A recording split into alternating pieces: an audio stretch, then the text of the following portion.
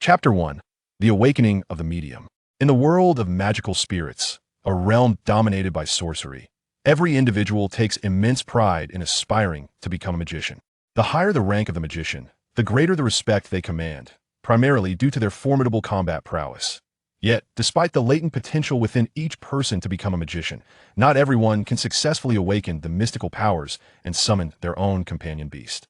This process is fraught with uncertainty and challenges, necessitating specific conditions and fortuitous opportunities for realization.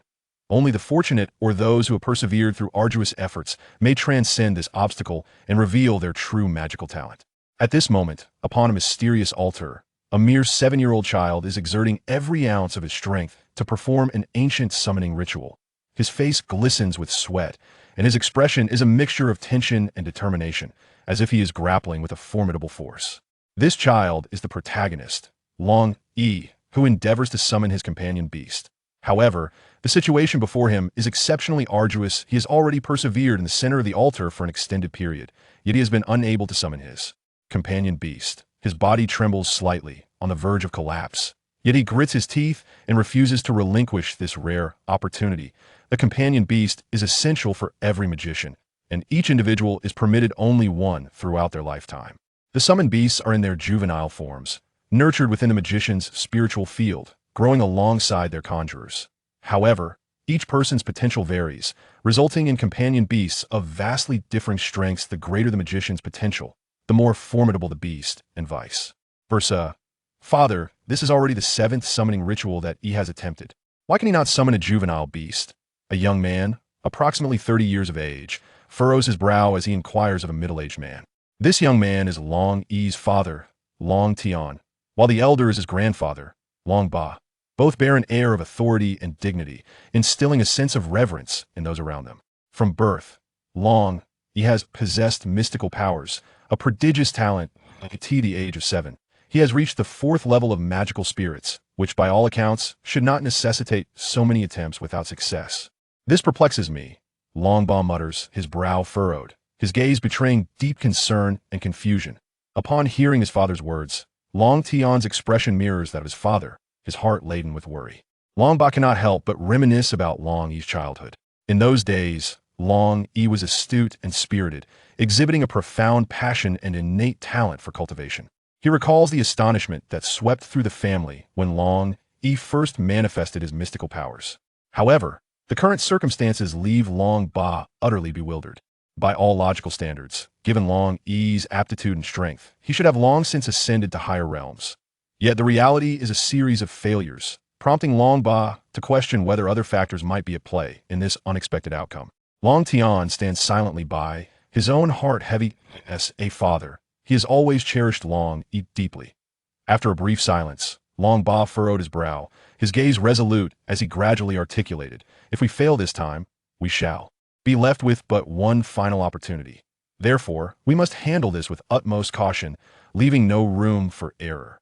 His voice was deep and powerful, imbued with a sense of determination and resolve. At that moment, the radiance of the summoning altar abruptly dimmed, and the runes that had previously shimmered with a mysterious light extinguished in an instant.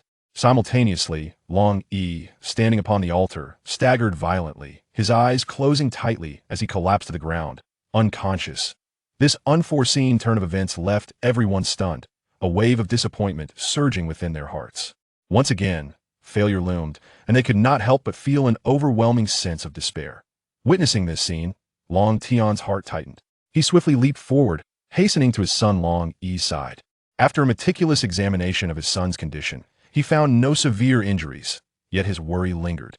Gently, he lifted Longyi in his arms and carefully exited the altar. The crowd gathered around, expressing their concern for Longyi's state. Long Tian reassured them, "There is no need for alarm. Longyi merely requires a brief respite and will soon regain consciousness." With that, he carried Longyi away, leaving the others in a state of deep contemplation. Chapter 2. Summoning a Being. The prodigious Longyi once again failed to summon his accompanying spirit beast, a fact that had become widely known throughout Donglin City. The uproar stemmed largely from the dragon family's preeminence in Donglin City, and Longyi, having been the center of attention since birth, was considered extraordinarily gifted, with the hopes of the entire city resting upon his shoulders. Yet now, he had become a subject of ridicule, the whispers and jibes following him wherever he went. The scornful gazes of the onlookers pricked at Long-Yi like thorns, inducing profound discomfort, yet he felt utterly powerless. The dragon family's influence in Donglin City was formidable, and no one dared to openly offend them. Thus, even with their discontent and disdain, they could only murmur behind his back, too fearful to express their sentiments openly. Upon awakening, Long-Yi ventured out alone, meandering down the broad streets. The idle chatter of the townsfolk weighed heavily on his heart, stifling his spirit. He ran until he reached his favorite spot by the sea. There stood a cliff, beneath which the tumultuous waves crashed against the rocks, producing a thunderous roar. This place was Long-Yi's sanctuary. He relished the sound of the ocean. Finding immense solace in its rhythm, he seated himself upon the ground, emptying his mind, reminiscing about the sensation of summoning a spirit beast. He was acutely aware that his inability to succeed lay in his insufficient spiritual power, which rendered him incapable of summoning a formidable spirit beast. Cross-legged, Long-Yi quietly absorbed the caress of the sea breeze and the rhythmic melody of the waves, losing track of time until an entire day had elapsed. Meanwhile, hidden within the distant thicket, two figures quietly observed him. They were individuals specifically assigned by Long Tian to safeguard Long-Yi. Both were intermediate mages, regarded as formidable in this small city. They carefully concealed themselves within the foliage, vigilantly monitoring Long-Yi's every move to ensure his safety. At that moment, Long-Yi's aura abruptly transformed into an overwhelming tempest, drawing the surrounding spiritual energy as if by an insatiable force, continuously converging upon him. This surge of power was so formidable that he instantaneously ascended from the fourth realm of demon spirit to the fifth realm. However, his momentum did not cease. It continued to rise. The guards in the distance were left utterly astonished, unable to fathom the sight before them, as Long-Yi's cultivation soared in such a brief span. By the time they regained their composure, Long-Yi had already reached the sixth realm of demon spirit. "This is dire. Quickly, inform Lord Long Tian," one guard exclaimed in terror. They recognized the gravity of the situation. If not halted promptly, Long-Yi's body might succumb to the overwhelming pressure, potentially leading to a catastrophic explosion. Thus, one guard hastened back to the Long residence to relay the message, while another rushed toward Long-Yi's location, attempting to interrupt his cultivation. Yet, the rampant spiritual energy had formed an invisible barrier, rendering the guard unable to approach Long-Yi in mere moments. Long-Yi's cultivation surged to the eighth realm of demon spirit. At this juncture, his skin began to fissure, blood seeping forth, a sight both horrific and heart-wrenching. The guard were in a state of frantic despair, witnessing their young master on the brink of death, powerless to intervene. Anxiously, they contemplated solutions, yet confronted with such ferocious spiritual energy and the tempestuous force within Long-Yi, they felt utterly helpless. At that instant, Long-Yi, with his bloodied eyes tightly shut, formed intricate summoning seals with his hands, and a myriad of complex runes spread across the rocks, erupting in a blinding radiance, forcing the guards to shield their eyes. However, before long, he stood a figure more accurately, a corpse impaled by 6 dark iron rods. This occurrence transpired unconsciously on Long-Yi's part the moment he summoned the corpse. He had just attained the 9th realm of demon spirit, depleting the spiritual energy within his body, thereby averting self-detonation. Yet, this was merely the beginning in an instant. The corpse entered the spiritual field within Long-Yi, leaving the 6 black iron rods behind on the ground as the brilliance dissipated and Long-Yi collapsed into a pool of blood. Chapter 3. Transformed into an egg. Long-Yi's transformation was completed in an astonishingly brief period, leaving all in shock. At that moment, a series of sharp sounds sliced through the air. It was Long-Yi's father, Long Tian, his grandfather Long Ba, and the guard who had come to deliver the news. The guard station nearby had also just arrived at Long-Yi's side, anxiously beginning to assess his injuries. Long Ba, filled with urgency, rushed to Long-Yi's side, meticulously examining his condition while anxiously inquiring of the nearby guard. "What is his status? Is he in danger of losing his life?" The guard knelt, head bowed in self-reproach, saying, "My lord, I have failed in my duty, unable to rescue the young master in time. Please punish me." Long Ba furrowed his brow and gestured for the guard to rise, stating, "Enough. Now is not the time for blame. We must first transport him back to the estate. Long Tian, you must immediately go into the city to find the finest healing mage, Luo Yulan, and bring her here without delay. At your command, my esteemed father." Long Tian replied without hesitation, his figure flashing away as he swiftly vanished from the sight of the crowd. Meanwhile, Longba carefully cradled Longyi in his arms and hurried back to the estate with utmost urgency. At that moment, the 6 black iron rods that had fallen to the ground began to undergo a silent transformation. As if endowed with their own sentience, they commenced to merge with one another. In the blink of an eye, the 6 rods coalesced into a single gleaming black iron staff, approximately 2 meters in length. The last guard to depart, upon seeing the iron staff, assumed it was brought by the young master. He picked it up from the pool of blood and carried it back to the estate. However, the attention of everyone present was solely focused on Long, leaving the origins of the iron staff unnoticed. Long Tian soon returned to the estate with Luo Yulan. This enchanting sorceress boasted lustrous black hair cascading down to her waist like a waterfall. Her skin was as pale as fresh snow, smooth and delicate, while her eyes sparkled like the brightest stars in the night sky. Her elegantly arched brows exuded confidence and determination. Dressed in a purple magical robe adorned with intricate, mysterious patterns that fluttered in the breeze, she wore a form-fitting black bodysuit beneath, accentuating her graceful figure. A silver bracelet graced her wrist, encrusted with twinkling gemstones that emitted a subtle magical aura. The sorceress radiated elegance and composure, her red lips curving into a slight smile, seemingly concealing boundless wisdom. Holding a magical staff topped with a crystalline orb that sparkled with untold magical power, she was led directly to the bedside of the injured Longyi upon her arrival at the Long residence. Longba approached, and the two exchanged formal greetings. She then began to meticulously examine Longyi's condition. After a while, she rose, her expression grave as she remarked, "His injuries are exceedingly severe. While I can draw him back from the brink of death, his foundation has been gravely compromised. It is likely he will struggle to continue his cultivation, let alone become a sorcerer." Master Luo nodded, expressing her commitment to do her utmost. She returned to Longyi's bedside and commenced her healing incantations. As she waved her staff, streams of green light enveloped Longyi's form, akin to a warm spring breeze soothing his wounded body. However, despite Master Luo's relentless efforts, fully healing Longyi's injuries proved to be a formidable challenge. Unbeknownst to her, much of her healing magic was being absorbed into Longyi's spiritual field, which at that moment contained an egg nearly as tall as a person, actively drawing. In Luo Yulan's restorative energy at this juncture, Luo Yulan was drenched in sweat, exerting herself to the fullest with her healing spells, having consumed 10 spirit replenishing pills merely to maintain her efforts. After 2 hours had elapsed, she ceased her treatment. Longyi now appeared as if he were peacefully asleep, his wounds largely mended. That moment, Luo Yulan nearly collapsed to the ground, but fortunately, Long Tian was nearby, swiftly supporting her. This moment, Longba stepped forward a couple of paces, clasped his hands in a gesture of respect, and said, "Thank you, Master Luo. Thank you, Master Luo, for your efforts." Having said that, he instructed the maidservant to assist Master Luo to the guest room to rest. Meanwhile, Luo Yulan could hardly fathom that treating this child would leave her so utterly exhausted, and she was quite perplexed. Once Luo Yulan departed, Longba turned his gaze towards the child lying on the ground, a flicker of confusion and concern flashing in his eyes. He let out a gentle sigh, as if he had aged a decade in that instant. He had once believed that his grandson would reach the 4th realm of the spirit mage by the age of 7, destined to lead the Long family towards a more illustrious future.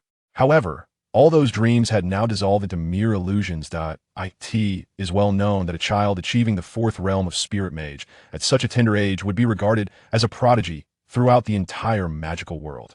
After all, the magical beasts birthed from the spirit fields possess limited strength from the 1st to the 3rd realm, yet, upon entering the 4th to 6th realms, the combat prowess of these beasts would increase tenfold.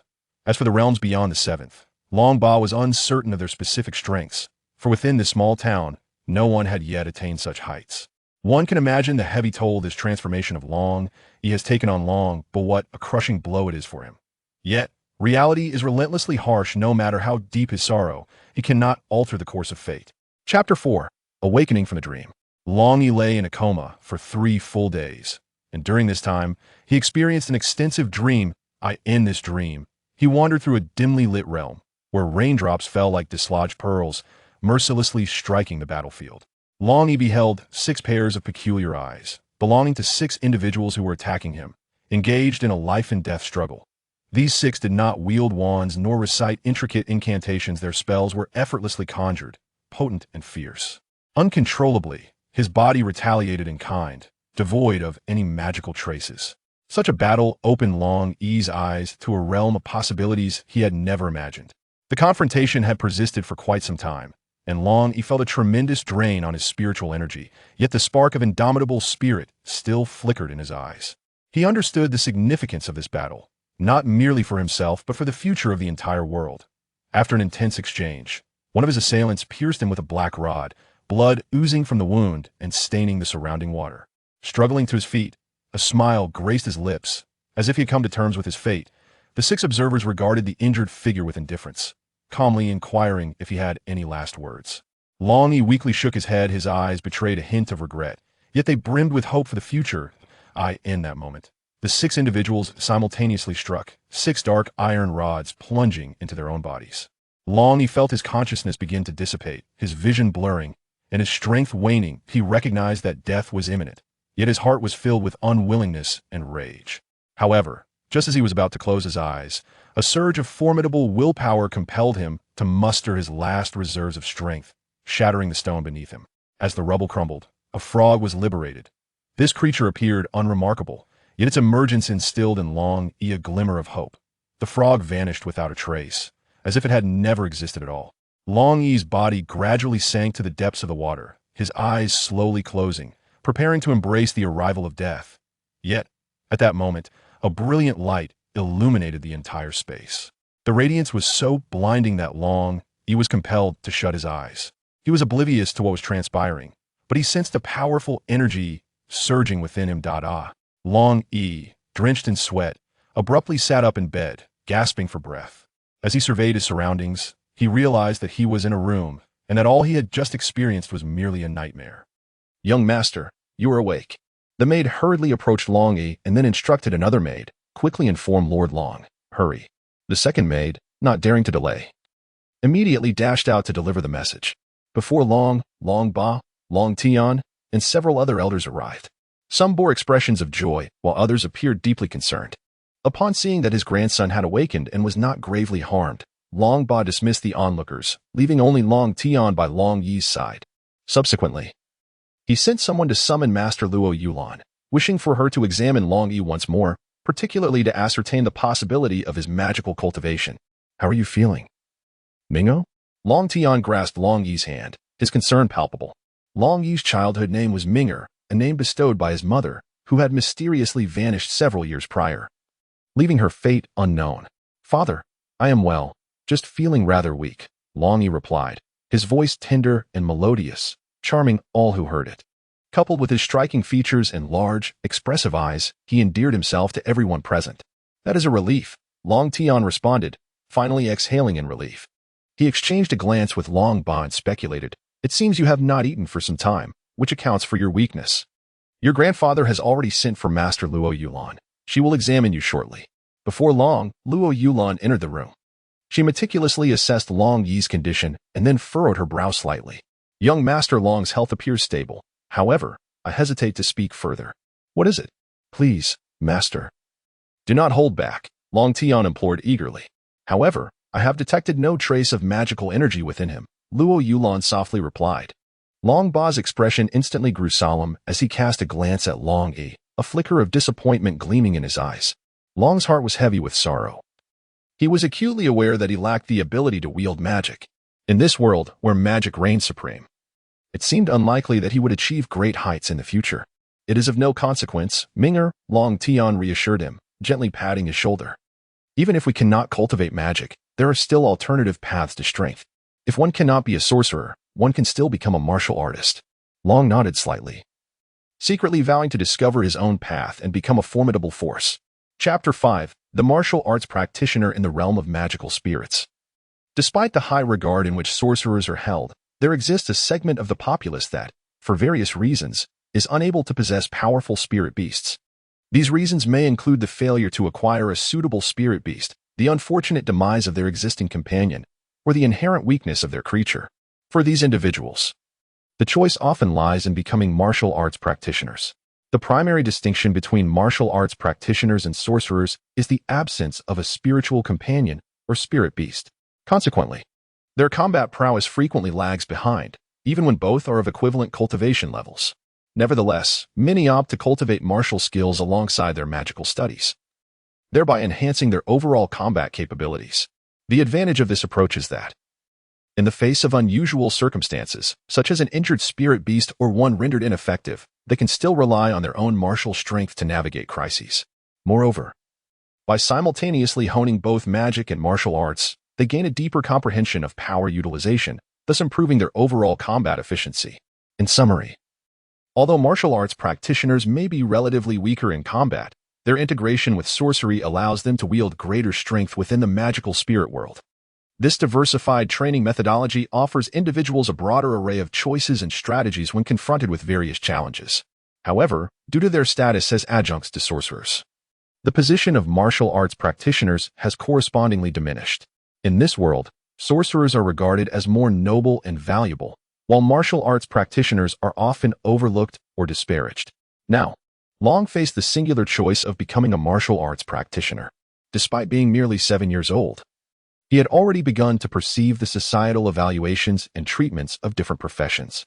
As a martial arts practitioner, he would encounter pressure and discrimination from other vocations. Yet, Long did not succumb to despair. Rather, he was imbued with determination and resolve. Nevertheless, the vivid images of battles danced through his mind, and he yearned for the exhilarating combat and dazzling array of skills. At that moment, Long sensed something unusual within his body. He quickly focused his mind and scrutinized the spiritual field within him. Upon inspection, he was astounded to discover a gigantic egg nestled within his spiritual field. The egg was comparable in size to his own height, its shell a mysterious black adorned with shimmering, otherworldly lights. Longyi stared in astonishment, his eyes widening in disbelief. After several confirmations, he finally ascertained that this egg truly existed within his spiritual field. Even more to his delight, as he approached the egg, he could distinctly hear a powerful heartbeat emanating from within. Could it be that the creature hatching from this egg would be my companion spirit beast? Longyi mused internally. With this thought, he couldn't help but burst into joyous laughter, his elation evident as he danced about, overflowing with excitement. After a considerable time, he gradually calmed down. Yet his brow furrowed in deep thought. He suddenly realized that despite possessing a spiritual field, he was still unable to sense the magical energy. He made several attempts, all of which ended in failure. Longyi fell into deep contemplation, uncertain of the course he should take. Ultimately, he resolved not to divulge the matter to his grandfather and father just yet, opting instead to observe for a while longer.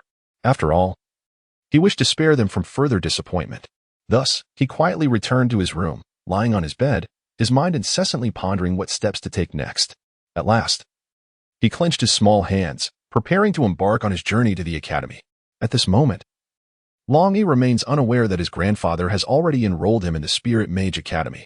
This esteemed institution opens its doors annually, welcoming those who reach the age of 7 to partake in the entrance examination. However, should one possess a companion spirit beast, they may gain direct admission, accompanied by dedicated mentors to guide their education. Conversely, those lacking a companion spirit beast are relegated to the pursuit of martial arts, a path that not only garners little recognition, but also becomes exceedingly arduous. Furthermore, for these children without spirit beasts, the journey to becoming formidable warriors demands immense effort and sacrifice. In addition to rigorous training, they must also bear the burden of substantial tuition fees, as spirit stones serve as a vital currency within the realm of spirit magic. In contrast, sorcerers face minimal financial obligation due to their unique magical talents and abilities. Thus, in this world, children endowed with companion spirit beasts often find themselves more readily achieving success and earning respect, while those without must rely solely on their own determination and courage to chase their aspirations. As Longyi observed the colossal egg, a faint sound of footsteps echoed from outside the door, startling him into awareness. He opened his eyes and turned to the entrance, where he beheld his grandfather standing there. Longyi hastily descended from his bed, bowing respectfully to his elder, for in this world, younger generations must pay their respects to their seniors. "Grandfather, you have arrived," Longyi murmured softly. His grandfather grasped Longyi's hand with concern, inquiring, "Child, how is your recovery? Do you feel any discomfort?" Longyi looked up at his grandfather, a flicker of guilt and self-reproach crossing his eyes, before he replied gently, "Reporting to you, grandfather, I am much better now." Yet, sensing the shift in Longyi's emotions, Longba furrowed his brow and asked, "What troubles you? Are you concealing something from me?" Longyi lowered his gaze, his voice tinged with melancholy as he confessed, "Grandfather, my magical spirit energy has vanished." His tone was imbued with a sense of loss and despair, akin to that of losing something profoundly significant. Upon hearing this, Longba felt a bittersweet pang in his heart, though he masked his own feelings and reassured Longyi, "Fear not, my child. You are still young and have ample time for cultivation. With perseverance, you shall surely reclaim your magical spirit energy." He gently patted Longyi's shoulder, encouraging him to maintain hope. Longyi nodded appreciatively, determination igniting in his eyes, as he resolved not to disappoint his grandfather's expectations and to strive diligently to regain his strength. "Tomorrow marks your day of enrollment. Ensure you rest well today," his grandfather said tenderly, affection and concern evident in his gaze. He softly caressed Longyi's hair, as if to impart all the warmth he could muster. Subsequently, he smiled and informed him, "I have arranged for some restorative medicine to be prepared for you, selected from precious herbs that will benefit your health. Remember to drink a bowl later to replenish your energy." With earnestness, his grandfather added, "Be cautious at the academy. It is not like home, where you can rely on family. You must depend solely on yourself.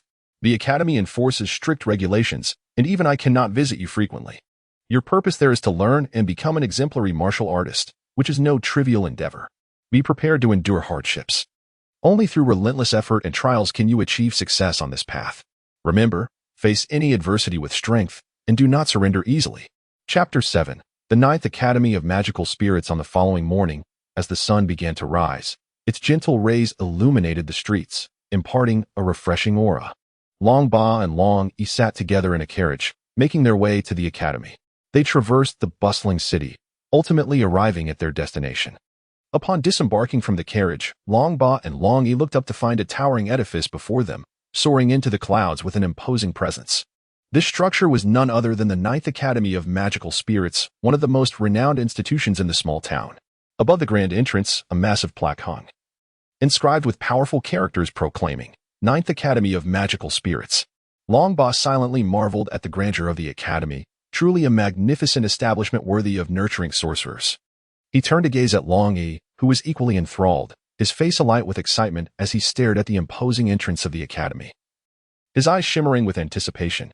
With a smile, Longba said to Longyi, "From now on, you must rely on yourself. Grandfather can only accompany you this far. Go on in."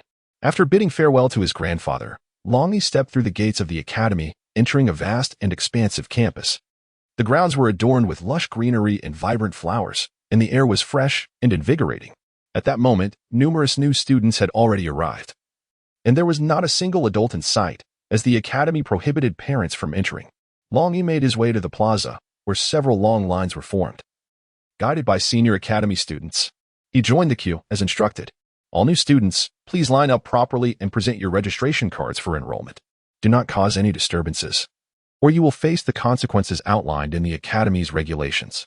A young female student, dressed in the academy's uniform, stood confidently on a platform, holding a megaphone and calling out loudly.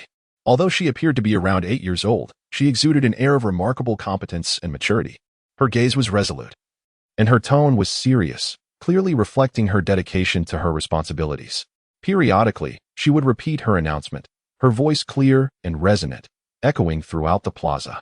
Her authoritative presence instilled a sense of urgency among the new students, who complied without hesitation, lining up and retrieving their registration cards in preparation for enrollment. The girls' performance was a testament to the academy's unique educational approach, capable of nurturing such outstanding students. They not only possessed solid knowledge and skills but also exhibited commendable organizational discipline and a sense of responsibility. This educational philosophy undoubtedly laid a strong foundation for these young learners, facilitating their future development. The registration process was straightforward. It was essential for the information on the registration card to match precisely, with no instances of impersonation allowed. Students were required to record the type of their spirit companion, summoning the juvenile beasts nurtured in the spirit fields for verification by a magic tutor, along with their cultivation level upon acquiring the spirit companion. Most fell within the realms of the second and third levels of magic spirits. In cases where a student possessed a fourth level or higher cultivation, it would be reported to the principal, although such occurrences were rare, with some years in this small town witnessing none at all. Those without spirit beasts would receive student cards directly, and their issued uniforms would differ accordingly. Additionally, bedding and other necessities were distributed.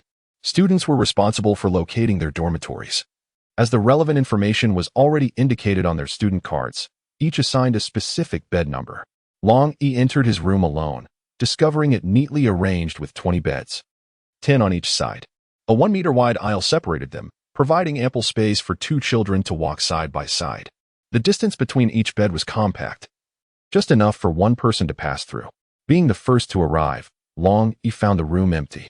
He quickly located his bed number, which also served as his student ID, 986. After tidying his bed, he donned the academy's standardized uniform. As he put on the attire, his demeanor transformed instantly. The uniform, primarily deep blue, featured his name embroidered on both the back and the front. On his shoulder, there is a crimson insignia prominently engraved with the character for martial, signifying his status as a student of martial arts. Had the insignia borne the character for magic, he would have been identified as an apprentice sorcerer. Chapter 8. I am the elder brother, not the elder sister. After Longyi tidied up, he ventured out of the dormitory alone to explore the academy. He found the square bustling with activity, predominantly filled with children aged around 7 or 8. These youngsters were brimming with curiosity, gazing around as if eager to embrace the new environment, their faces radiant with innocent smiles. As Longyi traversed the square, he arrived at an imposing 5-story wooden building, the Academy's teaching edifice. This majestic structure, vast beyond measure, housed an innumerable array of rooms, evoking a sense of awe and reverence. Standing amidst the mountains and waters, it resembled a resplendent phoenix poised for flight, exuding an air of extraordinary grace and dignity. Its towering silhouette reached towards the clouds, with eaves elegantly curving upwards, reminiscent of a phoenix unfurling its wings in a spectacular display. Constructed predominantly of wood, the building boasted exquisite carvings and vibrant paintings adorning its beams and pillars, showcasing unparalleled craftsmanship. The gleaming black tiles and golden ridges shimmered under the sun's rays, enhancing the structure's mysterious and opulent ambience. Upon entering the teaching building, one would find the first floor designated as the mentor's offices, where they guided students and addressed their inquiries. The central 3 floors housed classrooms for the students, each level characterized by ample height to accommodate the needs of wizards casting spells. This thoughtful design rendered the educational environment more comfortable and conducive to the students' learning and growth. The uppermost floor featured a cafeteria, offering a variety of delectable dishes, allowing both faculty and students to relish culinary delights while also serving as a space for social interaction and relaxation. The entire teaching building resonated with a profound academic atmosphere and vitality, cultivating an ideal learning environment for the students. It was noon when Longyi purchased his lunch and settled into a window-side seat. As he partook of his meal, he gazed out at the scenery. At that moment, a girl captured his attention. Dressed in the academy's uniform, her long, raven hair danced in the breeze. Her eyes sparkled with clarity and brightness, complemented by a gentle smile upon her face. Longyi found himself intrigued by her, pondering which class she belonged to. As he was lost in thought, the girl seemed to sense his gaze and turned to look at him. Their eyes met, and Longyi momentarily froze before offering a polite smile. The girl, holding her freshly purchased lunch, confidently approached him and took a seat right in front of him. However, her opening remark nearly caused Longyi to spew his food. You must be a new student this year as well, right? My name is Rinnegan, and I just arrived too. Longyi widened his eyes in disbelief as he gazed at the adorable girl before him. After a moment of stunned silence, he finally regained his composure and helplessly replied, I am not your sister. I am your brother, all right? He inwardly lamented the foolishness of such a misunderstanding. Yet, he could not deny that he bore a striking resemblance to a girl, particularly with his flowing long hair and delicate features, which easily led to such misconceptions. Rinnegan blinked her large eyes, seemingly a bit embarrassed, but quickly regained her cheerful demeanor. She scratched her head and said, I apologize. You were just too beautiful. I thought you were a girl. Hee, turns out you are a young man. As she spoke, she playfully stuck out her tongue, revealing a delightful smile. Longyi chuckled and shook his head, assuring her that it was quite all right, as many people often made the same mistake. He felt a faint fondness for this lively and charming girl. Then we shall be classmates from now on, Rinnegan exclaimed joyfully. By the way, young man, are you a martial artist? Yes, my name is Longyi, he responded. Chapter 9. Rinnegan's enlightenment as Longyi gazed at Rinnegan's attire. particularly the character emblazoned upon her shoulder, he discerned that she was a sorceress. He remarked, "You are a mage, while I am a martial artist. It is improbable that we are classmates. At best we might belong to the same academy." With that, Longyi resumed his meal. "Are you not aware that all new students learn together?" Linyu inquired, astonished. "What? They all study together? I had no idea." Longyi was taken aback yet again and continued, "Aren't there two distinct systems of study? How can they be combined? It seems you truly are unaware." "I shall refrain from explaining further. Tomorrow when classes commence, the instructor will elucidate," Linyu responded, shaking her head before returning to her meal. "By the way, Longyi, which class are you in?" Linyu asked. "I do not know. No one has informed me," Longyi replied. "You don't know? You leave me speechless," Linyu said helplessly. "Show me your student token." Longyi carefully retrieved the token from his pocket and handed it to Linyu. Upon receiving the token, Linyu eagerly opened it, her eyes suddenly sparkling with delight as she exclaimed, "Wow! 98.6, what a remarkable coincidence. I am 98.5. As she spoke, a radiant glow emanated from her hand, revealing an identical token inscribed with 98.5 on one side and her name etched on the other. Longyi widened his eyes, gazing at the token in Linyu's hand, and inquired with curiosity, "Doesn't it specify which class it belongs to?" He was utterly perplexed by the purpose of this token. Linyu sighed in exasperation and replied, "Ah, you truly are oblivious. Let me explain it to you." She then picked up the token, pointed to the numbers inscribed upon it, and elucidated, "Do you see the number above? The first digit, 9, signifies class 9, followed by your identification number. Each class comprises approximately 100 students, and this year there are 20 classes, which means a total of 2,000 new students. Do you understand now? I have never heard of such a thing. Thank you for enlightening me." Longyi expressed his sincere gratitude. "You're welcome. From now on, we shall be classmates. And we will need to look out for one another." Linyu smiled as she handed the token to Longyi. Subsequently, a flash of light emanated from her hand, and she instantly retracted her own token. Longyi, receiving his token, felt a pang of envy at Linyu's deft maneuver. "Linyu, was that magic you just used?" he queried with intrigue. "That was no magic. You remain so uninformed," Linyu exclaimed while covering her face. "This is a storage ring." As she spoke, she extended her hand to show Longyi. "I truly know nothing of such things. All I am aware of is that my grandfather possesses a Chienkuin bag, and he treats it like a treasure," Longyi admitted, feeling somewhat embarrassed. "A storage ring is much more convenient and far more expensive," Linyu replied with pride. "Such a precious item. Your family must be quite wealthy," Longyi remarked in astonishment. "Well, it's just an ordinary affluent family," Linyu responded nonchalantly. Longyi silently marveled at the generosity of the young lady from a prominent family. "However, since you lack a storage ring, be sure to prepare a backpack for tomorrow. Otherwise, you will find it challenging to carry so many items," Linyu kindly reminded. "Yes, I understand. Thank you," Longyi nodded. "By the way, there are many other rules and precautions in the academy that the teachers will explain during class tomorrow," Linyu added. Chapter 10, The Girls' Dormitory. Linyu. "How do you know everything?" Longyi asked, his face full of admiration.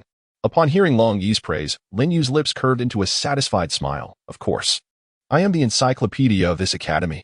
I am well acquainted with every corner and detail here. So, how about I take you on a tour and introduce you to the place?" Longyi, eager to familiarize himself with his surroundings, readily agreed, saying, "Certainly. I would be grateful for your guidance." Upon receiving this affirmative response, Linyu was filled with joy as she led Longyi on a leisurely stroll through the campus, elaborately introducing him to various locations and intriguing tales associated with the school. Before they realized it, nightfall had descended and the lights began to twinkle. Longyi had gained a general understanding of the academy. Noticing the time, Linyu suddenly halted, turned to Longyi, and with a playful wink remarked, "Having gone to such lengths to show you around the campus, don't you think you should reward me?" Long paused for a moment, then quickly regained his composure and replied with a smile, "Sure, I shall treat you to dinner. Feel free to order whatever you desire. Do not hold back." Upon hearing this, Linyu's face illuminated with a radiant smile. "Haha, then I shan't be polite. Tonight, I shall indulge you thoroughly." With that, she skipped merrily towards the cafeteria, while Long followed closely behind. Their figures gradually faded into the distance beneath the streetlights as they entered the dining hall. Linyu, well acquainted with the place, promptly ordered an array of delectable dishes, while Long quietly observed her from the side. Before long, the food arrived, its enticing aroma tantalizing their senses. "Wow, it looks absolutely delicious," Linyu exclaimed, her eyes sparkling with excitement as she eagerly picked up her chopsticks to relish the feast. Seeing her enthusiasm, Long joined in to savor the delightful culinary offerings. As they dined and conversed, the atmosphere was light and joyous. During their exchange, Long discovered that Lin Yu was an exceptionally intriguing girl, quick-witted and imbued with a delightful sense of humor. Conversing with her was anything but tedious. "Thank you for keeping me company today. I had a wonderful time," Long expressed after finishing his meal. "Hee, no need for thanks.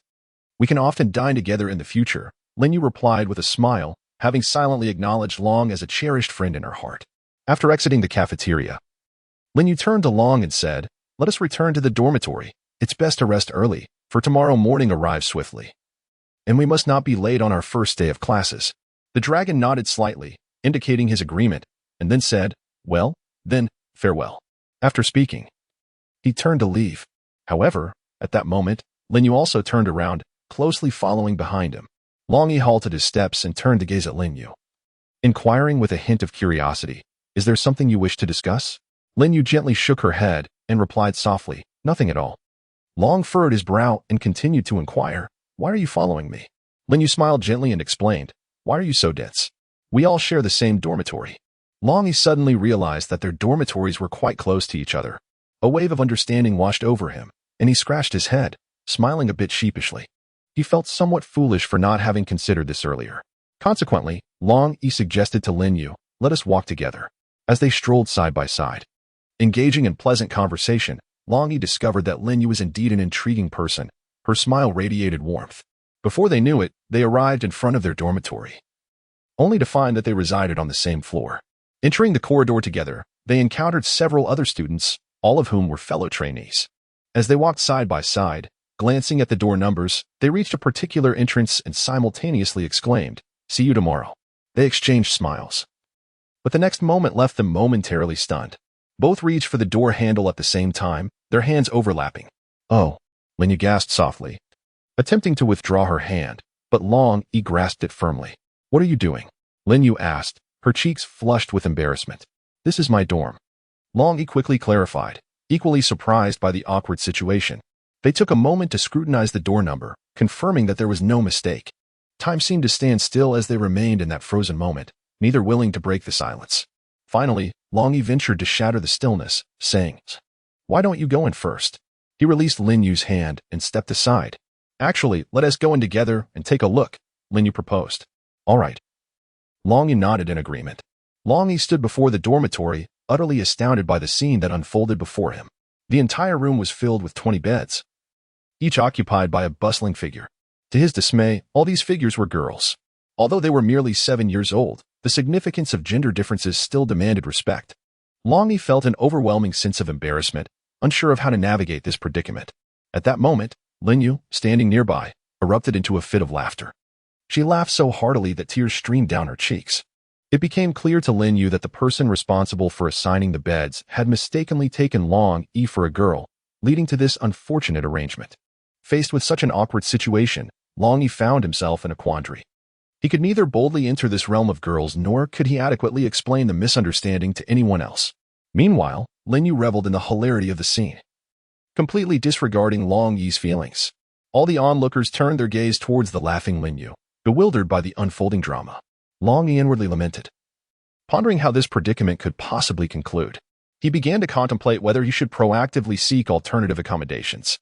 However, just as he found himself in a state of indecision, a melodious and resonant voice suddenly pierced the silence. "Wow, it seems we have gathered everyone in this dormitory. Come on over, everyone." At her call, the others swiftly responded, converging around her. 20 youthful figures formed a circle, instantly transforming the atmosphere into one brimming with vivacity and boundless potential. The first girl to speak continued, "Our dormitory comprises 20 individuals, and with so many living together, it is only natural to elect a dorm leader to manage and coordinate certain matters. What do you all think? Is there anyone willing to take on this role?" Her gaze swept across the assembly, eagerly anticipating someone to step forward. Longyi exchanged a glance with Lin Yu. Before either could voice their thoughts, a spirited young girl interjected, "I know Lin Yu, and I think she should be the dorm leader. She knows the college best." Others echoed their agreement. Lin Yu was somewhat taken aback. She had not anticipated that everyone would choose her as the dorm leader. She glanced at Longyi, a glint of mischief flickering in her eyes, and smiled. Since everyone trusts me so much, I shall accept this role. However, I have a small request. She deliberately elongated her tone, and the crowd looked on with curiosity. At this moment, Longyi was not in the frame of mind to engage in their conversation. He remained lost in contemplation. Chapter 11. Longyi moves into the girls' dormitory. At this moment, Longyi had made a decision. He intended to seek out the dormitory supervisor to inquire about the possibility of changing his accommodation. With this thought in mind, he uttered not a single word and turned away from the dormitory. This scene was witnessed by Lin Yu and the other students, who were left in a state of confusion over Longyi's actions. They couldn't help but wonder aloud, it seems she doesn't quite like us. Why did she leave so suddenly? However, Lin Yu discerned Longyi's intentions and chose not to respond to their inquiries. Realizing the situation might become intricate, she resolutely followed Longyi outside. Lin Yu hastened after him, calling out, "Longyi, wait for me." He paused, turning to see her. Lin Yu continued, "You wish to find the dormitory supervisor, right? Come, I will guide you. I am most familiar with this academy." Long nodded in gratitude and said, "Thank you, Lin Yu." Before long, Lin Yu brought Longyi to the door of the dormitory supervisor's office and gently knocked. When the door opened, he walked directly to the supervisor and expressed his desire to change dormitories. The supervisor regarded him with a flicker of surprise in his eyes, but quickly regained composure. "What prompts your wish to change dormitories? Is it a matter of discord with your roommate?" Longyi shook his head and replied, "No, I am a boy. They have assigned me to the girls' dormitory." Upon hearing this, the dormitory supervisor found it rather amusing, though she refrained from laughing aloud. With a furrowed brow, she pondered for a moment before speaking. "Alas, this is indeed a troublesome situation. The number of enrollments this year has been excessively high, resulting in a severe shortage of available beds. Those who arrived later are still awaiting their dormitory assignments. To resolve this issue swiftly, it seems we must wait until tomorrow." Just as Longyi was about to speak, several individuals entered from outside, also drawn by the issues surrounding the dormitory. At that moment, Lin Yu gently tugged at Longyi's sleeve, softly advising him, "Why not join us in our accommodation? After all, we are all quite young, and it is not a significant matter. Moreover, we girls have no objections. Would you, as a lone male, truly hesitate? Is that really permissible?" Longyi inquired with a hint of uncertainty, concerned about whether his fellow classmates might object. It was evident that Lin Yu's words had swayed him. "Come on, let's discuss this back at the dorm," Lin Yu urged, taking hold of Longyi's hand as they discreetly exited the premises. Upon reaching the door of the dormitory, Lin Yu instructed Longyi to wait outside for her update. Little did they know, this wait would extend to an hour. Standing at the entrance, Longyi attracted the attention of passers-by in the corridor, many of whom could not help but steal glances, with some even pausing to observe him curiously. Longyi couldn't help but feel a tinge of embarrassment, yet he maintained his composure, smiling as he nodded at them. At that moment, a kind-hearted fellow student approached and inquired with genuine concern, "My friend, are you facing some trouble? Why are you standing outside the dormitory as a form of punishment?" Longyi smiled and explained, "I am not being punished. I am merely awaiting someone." The student let out a sigh of relief and chuckled, "That's good to hear. I thought you were being bullied. However, this is the girls' dormitory. Are you not concerned about being misunderstood while you wait here?" Longyi shrugged his shoulders and said with a sense of resignation, "There is nothing I can do. I promised a friend to wait for her here, so I must endure for a while." The student nodded in encouragement and replied, "Well, I wish you the best of luck. I hope your friend emerges soon." With that, he took his leave. Longyi continued to wait, pondering what Lin Yu was doing inside, for she had yet to emerge after such a long time. Just then, Lin Yu appeared. Without uttering a word, she grasped Longyi's hand and led him inside.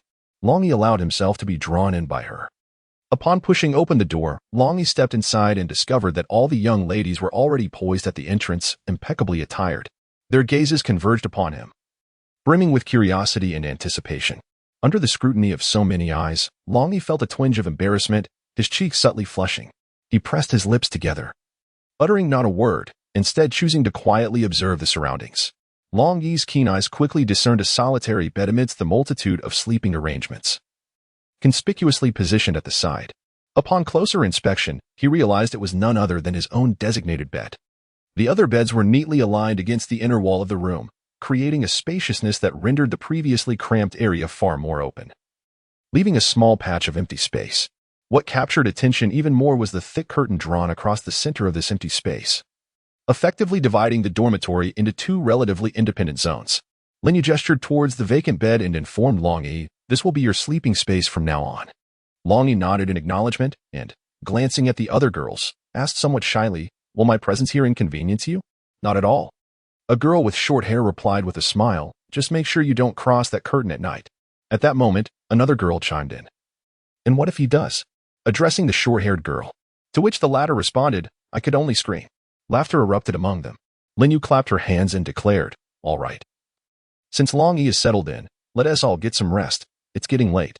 She regarded the group with a serious expression, reminiscent of a leader issuing commands. Yet her charming demeanor made it impossible not to chuckle.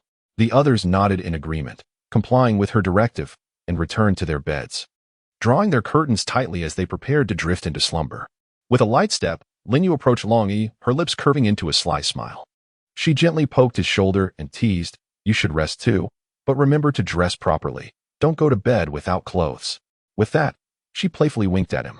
Longyi felt a blush rise to his cheeks and shook his head in resignation. After her playful remark, Linyu slipped behind the curtain. Longyi silently arranged the bedding, then cautiously nestled into the warmth of the covers. Although he was still adjusting to this communal living situation, he understood that it was, for now, the most viable solution. Lying in bed, he closed his eyes, his mind replaying the events of the day, a faint smile unconsciously gracing his lips. Perhaps this unexpected dormitory arrangement would bestow upon his life a unique blend of joy and cherished memories. Gradually, amidst his anxiety, Longyi drifted into slumber.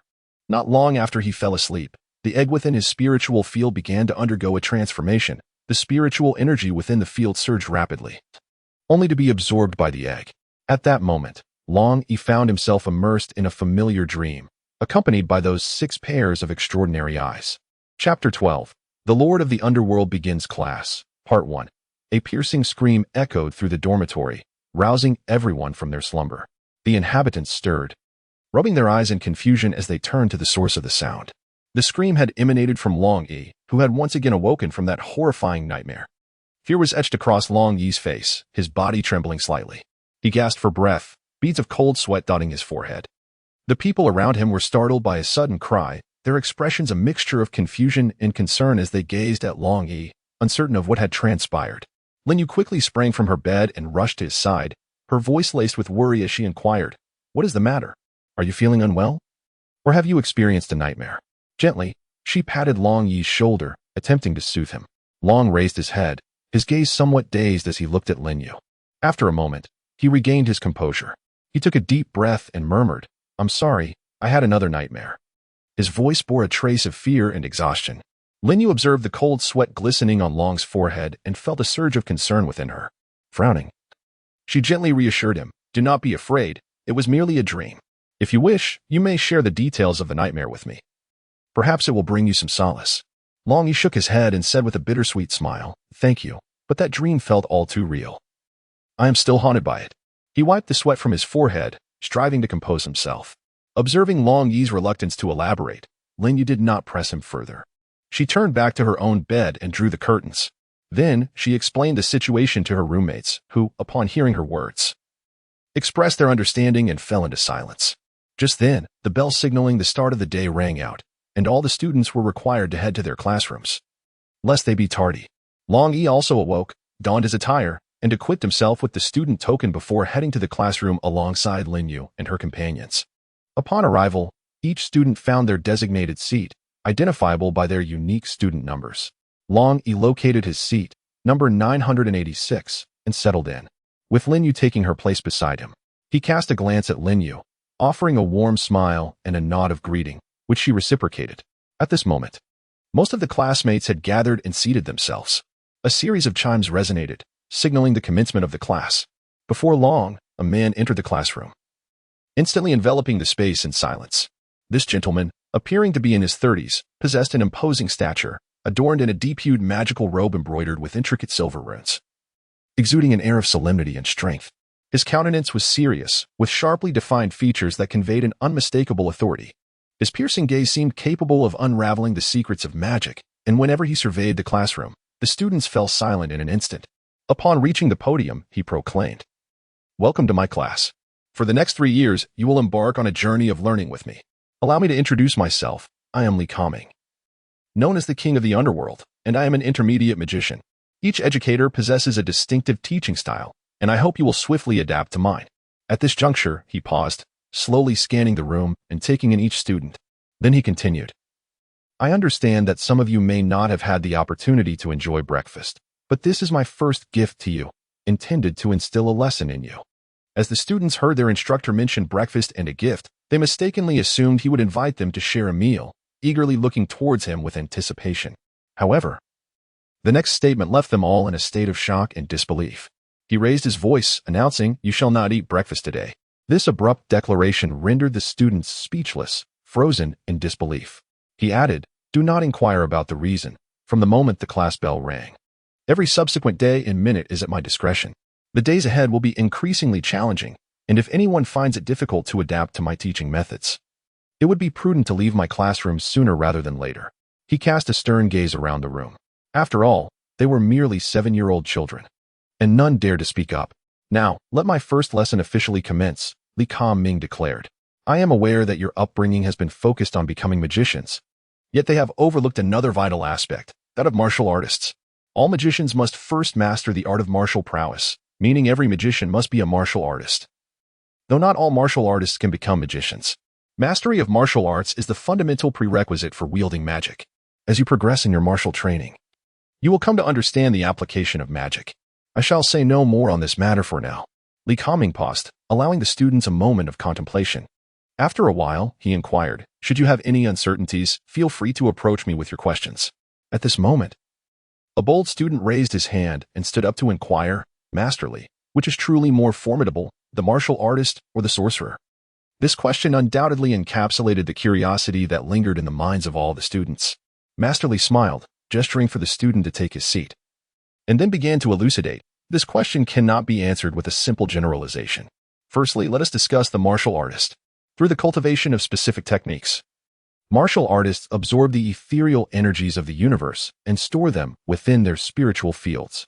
When the time for combat arises, they unleash the martial skills they have mastered, channeling the energies from their spiritual fields through their bodies to unleash formidable power. Thus, the greater the quantity of energy stored within the spiritual field, the more potent the force they can exert, and the longer they can sustain their combat prowess. However, the size of the spiritual field becomes a pivotal factor. Growth of the spiritual field ceases after the age of 7. So, how can one ascertain the size of their spiritual field? This is determined by the magical spirit level one can attain by the age of 7. Typically, magical spirits are categorized into 9 levels, with higher numbers indicating larger spiritual fields and, consequently, greater innate talent and combat capabilities. Is that clear to everyone? At this, the students replied in unison, "Understood."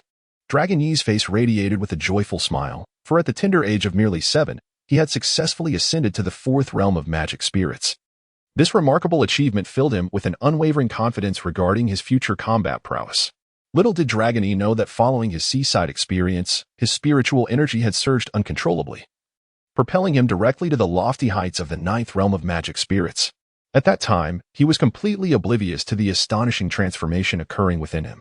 Chapter 13. The King of the Underworld commences his lecture, Part 2. As the King of the Underworld began his lecture, he intended merely to introduce himself briefly before allowing the students to partake in breakfast. All other classes had departed for their meals, yet Class 9 remained still and silent. At that moment, a figure quietly appeared before an office door. The owner of this figure was a middle-aged man, whose steps were steady and powerful, exuding an ineffable sense of mission. He gently pushed the door open and entered the room, his gaze resolutely fixed upon another individual within, the unassuming elder. This elder, approximately in his 60s, possessed a medium stature, with a kind visage that belied a resolute spirit. His attire was simple and unadorned, yet every detail reflected his meticulousness and discipline. He emanated a reassuring aura, evoking a sense of respect from those around him. This venerable figure was Dean Lei Shan, a high-ranking sorcerer and a master of exceptional caliber in this small town. The middle-aged man approached the elder, standing before him with utmost respect, and began to report the situation. His voice was deep and solemn, narrating the events with clarity and detail. The elder sat quietly in his chair, slightly narrowing his eyes as he listened intently to each word. His expression was as tranquil as still water, revealing no sign of disturbance. Yet the glimmer in his eyes hinted at profound contemplation. Do not concern yourself with these minor matters. Your task is to diligently observe those children with potential. In recent years, our academy's development has evidently lagged behind that of several others, and the higher-ups have expressed their discontent regarding this issue. The dean stated with a serious demeanor, his gaze betraying both concern and anticipation for the future. Yes, esteemed dean, I shall certainly pay close attention. The middle-aged instructor replied with profound respect, his attitude exceedingly humble. Dean Lei nodded and waved his hand dismissively.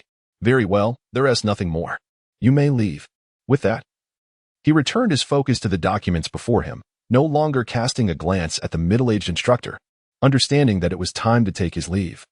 The middle-aged instructor slightly bowed, paying his respects to Dean Lei before turning to exit. Upon reaching the doorway, he gently closed the door. His movements so soft that they barely made a sound. The incident regarding the king of the underworld not allowing students to dine passed silently, as if it had never occurred at all. At this moment, 100 students were wholly engrossed in his teachings, their minds and hearts fully invested, completely forgetting their hunger. Their gazes were focused and steadfast, seemingly channeling all their energy into the enigmatic mentor before them. As time passed, each second felt drawn out, enveloping the scene in an extraordinary silence, punctuated only by the deep, resonant voice of Hades echoing through the air.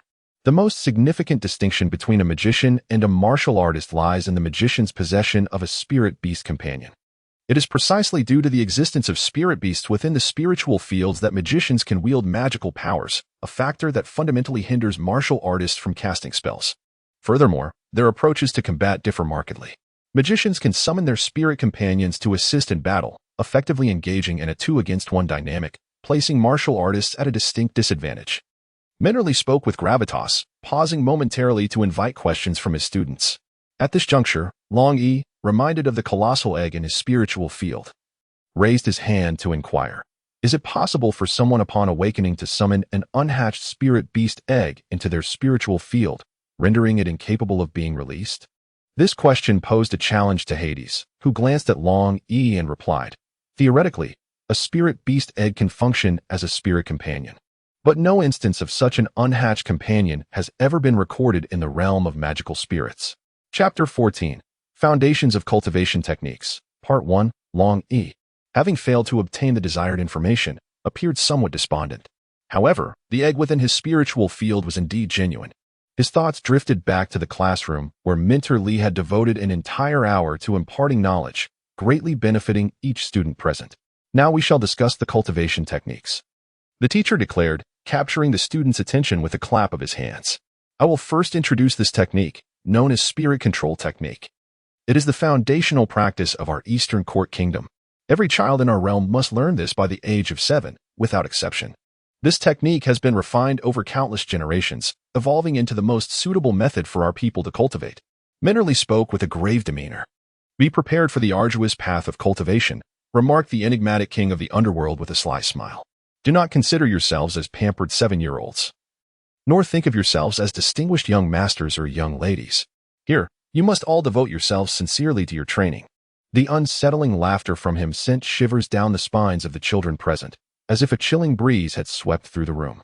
Now, I shall demonstrate the method of cultivating the spirit control technique. Mentor took a deep breath, closed his eyes, and began to channel his energy. Gradually, a soft blue light emanated from his body, enveloping him entirely. Simultaneously, the surrounding spiritual energy seemed to be drawn towards him, converging in his direction. As time passed, the radiance surrounding Mentor Li intensified, ultimately shining as brilliantly as the sun. Wow! The children gasped in awe at the spectacle before them. This is the wondrous nature of the spirit control technique. Mentor Li opened his eyes and addressed the children. However, you must remember that cultivation is a long-term endeavor, requiring steadfast effort. Throughout this journey, you will encounter various difficulties and challenges, but if you persist, you will surely make progress. Subsequently, Mentor Li dedicated an hour to elucidating the practice of channeling energy, teaching with utmost seriousness. Is there anything unclear? He inquired once more. All the students responded in unison. We understand. Very well, Mentor Li continued. It is now time for practice. Before we begin, you must adhere to my instructions. With a mischievous smile, he added, I shall grant you 5 minutes to head to the cafeteria and hydrate, but remember, no food allowed. Go. Master Li looked at the children with a solemn expression. Upon hearing his words, all the students, without a moment's hesitation, dashed towards the fifth floor cafeteria like arrows released from a bow. 107-year-old children raced at breakneck speed, leaving their teachers and fellow students from other classes bewildered. Upon arriving at the cafeteria, they rushed straight to the water fountain, desperately quenching their thirst. This scene left onlookers perplexed, yet no one dared to inquire. In less than 5 minutes, the children had filled their bellies to capacity before swiftly racing back down the stairs. Their arrival was as swift as their departure, prompting admiration for their remarkable agility. As they reached the classroom door, a figure stood waiting, known to them as the Grim Reaper. With a stern gaze, he commanded, "Follow me." Without a moment's hesitation, the children eagerly trailed behind him. They journeyed to the rear mountain, an expansive area at least 10 times larger than the academy itself, yet still part of its grounds. They arrived at a site strewn with stones of various sizes. Masterly pointed to the rocks and instructed, "Each of you must pick a stone that aligns with your capacity, neither too heavy nor too light. Once chosen, hold it in your hand and follow me. You have 2 minutes. Go." Before long, all the students returned, clutching their selected stones. Masterly glanced at them without a word and proceeded to lead the way to the summit, where a large square had been artificially constructed, bordered by a few buildings. The children formed a queue, 10 per line, perfectly creating 10 teams.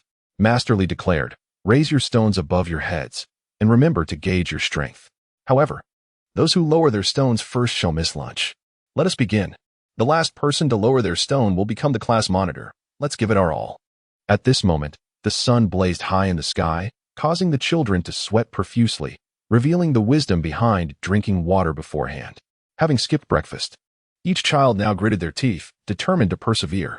Seconds ticked by, and some began to relent. After all, they were merely children.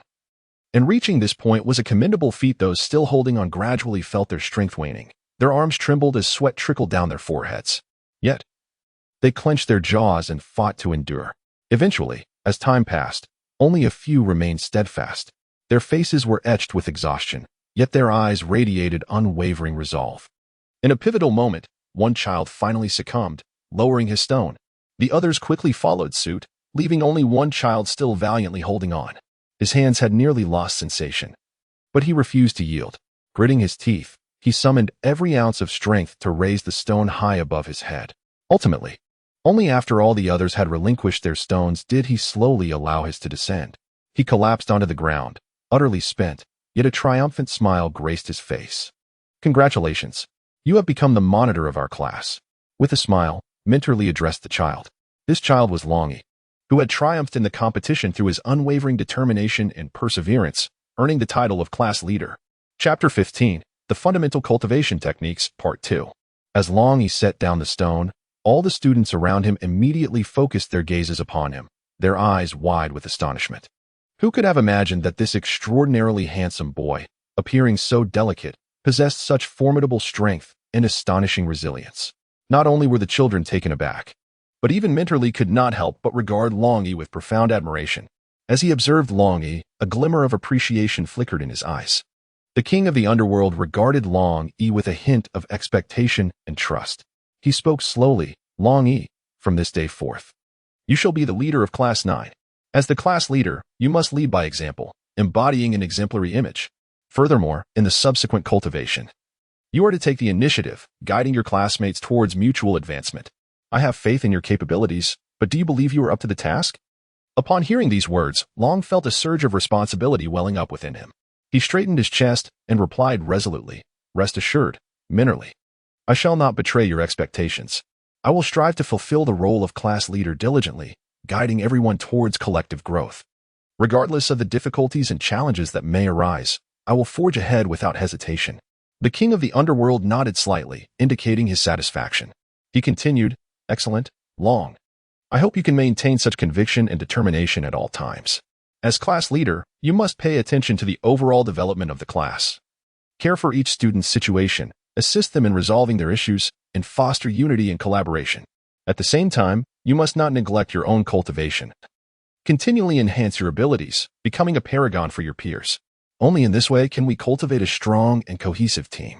Longyi took a deep breath, his eyes shimmering with a resolute light.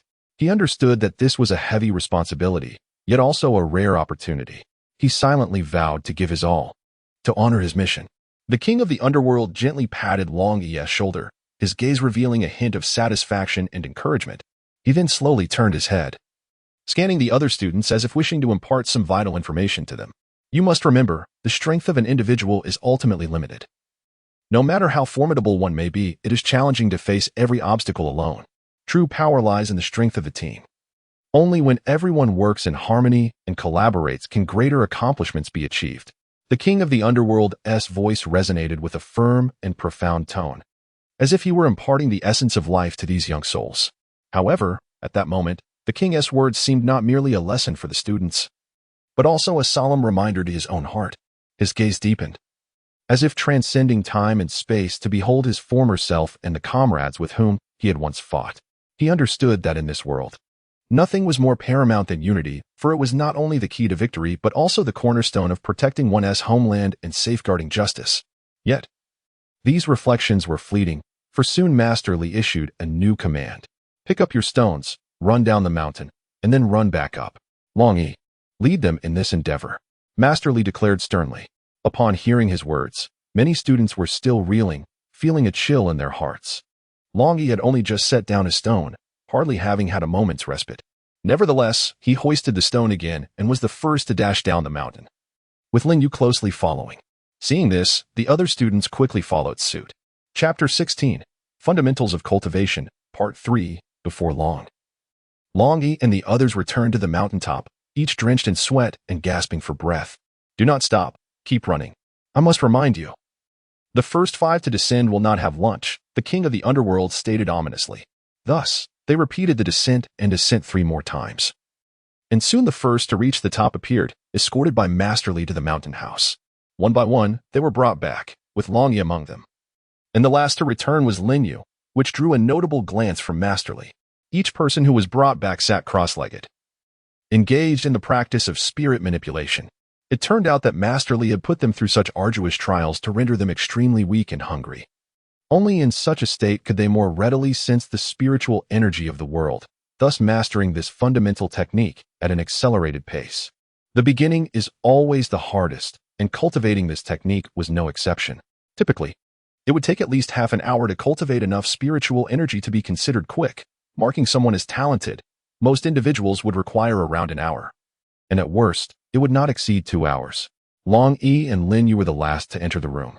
While those who had arrived earlier had already spent nearly half an hour inside, yet none had managed to cultivate any spiritual energy. Under the guidance of the king of the underworld, they commenced their training. However, as Longyi began his practice, he felt a subtle energy being drawn into his spiritual field, which in turn absorbed this energy and emitted a different type of spiritual essence, transforming into a milky white hue. Meanwhile, Longyi, with his eyes tightly shut, remained unaware of the extraordinary sensation he was experiencing, believing it to be a shared experience among all. At that moment, Longyi was oblivious to the fact that he was already distinct from the others. His entire being was enveloped in this milky white gas, as if he were immersed in a realm of enigmatic mist. This ethereal energy continuously surged from within him, forming a radiant halo that enveloped him completely. As time progressed, Longyi's body gradually acclimated to this state, and he began to sense a tremendous force pulsating within him. His meridians became unblocked, allowing the spiritual energy to flow freely, as though it had fused with his very essence. Although his eyes were closed, Longyi could perceive everything around him with remarkable clarity. His senses sharpened to an extraordinary degree, enabling him to detect even the slightest changes in his environment. He reveled in this wondrous state, fully embracing this novel experience. Meanwhile, just as he turned around, Instructor Li stood at the door, mouth agape, witnessing this astonishing scene. His heart racing wildly, he stared in disbelief at the spectacle before him, his body trembling slightly with astonishment. Beside him, Linyu, who had just taken her seat, was equally taken aback by the unfolding events. She covered her mouth with her small hand, her eyes wide with shock and confusion. In that moment, she completely forgot about her own intention to cultivate, becoming wholly absorbed in the unexpected turn of events.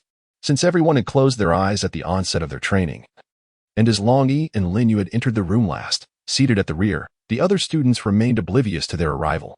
Thus, only Instructor Li and Linyu bore witness to this remarkable occurrence. In the distance, a middle-aged instructor had been keeping an eye on this breakfast-skipping class. Observing the king of the underworld tirelessly engaging with the group of children, He would have confronted the king had the dean not advised him against intervening. Although he was positioned far away, his cultivation level allowed him to discern Longyi's condition, and he too was taken aback. In a flash, he vanished from sight. Chapter 17. The Significance of Companionship, Part 1. Recognizing Longyi's success in cultivating the spirit manipulation technique, Linyu set aside her astonishment, seated herself cross-legged, and began her own practice. Before long, she too succeeded. However, her experience was less dramatic than Longyi's, as the energy surrounding her manifested in a soft blue hue. A perfectly normal occurrence. The milky white energy that surrounded Longyi was unfamiliar to Instructor Li, prompting him to contemplate investigating it further. At that very moment, the other students also began to successfully cultivate their spiritual energy. Time had barely passed an hour and a half when all the students accomplished their objective. The king of the underworld, witnessing such results, revealed a rare smile upon his face. However, that smile was fleeting, swiftly replaced by a frigid expression before the assembly. Enough, he proclaimed loudly. Congratulations on successfully cultivating your spiritual energy. His voice resonated through the air. Though the students were now famished, their stomachs growling, and their bodies utterly fatigued. Lacking even the strength to stand, they could not help but erupt into a chorus of cheers. This jubilant outburst was filled with joy and pride, as if it were the finest reward for their hard work. Silence. The king of the underworld spoke once more, and the crowd fell into silence. He continued. Those who have been punished and are forbidden from lunch, step forward. At his words, the atmosphere grew even more hushed. 6 students emerged, appearing extremely weak. Each step a laborious effort. Among them were 3 boys and 3 girls, including 2 from dormitory Longyi, the short-haired girl from yesterday and her companion, whose name Longyi did not know but whose visage he found memorable. Instructor Li then indicated 5 more individuals, instructing them to step forward. These 5 took the longest to succeed in their cultivation and shall also face punishment. Just like the 6 before them, they will be denied lunch. By this time, the noon hour had long passed, and everyone was suffering from hunger. After finishing his statement, a flash of light emanated from his hand. Suddenly, a large pile of fragrant boxed meals appeared, and upon closer inspection, there were exactly 89 portions. This astonishing scene left all present in awe, unable to comprehend how these meals had seemingly materialized from thin air. Longyi, as the class leader, distribute the meals. Remember, there are 11 of them, and no one is permitted to share with them. Anyone who defies my order will be expelled from the academy. Furthermore, all of you will eat in their presence. With that, he vanished in an instant. Upon hearing these words, Longyi sprang into action, beginning to distribute the boxed meals. Meanwhile, those who were left without food displayed expressions of envy and hunger, yet they understood the necessity of adhering to the instructor's command. Longyi held the lunchbox in his hands, hesitating to take a bite. The other students observed him standing alone, refraining from eating as well. He glanced at the 11 classmates, feeling a profound sense of sorrow, and resolutely approached them, personally feeding each a couple of bites. The others watched in silence. Linyu, offering a bittersweet smile, mirrored Longyi's actions. Moved by the scene, the remaining classmates disregarded the mentor's warnings and began sharing their meals. At that moment, Longyi understood the significance of their unity, and a smile graced his face. Suddenly, a figure descended with an imposing presence, causing everyone to fall back in fear. This person was Mentor Li Kaming. How dare you defy my orders? He thundered, his voice resonating with authority, stirring the air around them. Chapter 18. The Significance of Companionship, Part 2. The atmosphere turned grim for everyone present, except for Longyi and Linyu, who supported each other, their smiles unwavering.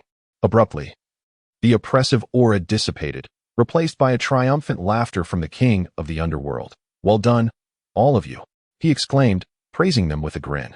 The students exchanged bewildered glances, caught off guard by the swift change in mood, leaving them utterly perplexed. After his remarks, he produced several more lunchboxes and handed them to Longyi, who understood the unspoken message and distributed the food. An hour later, the classroom gathered once more. With that, he vanished without a trace. Now, the students felt at ease to enjoy their meals, unconcerned with the elusive Mentor Li, for their hunger took precedence. Once they finished their lunch, Longyi led them back to the dormitory, where they showered and changed out of their sweat-soaked clothes, rejuvenating their spirits. Meanwhile, Mentor Li stood before an elderly man, the dean, Lei Shan. He meticulously reported the day's events regarding the children's performances. You mentioned Longyi is quite extraordinary, with a white aura? Dean Lei inquired. Indeed. Esteemed Dean, Li Kaming replied. Could it be that he possesses a spirit companion? The dean pondered aloud. However, he is a martial artist and does not have a spirit partner, Li Kaming clarified. At that moment, a knock echoed through the room. Come in, Dean Lei called.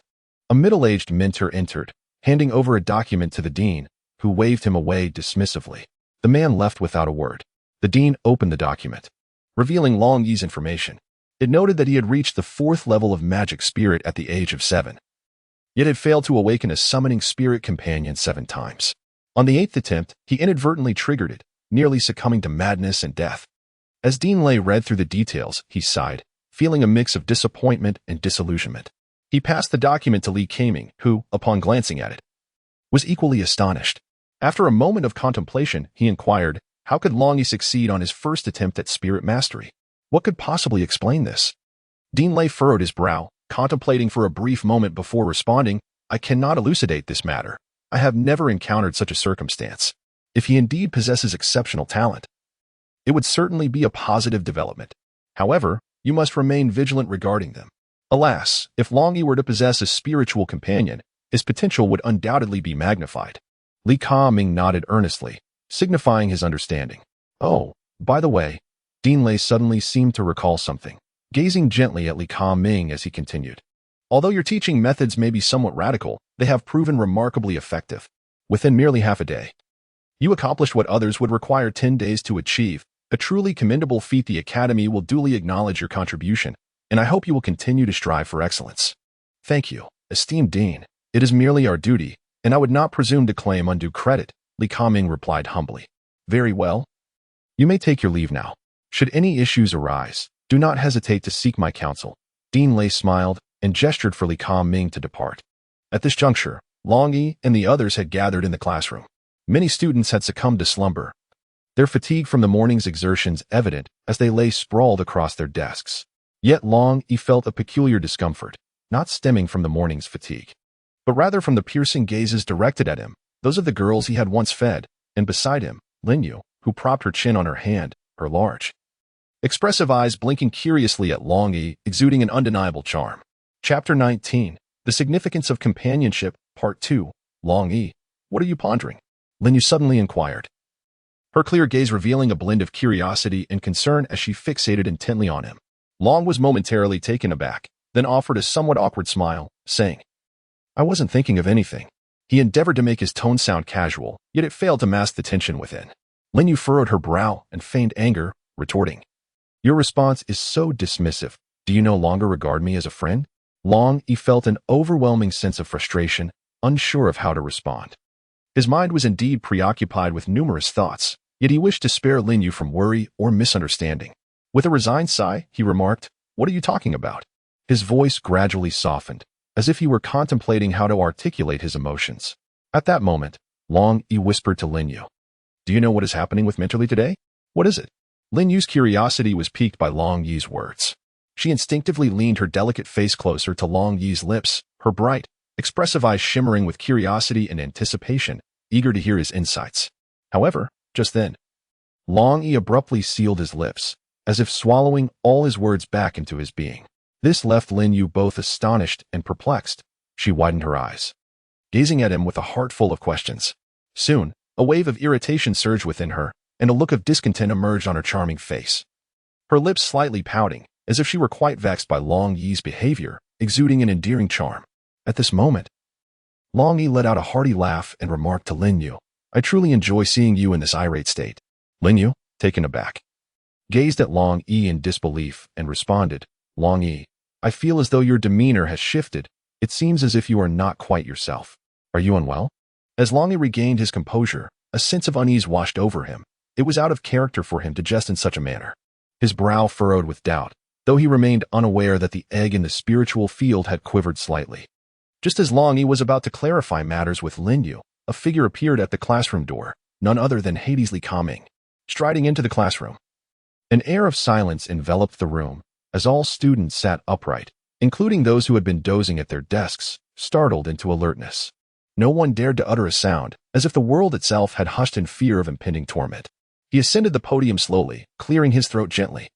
After adjusting his tone and manner, he began, Today, you have performed exceptionally well, and I find great solace in that. with a deliberate glance at Longyi. A glimmer of admiration flickered in his gaze. He continued, "Do you know why?" Before the students could respond, he interjected. "It is not because you have all mastered the art of spirit manipulation, nor is it due to your remarkable innate talents. Rather, it is because you dare to challenge my rules. Human beings are vibrant, living entities, and they must possess their own thoughts. It is only through such individuality that one can continuously grow and progress. Your class leader, Longyi, has exhibited extraordinary qualities. When witnessing his peers in distress, he bravely stepped forward without hesitation. This is the essence of true camaraderie. Only with such companions can we forge a stronger team." Li Daoshu paused momentarily before adding, "Many of you have spirit companions who are also comrades. Though they are spirit beasts, we call them spirit companions. They are companions bound by life and death. In due time, you will come to understand the depth of my words." Well, that concludes today's lesson. Tomorrow, I will impart knowledge about spirit companions. You are now free to engage in activities. With that, he turned and exited with an air of elegance. Chapter 20. An unusual Longyi once Hades departed. A collective sigh of relief echoed throughout the classroom, the tension finally dissipating. Students began to disperse. "Longyi, where are you headed now?" Linyu inquired, blocking his path. "I plan to return to the cafeteria for something to eat. I find myself hungry again," Longyi replied. "Then I shall accompany you." "As I have nothing else to attend to," Linyu stated. Just as they were about to leave, 5 girls approached, the same ones Longyi had fed earlier. One with short hair stepped forward and said, "Class leader Longyi, thank you for your assistance today. The 5 of us would like to invite you to dinner. Might you have the time?" Longyi smiled as he gazed at the 5 girls before him, his eyes sparkling with confidence and mischief. "Of course I have time. I absolutely adore dining with beautiful ladies," he declared, unhesitatingly reaching out his hands to grasp 2 of the girls, then striding purposefully towards the exit. The onlookers were left utterly astonished, having never anticipated such audacity from Longyi. He boldly displayed his affections in public without the slightest attempt to conceal his intentions. Nevertheless, he remained unfazed by the reactions of those around him, his gaze steadfastly fixed on the 5 enchanting women beside him. "What are your names?" Longyi inquired with a smile. The girl with short hair was the first to respond, her voice bright and melodious. "I am Huang Qin, and I share the same dormitory as you." Following her, another girl introduced herself. "I am Huang Lian, Huang Qin's cousin." Acknowledging this, Longyi nodded in understanding. He continued to hold the hands of the 2 girls as they made their way to the dining hall on the upper floor. Along the way, the other 3 girls also introduced themselves. At that moment, Linyu was completely stunned, her eyes wide, mouth slightly agape, and her body frozen in place as if under a spell. Just then, Longyi suddenly turned around, his expression slightly unusual, and called out to Linyu, "Linyu, hurry up, stop daydreaming, and catch up with me."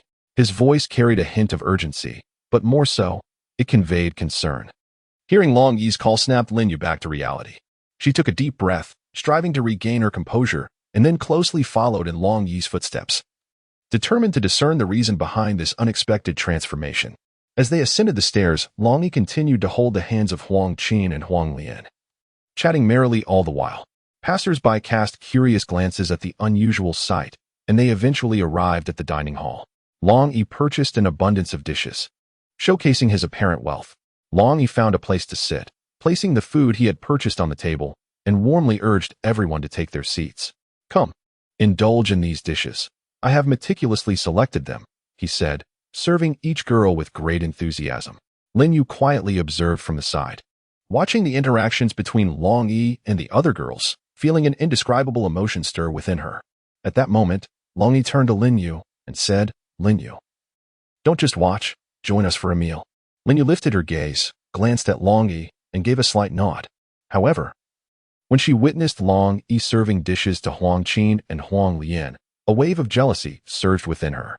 Throughout the meal, Longyi engaged in light-hearted conversation with the girls, tending to their needs, while Linyu silently observed, attempting to discern the underlying truth of Longyi's transformation. A thought struck her. She realized that his change coincided with his successful cultivation of the spirit manipulation technique. Chapter 21. Longyi's new discovery during the meal. Longyi and his companions exhibited a series of actions that induced a sense of awkwardness. Although these children were merely 7 years old, they possessed an understanding beyond their years, as the education system in this world is notably advanced, permitting marriage as early as 12. Consequently, Longyi's behavior left Huang Qin and the other four feeling quite embarrassed. After the meal, they hurriedly concocted excuses to depart, leaving only Lin Yu behind. She fixated her gaze on Longyi, striving to uncover any anomalies about him. Yet, no matter how intently she scrutinized, she could discern no apparent issues. Aside from the fact that Longyi seemed more extroverted and cheerful than before, Lin Yu resolved to engage him in conversation, softly inquiring, "Longyi, is something amiss today? You seem different from your usual self." Longyi chuckled, scratching his head. "I'm not entirely sure. I just feel particularly joyful today and wish to enjoy time with everyone." Lin Yu furrowed her brow slightly, sensing that Longyi's change was somewhat peculiar. After pondering for a moment, she suggested, "It's getting dark, let us return to the dormitory." Long nodded in agreement. Along the way, Longyi appeared to revert to his former demeanor, maintaining a distance from Lin Yu. The two exchanged no words and soon returned to their dormitory. Upon his arrival, Longyi began to reflect on the events of the day, realizing that his behavior during the dinner had been rather peculiar, potentially leaving a negative impression on others. This was especially true for Lin Yu, who seemed particularly attuned to his transformation. Longyi silently resolved to be more mindful of his words and actions in the future, vowing not to cause others any embarrassment again. Yet, those behaviors seemed utterly natural to him, as if he had performed them countless times before. Rather than dwell on what he could not comprehend, he chose to focus on self-improvement. Longyi murmured to himself. Longyi pulled his thoughts back to reality, acutely aware that the foremost priority was to enhance his own prowess. Thus, he settled into a cross-legged position, preparing to circulate his cultivation technique for meditation. However, just as he had taken his seat, an unsettling sensation washed over him. To his astonishment, he discovered that his cultivation method was operating autonomously. Confusion enveloped him, as he recalled Master Li's words, which emphasized that one could only absorb spiritual energy and elevate their cultivation through conscious execution of the technique. Yet, why was it that he had not intentionally activated the method, and yet it functioned of its own accord? With a heart full of questions, Longyi silently attuned himself to his physical condition. After meticulous observation, he confirmed that his body was indeed engaging in the cultivation technique. This revelation sparked a wave of exhilaration within him, igniting a deeper curiosity about the transformations occurring within his being. Given this unexpected development, he resolved to personally experiment with the cultivation method. As he began to channel the spiritual energy within him, he was astonished to find that the energy generated by his active technique seamlessly merged with the previously autonomously operating energy. This extraordinary phenomenon significantly accelerated his cultivation pace. As if he had unlocked a dual effect, Longyi could not help but exclaim, it was nothing short of a miracle. He realized that his body seemed to have undergone some extraordinary transformation, enabling him to absorb spiritual energy autonomously without the need to consciously practice his techniques. This revelation filled him with exhilaration, for it signified a substantial enhancement in his cultivation efficiency. As time passed, Longyi became engrossed in his practice, relishing the experience of achieving remarkable results with minimal effort. His cultivation steadily progressed, and his strength continued to amplify. Thus, Longyi devoted an entire night to his training. At the break of dawn, even before the first light appeared, he arose, brimming with vitality despite having not slept a wink. Unbeknownst to him, the egg had indeed grown a little. Chapter 22. Longyi's cultivation achievements. As Longyi stepped out of his dormitory, he walked briskly towards the back mountain of the school, his heart brimming with anticipation to personally experience the changes brought about by today's training. Along the way, he felt as if his body had become considerably lighter, his steps more steady and powerful. Upon reaching the back mountain, Longyi eagerly sought out a piece of rubble, which was evidently larger and heavier than the one from yesterday. Grasping the stone tightly, he relished its substantial weight, then focused his mind, channeling the strength within him in an attempt to crush it. As the power converged, Longyi sensed a surge of formidable energy coursing through his limbs. Gradually tightening his grip, he exerted considerable force upon the stone. At last, after a concerted effort, the stone emitted a sharp cracking sound, shattering into fragments that scattered across the ground. Observing the crushed remnants in his hands, a satisfied smile spread across his face. Despite the stone being larger than the one he had tackled the previous day, he had successfully obliterated it, confirming that his strength had indeed increased. Encouraged, Longyi attempted a few more times, each endeavor allowing him to easily reduce the stones to powder. His excitement flushed his cheeks, and his hands trembled with exhilaration. After a day of rigorous training, he had experienced a significant enhancement in his abilities. He realized that with relentless effort, he could undoubtedly become a formidable warrior. This growth instilled within him a profound confidence for the future of his training journey and fortified his resolve to pursue ever greater realms of mastery. Longyi excitedly picked up a fragment of stone and dashed down the mountain. His steps were light and swift, weaving through the hills like a gust of wind. He ran back and forth several times without the slightest hint of fatigue. On the contrary, he felt his body growing increasingly buoyant, his strength amplifying with each stride. Upon returning to the dormitory, Longyi sat cross-legged on his bed, reflecting on the day's training achievements. He realized that harnessing spiritual energy not only enhanced his prowess, but also rendered his movements more agile and precise. He could not help but envision what it would be like to learn some martial techniques in the future. He firmly believed that with relentless dedication to his practice, he would undoubtedly master more formidable skills and emerge as a true expert. With this thought, a fervent desire surged within him. He resolved to double his efforts from that day forward, striving earnestly to realize his ambitions. He understood that numerous challenges awaited him, yet he remained undaunted. For he was convinced that with diligence, he could surmount any obstacle. At that moment, the bell for rising rang, prompting everyone to awaken swiftly, including those in Longyi's dormitory. However, he noticed that his classmates were nowhere to be seen. Before long, one by one, they emerged from behind the curtains, each avoiding Longyi's gaze as they hurried past him. Only Linyu greeted him, albeit with a peculiar look in her eyes, before quickly exiting. Longyi scratched his head, utterly bewildered. What was going on? Is there something on my face? He muttered to himself. He touched his face, detecting no abnormalities. Glancing around to ensure no one was watching him, he finally let out a sigh of relief. After long, he rose from his slumber and completed his morning ablutions. He made his way to the cafeteria for breakfast. Along the route, he encountered Huang Qin, but upon spotting Longyi, she and her companions recoiled as though they had seen a ghost, hastily avoiding him. This bewildered Longyi, leaving him puzzled as to what had transpired. Chapter 23. Longyi transforms into a little Lothario. Upon arriving at the cafeteria, he obtained his meal, which was complimentary, as per the institution's policy. Longyi located an unoccupied table and settled down to eat. While partaking of his breakfast, he observed his fellow students. He noticed that the female classmates from his class were all with their heads bowed, unwilling to meet his gaze. The more he contemplated this peculiar behavior, the more curious he became, resolving to inquire with Linyu for clarification after his meal. Once he finished eating, Longyi strode briskly to the classroom, where he immediately spotted Linyu quietly reading at her desk. He approached her directly and came to a halt before her. As Linyu lifted her head and recognized Longyi, an odd expression flitted across her face, and she set down her book. Linyu, what on earth is happening? Why does everyone's gaze feel so strange today? Longyi inquired, his countenance a mixture of confusion and urgency.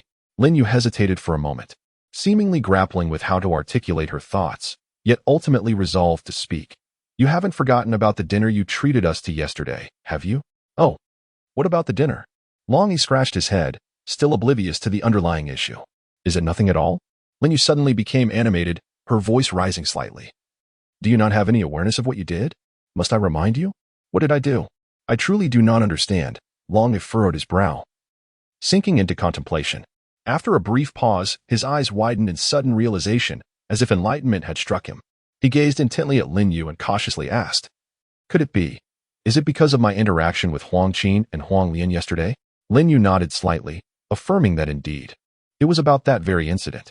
Longyi quietly inquired of Linyu, is this matter truly so grave? We are but children. A mere touch of hands should be inconsequential, shouldn't it? He felt somewhat embarrassed, as if caught in an awkward situation. Indeed, you did resemble a little lecher yesterday. Linyu teased with a mischievous grin. Longyi was suddenly engulfed in a wave of embarrassment, never anticipating that his innocent gesture would provoke such a significant response. I did not intend it. I merely wished to convey my friendliness, he hastily clarified. Observing Longyi's anxious demeanor, Linyu couldn't help but chuckle. All right. I believe you did not mean any harm. However, those girls may not share my perspective. You ought to be mindful of boundaries in the future, as there is indeed a distinction between genders. Long nodded and earnestly replied, I understand. I will be more cautious next time.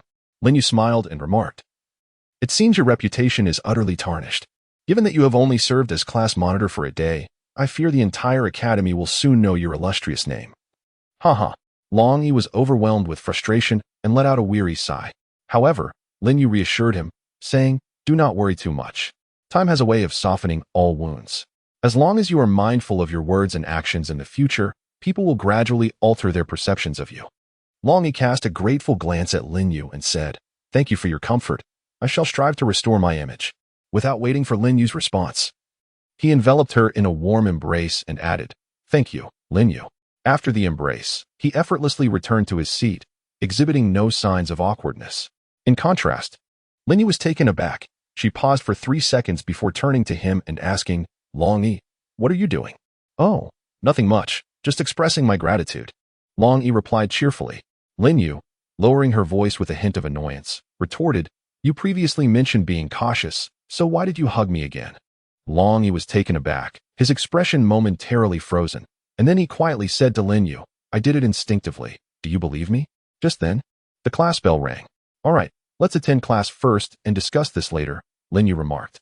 Chapter 24. The Mage and the Spirit Companion. Before long, Li Ka-ming entered the classroom with a graceful stride, and as the students beheld the king of Hades, they fell silent. "Today, I shall speak about the spirit beasts, also known as the spirit companions of mages," Professor Li stated directly upon his arrival. The room grew quiet, and everyone focused intently on the podium where Professor Li stood. After a brief pause, he continued, "Do not assume that because you are a martial artist, you can neglect this lesson. Knowing both yourself and your adversary ensures victory in every battle. When you encounter mages in the future, this knowledge will prove beneficial. The spirit companions reside within your spiritual fields, growing alongside you. The stronger you become, the more powerful they will be. They're your allies, ready to assist you in times of peril. Remember, they may perish in battle, and if they do, you will be left without a spirit companion. Thus it is wise to refrain from unleashing them in combat unless absolutely necessary. However, there is a silver lining. They will not easily be lost. As long as they have a breath of life, you can recall them to your spiritual field for recovery, and they shall survive. Moreover, spirit companions possess the ability to transform the spiritual energy you absorb into magical energy, enabling you to unleash magical skills." Pausing for a moment, Professor Li continued, "Your spirit companion is intricately linked to your own spirit and can be controlled to engage in battle. However, as the distance between you increases, the strength of this control gradually diminishes, which in turn may weaken their combat effectiveness. The extent of this influence varies among individuals. Hence, it is advisable to keep your spirit companion close. Additionally, be aware that your spirit companion may exert some influence over your personality. For instance, if your spirit companion is a raging bear, you may find yourself becoming easily irritable and impulsive." With that, he paused once more. Upon hearing this, Long felt an unsettling chill creep up his spine, causing him to shudder involuntarily. At that moment, he was suddenly reminded of the enormous egg in his spiritual field, and a wave of unease washed over him. What could this mysterious giant egg possibly be? Could it be my accompanying spirit beast? Long pondered, his heart brimming with uncertainty. Yet, the thought that it might indeed be his companion spirit beast brought an immediate lightness to his mood, as if countless blossoms had burst forth within him. Instructor Li then continued, "If you have any questions that remain unclear, feel free to ask." It was then that Long recalled his experience of autonomous cultivation from the previous day and instinctively raised his hand to inquire. "Instructor Li, when practicing the spirit manipulation technique, does the spirit companion also cultivate alongside?" "No," Instructor Li replied. "The spirit companion merely absorbs the spiritual energy you cultivate and subsequently releases demonic energy for your use. This is a consensus in the world of demonic spirits." "Then the spirit companion does not cultivate independently?" Long pressed on. "Indeed, the spirit companion is merely a spirit beast. It does not engage in the execution of techniques, as they are not human," Instructor Li patiently elucidated. Longyi refrained from posing further inquiries. Upon taking his seat, he succumbed once more to contemplation. He pondered, since spirit companions do not cultivate autonomously, how then could yesterday's occurrences be explained? Was there something extraordinary about my physique? Or did my cultivation method of spirit manipulation differ from that of others? A cascade of questions flooded his mind. Yet he recognized that definitive answers eluded him for the time being. Perhaps only through relentless exploration and practice could the truth be unveiled. Consequently, he resolved to set this quandary aside and to concentrate instead on his training and the enhancement of his own prowess. As for that egg, it was best left unconsidered for now, Dwelling on it served no purpose. Chapter 25. The relationship between the levels of martial masters and sorcerers. As Longyi regained his senses, mentally continued. Yesterday, we briefly discussed the relationship between martial artists and magicians. Today, I shall elaborate on this matter in detail, and I urge you all to listen attentively. Upon hearing this, every child became fully engrossed, not daring to let their minds wander even for a moment. After a brief pause, mentally continued. From the moment you successfully cultivate the spirit control technique, you officially stand at the threshold of becoming a martial artist. However, this is merely the beginning. A long journey lies ahead. Your next objective is to continuously enhance your abilities, striving to become more formidable martial artists or magicians. He cast a hopeful glance at the children, his eyes shimmering with anticipation. Those accompanied by spirits may choose the path of a magician, unleashing wondrous spells through harmonious collaboration with their spirit companions. Conversely, those without such companions can devote themselves to mastering martial techniques, emerging as distinguished martial artists. His voice brimmed with passion, igniting within the children a fervent vision of their future selves as martial artists or magicians, stirring a wave of excitement within their hearts. Mentally continued, the cultivation of martial artists is categorized into 9 heavens, each representing a distinct tier of strength. As you ascend through the ranks, you will acquire more potent martial techniques and capabilities. To elevate your cultivation, you must engage in continual meditation and gather spiritual energy. He emphasized, the spirit control technique can only be cultivated up to the 3rd heaven. Further advancement necessitates the adoption of other techniques. These are considerations for your future. But now is not the time for such concerns. At present, you should focus on solidifying your foundation and diligently practicing. After allowing a moment for the children to absorb this information, he added gravely, the reason you cannot yet practice advanced techniques is due to your tender age. Your bodies are not yet fully developed and cannot withstand the rigors of intense training. Attempting to force this could result in catastrophic harm. Therefore, it is imperative that you heed my guidance and refrain from undertaking endeavors beyond your current capabilities. The children nodded in understanding, recognizing that Mentor Lee's words were intended to safeguard their well-being and prevent reckless actions. They also comprehended that only by following the correct methods and steps could they truly flourish. After a brief pause, Mentor Lee continued, magicians are classified into 3 tiers: beginner, intermediate, and advanced. Notably, beginner magicians correspond precisely to the 3rd heaven of martial artists. This implies that upon reaching the 4th heaven as a martial artist, one enters the realm of intermediate magicians. How then can one ascertain whether they have attained the corresponding level? The answer is quite simple: the spirit measuring orb. By holding the orb in your palm and channeling spiritual energy into it, the orb will display a specific value. A value of 100 indicates the attainment of the 1st heaven, a value of 300 signifies the 2nd heaven, and upon reaching a value of 600, one has successfully broken through to the 3rd heaven. As for the higher tiers, I shall refrain from further elaboration for now. In due course, you will come to understand. Now, I hope each of you can discover a path that is suitable for your development. Mentor Lee cast a sweeping glance over each child's face. Whether one aspires to be a martial artist or a wizard, dedication and diligence are paramount. However, with unwavering perseverance, I firmly believe that you all can achieve remarkable accomplishments. The children's eyes sparkled with determination as they nodded in agreement, eager to embark on their training and pursue their goals. Well, that concludes today's lesson. Upon returning, I urge everyone to diligently review the material we have covered. For tomorrow we shall engage in practical combat training. Mentor Lee clapped his hands to signal the end of class. The children buzzed with excitement as they left the classroom in pairs, their hearts brimming with anticipation for the future, resolute in their ambition to become exceptional martial artists or wizards. Chapter 26. Your smile is truly enchanting. At that moment, Longyi remained seated, utterly motionless, his gaze somewhat vacant as if he were deeply immersed in contemplation of the lessons imparted by the teacher earlier that day. Suddenly, Lingyu delivered a sharp slap to Longyi's shoulder, jarring him back to the present with a startling abruptness. Longyi abruptly turned around, finding himself locked in a gaze with Lingyu. At that moment, Lingyu's eyes were wide open, fixed intently upon Longyi. They stood there, exchanging silent looks. And for a time, neither uttered a word, rendering the atmosphere somewhat awkward. After a considerable pause, it was Lingyu who first shattered the silence. Longyi, what are you pondering this time? Her voice carried a hint of curiosity and confusion. Long opened his mouth, eager to respond, yet found himself at a loss for words. as if a multitude of unspoken thoughts were lodged in his throat, unable to be articulated. Linyu, having received no answer from Long, furrowed her brow slightly and pressed him again, inquiring, "Please recount your disrespectful behavior prior to class. What prompted you to act in such a manner?" Upon hearing these words, Long's expression stiffened, revealing a trace of a bitter smile as he softly remarked, "I did not intend for it to be this way. Do you believe me?" "I do." Linyu replied without hesitation, her face still adorned with a radiant smile, her gaze unwaveringly fixed upon Longyi looked at Linyu with a hint of surprise, not expecting her to trust him so readily, leaving him momentarily at a loss. After a brief pause, he suddenly remarked, "You have a truly captivating smile."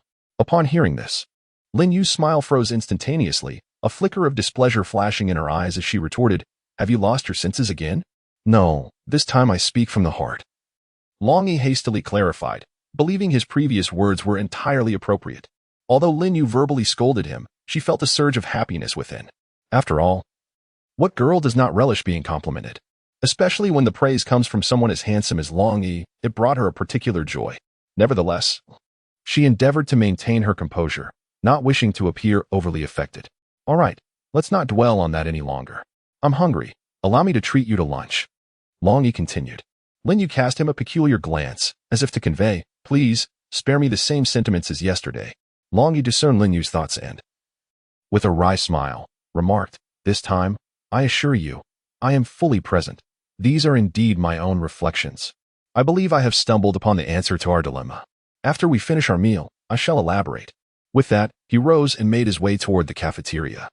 However, Linyu remained seated, unmoving. Consequently, Longyi turned back, grasped Linyu's hand, and led her toward the entrance. Although Linyu felt somewhat bewildered, she allowed him to guide her upstairs to the cafeteria. At that moment, the students within the cafeteria began to take notice of their actions, whispering among themselves. Embarrassment washed over Linyu, prompting her to hastily withdraw her hand from Longyi's grip, unfazed by the curious glances from those around them. Longyi continued to focus on selecting his meal. Soon, a steaming array of dishes adorned the table before them. Seated across from one another, neither spoke. They simply picked up their chopsticks and began to savor the sumptuous dinner in silence. Longyi consumed his meal with remarkable rapidity, his movements deft and swift, as if he had been famished for an eternity. Each morsel was devoured with great gusto, prompting onlookers to surmise that his life had been fraught with hardship. In stark contrast, the individual across from him exuded an air of refinement, savoring each dish with deliberate care, seemingly relishing the tranquility and exquisite flavors of the moment. Chapter 27. Let us speak seriously. After finishing their meal, Longyi gently tapped Linyu's shoulder and softly remarked, "Please follow me. I have matters of importance to discuss with you. This place is too crowded and noisy for such conversation." Linyu nodded slightly in agreement. Consequently, Longyi led the way, while Linyu quietly trailed behind him. This time, he did not take her hand as he had previously. Together, they ascended to the rear mountain, following the winding path that meandered upward. Midway up the mountain, they discovered an elegantly rustic pavilion, encircled by lush, flourishing trees, as if it were harmoniously intertwined with nature itself. Longyi guided Linyu into the pavilion, and they both took their seats. Longyi's gaze turned serious as he earnestly addressed Linyu. "In truth, I have long harbored a matter within my heart, yearning to confide in someone suitable. Yet, I have hesitated to disclose it to others, for it is of great significance and sensitivity. At last, I have found in you a trustworthy confidant, and I hope you will keep this secret." Linyu nodded solemnly and replied with unwavering conviction, "Rest assured, I will never divulge this matter to anyone. Please, share it with me." Long glanced around cautiously, ensuring the absence of others, before leaning closer to Linyu and whispering, "I suspect I possess a spirit companion. Yet I am unable to manifest it. It appears to reside within my spiritual field, and perhaps its presence has influenced my character." Upon finishing, Long anxiously observed Linyu's expression. Linyu, momentarily taken aback, straightened in her seat and pondered for a moment before responding, "You have never succeeded in awakening. From where could this spirit companion originate?" "I have contemplated that very question, yet I have failed 7 times. Long replied, his voice tinged with frustration and resignation, as though he had made countless attempts without resolution. He continued, "Even the most formidable healing mage in the city, Luo Yulan, has failed to detect any anomalies in my spiritual field or uncover my spirit companion." Hearing this, Linyu furrowed her brow, deep in thought, before inquiring. Each individual can introspect their own spiritual field. What do you perceive within yours? Her tone conveyed a hint of curiosity and anticipation, as though she hoped to uncover some clues from Long's response. Longyi's expression turned somewhat awkward as he scratched his head, hesitating before he spoke. There is indeed something. A rather peculiar egg that is about my height. His voice carried a hint of confusion and bewilderment, clearly struggling to comprehend the existence of this egg. Upon hearing this, Lin was initially taken aback, but then suddenly burst into a peal of laughter. Her laughter was bright and resonant, brimming with joy and lightheartedness. After laughing for a while, she teasingly remarked, I believe if you were to give birth to that egg and then hatch it, it would become your spiritual companion. With that, she couldn't help but continue chuckling, finding the notion exceedingly amusing. Longyi's expression darkened instantaneously as he glared at Lin, his voice tinged with irritation. Lin, I am addressing a serious matter. Please be more solemn. His gaze conveyed both dissatisfaction and earnestness. Hoping Lin would cease her jesting and take his concerns seriously, Lin, suppressing her laughter, responded with a grave demeanor, since it cannot lay eggs. Let us wait for it to emerge on its own. Perhaps it will turn out to be a formidable spiritual beast, and by then, you shall be a wizard. For now, it is best to disregard it entirely. Upon hearing Lin's words, Long felt a sudden clarity, realizing the profound truth in her statement. The thought of potentially mastering magic in the future filled him with joy, prompting him to leap with excitement and embrace Lin fervently, planting a passionate kiss upon her cheek. Chapter 28, A New Dreamscape. As Longyi released Lin, he continued to laugh joyfully. Completely indifferent to the events that had just transpired, Lin stood there in a daze, then touched her small face, still damp with saliva. Suddenly realizing that she had been kissed by Longyi. Longyi, Lin exclaimed, her face flushed with embarrassment. Was that intentional or accidental? At that moment, Longyi finally grasped the gravity of his earlier actions. Without uttering a word, he fled, exclaiming, It's a misunderstanding. It was unintentional. Lin observed Longyi's retreating figure, her initial blush gradually fading, replaced by a subtle smile. She gently patted her own cheek and mused to herself. This Longyi truly evokes a blend of exasperation and amusement. As she turned to depart, a sense of lightness and joy enveloped her. She realized that Longyi had not intended to offend her. It was merely an unfortunate accident. Yet, this very incident allowed her to perceive Longyi's endearing innocence and charm. Longyi hurried to the other side of the mountain and settled himself in a cross-legged position beneath a shady tree. He took a deep breath to steady his mind, and then turned his attention inward to his spiritual field, observing the egg that was continually absorbing and transforming spiritual energy. He had not yet informed Lin of this development, and upon reflection realized that even if he did, she would not comprehend its significance. Thus, he opted to keep this matter to himself. As he embarked on his cultivation, time slipped away unnoticed until darkness enveloped the sky. It was only when hunger struck that Longyi ceased his practice. He made his way to the cafeteria to procure some nourishment. After satisfying his appetite, he returned to the large tree to continue his cultivation until the stroke of midnight. Eventually, he returned to his dormitory, mindful of the night watch that patrolled the premises, forbidding any from staying out late due to potential dangers. This evening, Longyi refrained from further cultivation, instead opting to wash up in the communal shower before collapsing into bed, succumbing to slumber. Unbeknownst to him, as he drifted into sleep, Lin pulled back the curtains and observed him for a moment. Longyi gradually closed his eyes, gently slipping into slumber. This night, unlike others, he did not dream of those mysterious eyes or the fervent scenes of battle. Instead, he found himself seated atop an unusual mountain peak. The shape of this summit was remarkably peculiar, with its pointed apex, and he sat upon a wooden plank at its pinnacle, as if he were one with the entire world. Even more astonishing was the transformation of his appearance, which had become both strange and yet oddly familiar. Longyi sat quietly, motionless, seemingly engrossed in absorbing the ethereal energy that surrounded him. This wondrous experience filled him with a sense of novelty, yet simultaneously ignited profound questions within his soul. Why choose to cultivate in such a unique environment? What benefits could this method of cultivation possibly entail? These inquiries incessantly whirled in his mind, plunging him into deep contemplation. As time ticked away, Longyi remained immersed in this extraordinary reverie. Suddenly, he sensed subtle transformations occurring within his body. His head began to morph rapidly, as if a formidable force was reshaping his visage. However, at that pivotal moment, A black wooden stick abruptly descended from the heavens, striking him forcefully on the head. Ah! Longyi let out a cry, abruptly awakening from his slumber, his eyes snapping open in shock. When Longyi awoke, his heart raced, and his forehead was slick with cold sweat. He touched his brow, the chill reminding him of the vivid reality of what he had just endured, even though it was merely a dream. Taking a deep breath, he endeavored to calm himself. The bizarre dream and the sudden assault had left him profoundly shaken. What was that all about? What was the significance of the stick in the dream? How did I transform? Longyi furrowed his brow, straining to recollect. Longyi remained seated on the bed, striving to recollect his thoughts when a figure approached him. Without needing to look, he could discern the identity of this person. Another nightmare? Linyu inquired calmly, for she had grown accustomed to Longyi's peculiar affliction. Chapter 29, the first level of martial arts. At this moment, Longyi regained his senses and discovered Linyu gazing at him with a cheerful smile.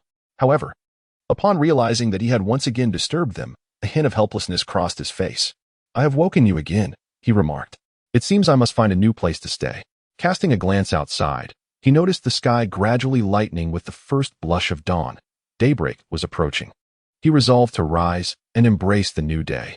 Just as he prepared to get up and dress, Linyu suddenly darted behind the curtains. Her cheeks flushed with embarrassment as she shyly evaded Longyi's gaze.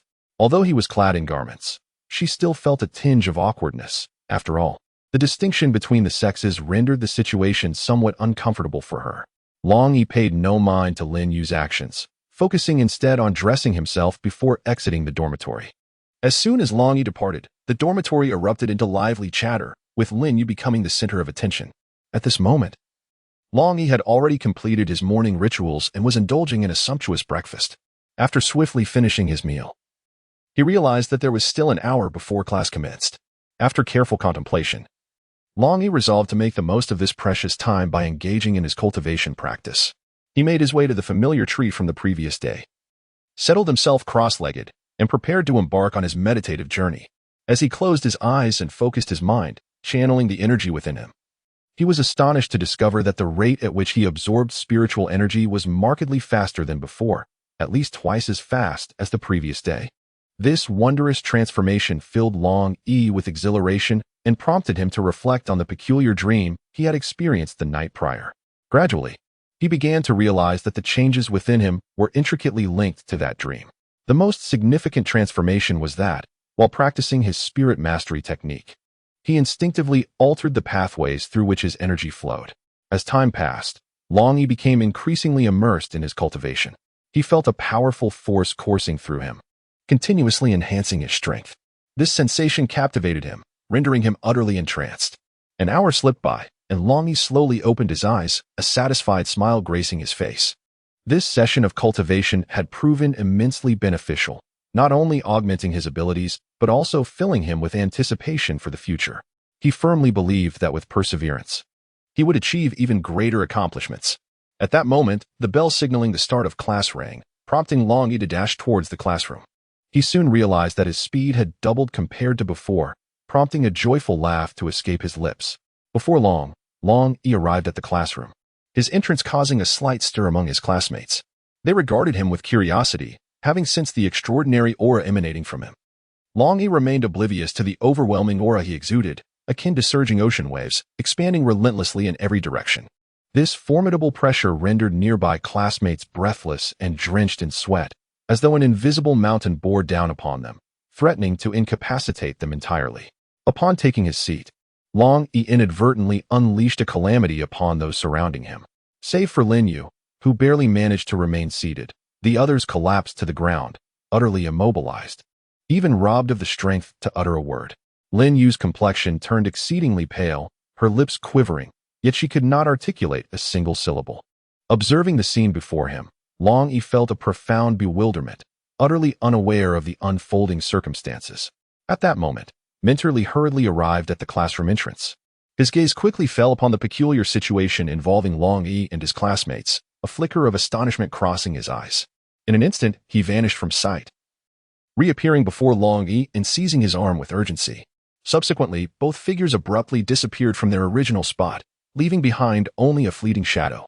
The classmates in the classroom were momentarily blinded, and in the blink of an eye, Longyi and Minterly had vanished without a trace. They exchanged bewildered glances. Their faces a tapestry of astonishment and confusion, utterly at a loss as to the nature of the events that had transpired. Longyi was brought by Mentor Li to a vast, open square. With an unusual gaze, Mentor Li circled around Longyi, assessing him for a moment before inquiring, "Have you been cultivating the spirit control technique these past few days?" "Indeed, Mentor Li," Longyi replied. Stroking his chin thoughtfully, Mentor Li murmured, "How could one progress so rapidly? Last year, the most prodigious student took 2 months to achieve such results." "Longyi, please wait here for a moment," he instructed, before swiftly disappearing into a classroom. Upon observing that the students were occupied, he instructed them to practice the spirit control technique on the spot and forbade them from leaving. Returning to Longyi, he said, "Follow me." Grabbing hold of Longyi, he instantly transported them to the entrance of an office, which belonged to Mentor Li. He instructed Longyi to sit cross-legged and meditate. After half an hour had passed, Longyi's previously overwhelming aura dissipated, and he became aware of the change within himself. Rising, he turned to Mentor Li and asked, "Mentor Li, what was that all about?" Mentor Li smiled and replied, "Longyi, I must congratulate you." Suddenly, Longyi was taken aback, his face a canvas of astonishment as he inquired, "What is happening? What has transpired?" He was utterly bewildered, entirely unaware of the events unfolding within him. However, Mentor Li gazed at Longyi with a smile and remarked, "Of course, congratulations on reaching the first heaven." Upon hearing these words, Longyi's mind went blank for a moment, and it took him a while to regain his senses, murmuring to himself, "Reaching the first heaven." His eyes widened in disbelief, struggling to accept that he had indeed successfully broken through. Soon after, a kaleidoscope of emotions washed over Longyi's face, intertwining various feelings. It dawned on him that the peculiar phenomenon he had just experienced was a result of his breakthrough. Yet, he quickly recalled something and asked anxiously, "What about the earlier incident?" With patience, Mentor Li explained, "That was the pressure of your aura. You have just reached the first heaven and have yet to fully acclimate to the spiritual energy, which is the power derived from qi, known as spiritual pressure. Typically, it only inflicts a certain degree of harm upon those of lesser strength. As your body gradually adapts, this phenomenon will cease, unless you engage in combat, at which point you will feel it again. Hence, during battles, both parties can sense each other's spiritual pressure to gauge their respective levels of cultivation." At that moment, Longyi finally comprehended the situation and nervously asked, "What about my classmates? Are they injured?" Mentor Li shook his head reassuringly, saying, "Do not worry. The spiritual pressure of the first heaven does not possess such formidable harm. Your classmates are all fine." It was then that Longyi finally breathed a sigh of relief. Chapter 30, Training Arrangements, Part 1. At that instant, Mentor Li retrieved an exquisite box from his desk and, upon opening it, extracted a crystal orb of vibrant hues. He smiled at Longyi and instructed, "Place your hand upon the crystal orb." With one hand supporting the orb, he extended it towards Longyi and continued, "Once your hand is placed, channel your energy." Long nodded slightly, following Mentor Li's instructions, and gently placed his palm on the crystal ball, commencing the circulation of his internal energy. In an instant, the crystal ball shimmered with a brilliant light, and a mysterious wave of energy coursed within it. As the radiance faded, the number 102 was distinctly displayed on the surface of the crystal ball. A flicker of satisfaction passed through Mentor Li's eyes as he smiled at Long, saying, "Well done, your cultivation progress is quite remarkable." Having spoken, he carefully returned the crystal ball to its box, cradling it in his hands with utmost care. He then turned and exited the office, with Long closely following behind. This time, he did not hasten his pace using agility, but instead walked steadily towards the classroom, step by step. Throughout their journey, silence enveloped them. Upon reaching the classroom, Long returned to his seat, and just as he settled down, a flurry of sounds reached his ears. As the commotion stirred, his classmates began to awaken from their meditative states. At the front of the room, Mentor Li remained silent, seated on the edge of the podium, quietly observing them as if awaiting something. After a brief moment, Mentor Li rose and approached the podium. He surveyed the entire class before speaking. "An incident occurred today that was due to my oversight." He paused momentarily, then continued, "Our classmate Long has successfully transcended to the first level of martial cultivation." Upon hearing this news, the gaze of every student unanimously shifted towards Long, their expressions filled with astonishment and disbelief. After all, it was astonishing for a newcomer who had only recently joined the class to achieve such a swift breakthrough to the first level of martial cultivation. Nevertheless, the undeniable reality stood before them, demanding their acknowledgement. Subsequently, Mentor Li elaborated on the critical points to consider during a breakthrough. emphasizing the potential challenges one might encounter and their solutions. He advised everyone to maintain composure and avoid panic during the process, while also being mindful of controlling their internal energy to prevent any dangerous surges. Finally, he encouraged them to diligently cultivate, striving to ascend to higher realms as soon as possible. "Today, I shall devise a training schedule for you," he declared, producing a sheet of paper inscribed with a detailed timetable. It encompassed everything from the morning meal to the evening rest, meticulously arranged. Each individual was assigned a corresponding training regimen, with 10 days marking a cycle before a new plan would be formulated. As Minter Lee placed the box on the podium and opened it, he called out, "Long, come up here. You will record their energy levels." As Longyi ascended to the podium, he casually picked up a pen and cast his gaze across the tabletop, where he discovered a list of students' names. He grasped the list and proceeded to read each name in succession, inviting the students to step forward for their assessments one by one. The pace of the evaluations was remarkably swift. Within less than an hour, all students had completed their tests. The results revealed that the student with the lowest spiritual energy score possessed merely 2 points, while the highest soared to an impressive 34 points. To Longyi's astonishment, this peak score belonged to Linyu. A flicker of surprise coursed through him. He had believed himself to be quite formidable. Yet Linyu's innate talent far exceeded his expectations. Remarkably, she had not devoted herself to relentless training as he had, yet she achieved such commendable results, compelling Longyi to regard her with newfound respect. Chapter 31, Training Arrangements, Part 2. Long handed a form to Minter Lee, saying, "Minter Lee, I have recorded it well." Minter Lee glanced at the form and remarked, "This is truly inadequate." He then handed another sheet of paper to Long, instructing, "Proceed according to the methods outlined on this paper." Upon glancing at the contents of the paper, Long's expression transformed into one of intrigue. It read, "Each individual must prepare a backpack, filling it with stones according to their spiritual power range. For a spiritual power value of 1 to 10, one should carry 10 pounds of stones. For values ranging from 11 to 20, 15 pounds, from 21 to 30, 20 pounds, and from 31 to 40, 25 pounds. For those with a value between 101 and 150, one must carry between 60 to 100 pounds of cold iron, which can be obtained from the school warehouse.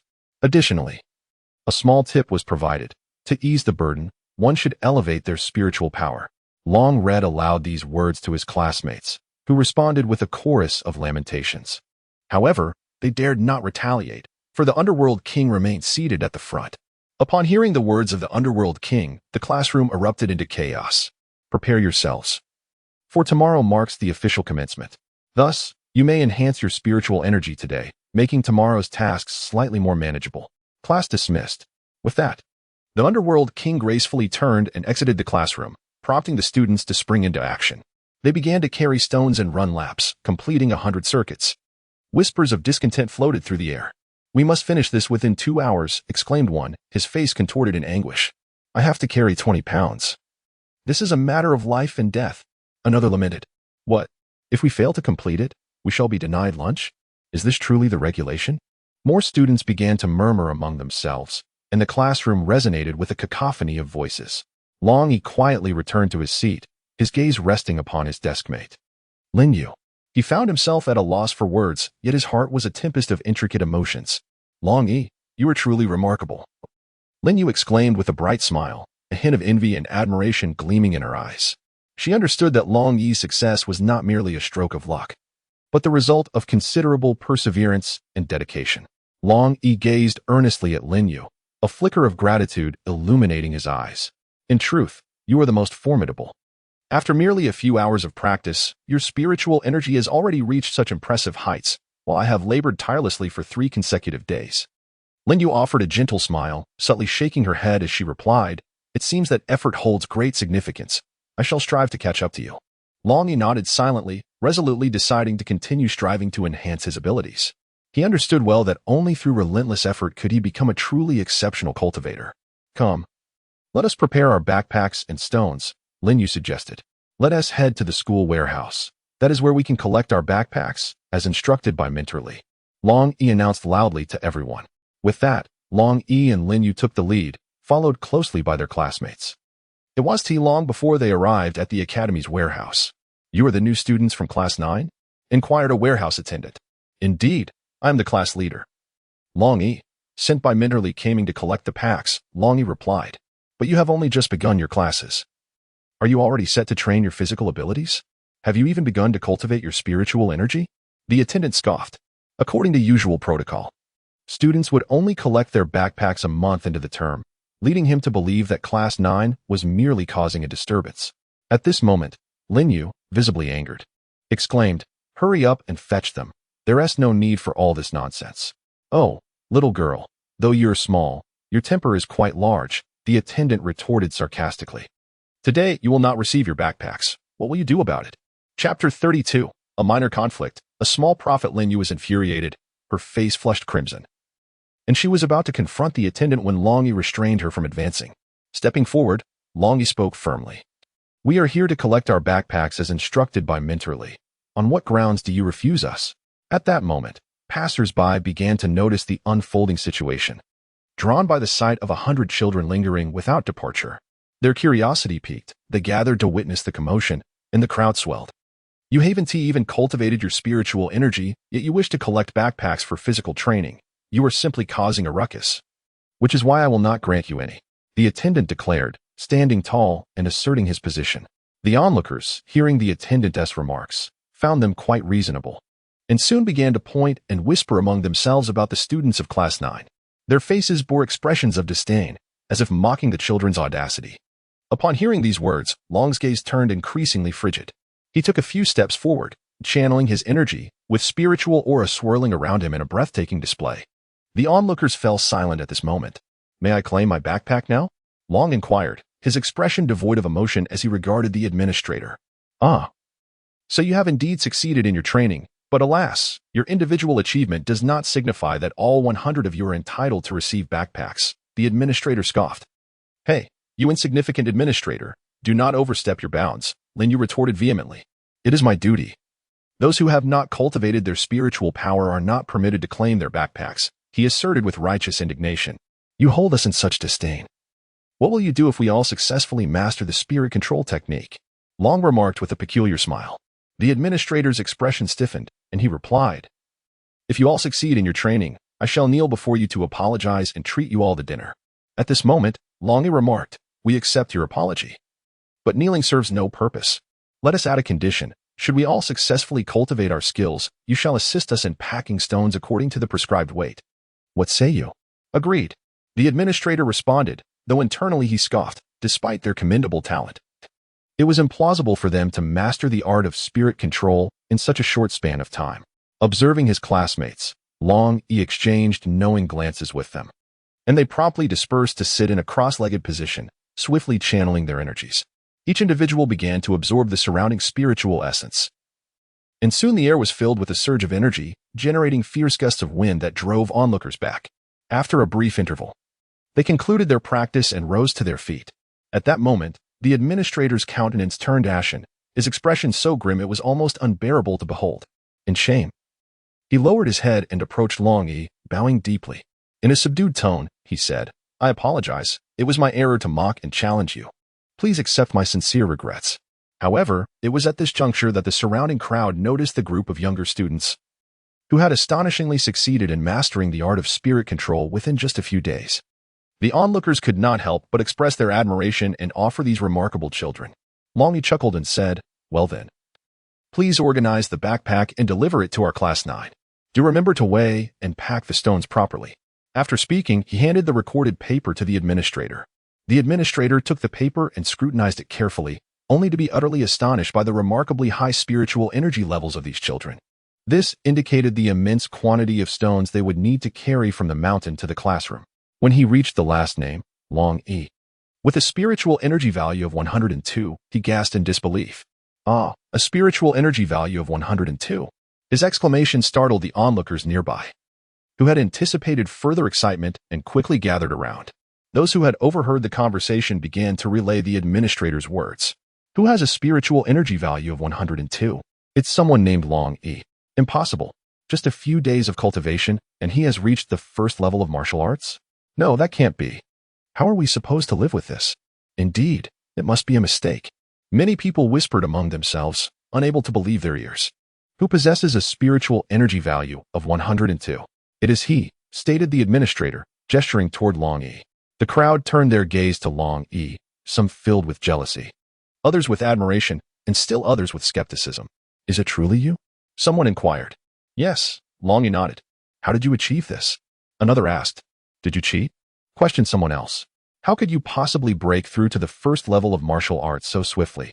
At that moment, a student from the previous year, feeling disgruntled, suggested, why don't we have this junior demonstrate his abilities? Frustrated that he had yet to reach the first level after nearly a year of cultivation, he deliberately sought to embarrass Longyi, convinced that he must be lying. I don't care whether you believe me or not. Why should I demonstrate anything for you? Longyi retorted, preparing to leave. Seeing Longyi about to walk away, the student hurriedly stepped in front of him and said, if you can showcase the power of the first level, I will give you 100 spirit stones. How about that? His eagerness to have Longyi display his abilities stemmed from his own impending breakthrough, yet he struggled to find the right opportunity. No. With so many people watching me perform, just one person offering spirit stones is too little. Longyi deliberately raised his voice. This caught the attention of the onlookers, who understood Longyi's implication. Then we shall each give you 100 spirit stones, someone called out from the crowd. With a slight smile at the corner of his mouth, Longyi mused, who is this remarkable fellow? Truly impressive. The enthusiasm of the others was also ignited, and they eagerly offered their spirit stones to witness the spectacle. Very well, since everyone is willing to part with their spirit stones, I shall reveal my humble abilities, Longyi declared.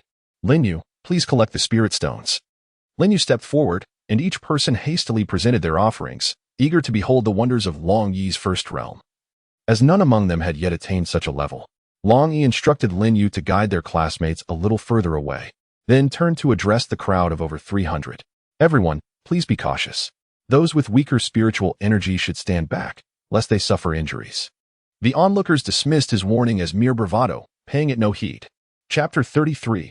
Longyi loses control. At this moment, Longyi stood in an open expanse, surrounded by a throng of onlookers. Although each individual appeared nonchalant, they maintained a distance of at least 10 meters from him. Then, Longyi closed his eyes, remaining still for a brief moment. Abruptly, he opened his eyes wide, unleashing a formidable surge of spiritual energy that erupted from his entire being, instantly conjuring a violent whirlwind of sand and stones around him. Those who had ventured too close were immediately knocked to the ground, unable to maintain their balance. This marked Longyi's inaugural display of his full martial prowess, a force significantly more potent than the unintentional energy he had previously emitted. In that instant, he felt an overwhelming sense of power coursing through his body, as if he could conquer all.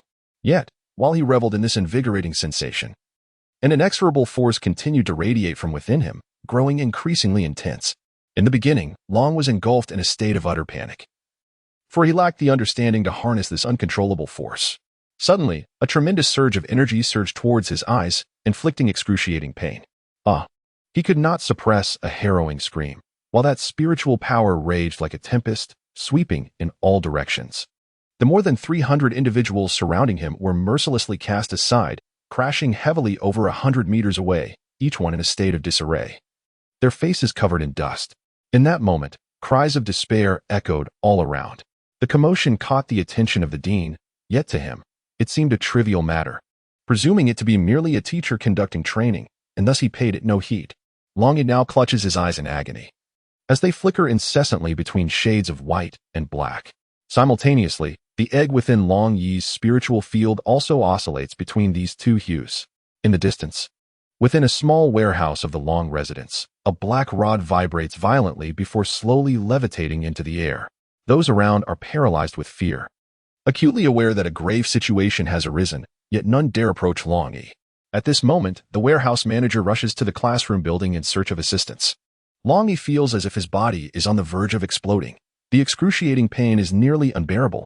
His eyes continue to shift in color, alternating between white and black, evoking an overwhelming sense of terror and unease.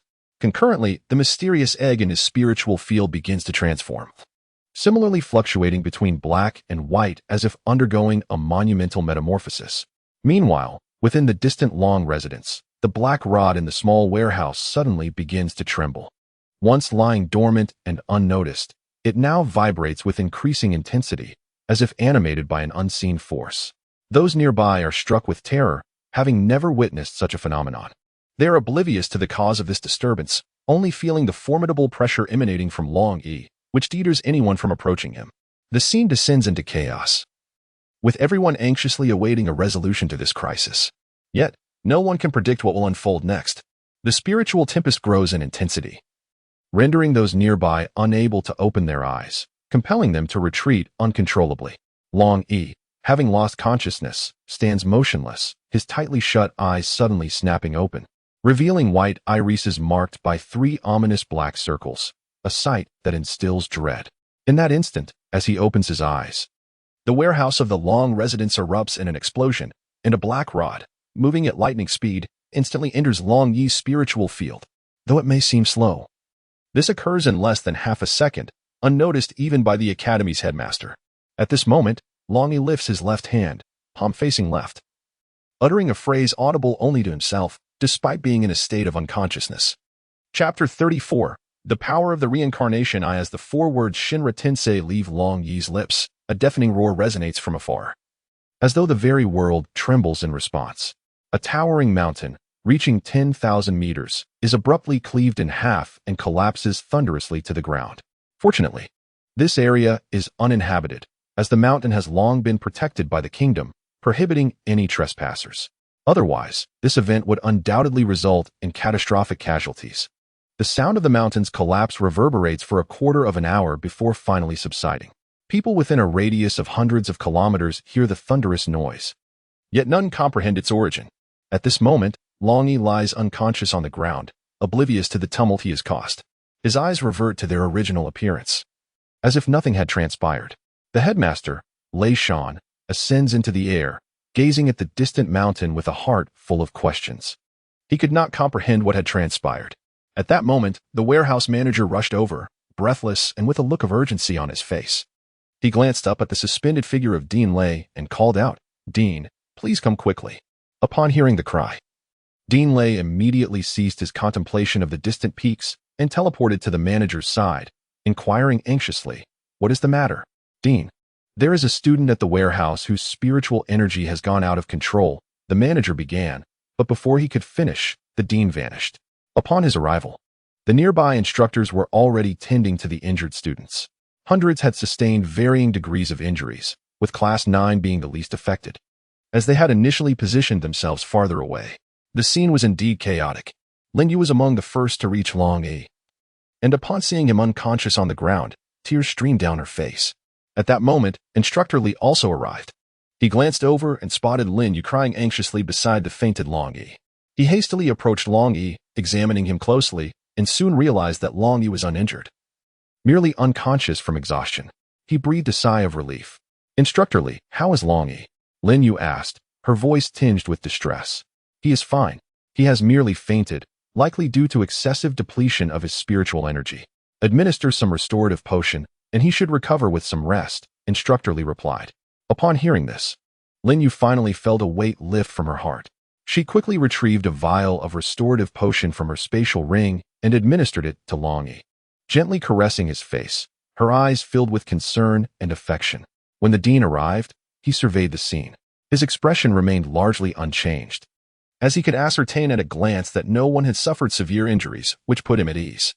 However, upon witnessing the disarray, he could not help but furrow his brow. What transpired here? Can anyone enlighten me? The surrounding instructors shook their heads, indicating their lack of knowledge regarding the events. At that moment, the warehouse manager, trembling, stepped forward and recounted the incident as best as he could. After listening to the student's account, the dean's countenance darkened. "You will reflect on today's events thoroughly and provide me with a complete report." He then cast a glance at Longyi before turning and departing, leaving a group of bewildered instructors and students behind. Everyone understood that this incident would undoubtedly be addressed with utmost seriousness. Meanwhile, Longyi remained quietly on the ground, unaware of when he would awaken. Half an hour later, all the injured had been taken for treatment, while those uninjured returned to their dormitories.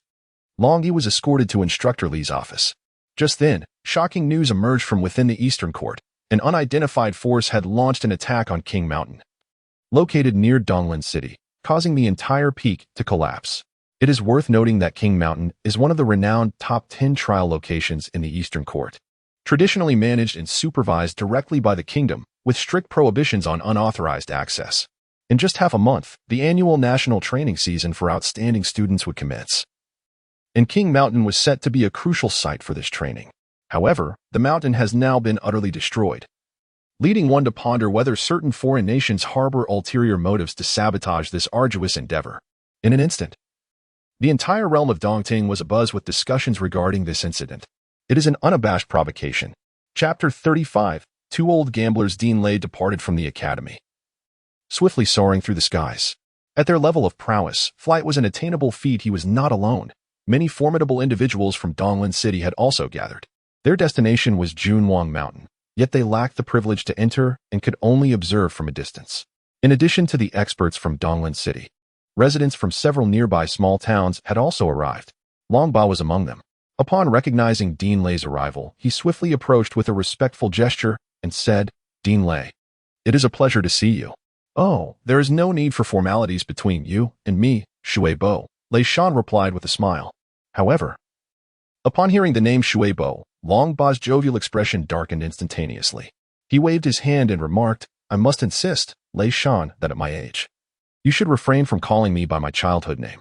Following this, he feigned indignation, adopting a stern visage.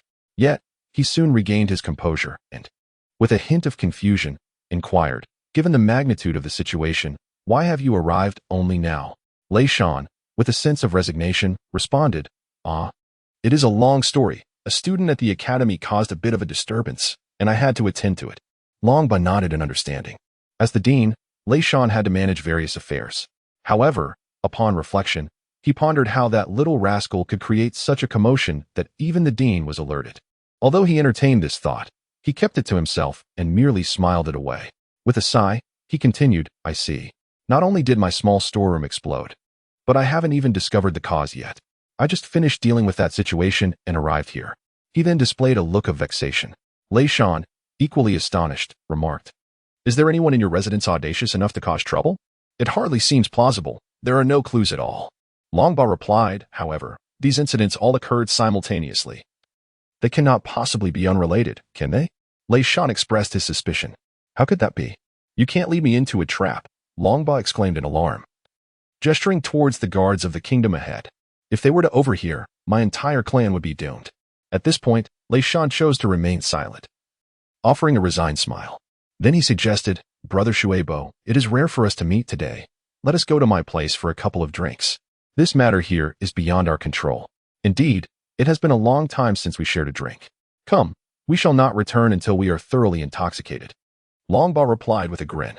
"Wait a moment," Lei Shan interjected, "it has been ages since we last sparred. How about we race to the academy?" Longba retorted, "Brother He Shan, you are clearly taking advantage of me. Your cultivation level surpasses mine, so how could I possibly compete? Then propose a solution."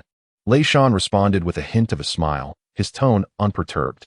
Longba's eyes twinkled as he pondered for a moment before declaring, "Let us compete in stamina, to see who can reach the academy first, without the use of spiritual energy. This seems fair, does it not?" A glint of mischief flickered in his gaze. "Very well.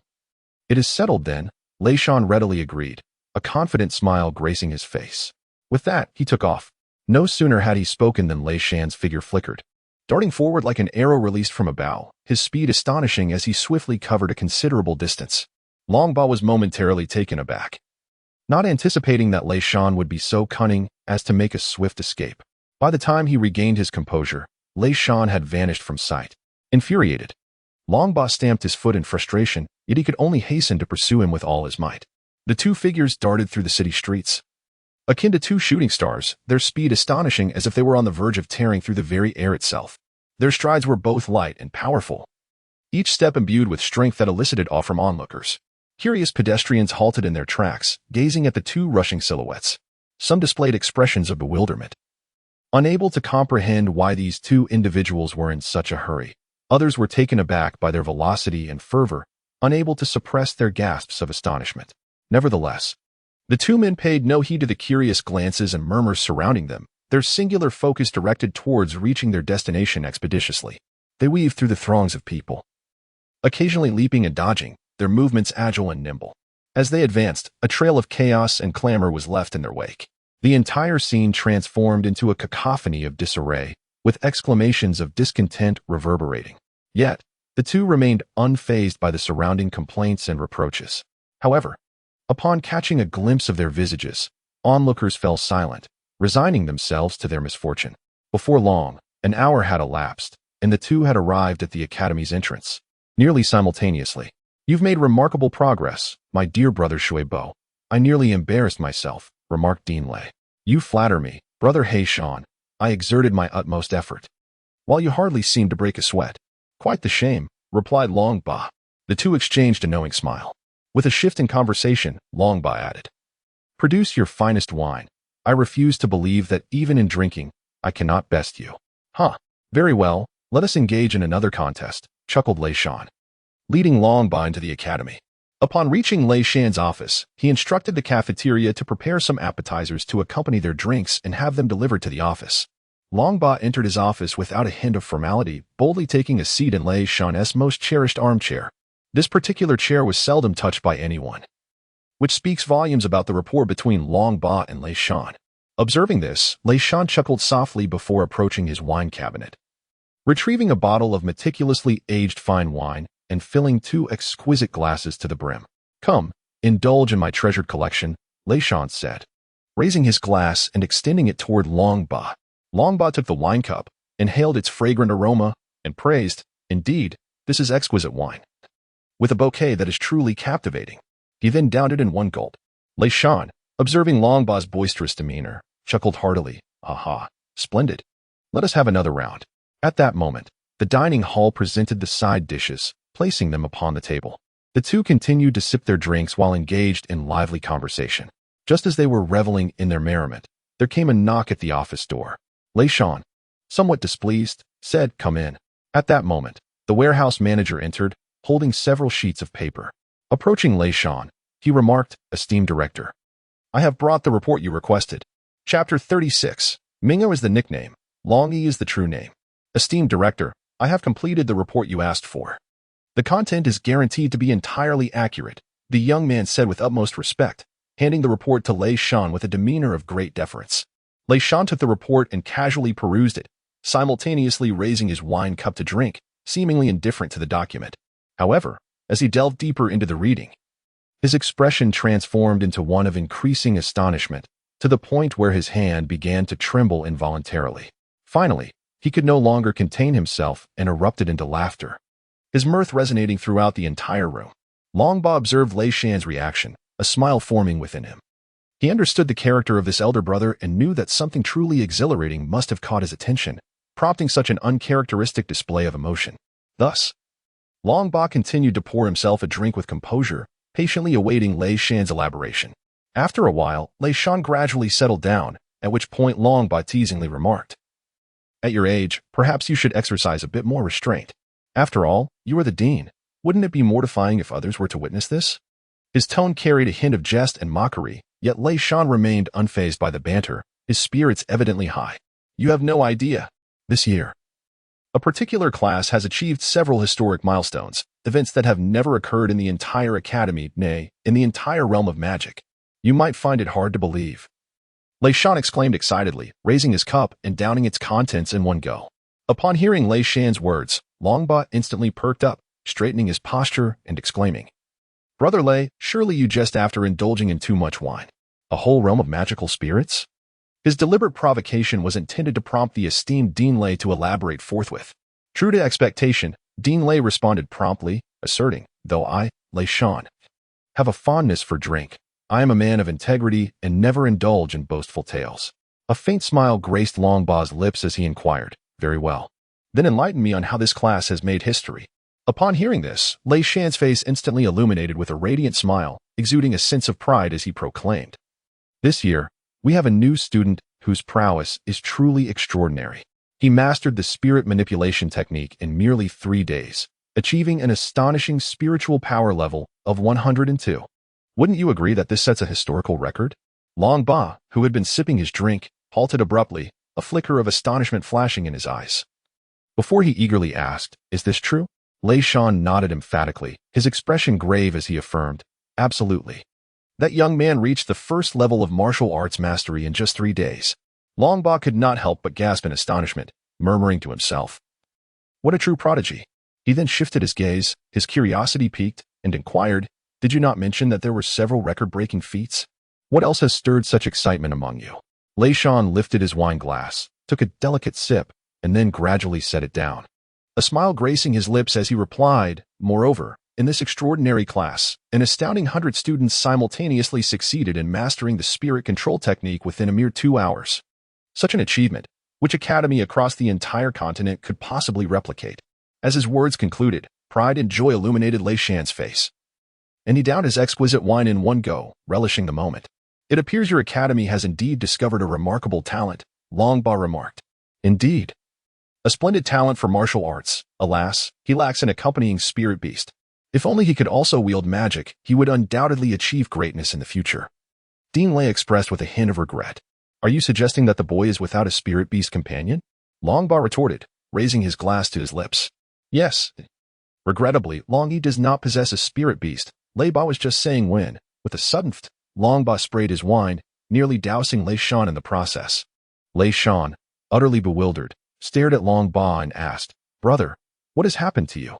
Have you already had too much to drink?" Longba did not pay attention to what Lei Shan was saying and directly inquired, "The prodigy you just mentioned is named Longyi?" He rose to his feet, his eyes brimming with anticipation as he pressed for more information. "Indeed, his name is Longyi. That is correct," Lei Shan replied. "Ha ha. It is truly commendable to be my beloved grandson. Even without a spirit companion, he shines so brilliantly." Longba chuckled, his face radiating pride and satisfaction. "Longyi is your grandson?" Lei Shan asked in astonishment. "Shouldn't your grandson be named Longming?" Longba explained. "Ming-Er is merely a childhood name for Longyi. His true name is indeed Longyi." His laughter erupted, resonating with such mirth that he seemed to momentarily forget his age and status. "Ahem, brother Shueibo. At your age, one ought to exhibit a bit more composure. After all, you are the leader of a clan. Wouldn't it be rather embarrassing if others were to witness this?" Lei Shan echoed Longba's earlier words back to him. Chapter 37. The awakening of Longyi. You may not yet be aware, but the individual whose spiritual energy went awry today is none other than Longyi. Lei Shan remarked, his expression grave. Upon hearing this, Longba's eyes widened in disbelief as he inquired, "How could my grandson have lost control of his spiritual power? Is he injured?" Lei Shan replied, "He is unharmed. However, his spiritual energy was exceedingly volatile after the incident." As he spoke, he handed the report in his possession to Longba. Taking the report, Longba began to read it intently, his expression shifting between various emotions. "Since you are here, I would like to inquire if anything extraordinary has ever occurred with Longyi," Lei Shan asked, furrowing his brow. Longba made an effort to recollect and then said, "Not long ago, by the seaside, Longyi encountered some difficulties, sustaining grave injuries, nearly to the point of no return. However, the precise cause of his injuries remains unclear, as we were solely focused on his rescue and did not investigate the matter further." Lei Shan pondered for a moment and replied, "It appears there is a connection between these events, yet we are unable to ascertain the cause. We can only rely on careful observation in the future." Longba inquired, "Longyi, where are you now? May I visit?" "He should be with his mentor. Allow me to take you there," came the reply as he rose from his seat. And together they exited the office. During this time, Longyi remained in a deep slumber, yet even in this state, the enigmatic egg within him persistently absorbed the surrounding spiritual energy without pause. As time elapsed, this absorbed essence gradually transformed into a milky white energy, which continuously accumulated in Longyi's spiritual field, enabling his cultivation to progress slowly yet steadily. Simultaneously, alongside the egg, a dark rod floated. Though it appeared unchanged on the surface, it quietly absorbed the milky white spiritual energy generated by the egg. Once it had consumed this essence, it would emit a unique aura, distinct from ordinary spiritual energy, a special form of energy. This extraordinary essence flowed through Longyi's body, ultimately converging at his eyes, where it was absorbed by his gaze. Unbeknownst to him, subtle alterations began to manifest in his eyes. At this moment, Minterly stood vigil beside Longyi, initially expecting him to awaken within an hour. However, as 4 hours passed and the sky darkened, concern began to creep into his mind. Just then, Longyi's hand stirred slightly, a movement that did not escape Minterly's keen observation. Following this, Longyi opened his eyes, rubbed them gently, and, feeling the absence of the previous discomfort, found a newfound sense of ease. Minterly, drawing closer, remarked, "Longyi, you have awakened. How do you feel?" Upon seeing Minterly, Longyi immediately sat up and said, "Minterly, I feel quite well. Thank you for your concern." He then glanced around and inquired, "How are my classmates?" Minterly replied, "They are all fine. I have sent them home." At that moment, Longyi's stomach growled audibly. He placed a hand on his belly, feeling quite hungry. With a smile, Minterly said, "I shall go to the cafeteria and fetch you something to eat. You stay here for a while." At that moment, Longyi, lacking strength, consented, saying, "Thank you, Minterly, I appreciate your trouble." Minterly had just reached the door when two individuals entered, namely Dean Lei Shan and Long Ba. Chapter 38. A joyful reunion with grandfather. Minterly was taken aback for a moment, but quickly regained composure, respectfully addressing Dean. No need for formalities. "Is Longyi here?"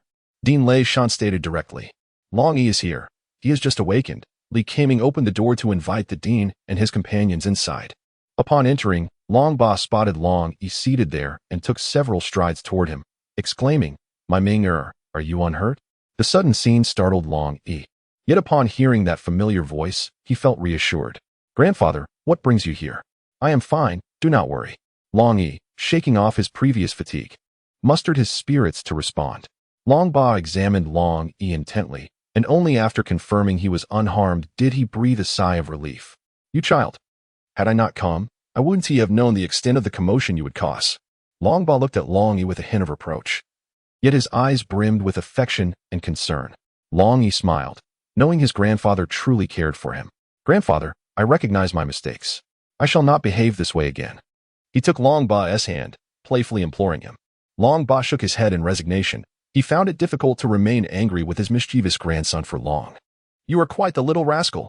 Long Ba chuckled, pinching Longyi's nose, then turned to Li Kaming, saying, "I truly appreciate your care for my Longyi." Li Kaming promptly waved his hand, stating, "You are too kind. Old Master Longyi is also my student. It is only natural." At that moment, Longyi's stomach growled again, prompting everyone to exchange amused glances. Dean Lei Shan said, "Let us dine at my place. I have a feast prepared," and Minterly, "I have matters to discuss with you." "Certainly, Dean," Minterly replied. Shortly thereafter, they arrived at the dean's office, where Longyi eagerly began to eat. While the three of them enjoyed their drinks and engaged in lively conversation, Dean Lei Shan looked at Minterly with admiration, raising his wine glass and proclaiming, "Minterly, you have once again accomplished great deeds. The Academy will surely commend those mentors with potential. Come, let us toast together." As he spoke, he raised his wine glass high and gently clinked it with Minterly's, then tilted his head back and consumed its contents in one go. Li Kaming promptly responded, "Director, you flatter me. It is merely my duty." A modest smile graced his face, yet his heart brimmed with joy and pride. Director Lei nodded slightly, expressing his understanding as he remarked, "Minterly, there is no need for such humility. The Academy requires young mentors like you, who dare to innovate and are willing to experiment. Only through continuous innovation can our educational endeavors ascend to greater heights." He paused for a moment, his brow furrowed, and continued, "In recent years, the development of our Academy has not been ideal, lagging somewhat behind other institutions. As the head of the Academy, I find this deeply concerning." With that, he sighed softly and raised his wine glass again, draining it in one gulp. Li Kaming listened quietly, a surge of responsibility welling up within her.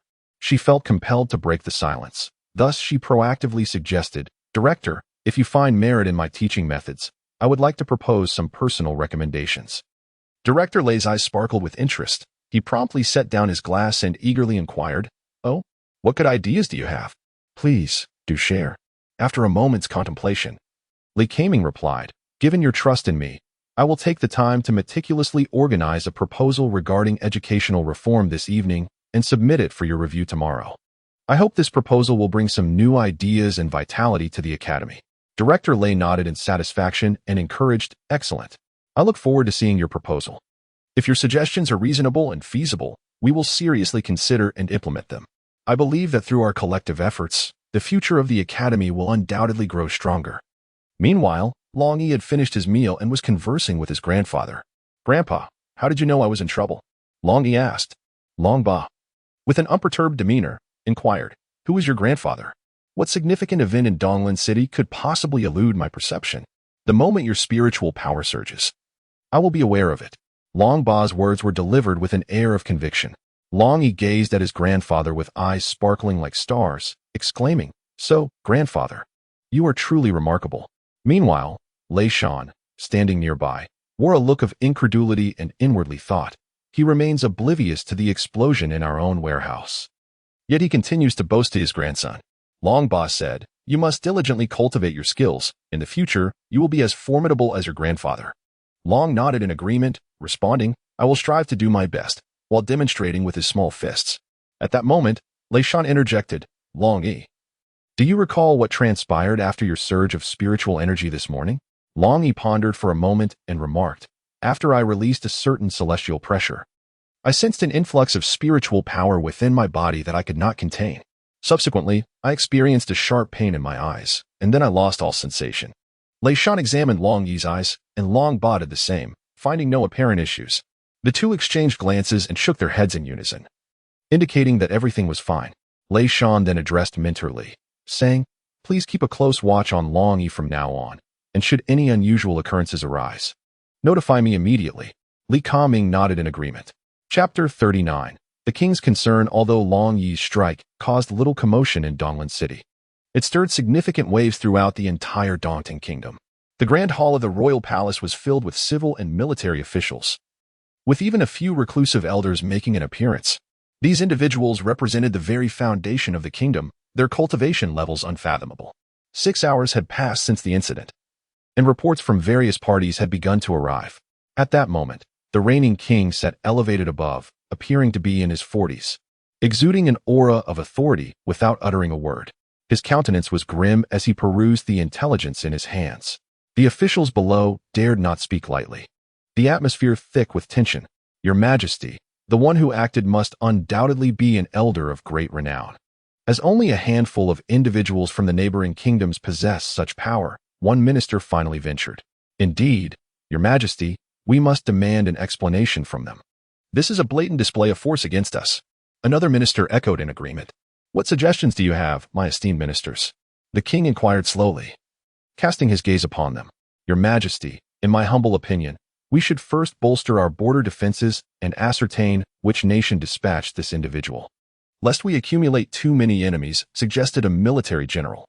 At that moment, a guard hurried in, kneeling to report, "Your Majesty, General Wu Yong requests an audience." "Oh, let him enter," the king commanded. Before long, a man clad in armor strode into the hall. He was tall and imposing, his expression stern, radiating a formidable presence. "Your Majesty." Wu Yong bowed respectfully to the king. "General, did you glean any insights from your expedition?" the king inquired. "In response to Your Majesty, my observations indicate that this individual struck with remarkable swiftness, devoid of any warning, and the force was tremendous. In my estimation, with but a single palm strike, he obliterated the mountain," Wu Yong reported. A collective gasp escaped the officials, including the elders present. The emperor furrowed his brow and asked, "Could it be that this person has ascended to the fabled realm? How is that even possible?" This possibility cannot be dismissed, however. It is also conceivable that he has concealed his true strength or employed some form of unique technique or artifact. We must conduct further investigations to ascertain this individual's identity and background for a more precise assessment, Wu Yong replied. The emperor nodded in agreement, ordering his subordinates to gather more information about this enigmatic figure. He also instructed Wu Yong to maintain vigilance on the matter and report any new developments promptly. After Wu Yong departed, the emperor sank into contemplation. He recognized the gravity of the situation. If this individual truly possessed such formidable power, he posed a potential threat to the entire kingdom. Swift action was imperative to ensure the nation's safety. "What are the thoughts of the elders?" the king respectfully inquired. "If this person indeed harbors ulterior motives, he will likely strike again. If General Wu's assessment holds true, it is also possible that he was merely testing his strength," one elder remarked. "After all, given his formidable strength, extinguishing our nation would be a mere trifle for him, yet he has refrained from doing so. Thus, it appears that he harbors no malevolent intentions. However, we must not let our guard down. We must remain ever vigilant, observing the unfolding events with caution," an elder remarked. The elder's words resonated profoundly, and I, the younger, have learned much. The king replied with utmost respect. Thus concluded the session of the council. Yet, the matter did not end there, for it soon reached other nations, instilling in them a profound sense of concern. Chapter 40. The Joyful Dragon One. After an hour of heartfelt conversation with his grandfather, Longyi returned to his dormitory, his heart brimming with a sense of longing and affection.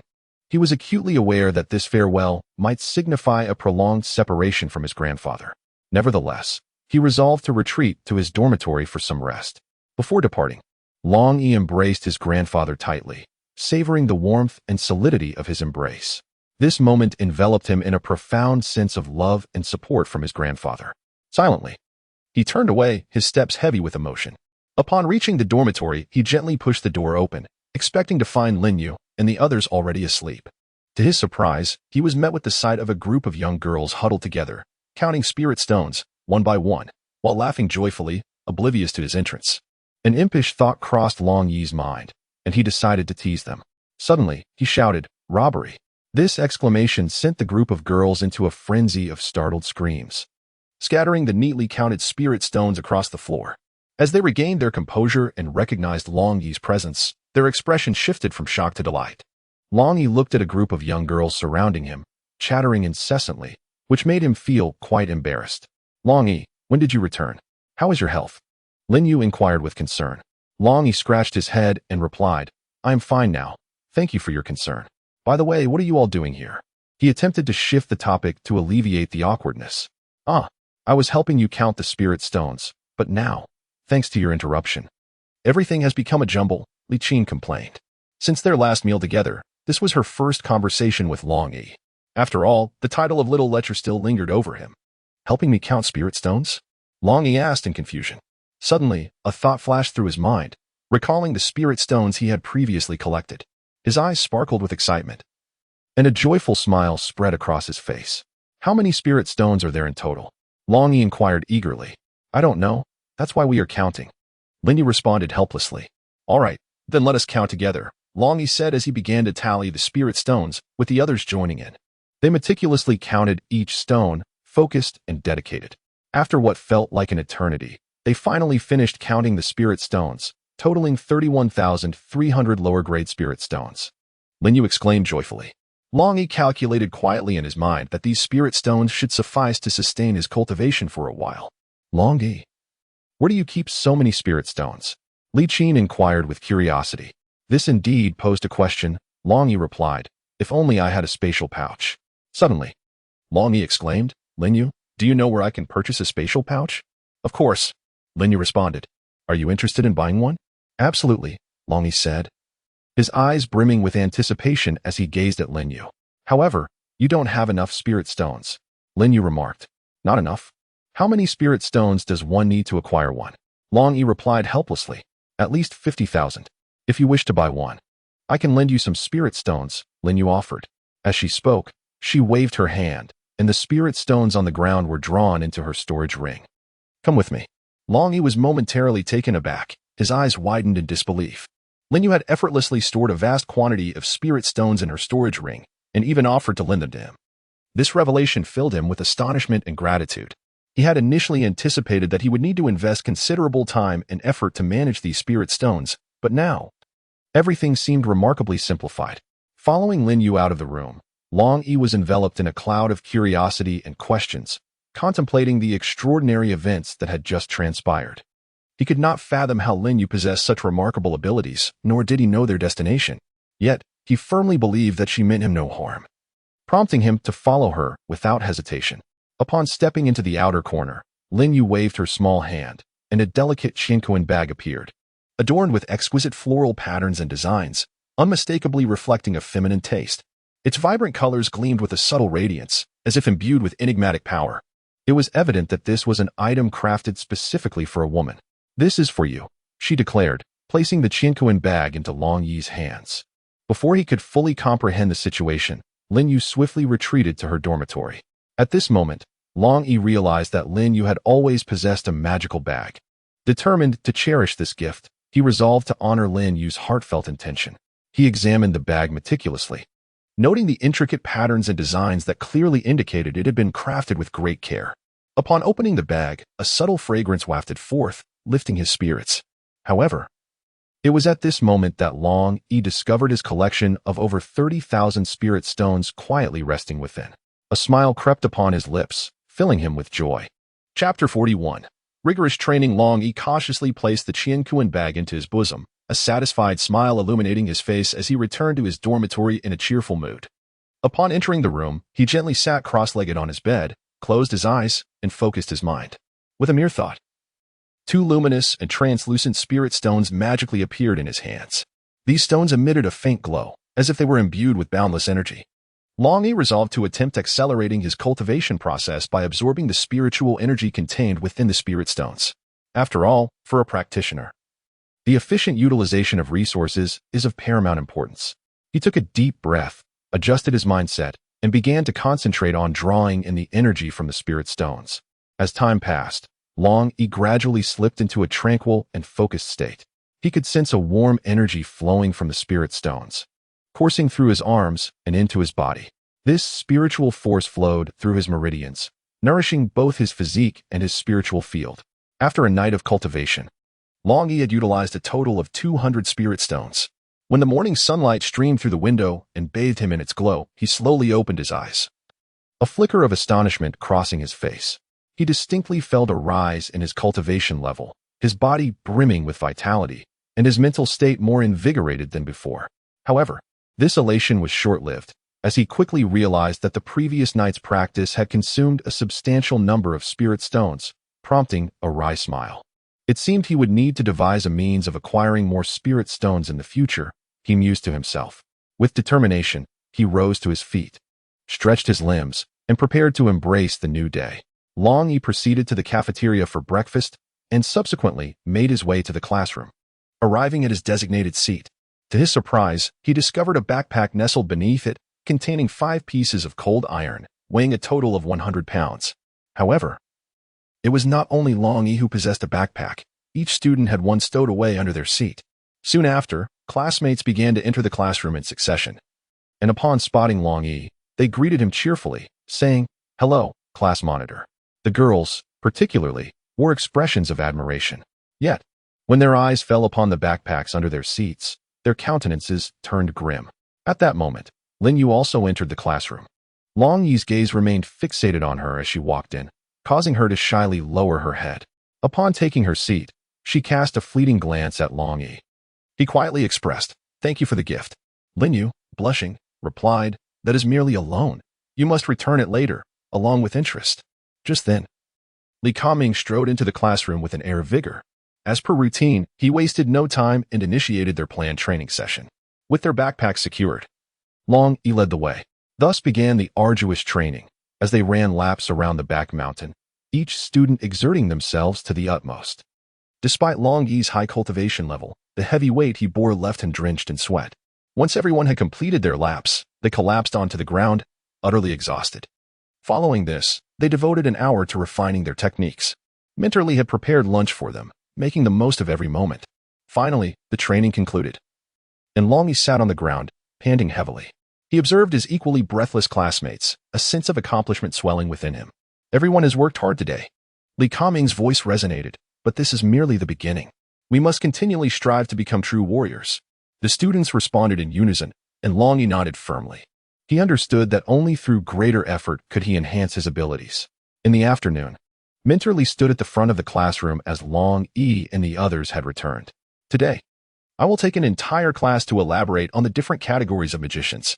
Master Li solemnly stated, "Different types of mages typically possess the following characteristics. 1. Ice mages. Characteristics: proficient in utilizing freezing and cold-based magic, capable of creating ice blocks and ice arrows, and sometimes possessing the ability to control the weather, such as summoning snow. Advantages: possess formidable defensive and crowd control capabilities. Disadvantages: their powers may be limited in hot environments. 2. Fire mages. Characteristics: mastery over fire magic, able to unleash fireballs and create walls of flame. Advantages: high offensive power, suitable for rapidly eliminating enemies. Disadvantages: difficult to control, with a tendency to cause collateral damage. 3. Water mages. Characteristics: utilize water elements for both offense and defense, employing techniques like water streams and water arrows. Advantages: strong healing and restorative abilities, ideal for supporting teams. Disadvantages: relatively weaker in offensive power. 4. Earth mages. Characteristics: capable of manipulating earth and stone for defense or attack, such as erecting earthen walls or triggering earthquakes. Advantages: exceptional defensive strength and survival capabilities. Disadvantages: attack speed may be slower. 5. Wind mages. Characteristics: command the element of wind, capable of conjuring storms and tornadoes. Advantages: swift in movement, excelling in ranged attacks and agility. Disadvantages: relatively weaker in defensive capabilities. 6. Light mages. Characteristics: typically associated with light, healing, and divine power. Able to cast healing spells and holy attacks. Advantages: powerful healing abilities and divine assaults that can dispel dark forces. Disadvantages: vulnerable to dark magic. 7. Dark mages. Characteristics: skilled in wielding dark powers, such as summoning shadow creatures and casting curses. Advantages: diverse methods of attack, adept at weakening and cursing foes. Disadvantages: often regarded as malevolent and easily countered by light magic. However, the attributes you possess are contingent upon your accompanying spirit beast, which will only become evident once your spiritual companion matures. This means you will need to grow a bit more to discern your true nature. It should be noted that some individuals may possess multiple attributes, and it is common for one to excel in one while supporting another in their practice. Masterly. Is it possible for someone to proficiently cultivate several attributes? A student inquired. Indeed, but such instances are exceedingly rare and are typically reserved for exceptional talents, Masterly replied. Having concluded his discourse, Masterly announced the end of the class and instructed the students to continue their training as planned. What? Is there really such a notion? Indeed. How have I never heard of this before? Does that mean we are currently unaware of our own attributes? The students engaged in animated discussions, their curiosity piqued by this newfound knowledge. All right, settle down. Masterly clapped his hands to regain their attention. Although you cannot yet ascertain your attributes, do not fret. In due time, as your spirit beasts grow, the truth shall reveal itself. Before this, everyone should diligently train according to the plan. Do you understand? We understand. The students responded in unison. Subsequently, Instructor Lee announced the end of class, allowing the students to continue their training as originally scheduled. Chapter 42. Tonight. I treat as twilight gradually enveloped the surroundings, the entire class began to conclude their training. At this moment, Longyi stood up and solemnly declared the class dismissed. With Instructor Lee having departed earlier, he was entrusted with the responsibility of supervising and managing the students. Following the end of class came the much-anticipated dinner time. Longyi, observing the excited expressions on his classmates' faces, smiled and proclaimed, "Tonight, I shall treat everyone to dinner." This unexpected invitation filled all the students with delight and joy, and they erupted into cheers. It was a rare opportunity for everyone to gather and relish delectable food, fostering camaraderie among them. For these children, such moments were undoubtedly brimming with joy and warmth. Longyi continued, "Let us not forget that many seniors provided their generous support yesterday. So today we may indulge ourselves fully. Such opportunities are rare. Our class leader is truly magnificent." A student exclaimed, and soon the entire class joined in unison, chanting, "Our class leader is magnificent. Our class leader is magnificent. Our class leader is magnificent." All right, let us head to the cafeteria," Longyi interjected. As they made their way to the dining hall, the students animatedly conversed, eagerly anticipating the delectable feast that awaited them. Longyi strolled along, engaging in cheerful banter with his classmates, his face radiating warmth and friendliness. Upon arriving at the cafeteria, each student selected their favorite dishes, after which Longyi proceeded to settle the bill. The dining table was filled with laughter and joy as everyone shared their stories and experiences, creating a harmonious and cheerful atmosphere. Observing the joyous expressions of his classmates, Longyi felt a profound sense of fulfillment within. After dinner, he reminded his peers, "Do not forget tonight's meditation practice. Strive to achieve breakthroughs as soon as possible." The students responded enthusiastically, leaving the cafeteria in high spirits. On their way back to the dormitory, Longyi walked side by side with Linyu, who suddenly remarked, "Longyi, today you resemble a general. Your infectious energy has brought everyone together, compelling us to follow your lead effortlessly." Upon hearing Linyu's words, Long paused and inquired, "What leads you to such a notion?" "It is not merely a notion, but rather my own sentiment," Linyu replied. Longyi chuckled softly and declared, "Very well, I shall aspire to become a great general, leading countless troops to vanquish all foes. As he spoke, he struck a pose of formidable grandeur, as though he were already a mighty general.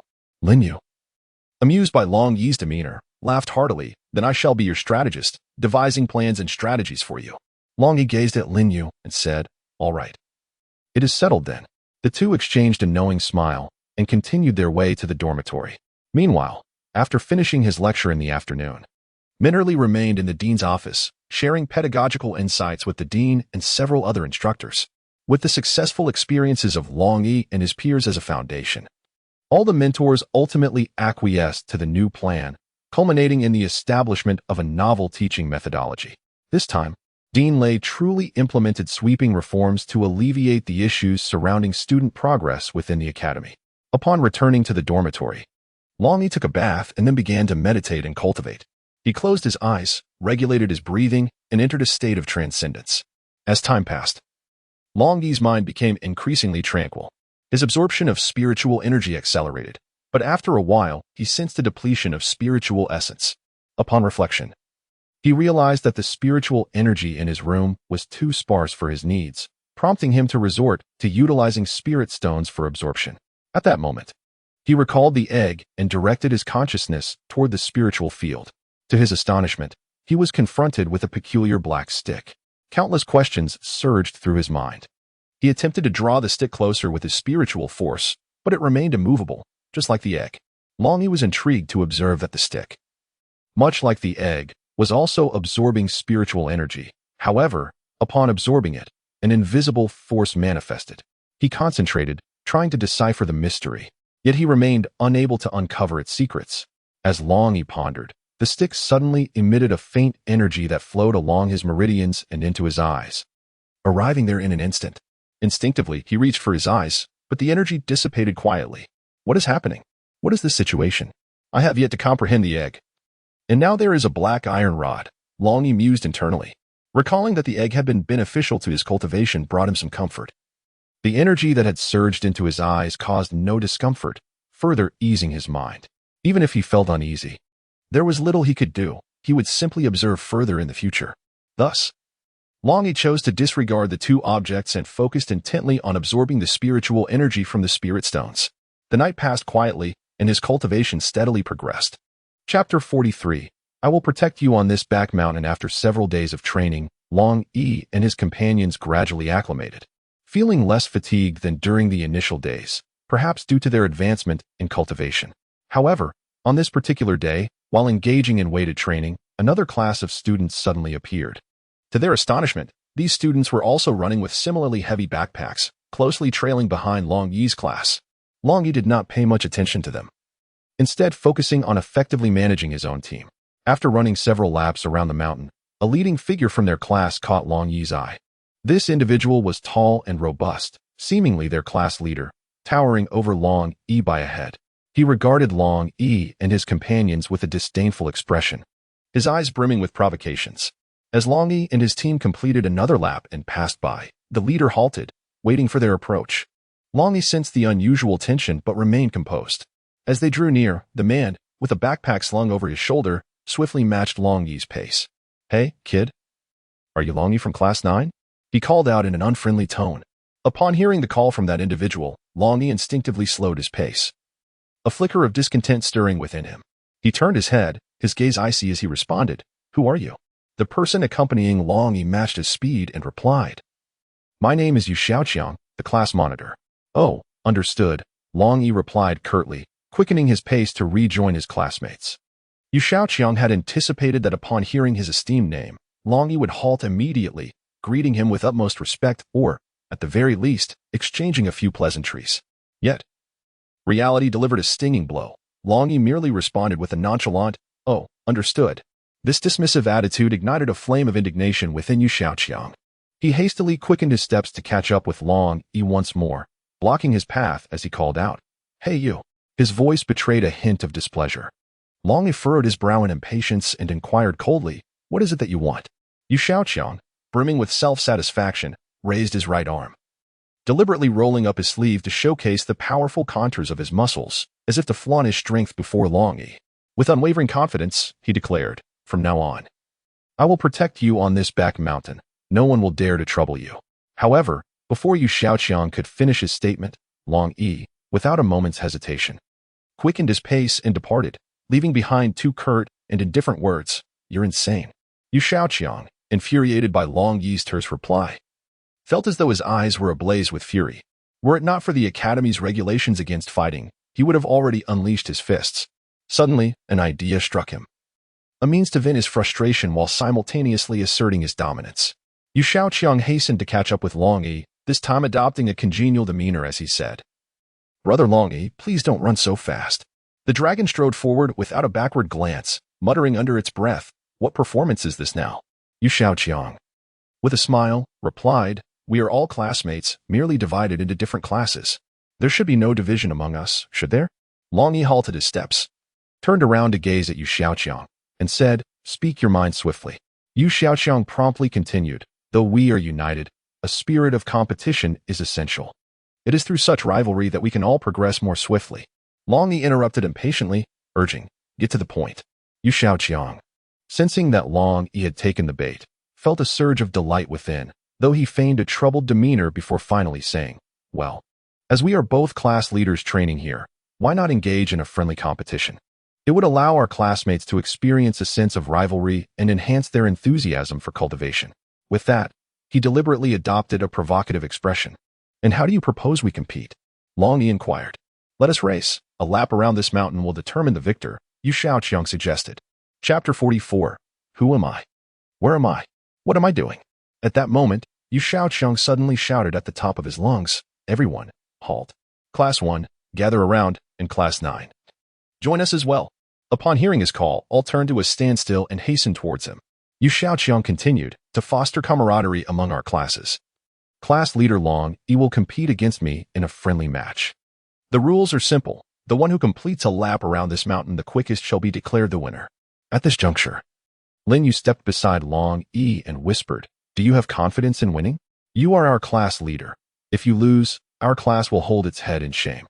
Longyi smiled at Lin Yu, offering her a reassuring glance to indicate that he was fine. At that moment, Lin Yu stepped forward and declared, "A competition must have rewards, otherwise it lacks significance." Upon hearing this, Yu Xiaoqiang cast a disgruntled glare at Lin Yu, but maintained a facade of composure as he inquired, "What sort of wager do you propose?" Lin Yu met his gaze, a subtle smile gracing her lips, and replied, "I'm not talking about a wager. I'm referring to prizes. How about this? The victor becomes the leader. If you win, you shall be the leader of Longyi. If you lose, you will have to call him Leader Longyi. What do you say?" With that, she shot a provocative glance at Yu Xiaoqiang, feeling somewhat insecure under Lin Yu's gaze. Yu Xiaoqiang muttered to himself, "This little girl dares to challenge me." Yet, unwilling to lose face, he begrudgingly agreed, "All right, it's a deal." Lin Yu, noticing his eager acquiescence, could not help but chuckle, thinking to herself, "This fellow truly clings to his pride, even at his own expense." Meanwhile, Longyi observed them with an air of calm, seemingly brimming with confidence regarding the impending contest. "Very well, I shall issue the commands," Lin Yu stated. "This shall be the finish line. Whoever reaches it first is the winner. Are we all prepared?" Just then, Yu Xiaoqiang noticed that Longyi's backpack was notably small, leading him to believe that Longyi carried fewer stones while he himself bore a heavier load. Feeling disadvantaged, he immediately shouted, "Wait a moment. What is it?" Lin Yu inquired. Yu Xiaoqiang pointed at Longyi's backpack and exclaimed, "His backpack is so small while mine is so large. This is utterly unfair." As he spoke, he hoisted his own backpack for all to see, his face etched with dissatisfaction. Upon hearing Yu Xiaoqiang's words, Lin Yu turned her attention to Longyi's backpack and quickly grasped the situation. A sly smile crept across her face as she remarked to Yu Xiaoqiang, "Fortunately, you pointed that out. Otherwise, it would have been quite detrimental." Then, with a mischievous grin, she added, "How about this? You and Longyi switch backpacks. After all, we aren't afraid of a little disadvantage." Upon hearing Lin Yu's suggestion, Yu Xiaoqiang felt a surge of delight within. He triumphantly asked Longyi, "Does what you say hold any weight? Are you really going to exchange backpacks with me?" He thought to himself, "This proposal is simply too advantageous. How could I possibly refuse?" Long glanced at Lin Yu and couldn't help but chuckle. He replied, "No problem, we can switch. But are you truly willing to carry my burden?" His gaze held a hint of deeper meaning, as if he had already discerned Yu Xiaoqiang's ulterior motives. Of course I am. Yu Xiaoqiang answered without hesitation, inwardly rejoicing. He thought to himself, do you take me for a fool? Your backpack is so small, while mine is so heavy.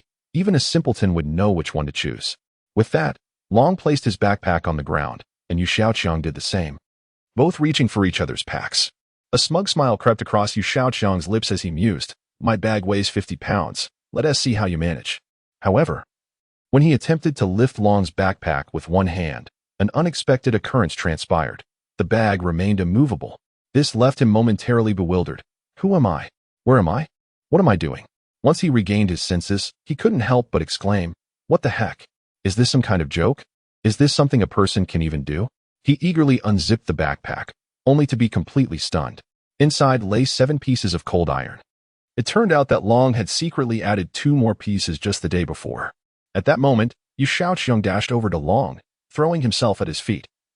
Clutching them tightly, and shamelessly began to polish his shoes. While buffing them, he flatteringly said, Big brother, your shoes are so dirty, allow me to clean them for you. Are you thirsty? Here, have a pair to soothe your throat. Witnessing this scene, onlookers were left utterly astonished, as if turned to stone. Chapter 45. Long's Dilemma. A competition had not yet begun, yet it had already concluded, leaving everyone in a state of surprise and confusion. Nevertheless, Long remained unfazed, continuing to immerse himself in training. He shouldered his own backpack once more, ready to face new challenges. At this juncture, a figure appeared beside him, none other than Yu Xiaoqiang. He followed closely behind, his eyes fixated on Long's backpack, admiration evident on his face. Yu Xiaoqiang internally marveled, conceding that Long was indeed formidable, earning his utmost respect. To the point of reverence. Although he too was a rare talent in his own class, he recognized the considerable gap between himself and Long. When Yu Xiaoqiang learned that Long was not a sorcerer, he felt a slight sense of relief. However, his admiration for Long remained undiminished, for he understood that being able to carry 140 pounds of cold iron was no ordinary feat. Thus, he continues to view Longyi as his idol, striving to learn from him. The morning training session concluded, and as lunchtime approached, Yu Xiaoqiang insisted on treating Longyi to a meal as an apology. Eventually, Longyi acquiesced to the invitation from this younger brother, and Linyu was included as well. After spending the morning together, Linyu had also grown familiar with Yu Xiaoqiang. In the afternoon, Mentor Li resumed his lecture. Students, our next topic will be the realm of martial practitioners. Previously, I introduced the classification of martial practitioners, ranging from the 1st to the 9th heaven. So, what exactly is martial cultivation? Beyond the refinement of techniques, one must also hone martial skills and combat abilities. He paused for a moment before continuing. Martial skills are categorized into inferior, medium, superior, and exceptional grades. Correspondingly, various weapons are also classified into these categories. Among those involved in this process are the weapon refiners, a unique profession, along with many other special careers. However, those matters are for another time. You will gradually come to understand them. Mentor Li cleared his throat and added, currently, our primary focus is on martial skills. These are accessible to all, including mages, albeit with certain restrictions. Due to their inherent attributes, mages can only cultivate martial skills that align with their elemental nature. For instance, if your attribute is ice or water, you would be unable to practice fire-based skills. In contrast, martial practitioners face no such limitations. With sufficient comprehension, any martial skill can be attempted. This is a significant advantage of martial practitioners over mages. He continued, typically, inferior martial skills are more suited for practitioners at the 1st to 3rd heavens. This is because your internal spiritual energy is limited, allowing only the use of inferior martial skills.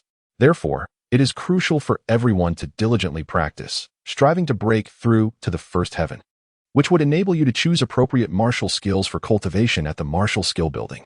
Upon hearing Mentor Li's explanation, excitement illuminated everyone's faces, as if they were eager to commence their training immediately. However, Longyi found himself lost in thought. He mused that if Mentor Li's assertions were accurate, then he could indeed begin cultivating martial skills right away, having achieved the 1st heaven of martial prowess. Yet, a new dilemma arose. What kind of martial skill should he select? This question weighed heavily on his mind. Suddenly, he recalled the mysterious egg in the spiritual field. If that egg were to hatch and become his companion spirit beast, would it impose any attribute restrictions on the martial skills he practiced? All right, That concludes today's session. Class dismissed. Mentorly exited the classroom, unperturbed by the likelihood of students slacking off, as he perceived their eagerness for cultivation. In a hurry, Longyi rushed after him, eager to inquire about acquiring martial skills. Mentorly, I have a question, he called out. Mentorly halted and turned back. What is your question? How can one obtain martial skills? Longyi scratched his head. To the martial arts building, Mentorly pointed towards a distant pavilion, where a myriad of martial skills awaited those who could pass the assessments to acquire them. Thank you, Mentor. Longyi dashed towards the martial arts building. Upon reaching its entrance, he noticed that the structure had only 3 stories and appeared rather unremarkable. Taking a deep breath, he stepped inside. Upon entering, he saw an elderly man reclining in a chair. Glancing around, he noticed that this was the sole occupant, and the old man seemed to be asleep, prompting Longyi to refrain from disturbing him. Do you require assistance, young student? Just then, a deep and resonant voice echoed in Longyi's ears, as if it were emanating from all directions, startling him considerably. Taken aback, Longyi realized that the elderly gentleman had opened his eyes and was silently observing him. Longyi regained his senses and hurriedly inquired, I am here to select martial arts techniques. May I ask if this is the place to choose such skills? Upon hearing this, the old man's eyes sparkled with intrigue.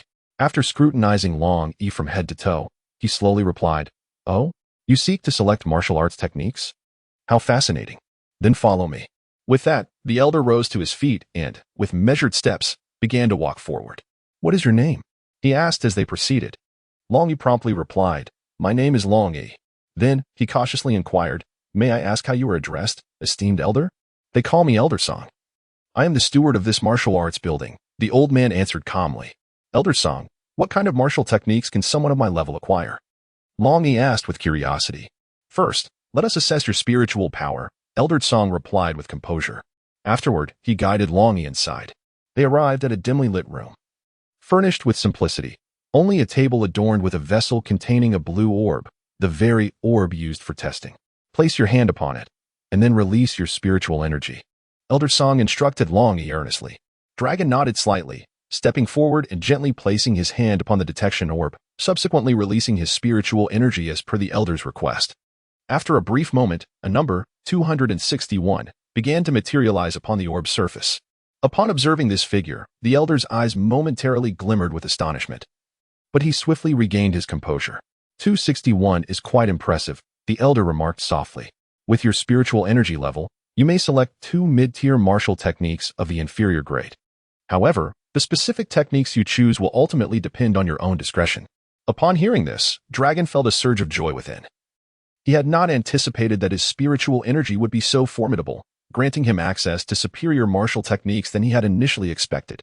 Elder, how many tiers are there for these inferior grade martial techniques? Dragon inquired with curiosity. The elder patiently elucidated, inferior grade martial techniques are categorized into 3 tiers, beginner, intermediate, and advanced. The beginner tier is relatively straightforward and easily grasped, albeit lacking in potency. The intermediate techniques, on the other hand, are more intricate and demand a greater investment of time and effort to master, yet, once perfected, they wield significantly greater power. The advanced tier, however, presents even more formidable challenges. The elder continued, Dragon, release your spirit companion so I may observe its attributes. At this, Dragon was taken aback, uncertain of how to respond. If he claimed to have none, it would not be entirely truthful, as he possessed an egg, yet, its attributes remained a mystery. What if it conflicted with his martial techniques, rendering him unable to cultivate? That would indeed pose a dilemma. Conversely, if he asserted that he did possess one, he knew he could not summon it, nor was he certain if there was a spirit companion within the egg at all. This truly was a perplexing predicament. Dragon felt a profound sense of conflict, momentarily at a loss for words. After some contemplation, he resolved to confide in the elder, hoping that perhaps this venerable figure might hold a solution. Elder, I actually harbor a secret that no one is aware of, Dragon said cautiously. The elder raised an eyebrow, a smile playing upon his lips. Do tell, and I shall keep your secret safe. Thus, Dragon meticulously recounted the details of the egg from the spiritual field, along with the circumstances surrounding his cultivation practice. The elder listened, his expression clouded in confusion, unable to fathom the cause. How can this be? The elder exclaimed, his eyes wide with disbelief as he gazed at Dragon. Are you certain you are not jesting? Longyi shook his head with a wry smile, saying, Old Zong, How could I dare to jest about such matters? This is indeed my personal experience. Old Zong furrowed his brow, lost in contemplation. After a considerable pause, he remarked to Longyi, "Your question has truly perplexed me. I am unable to provide you with an answer." With that, he seated himself on the ground and gestured for Longyi to do the same. Today, the old man had some time to spare, so he began to elaborate. Starting with the concept of the spirit field. Everyone knows of the spirit field from a young age. Yet few comprehend why it nurtures spirit companions or how these companions can enter the body. Even more enigmatic is their ability to move freely, as if they were mere extensions of oneself. While this may not be the crux of the matter, there is something we must understand. It pertains to our minds. Specifically the contents within our minds, knowledge that you have yet to acquire. This understanding is pivotal to addressing the eggs within your spirit field.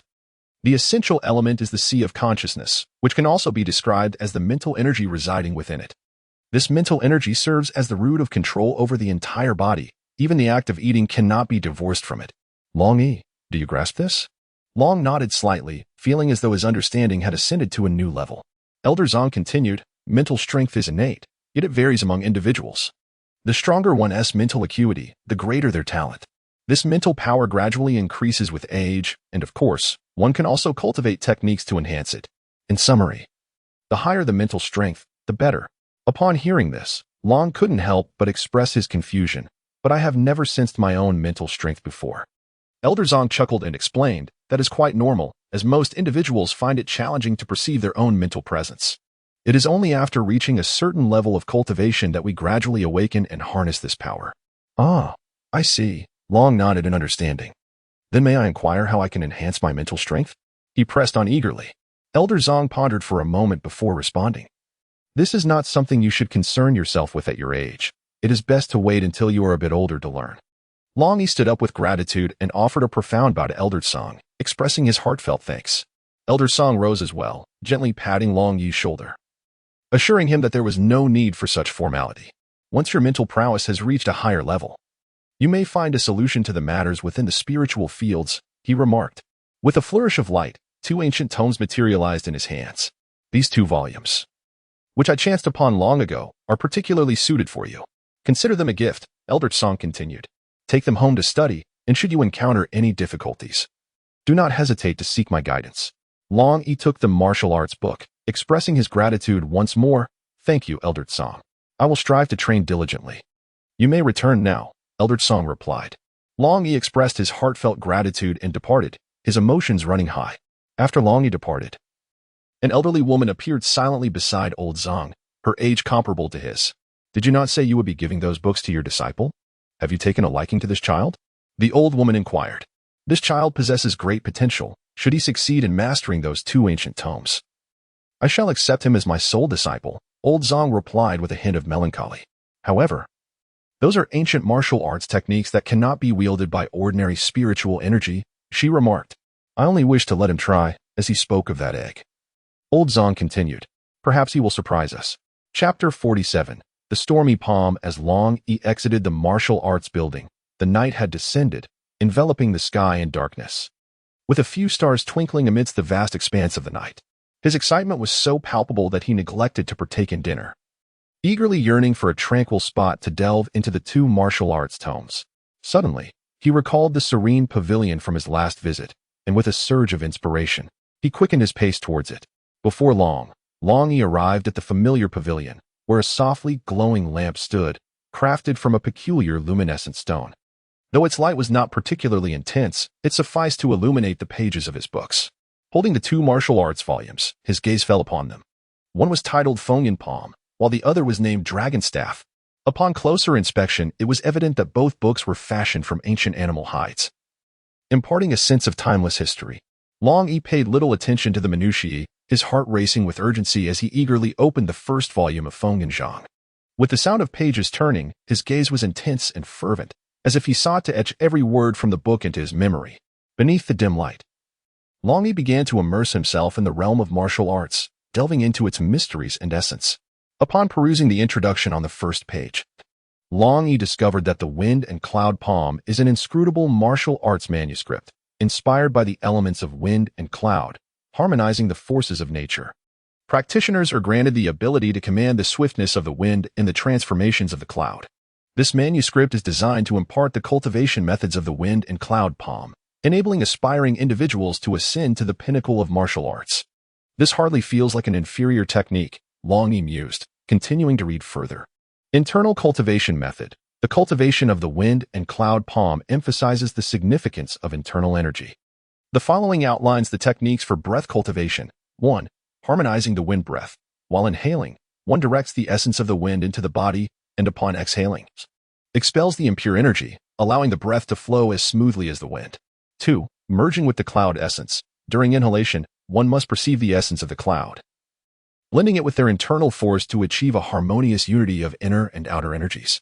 Longyi pondered. The internal energy referred to here must be what they mean by spiritual energy. Continuing to the next page, he found the table of contents. First style, wind rises. Cloud surge. Second style, wind whirls, clouds unfurl. Third style, wind and clouds transform. Fourth style, confluence of wind and clouds. Fifth style, clouds turn, winds overturn. Longyi perused the entire tome, encountering numerous terms that were entirely foreign to him.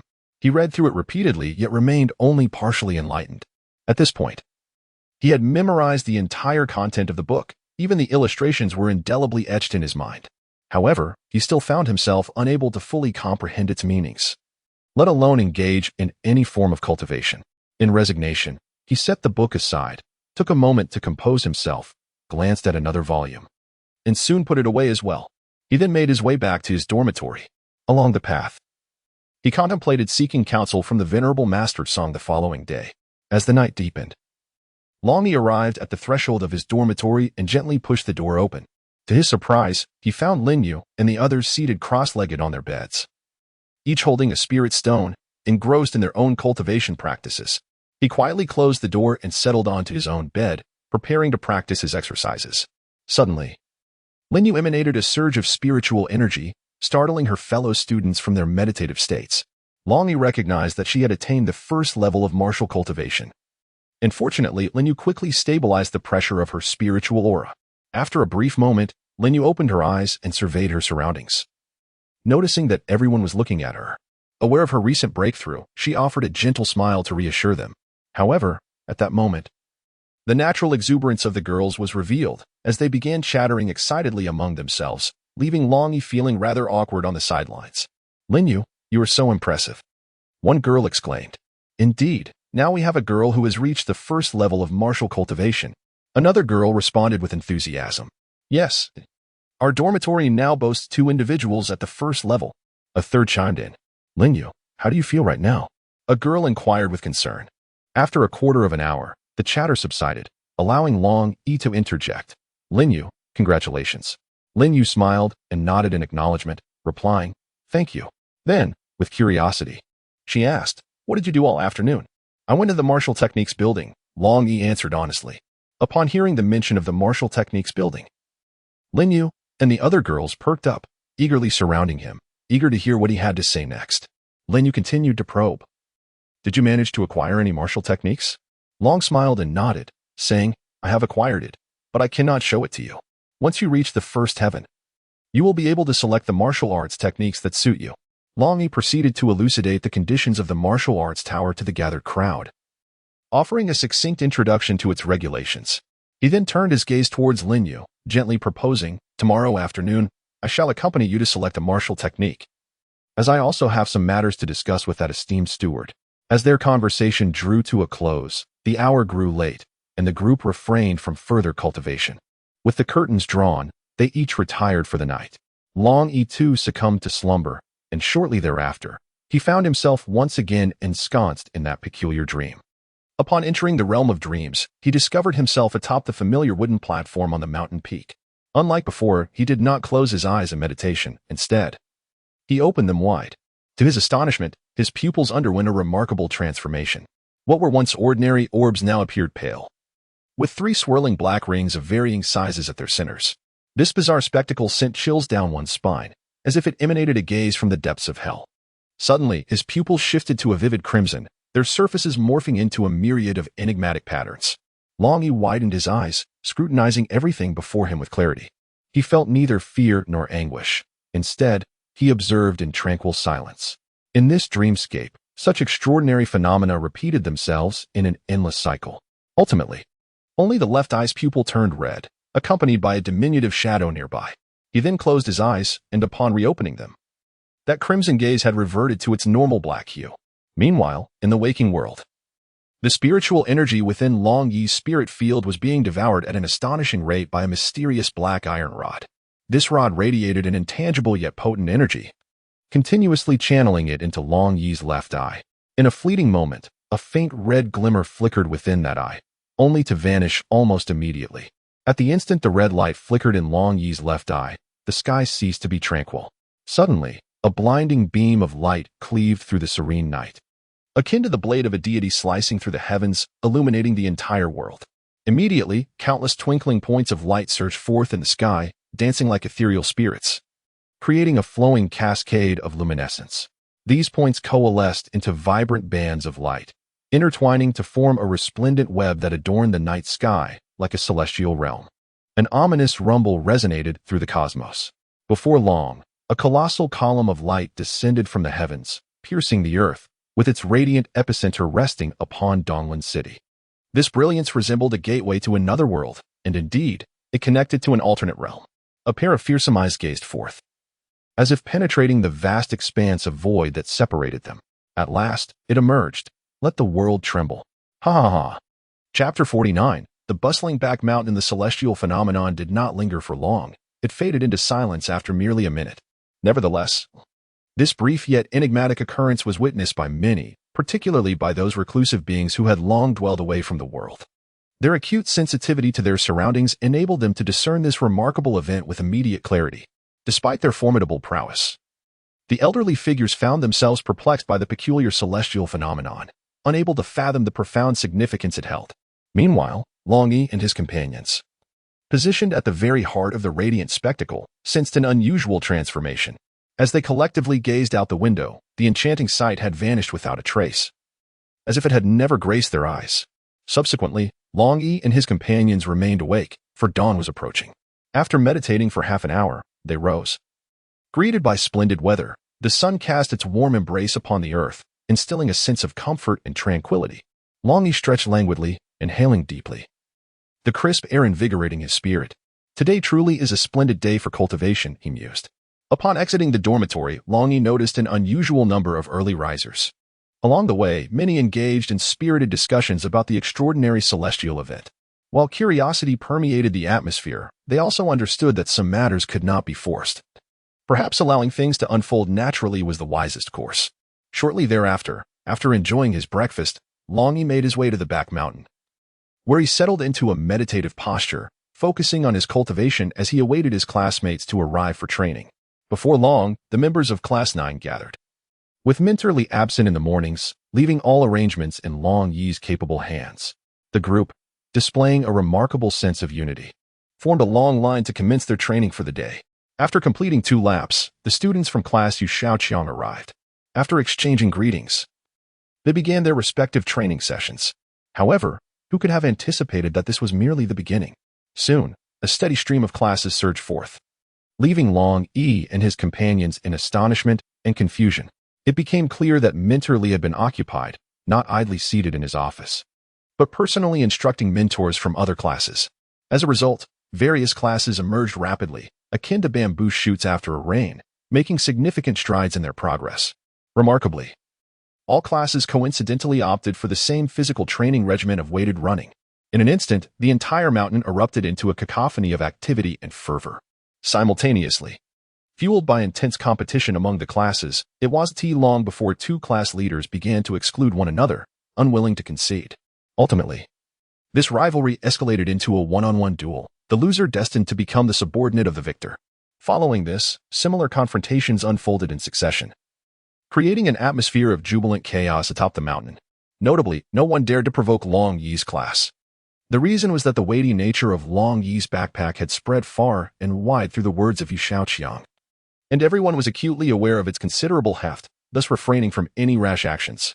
In the distance, a separate peak was occupied by a group of over a dozen individuals, observing Longyi and his peers. These individuals were none other than the students' mentors. including Dean Lei and Mentorly Kaming. Dean Lei joyfully remarked, "This method truly proves effective. It not only enhances their physical training but also instills a competitive spirit, fostering resilience in the children. Truly a multifaceted approach." Ah, Li Kaming remarked, "Dean Lei, the number of people on that mountain is increasing, and the space is becoming rather cramped. Do we have any suitable arrangements?" Dean Lei replied, "We have anticipated this issue. We shall carve out several paths on the mountain behind, thereby alleviating the congestion. The students can enter the rear mountain in batches to train, and you may schedule the timing accordingly." "Understood, esteemed Dean," Li Kaming responded. At this moment, Dean Lei, with a grave expression, inquired, "Recently, how many students from your first-year class have successfully transcended to the first level of the celestial realm?" His piercing gaze swept across each mentor present, as if he sought the answer within their expressions. However, in response to Dean Lei's inquiry, the mentors remained silent, seemingly lost in contemplation. Then, Li Kaming stepped forward, standing tall and exuding confidence as he replied, "From my observations, our class's Lin Yu is highly likely to achieve a breakthrough in the near future. As for Longyi, he is indeed the first among us to transcend to the first level, a fact that I believe is well known to all." With that, a hint of pride crossed Li Kaming's face. Dean Lei nodded slightly, acknowledging Li Kaming's words. He then earnestly cautioned, "That is splendid, but do not let your guard down. We must promptly arrange for these children to learn martial techniques, for time waits for no one. This year is crucial for our Donglan city, and we must exert ourselves to seize that coveted opportunity, especially since our academy has not had a standout student for 3 consecutive years, venturing into broader horizons." As he spoke, a deep sigh escaped Dean Lei, revealing his profound regret. Hearing this, Mentorly suddenly grasped the situation and asked, "Dean, are you referring to the upcoming Eastern Region Junior Academy competition?" His voice tinged with surprise and anticipation. "Precisely," Dean Lei affirmed with a decisive nod. His eyes filled with determination and yearning. "In recent years, our performance in this grand competition has indeed been disappointing. Now, we must rally our spirits and strive with all our might. We cannot afford to miss this opportunity again." His words resonated like a powerful force, inspiring everyone present. Chapter 50. Return to the martial arts building after careful deliberation. Dean Lei made a significant decision to conduct a comprehensive and in-depth spiritual power assessment for all students in the academy.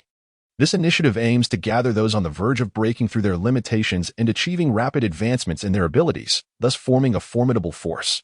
Simultaneously, for those who have already succeeded in their breakthroughs, they will be granted invaluable martial techniques. In this manner, not only can we ignite the students' fighting spirit and potential, but we also hope to achieve remarkable results in the upcoming evaluation in just a month. Mentorly, you are tasked with overseeing this initiative. Once completed, you shall guide and instruct them to ensure they achieve breakthroughs at the earliest opportunity.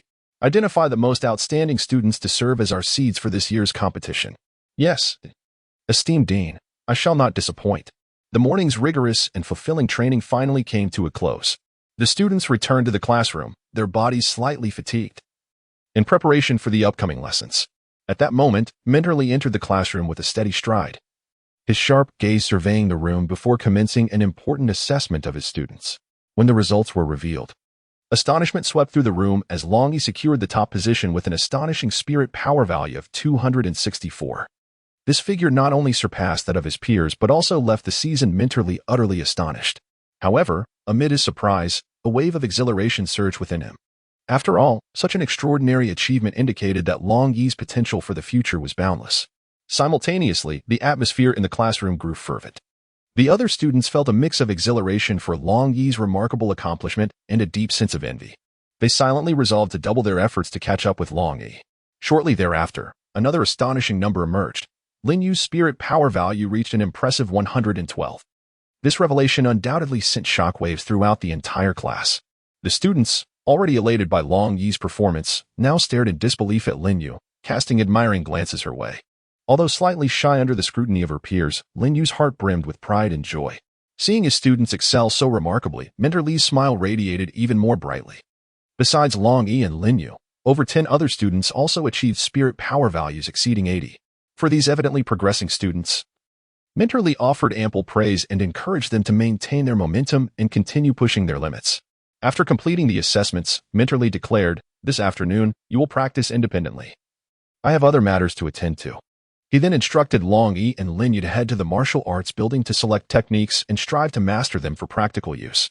After lunch, Longyi, filled with urgency, led Lin briskly toward the martial arts building. Upon entering, his eyes darted around as he searched for the elusive figure of Tsang Lao. Just then, a mysterious old woman appeared behind him like a ghost. "Back again, are you?" she said suddenly, her words striking like thunder, causing Lin to pale in fright and cling tightly to Longyi. In contrast, Longyi remained somewhat composed, though his heart skipped a beat. After all, he had been startled in a similar manner before and had prepared himself somewhat for this encounter. "Madam, do you recognize me?" Longyi asked, forcing himself to sound calm. "Is Tsang Lao available?" "Humph." The old woman scoffed, her expression darkening. "You come seeking that old man directly. Don't you think I am beneath your notice?" "That is certainly not the case, madam," Longyi hurriedly defended himself. "I truly have urgent matters to consult with Tsang Lao. By your words, it seems you look down upon me. Then, is there anything that cannot be asked of me first?" The elderly woman relentlessly continued her probing inquiries. Faced with this barrage of questions, Longyi found himself momentarily at a loss for words, uncertain of how to respond. Fortunately, the elderly woman chose not to persist in her interrogation. Instead, her tone softened as she said, "Very well, I shall not press you further. You two may accompany me." As she spoke, the previously tense expression on her face transformed into one of kindness and warmth. This abrupt shift in demeanor left both Longyi and Lin bewildered, utterly unable to grasp the reason behind such a change. Chapter 51. Is this a slug? Upon entering the room, they encountered the same spirit-testing orb. The elderly woman instructed, "Little girl, please test your spiritual power." Lin quickly completed the test, achieving a score of 112, consistent with her earlier measurement.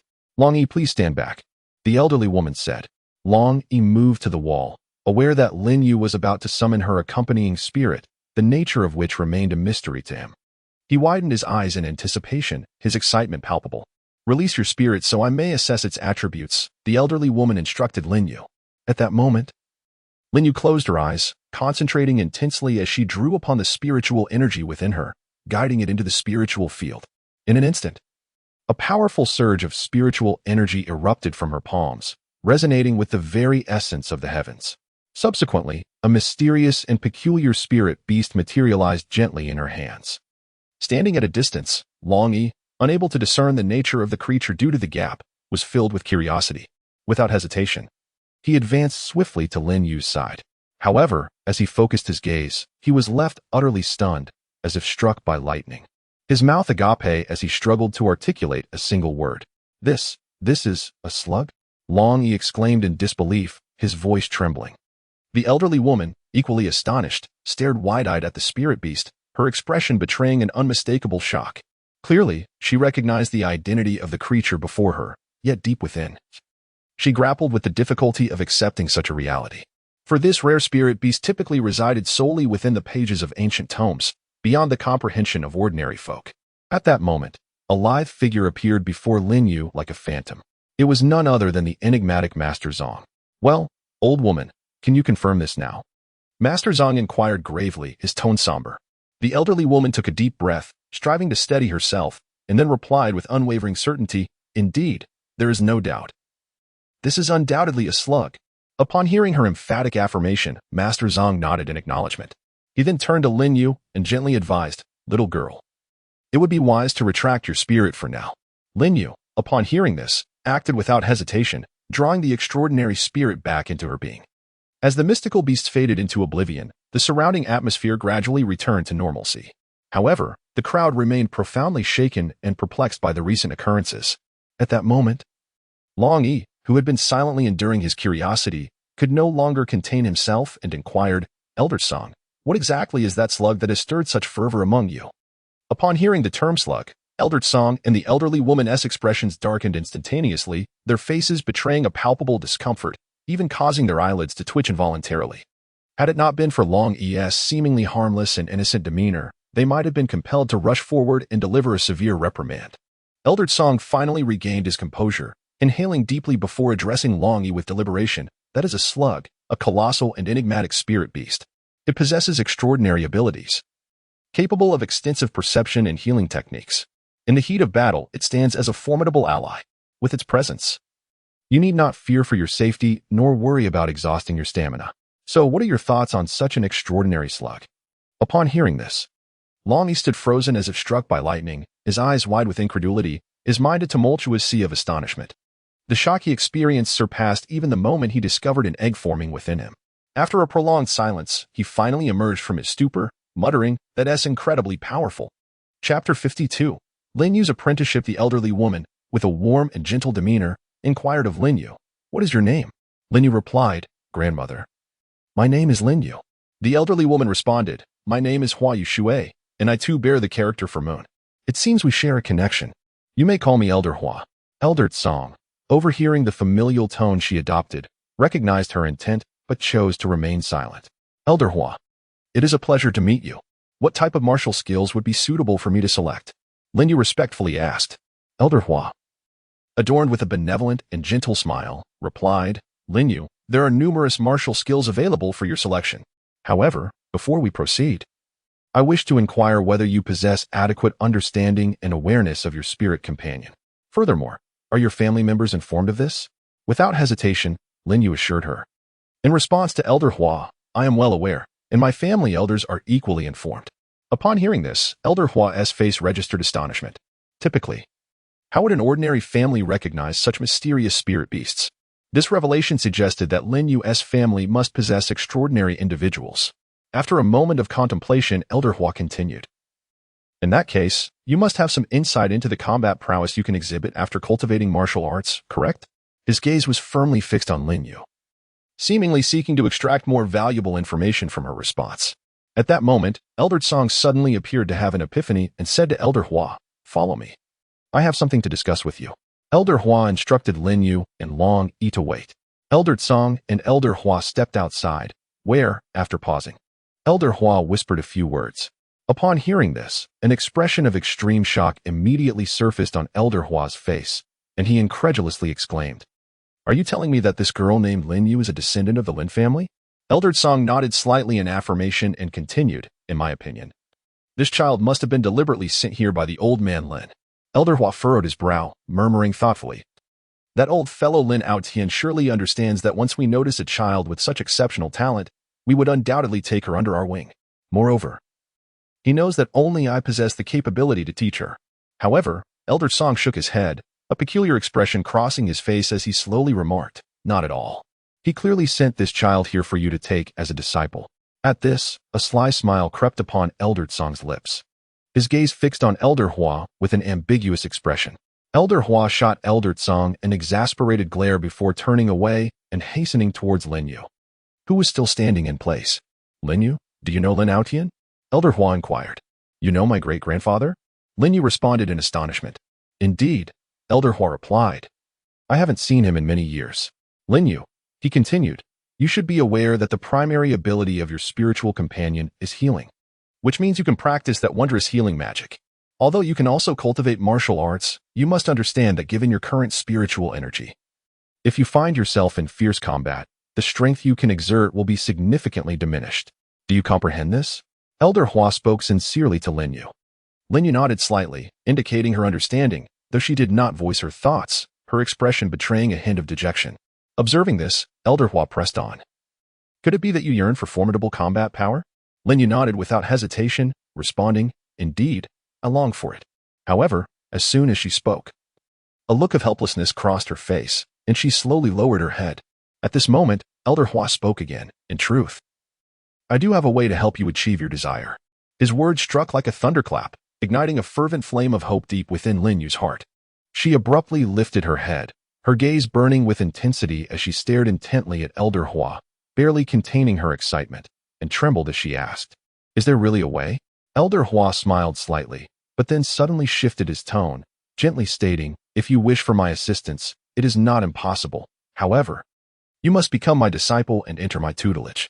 May I ask if you can agree to this?" Upon hearing these words, Linyu could not help but be filled with unanticipated joy.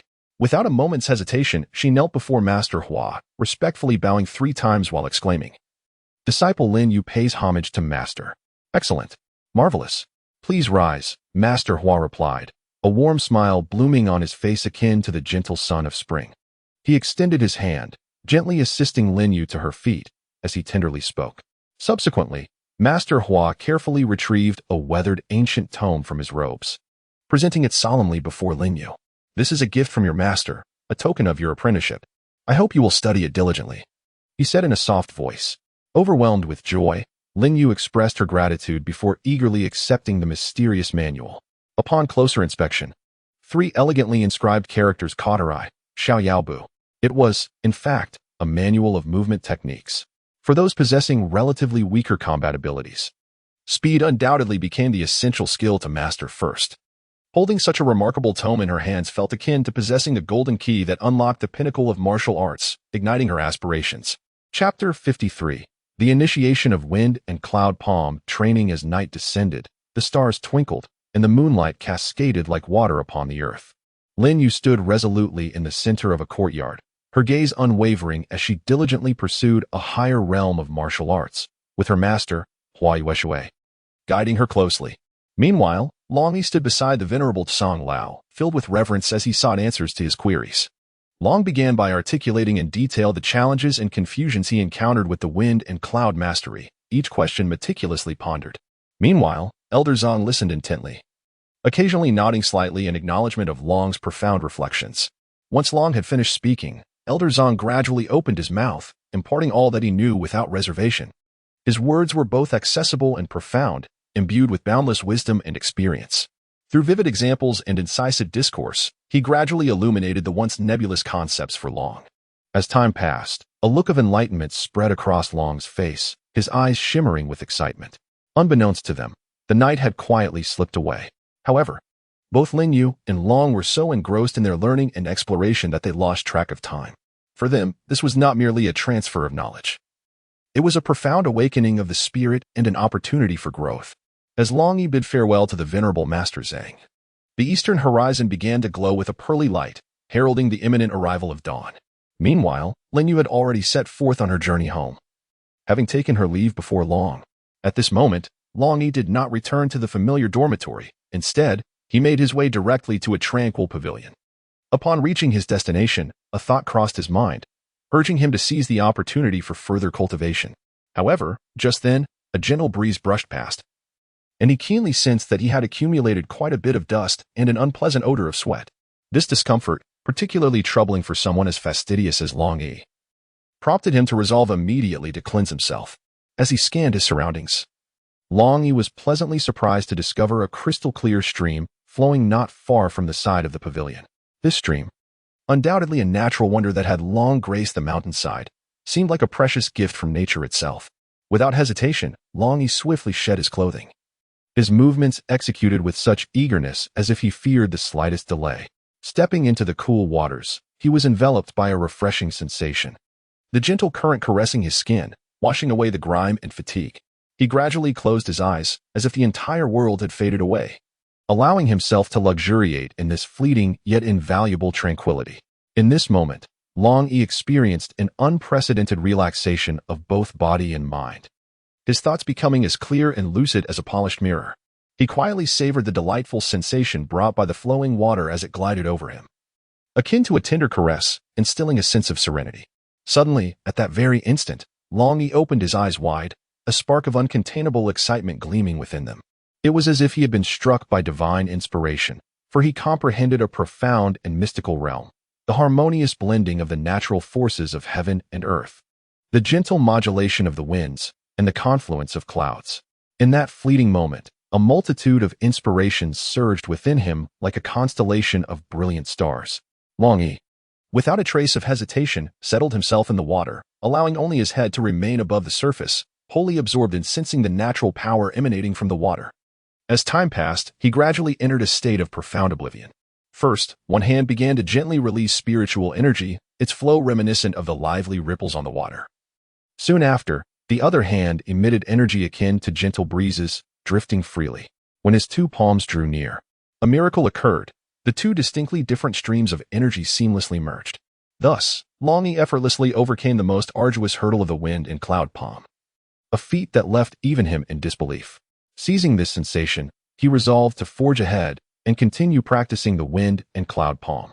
Rising to his feet, He moved his palms in a dance as spiritual energy swirled in his hands, forming gusts of wind and flowing water. The winds howled with an imposing force, drawing in the surrounding flora and trees. Gradually, Longyi became adept at the ebb and flow of this energy, and with a surge of determination, he successfully mastered the first form of the wind and cloud palm. Chapter 54. 1,000 eyes observing Longyi's training. Sunlight filtered through the gaps in the leaves, casting golden ripples upon the crystal-clear stream. Yet, immersed in his practice, Longyi remained oblivious to the changes in his surroundings. At that moment, he seemed isolated from the world. Time slipped by quietly, and before he knew it, the sky had brightened considerably. Yet Longyi remained completely engrossed in his realm of training. With eyes tightly shut and hands shifting through various poses, he chanted incantations, devoting himself entirely to comprehending and practicing the first form of the wind and cloud palm. Although he had achieved some success in merging this form, Longyi was acutely aware that this was merely the beginning. Effectively applying it in real combat would not be an easy task. It would require even greater dedication and effort. Only through relentless training day after day, year after year, coupled with keen insight, could he achieve the perfect amalgamation and master this formidable skill. Before long, it was time for physical training.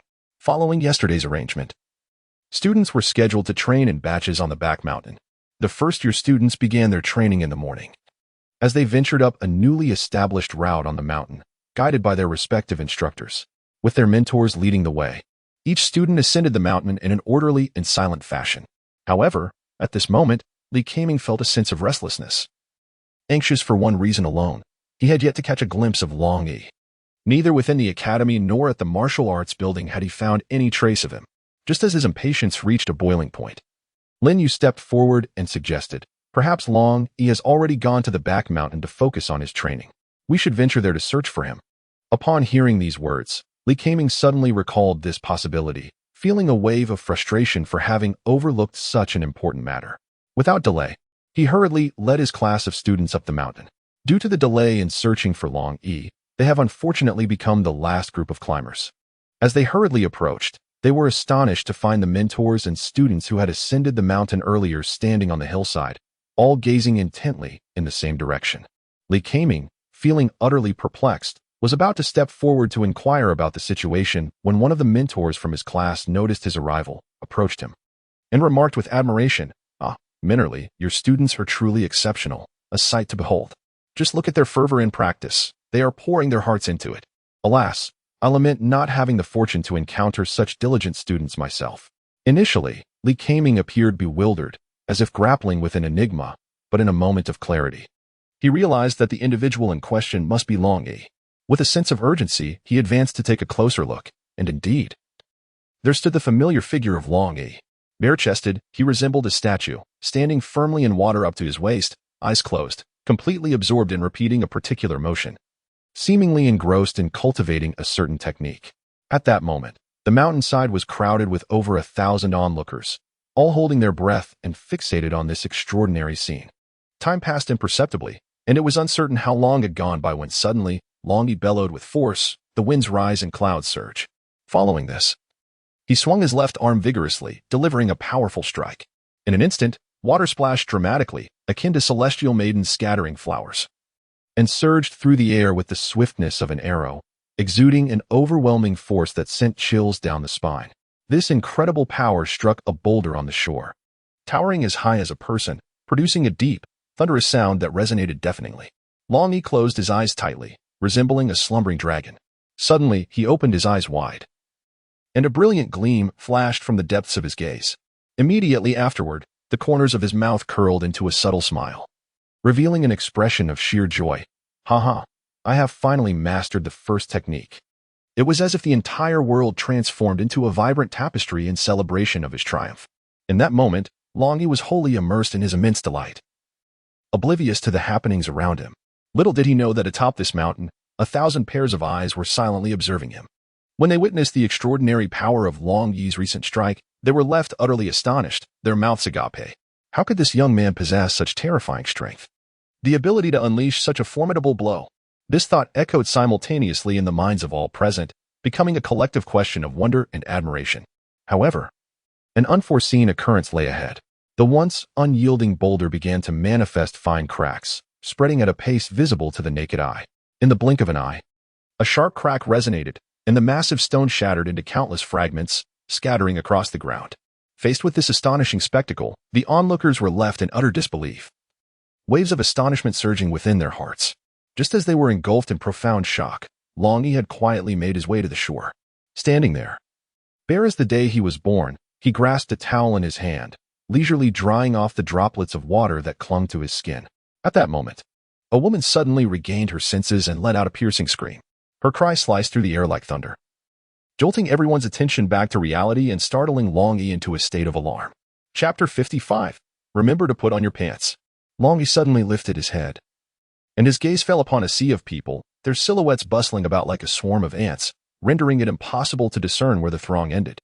Though he was merely 7 years old, the sheer multitude before him, particularly the presence of several young girls, caused his delicate face to flush a deep crimson, reminiscent of a ripe apple. Fortunately, the garment he needed was conveniently nearby, so he hastily seized it and swiftly donned it with remarkable speed. Once he was fully dressed, Longyi's spirits began to settle, and he no longer felt the same anxiety that had previously gripped him. The adage that if one remains unembarrassed, the embarrassment will belong to others seemed to resonate with him at that moment. He strode with a somewhat leisurely gait, approaching the crowd with a swagger, puffing out his chest as he proclaimed loudly, "Ha ha ha! What do you think, everyone? Surely you can see how formidable I am now," he boasted exuberantly, charging towards a nearby group of girls with unbridled enthusiasm. The unexpected advance startled the girls, who gasped in shock and began to scream, scattering like frightened birds in every direction. In their panic, they clutched their faces tightly, as if fearing a dreadful pursuit. At that moment, the class leader, Yu Xiaoqiang, who had been standing not far away, found himself in close proximity to Longyi. Observing the scene, he rushed forward with feigned admiration, declaring, "Oh my! You are truly magnificent, my brother. You render us mere juniors utterly insignificant and ashamed." He nodded and bowed repeatedly, displaying an exaggerated humility. Just then, Minterly stepped forward and announced, "All right, classes, let us commence training as scheduled." Upon hearing his words, the other instructors gathered their students and made their way to the designated training area. Longyi took a deep breath, approaching Minterly with a somewhat heavy gait. At that moment, the embarrassment etched upon his face was so palpable that it seemed it could drip with water. Minterly gazed at the somewhat disheveled student before him, a smile of delight involuntarily curling at the corners of his mouth. "Longyi," he exclaimed, "you have performed exceptionally well this time. Your martial arts training has yielded remarkable results, truly bringing honor to our class. However," he coughed lightly, "next time, do remember to wear some trousers." Upon hearing this, Longyi's cheeks instantly flushed a deep crimson, akin to a ripe apple. He lowered his head and gently nodded, acknowledging his understanding. Subsequently, Minterly spoke earnestly to Longyi, "Given your outstanding performance today, I have decided to allow you a temporary reprieve from training. Instead, you shall devote yourself entirely to refining your martial skills to a state of perfection. For starting tomorrow, numerous students will engage in the study of martial arts, and they shall become your competitors. Therefore, you must remain vigilant and never allow yourself to lag behind." Upon hearing this, Long responded solemnly, "As you command, Minterly. I shall dedicate myself wholeheartedly to meet your expectations." However, at that moment, a flicker of doubt arose within him. Why had Minterly uttered such words? Could there be a hidden significance behind them? Despite his myriad suspicions, Long refrained from voicing his inquiries and quietly turned to return to the academy. Along the way, he pondered each word spoken by Minterly, striving to extract deeper insights from their meaning. Chapter 56. The benevolent intentions of Dean Lei Long. He returned to the academy, his first destination being the dining hall. After the exhausting events of the previous night, his body craved sustenance, and his stomach growled as if it could consume an entire elephant. Upon entering the dining hall, Longyi swiftly selected a variety of delectable dishes, devouring them with a voracious appetite that left onlookers marveling at the extent of his hunger. Yet, despite this hearty feast, he felt no trace of weariness. Rather, he appeared invigorated, exuding an aura of vitality and brilliance. This phenomenon was a direct manifestation of the enhancement of his spiritual energy, a reflection of his burgeoning cultivation. As one's cultivation deepens, so too does their mental fortitude. Those endowed with formidable mental strength are capable of maintaining acute focus and sharp cognitive responses even during prolonged battles or labor, and they are seldom vanquished by fatigue. Thus, True masters often engage in relentless combat for days on end, remaining spirited and formidable. With their exceptional mental resilience, they continually push their limits, achieving remarkable feats that astound all. Longyi, too, is striving towards this goal, believing that in due course, he shall rise to become an unparalleled force that commands respect throughout the realm. Filled with immense joy, Longyi reveled in the triumph of successfully mastering the first form of the wind and cloud palm. This profound sense of achievement exhilarated him to such an extent that, shortly after finishing his meal, he could hardly contain his excitement and was eager to share the delightful news with Elder Tsang. Thus, he hurriedly made his way toward the martial arts building, as if fearing he might miss something significant. However, upon his arrival, he was taken aback by the scene before him. The martial arts building, which was usually desolate and devoid of activity, was bustling with a multitude of students. Upon closer inspection, he realized that all of them were second or third-year students. A flicker of curiosity stirred within Longyi, yet he proceeded to enter the building. Inside, he discovered Elder Tsang and Elder Hua standing there, accompanied by two middle-aged instructors. To his surprise, they were conducting energy value assessments for the students who had gathered. Moreover, most of the students were required to undergo attribute testing, as it was a well-established notion in the world of magical spirits that the breakthroughs of martial artists lagged considerably behind those of magicians, thus rendering them less esteemed. Longyi cast a cursory glance around his surroundings, quietly estimating the number of attendees. He was astonished to discover that approximately 200 individuals had gathered. This was no trivial figure. It is noteworthy that those upperclassmen, with whom Longyi and his peers seldom interacted, had now emerged in droves. Furthermore, the prowess of these individuals was formidable, with the vast majority having already ascended to the realms of the second or third heaven of martial arts. Such a grand and awe-inspiring spectacle left Longyi utterly speechless, compelling him to reflect on how limited and narrow his previous experiences had truly been. Longyi gazed intently at the crowd before him, filled with a sense of curiosity toward the myriad of extraordinary spirit companions they summoned. Particularly noteworthy were the classmates who had reached the third level of martial cultivation. The formidable combat prowess exhibited by their spirit companions was indeed impressive. Today, these friends had gathered with the intent of selecting superior martial arts techniques, while also seeking methods that resonated deeply with their own abilities. However, high-quality martial skills often fell under the category of advanced lower-grade techniques, presenting significant challenges in learning. Nonetheless, this occasion was orchestrated by the dean himself, aimed at encouraging everyone to elevate their own strength. As the morning wore on, Longyi remained silently stationed to the side, akin to a solemn statue. Unnoticed by those around him, time passed slowly, as if suspended in eternity. Yet, this did not stir any irritation within Longyi. Rather, he maintained his focus and patience, observing his classmates as they unleashed their spirit companions. Finally, as noon approached and the crowd dispersed after acquiring suitable martial techniques, the once bustling space gradually returned to tranquility. It was at this moment that Longyi seized the opportunity to converse with Elder Tsang. With resolute and steady strides, he approached Elder Tsang, halting before him. Standing tall and straight, akin to a javelin, he bowed deeply in an expression of utmost respect, performing a grand gesture of gratitude as he sincerely expressed, "Thank you, Elder Tsang, for your guidance." Elder Tsang regarded the vibrant young man before him with a glimmer of appreciation in his eyes. With a gentle smile, he replied, "It was merely a slight suggestion. There is no need for such formality." With those words, Elder Tsang waved his hand lightly, assisting Longyi to rise. He then continued, "Since we are here, why not join me for a meal? Follow me." Without hesitation, he turned and made his way to the highest level of the martial arts building, with Longyi dutifully trailing behind. Upon reaching the top floor, the first sight to greet them was a breathtakingly vast space. This expansive and open hall was adorned with several rooms, resembling sparkling pearls embedded within. The entire scene evoked a sense of tranquility and harmony, as if this place had transcended the mundane world, free from all conflict. Stepping into one of the rooms, an enticing aroma wafted through the air. Upon closer inspection, Longyi noticed a table laden with a sumptuous feast. Just then, Elder Hua entered with measured steps, accompanied by two mentors and Linyu. The two mentors appeared to be in their 30s, their faces radiating an air of solemnity and dignity. Dragon, he could hardly fathom that at this very moment, Linyu had unexpectedly appeared here.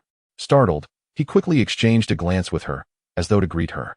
Linyu, upon catching sight of Dragon E, was equally taken aback, her gaze involuntarily surveying him from head to toe. Yet, in that fleeting moment, Her eyes lingered slightly on a particular part of Dragon E, and instantly, a blush crept onto her elegant visage. Simultaneously, Dragon E felt a chill rising from below, causing him to shudder involuntarily. A wave of inexplicable unease washed over him, prompting him to instinctively check his trousers, as if to ascertain whether anything was amiss. At that moment, the atmosphere between them grew exceedingly delicate, suffused with an ineffable awkwardness and embarrassment.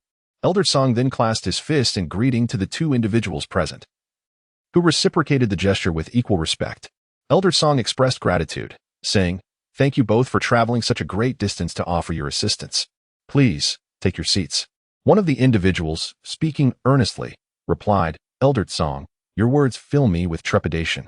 How could a junior such as myself dare to occupy the esteemed position before one as venerable and experienced as you?" He lowered himself in deference, as if before a towering mountain, embodying humility and respect. He continued, "This is merely our duty and obligation. We cannot accept such accolades and honors. Besides, we are connected by the same roots, akin to family, merely serving in different capacities." Elder Tsong smiled gently, his eyes brimming with kindness, and responded, "You speak true. Indeed, our duties differ. In that case, let us dispense with pleasantries and take our seats." With that, everyone complied and settled into their places. However, Dragony and Lin Yu remained standing quietly to one side, not yet taking their seats. At that moment, Elder Song called out, "Dragony, Lin Yu, come over here." As the two approached, Elder Song continued, "These two are esteemed envoys from the eastern region of our nation. Bow and pay your respects." Understanding his intent, Dragon E and Lin Yu instinctively bowed in reverence. The envoys from the eastern region hold a unique and significant role, entrusted with the oversight of every academy within their jurisdiction. They wield supreme authority, capable of conducting thorough and comprehensive evaluations of all aspiring scholars. One of the core objectives of this mission is to unearth those with exceptional talents and boundless potential, promptly reporting such invaluable information to the Eastern Court. Undoubtedly, should any student manage to capture the attention of these envoys and enter their purview, they would undoubtedly garner the nation's utmost attention. In return, the state would generously provide abundant precious resources for cultivation, aiding these future stars in their robust growth, so they may become the pillars of the nation and contribute to its prosperity. At this moment, Elder Tsong began to introduce Dragon E and Lin Yu to the envoys before him. He elaborated in great detail on the backgrounds of the two individuals and the extraordinary talents they exhibited. Subsequently, Elder Zong accurately reported their specific circumstances to the two supervising envoys present. Upon hearing Elder Zhang's account, the envoys displayed expressions of delight, particularly when they learned of Lin Yu's uniquely rare constitution, which filled them with excitement. They immediately expressed their commitment to relaying this matter in its entirety to the king and ensuring that these two exceptionally promising young talents would be afforded more abundant and superior resources for their cultivation. After all, for a nation like Dongying, which yearns for strength and strives for excellence, any talent capable of altering the fate of the country is immensely precious and worthy of utmost nurturing. Chapter 58, The Erudite Elder Zong. Long Yi and Lin Yu found a spot to settle down, joining the ongoing banquet. Throughout the evening, Elder Tsong engaged in lively conversation with the two, the topics flowing effortlessly. In the midst of their casual discourse, the two learned that the two envoys present were of notable stature. One was named Lu Lingshu, and the other was called Gu Zhenfeng. Both hailed from the eastern region of Dongning Kingdom. Among the 18 inspectors, they had come bearing a significant mission, specifically concerning the grand competition of the academy. The particulars, however, required detailed discussions with the dean before any conclusions could be drawn. Unfortunately, the dean was exceptionally busy that day and would not return until the afternoon. Initially intending to pay a courtesy visit to Elder Song, they found themselves unexpectedly enlisted as laborers by the elderly gentleman. At that moment, Elder Song spoke slowly, "Gentleman envoys, I trust you have visited the other 8 academies in Donglin City? Have you uncovered any exceptional talents among them?" He continued, "Historically, the competition flows from the 1st Academy to the 9th Academy, with the latter often occupying the last position. In truth, I am eager to ascertain the current capabilities of the other institutions." Upon hearing this, Lu Lingshu's lips curled into a faint smile as he replied, "Overall, this year's selections have been remarkable, revealing numerous promising talents ripe for cultivation. Compared to previous years, Donglin City has indeed made strides. As you are aware, our eastern region has never been as spiritually enriched as the other 3, and the overall proficiency of practitioners here is somewhat lacking, especially in this remote Donglan city. The challenges are indeed formidable. He shook his head gently, seemingly resigned to the situation. Elder Song understood this well and sighed in agreement. Suddenly, Lu Lingshu shifted his tone to a more serious one. Let us set aside these troubling matters for now. However, notable events have recently transpired in the vicinity of Donglan City. I wonder if you're aware of them? Upon hearing this, Elder Song's previously calm demeanor shifted slightly. His thick brows arching as he replied softly, "Oh, are you referring to the destruction of Junwang Mountain? Humph, such matters are beyond the reach of practitioners like us." Lu Lingshu and Gu Zhenfeng exchanged glances, both taken aback, unable to suppress a gasp. Lu Lingshu widened his eyes in disbelief, asking, "Even someone of your profound skill cannot contend with it?" Elder Song let out a deep, rumbling laugh, shaking his head slowly as he said, "To be candid, I once ventured there myself. What I witnessed left me convinced that such feats are beyond human capability. Yet, the undeniable truth stands before us, compelling my belief. In my estimation, there is no one in the entire Dongting Kingdom who could possibly rival such formidable figures." Ancient Inspector Gu took the opportunity to speak. His expression grave as he inquired, "A few days ago, upon my arrival in Donglan City, an extraordinary phenomenon suddenly appeared in the sky. I wonder if you, esteemed elder, have any unique insights regarding this anomaly?" Upon hearing this, Elder Song narrowed his eyes slightly, falling into deep contemplation. After a moment, he slowly replied, "I too have witnessed that phenomenon. In my opinion, the epicenter of this occurrence lies right here in Donglan City. Such a grand spectacle could not possibly be provoked by an ordinary treasure's emergence. The most likely scenario is that it is the result of human influence. Either a gifted individual has come into being here, or someone has awakened a formidable power beyond the ordinary." At this point, Elder Song's gaze grew increasingly profound, as if peering through the void before him to unveil some hidden truth lurking in the shadows. Truly, Elder Song is a paragon of wisdom. Today, your profound discourse has been immensely enlightening, broadening our horizons. Ancient Inspector Gu exclaimed with a beaming smile directed at Elder Song. At that moment, Elder Song gently raised his hand, steadying his wine glass, a subtle smile gracing his lips as he softly replied, "Hiki. In that case, I shall wish you both, esteemed inspectors, an early discovery of exceptional talents."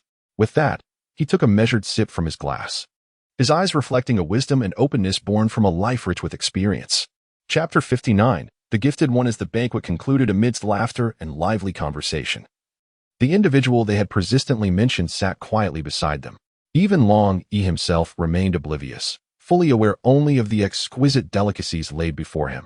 Yet, regrettably, due to the constraints of etiquette, he could not indulge in the feast to his heart's content, lest he appear rude. After lunch, the two envoys chose not to depart, patiently awaiting the return of the dean. At this moment, Elder Song cautiously retrieved his meticulously preserved precious tea leaves, filled with joy as he prepared to brew a pot of fragrant tea. Meanwhile, the two envoys sat quietly to one side, eagerly anticipating the fine tea Elder Song would concoct. At that juncture, Longyi and Lin Yu also opted to remain, standing side by side as they engaged in hushed, intimate conversation. Despite their deliberate attempts to lower their voices, their words were clear to those with profound cultivation, akin to a regular dialogue. Lin Yu, displaying a look of confusion, quietly inquired, "Why do you practice in the water without any clothing?" Hearing this, Longyi instantly grew anxious, hastily retorting, "Shoo, keep your voice down. Don't go spreading this around." However, Lin Yu dismissively countered, "Everyone already knows about it. Why should you feel embarrassed?" At that moment, all eyes in the room converged, as if drawn by an invisible force, each person fully attentive to the unfolding scene. Indeed, human beings are inherently endowed with a profound sense of curiosity, and those who possess great mastery may experience this curiosity even more intensely. Dragon E slowly began to speak. At that moment, I had intended to indulge in a refreshing bath to relax both body and mind. However, in an instant, it felt as though a flash of enlightenment illuminated my mind, leading me to a sudden realization. Consequently, I found myself irresistibly drawn to the practice of cultivation, becoming so deeply engrossed that I lost all sense of time, ultimately resulting in my being discovered by you all. Lin Yu then inquired eagerly, "You were able to attain such insight even while bathing? That is truly remarkable, especially that final strike of yours, which was astonishingly powerful. Could it be that it was forged through this very moment of enlightenment?" Long nodded slightly in acknowledgement and replied, "Indeed, that is the case. I initially came specifically to report this matter to Elder Zong. However, he has been preoccupied with various affairs, and I have been unable to find a suitable moment to converse with him. At that moment, Elder Zong, Hua Weshue, and the two special envoys were quietly seated nearby, savoring their tea. On the surface, all appeared tranquil and undisturbed, yet in reality, they were all attentively listening to the dialogue between the two. Linyu continued to inquire with curiosity, "Pray tell, what is the name of the technique you just executed?" It was truly overwhelming. Longyi replied with a smile.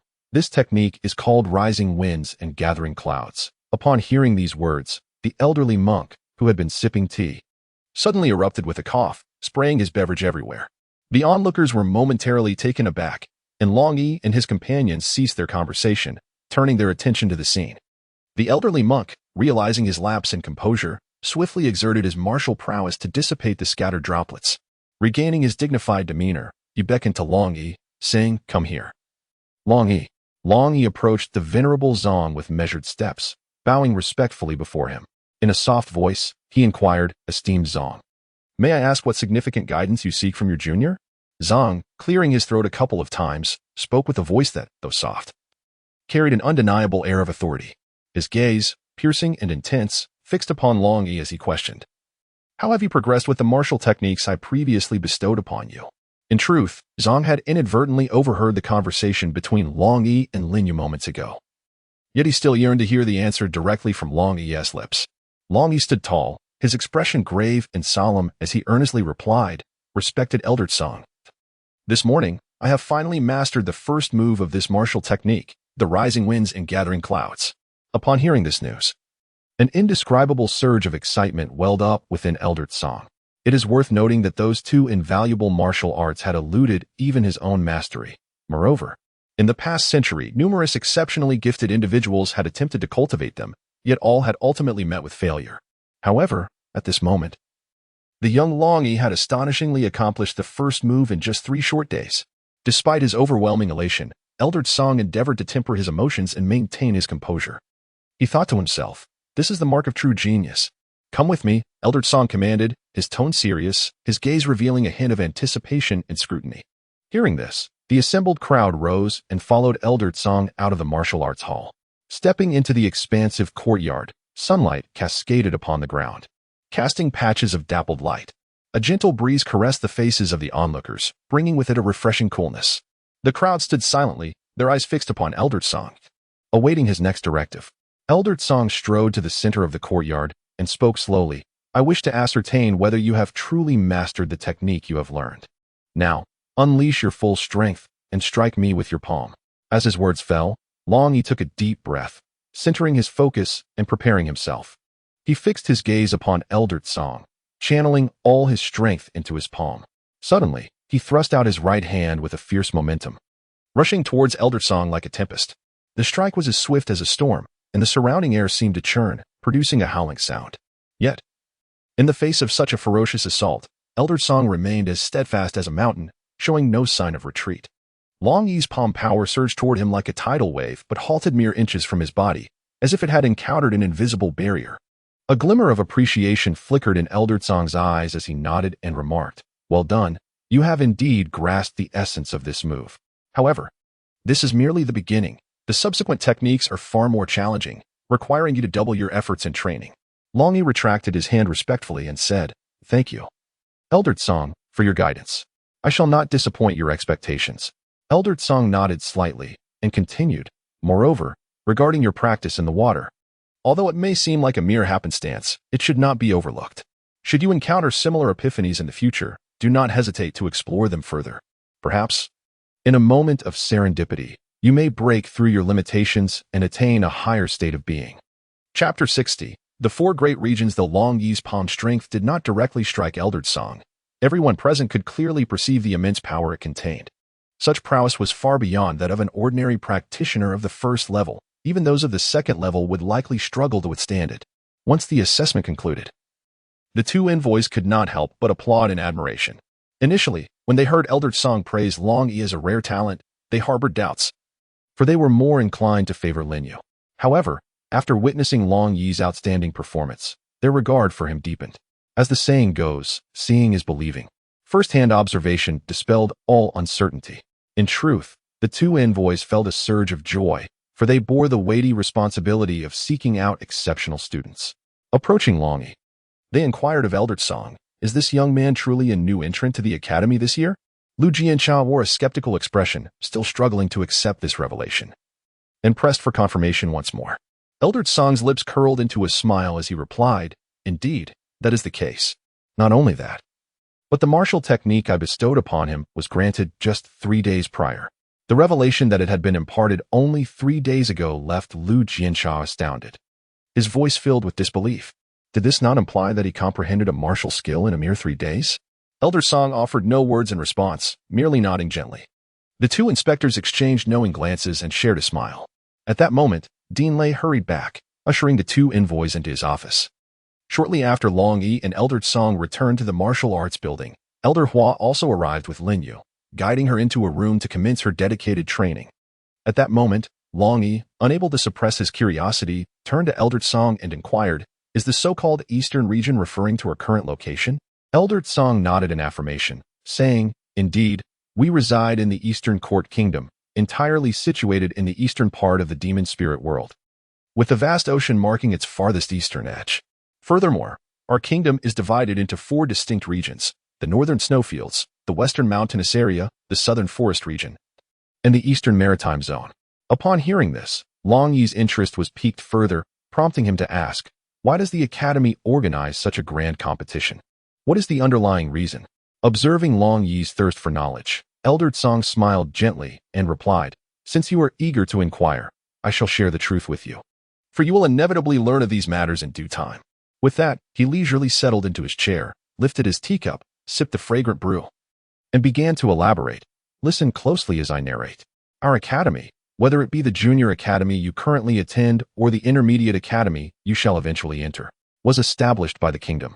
The primary intention behind founding the academy was to cultivate a multitude of outstanding talents, for in the eyes of a kingdom, talent is undoubtedly the most invaluable asset and the cornerstone of its growth and prosperity. However, due to the limited resources available to the kingdom, it cannot afford to provide equal attention and training to every student. Hence, those exceptional individuals exhibiting remarkable talent and potential within the junior academy become the focal point, deserving of utmost care and nurturing. But how does one sift through the multitude of students to identify these exemplary individuals? The answer lies in a grand and intense competition, known as the Great Tournament.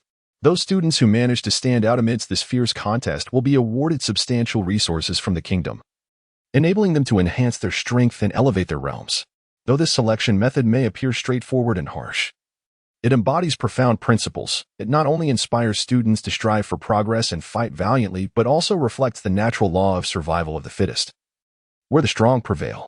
In other words, only those who possess genuine strength and talent can survive in such a demanding environment and ultimately tread the path to success. Conversely, those lacking will inevitably be eliminated, departing in obscurity. Upon hearing this, Longyi instantly grasped the essence of the matter, a surge of fierce ambition igniting within him. He silently resolved to stand out in this upcoming great tournament, striving for greater resources for his training, so as not to disappoint the expectations of his family and teachers. At this juncture, Elder Song continued, "In truth, this great tournament is not merely a simple individual competition. It is a contest that encompasses the rivalry among the 4 major regions of the kingdom. Each region will dispatch its finest students to compete for regional rankings, and the outcome will directly influence the allocation of resources from the kingdom to each area." Chapter 61. The fierce competition for talent for a child as young as Longyi. Such matters are undoubtedly little known. However, the earnest teachings of Elder Song serve as a beacon, illuminating his path forward, broadening his horizons, and fostering a more stable and mature disposition within him. At this moment, Elder Song continued, stating that a competition of such grand scale cannot be entered merely by desire. One must navigate through numerous challenges. Only those who can overcome these obstacles and persevere to the end are worthy of securing a ticket to participate in the final contest. Upon hearing this, Longyi felt a stir of curiosity and eagerly inquired, "What kind of competition must one participate in?"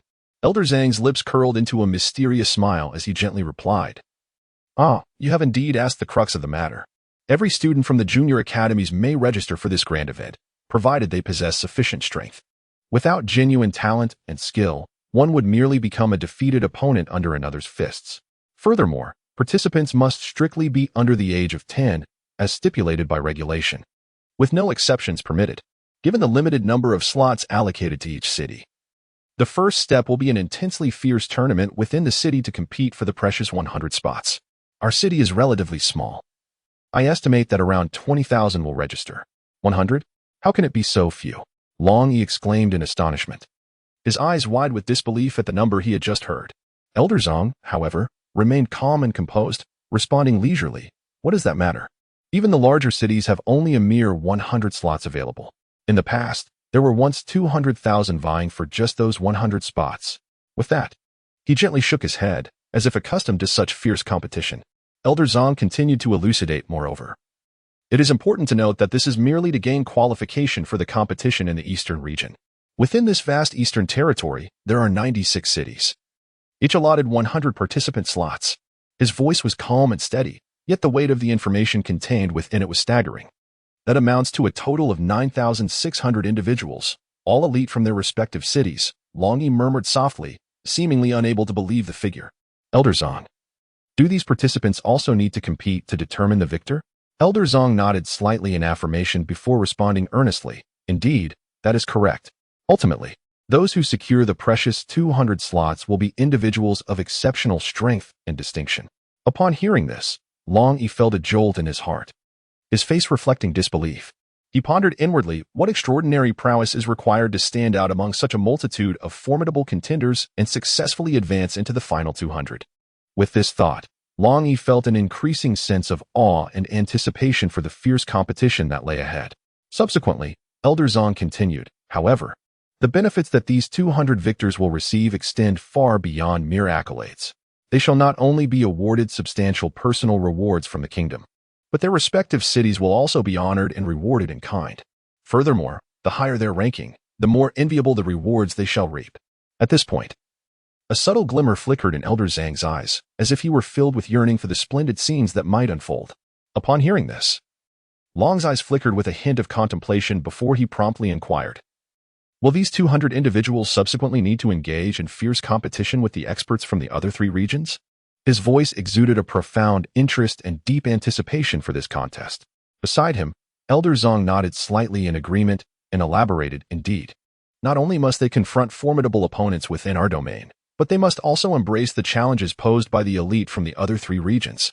Furthermore, the scale of this competition is quite grand. In addition to the 200 selected from our ranks, there will be another 200 outstanding representatives from the royal youth participating. One can only imagine the spectacle that will unfold, brimming with excitement and fervor. At this juncture, Elder Zong could not help but exclaim, those who manage to rise above in such a brutal and high-level competition and secure a place among the top 100 will be granted the invaluable opportunity to pursue advanced studies at the kingdom's intermediate academy. This undoubtedly serves as a shortcut to a glorious future, a genuine leap towards greatness. His words radiated admiration and respect for the exceptional competitors. Chapter 62.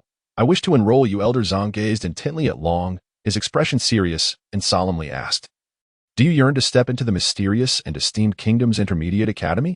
His gaze resembled the depths of a tranquil lake, seemingly capable of perceiving Long's innermost thoughts. Confronted with Elder Zhang's unexpected question, Long fell into a moment of deep reflection. His eyes widened, his lips quivered slightly.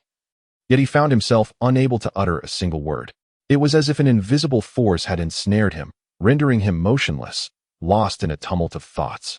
In this realm, the pursuit of higher levels of cultivation has become a shared dream and goal for all. People firmly believe that only through the relentless enhancement of their abilities can they establish themselves and achieve remarkable feats upon this vast continent. However, for Long, this presented a daunting choice. On one hand, he understood that entering the kingdom's intermediate academy would entail facing even more stringent trials and challenges. Yet it also promised access to superior cultivation resources and knowledge. On the other hand, he worried whether he possessed the requisite capabilities to navigate the potential adversities that lay ahead. This conflicting sentiment left him in a state of profound turmoil and confusion, rendering him momentarily at a loss. As time ticked away, Long's breathing grew rapid, and beads of sweat began to form on his forehead.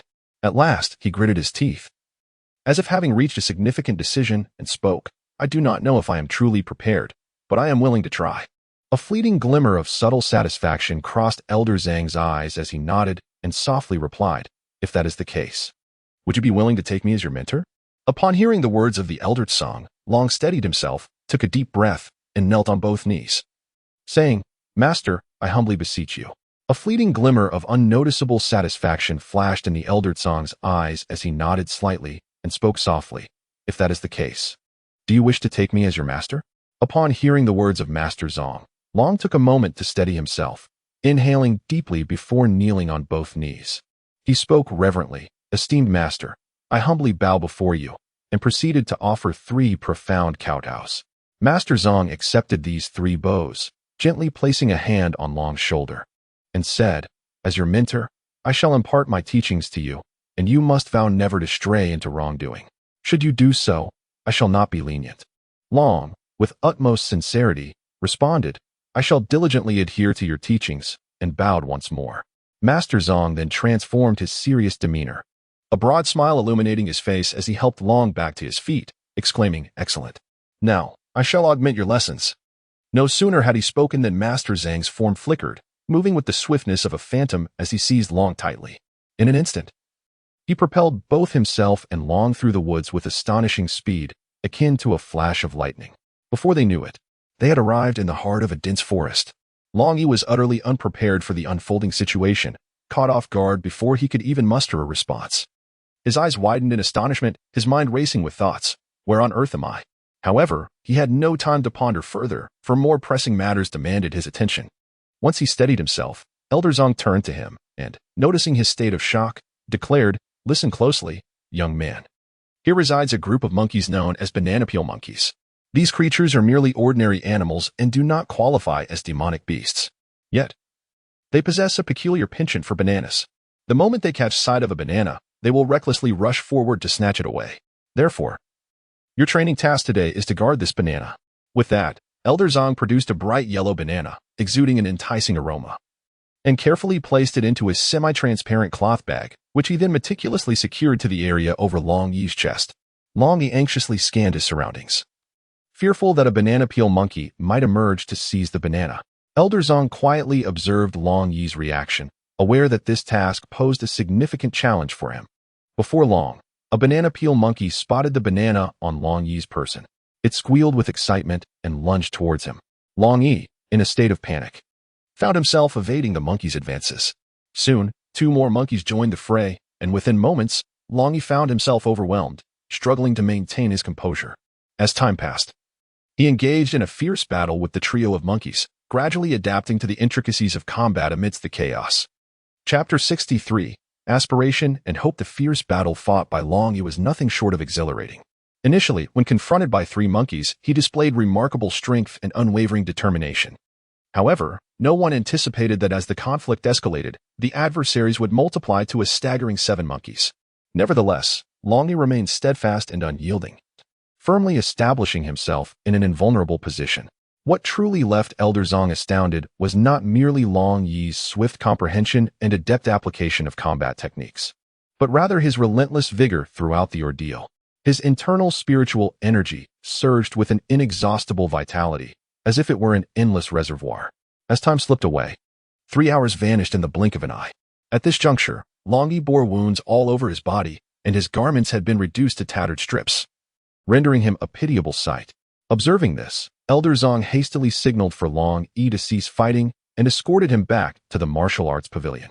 Upon their arrival, Elder Zhang promptly summoned Hua Yushui, requesting her to tend to Longyi's injuries.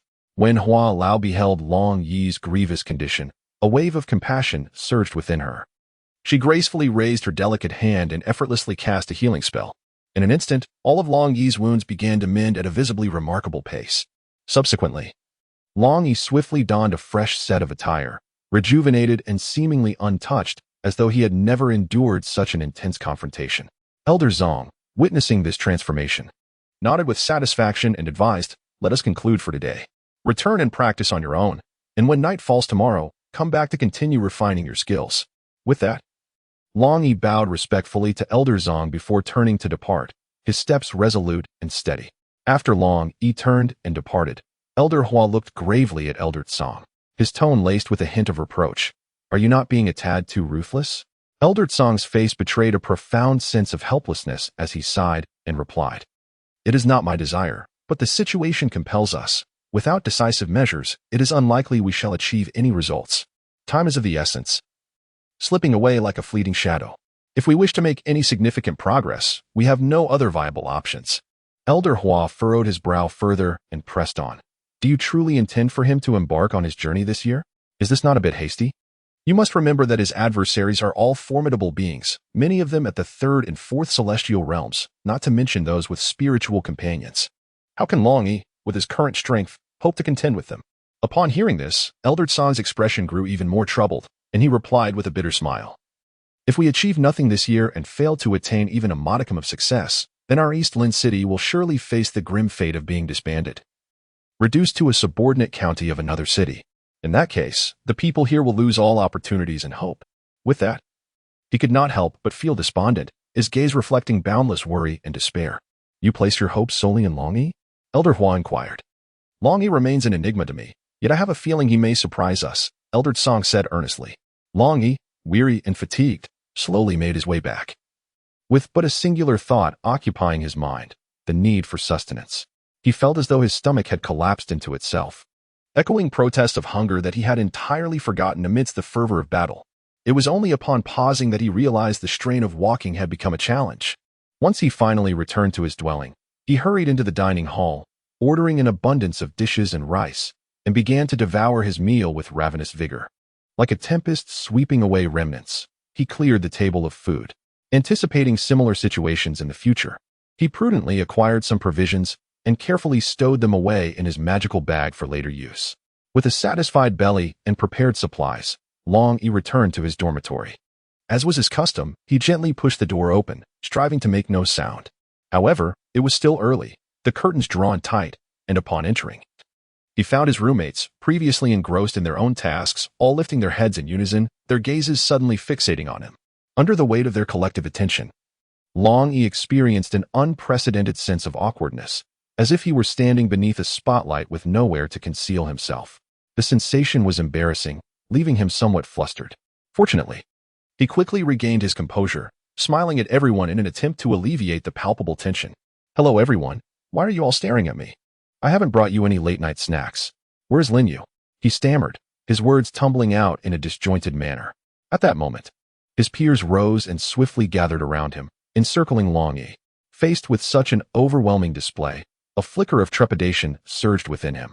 He instinctively took a step back, stumbling and landing on the edge of his bed, his expression one of sheer astonishment as he stuttered, What are you all planning to do?" Among the crowd, Huang Qin stepped forward, her gaze fixed intently on Longyi, her tone earnest as she spoke. "Brother Longyi, we are all aware of your remarkable progress in martial arts, which is truly admirable. Might you possess any unique insights or secrets? We sincerely wish to learn from you." Her eyes sparkled with anticipation and eagerness, as if the mere guidance from Longyi could set her on the express way of cultivation. Upon hearing their words, Longyi felt a sense of relief, as he had feared they intended to cast him aside after the events of the morning.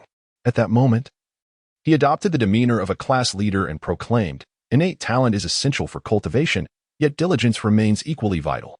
One must also master the techniques and strike a balance between work and rest to achieve optimal results with minimal effort." A girl interjected, "Isn't the class leader's method of cultivating in the water the epitome of balance? Practicing while soaking in a bath, only you could conceive such an idea. I truly admire you." Longyi was at a loss for words, a frown etched upon his brow, truly bewildered by the comment.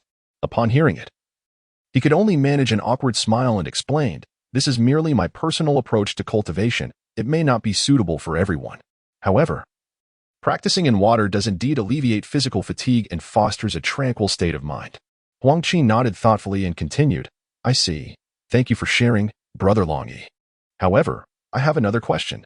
Do you have any particular recommendations regarding resources for cultivation?" After a moment of contemplation, Longyi replied, "Indeed. The resources for cultivation are of paramount importance, yet one must select what is suitable based on one's individual circumstances.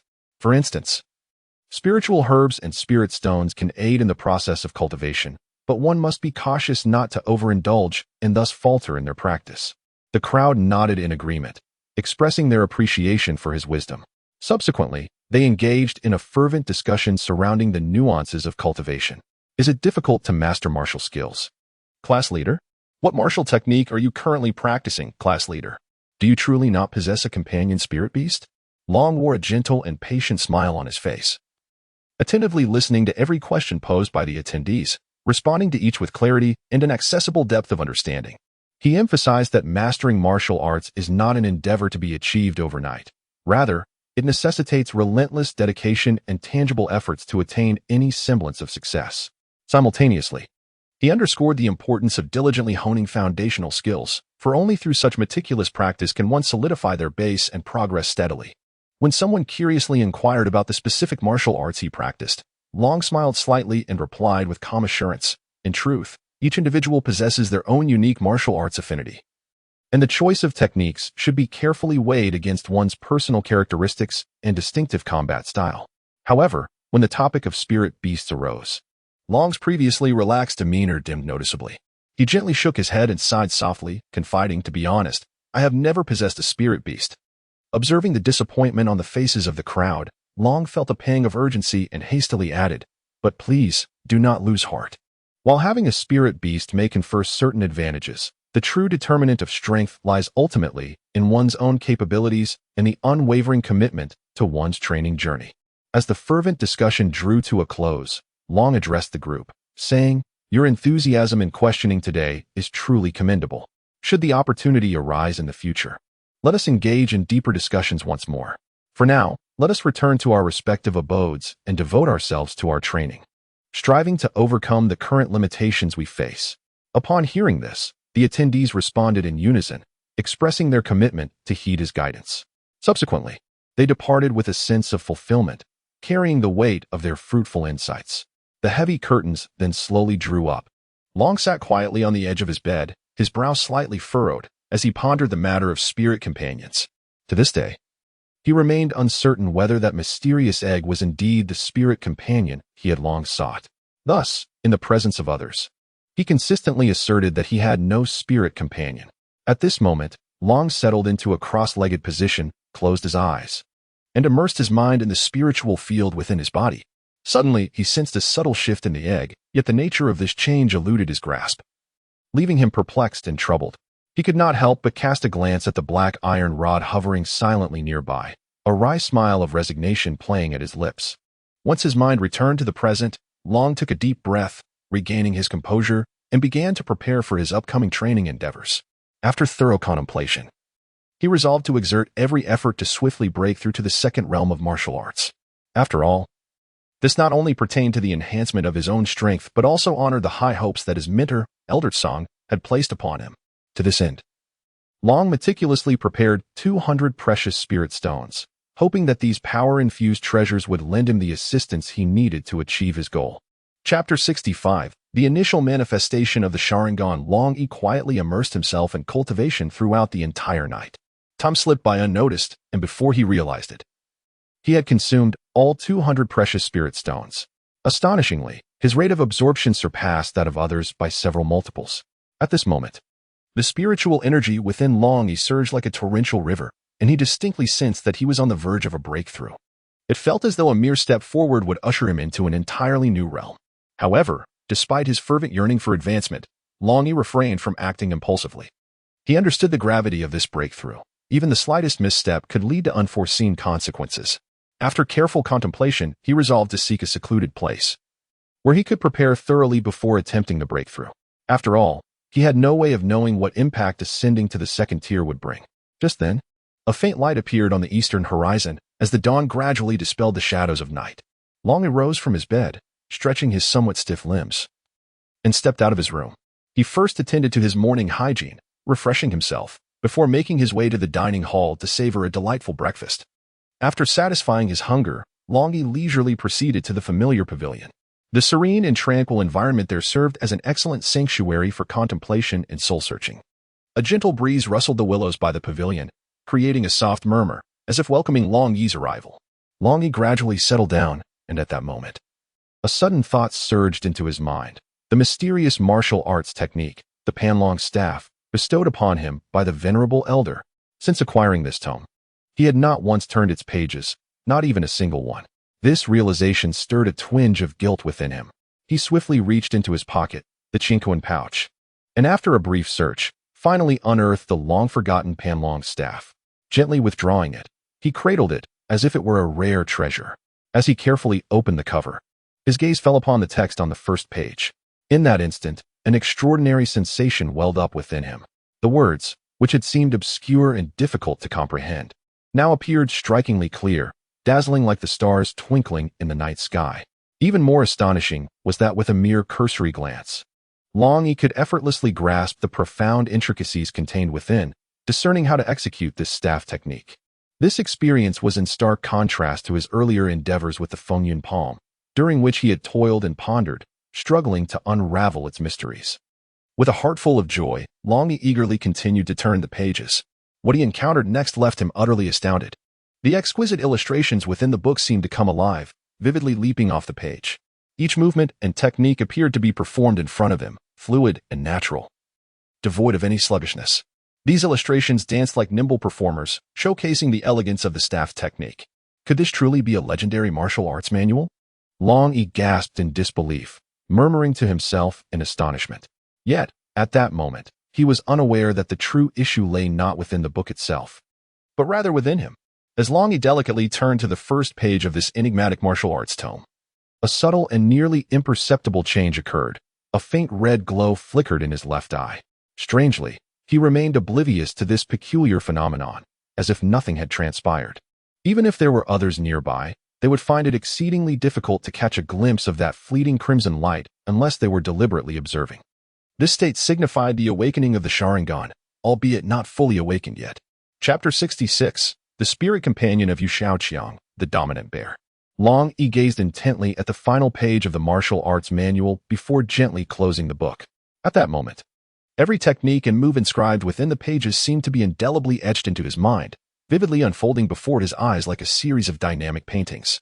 This extraordinary sensation filled Longyi with an overwhelming excitement that he could scarcely contain, for it signified that he had truly grasped the essence of the entire martial arts tome, though he had yet to put this knowledge into practice. The theoretical concepts were already firmly embedded in his consciousness. Just then, a faint sound of footsteps accompanied by a muted conversation drifted up from the foot of the mountain. Longyi turned his gaze in that direction, and a smile of delight crept onto his lips as he recognized the familiar figures of his classmates from Class 9 ascending the hill, Rinnegan among them. With a swift motion, he tucked the martial arts book into his cosmic bag and rose to greet them, striding down the slope. Meanwhile, Rinnegan and her companions also noticed Longyi approaching, their faces reflecting similar joy. Yet, amidst this harmonious and pleasant atmosphere, an incongruous remark shattered the tranquility. The class leader is truly diligent. Off to practice in the water again. This statement fell upon the gathering like a stone cast into a serene lake, instantly disrupting the peaceful ambience. A palpable silence enveloped the area as all eyes converged on the speaker, rendering the atmosphere somewhat awkward. As Longyi descended the mountain, he stumbled slightly at the comment, nearly losing his balance. The student who had spoken wore an earnest expression, devoid of any malice. At that moment, Rinnegan interjected, "Class leader Longyi, were you waiting for us here to train together?" "Indeed, I was waiting for you all," Longyi replied with a serious demeanor. "Then let us commence at once," Rinnegan said with a smile. Dragon nodded slightly, leading the group along the familiar path as they began to run. He also shouldered his backpack, which felt significantly heavier at that moment. After just a few laps, the entire rear mountain came alive again, as students from other classes arrived for their training sessions. Yu Shaoqiang greeted Longyi with a beaming smile, repeatedly calling him brother with a voice so clear and resonant it seemed to echo throughout the valley. Longyi responded with a smile, inquiring about Yu Shaoqiang's recent endeavors. After exchanging pleasantries, Yu Shaoqiang excitedly shared that just 2 days prior, he had successfully broken through to the first level of martial arts. This news filled Longyi with joy, and he praised Yu Shaoqiang for his diligence and talent. Then, Yu Shaoqiang shifted the conversation, seeking Longyi's advice on martial techniques. He was prepared to select a technique suited to him, but felt overwhelmed and uncertain amidst the dazzling array of choices. Without hesitation, Longyi expressed his willingness to assist him. Thus, they agreed to visit the martial arts building together in the afternoon.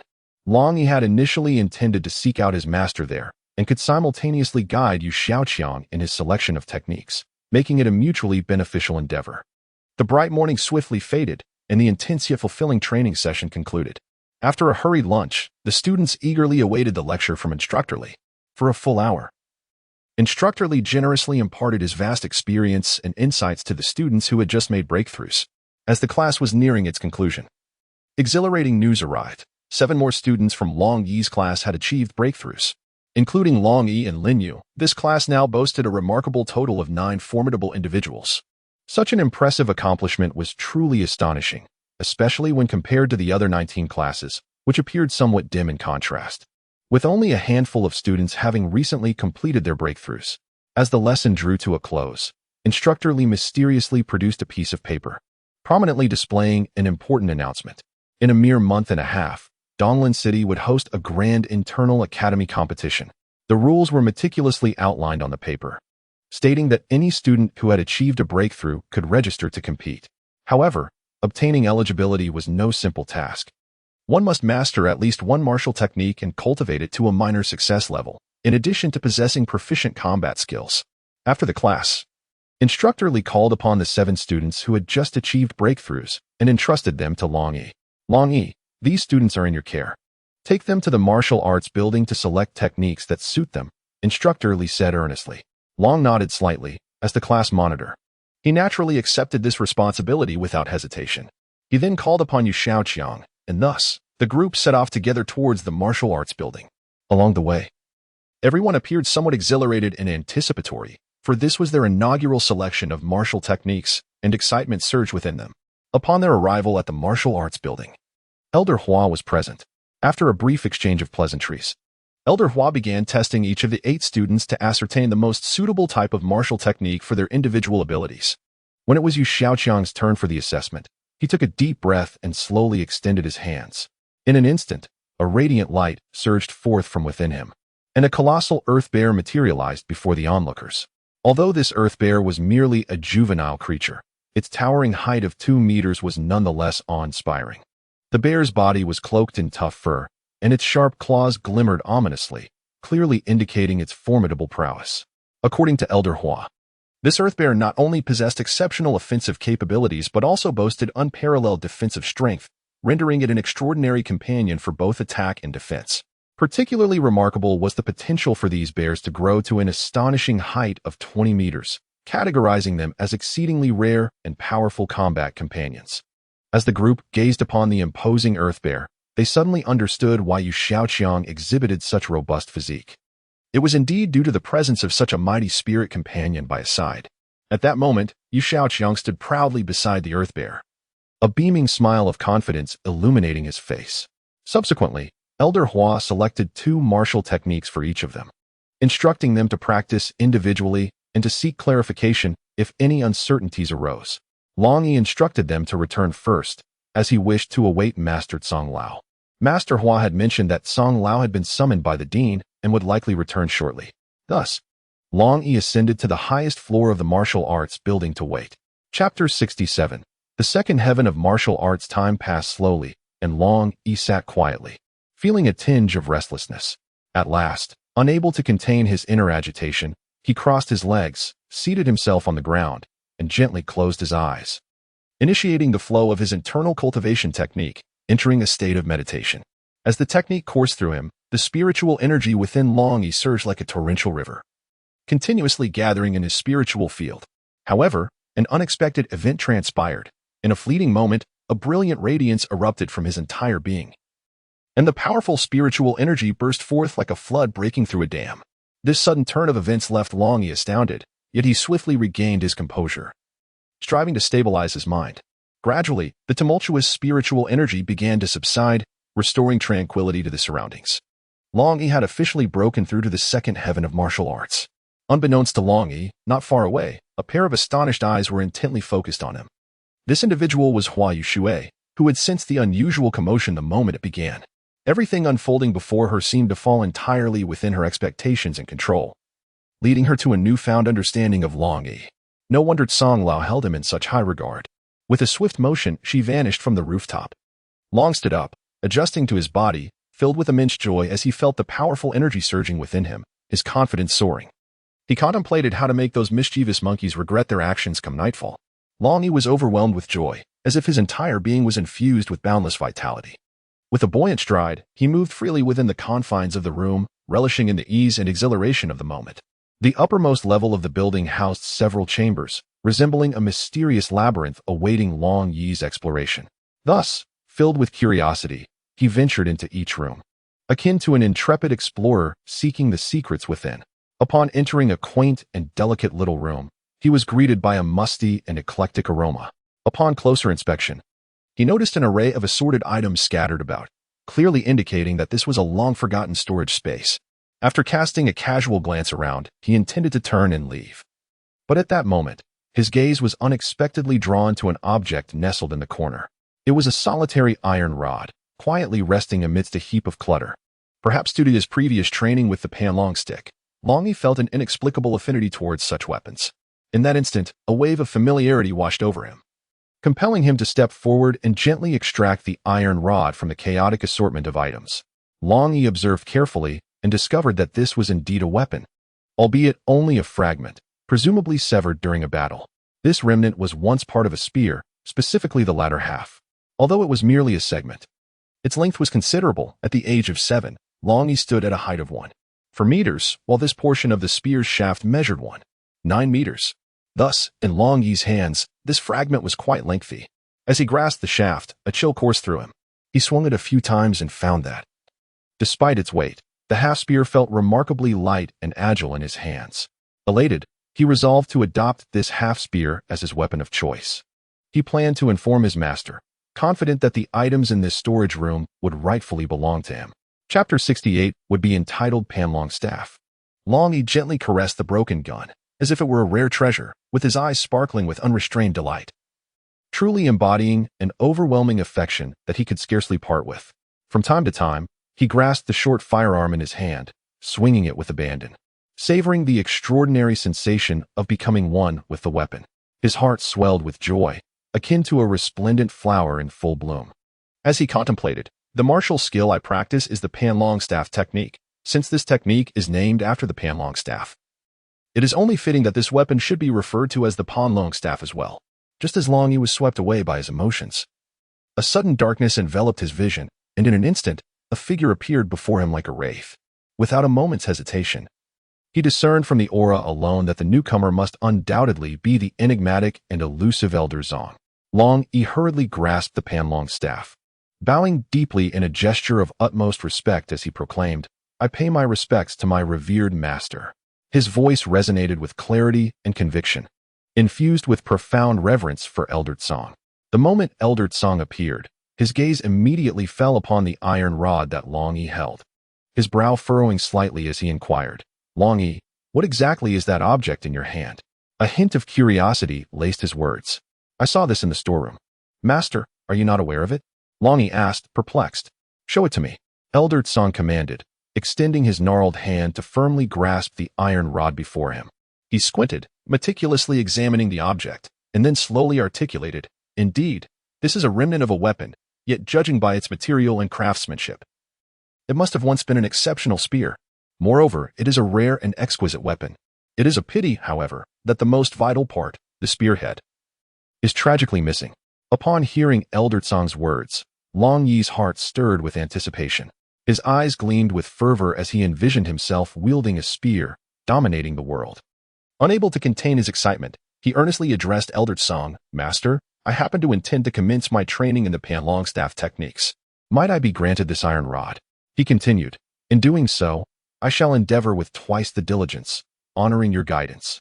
Observing Longyi's eager expression, Elder Zong smiled gently and replied in a tranquil tone, "Since you desire it, take it. However, remember this, haste makes waste, and the path of martial arts requires perseverance. When you have mastered the staff techniques, I shall personally forge a weapon tailored for you." With a subtle wave of his hand, Elder Zong signified his consent. Elated by Elder Zong's approval, Longyi promptly knelt and bowed his head in gratitude, exclaiming, "Thank you for your generosity, master." "Longyi," Elder Zong said, his expression turning serious, "I must inform you of a change in tonight's training schedule." At these words, Longyi's heart tightened, and he quickly pressed, "Master, what kind of change? Please tell me." His eyes sparkled with eagerness and curiosity. Elder Zong cleared his throat and continued. Today, Dean Lay specifically sought me out, requesting my assistance. Considering his request, I felt it inappropriate to decline, so I acquiesced. Dean Lay wishes for me to conduct specialized training for the most outstanding group of students in the academy, aimed at further enhancing their combat skills. Then, Master, how many individuals are involved? Longyi inquired, his inquisitive eyes wide with anticipation. Elder Song took a deep breath and replied, 50 individuals. All formidable warriors at the 3rd level of martial arts. Furthermore, they are all sorcerers. As he spoke, a flicker of guilt crossed his face, and he averted his gaze from Longyi. After all, at this moment, Longyi was merely a martial artist, which led him to feel as though the academy harbored some bias against martial practitioners. However, contrary to what Elder Zong had anticipated, Longyi did not harbor feelings of discontent or complaint. Instead, his face radiated excitement and anticipation as he exclaimed, "Wow, so many people. Does that mean we can engage in skill exchanges with them?" Elder Zong observed Longyi's eager and spirited demeanor, contemplating inwardly, this youth possesses a pure disposition, free from distractions, and is filled with fervor for the path of cultivation. Perhaps it is this very purity that enables him to continually transcend himself on the martial journey. With this thought, a faint smile of satisfaction graced Elder Zhang's lips. "You young rascal, if you were to join in the sparring, they would easily bring you to the ground with a single hand, considering their practical experience and the considerable disparity in cultivation levels." Chapter 69, Engaging in Two Techniques. A display of skill. The once fervent heart of Longyi was instantly extinguished by a frigid cascade of water poured by Elder Zong, leaving him no time to utter a word of defense. However, at that moment, Elder Zong unexpectedly shifted his tone. "Do not be overly disheartened. You must recognize that your progress in martial arts has been nothing short of astonishing. In no time, you shall undoubtedly catch up to them. And I possess unwavering confidence in this."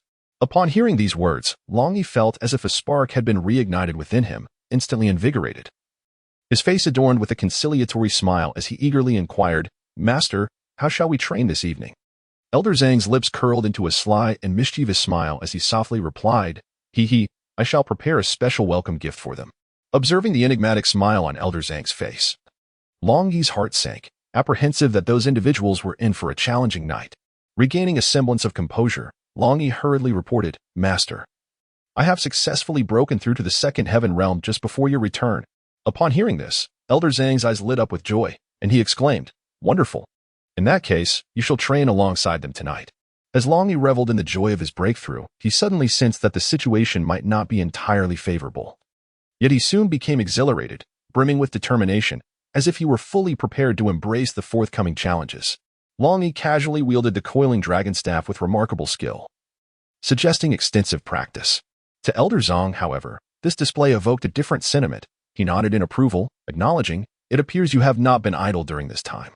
Yet, mere technique is insufficient. One must also master martial arts and harmonize them with spiritual energy to unleash greater power." Upon hearing Elder Zhang's words, Longyi felt invigorated and proclaimed, "Master, behold how I wield this staff."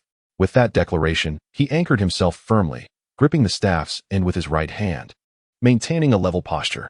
His body slightly crouched, and his center of gravity lowered, resembling a dragon poised to soar. The staff rested against his side, ready to unleash its force. With a commanding shout of divine dragon's tail, he erupted with leg power, propelling his entire form upright. Simultaneously, his arms and waist coordinated in strength, swiftly thrusting the staff from his side.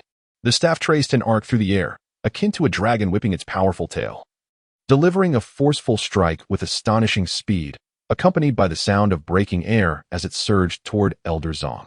Elder Zhang's eyes sparkled with interest as he effortlessly deflected the oncoming attack. "Well done. Do you possess other techniques?" he inquired, eager to discover if Longyi could astonish him further, adopting a stance of engagement. Longyi seized the opportunity to execute another move, Dragon's Roar from the Sea.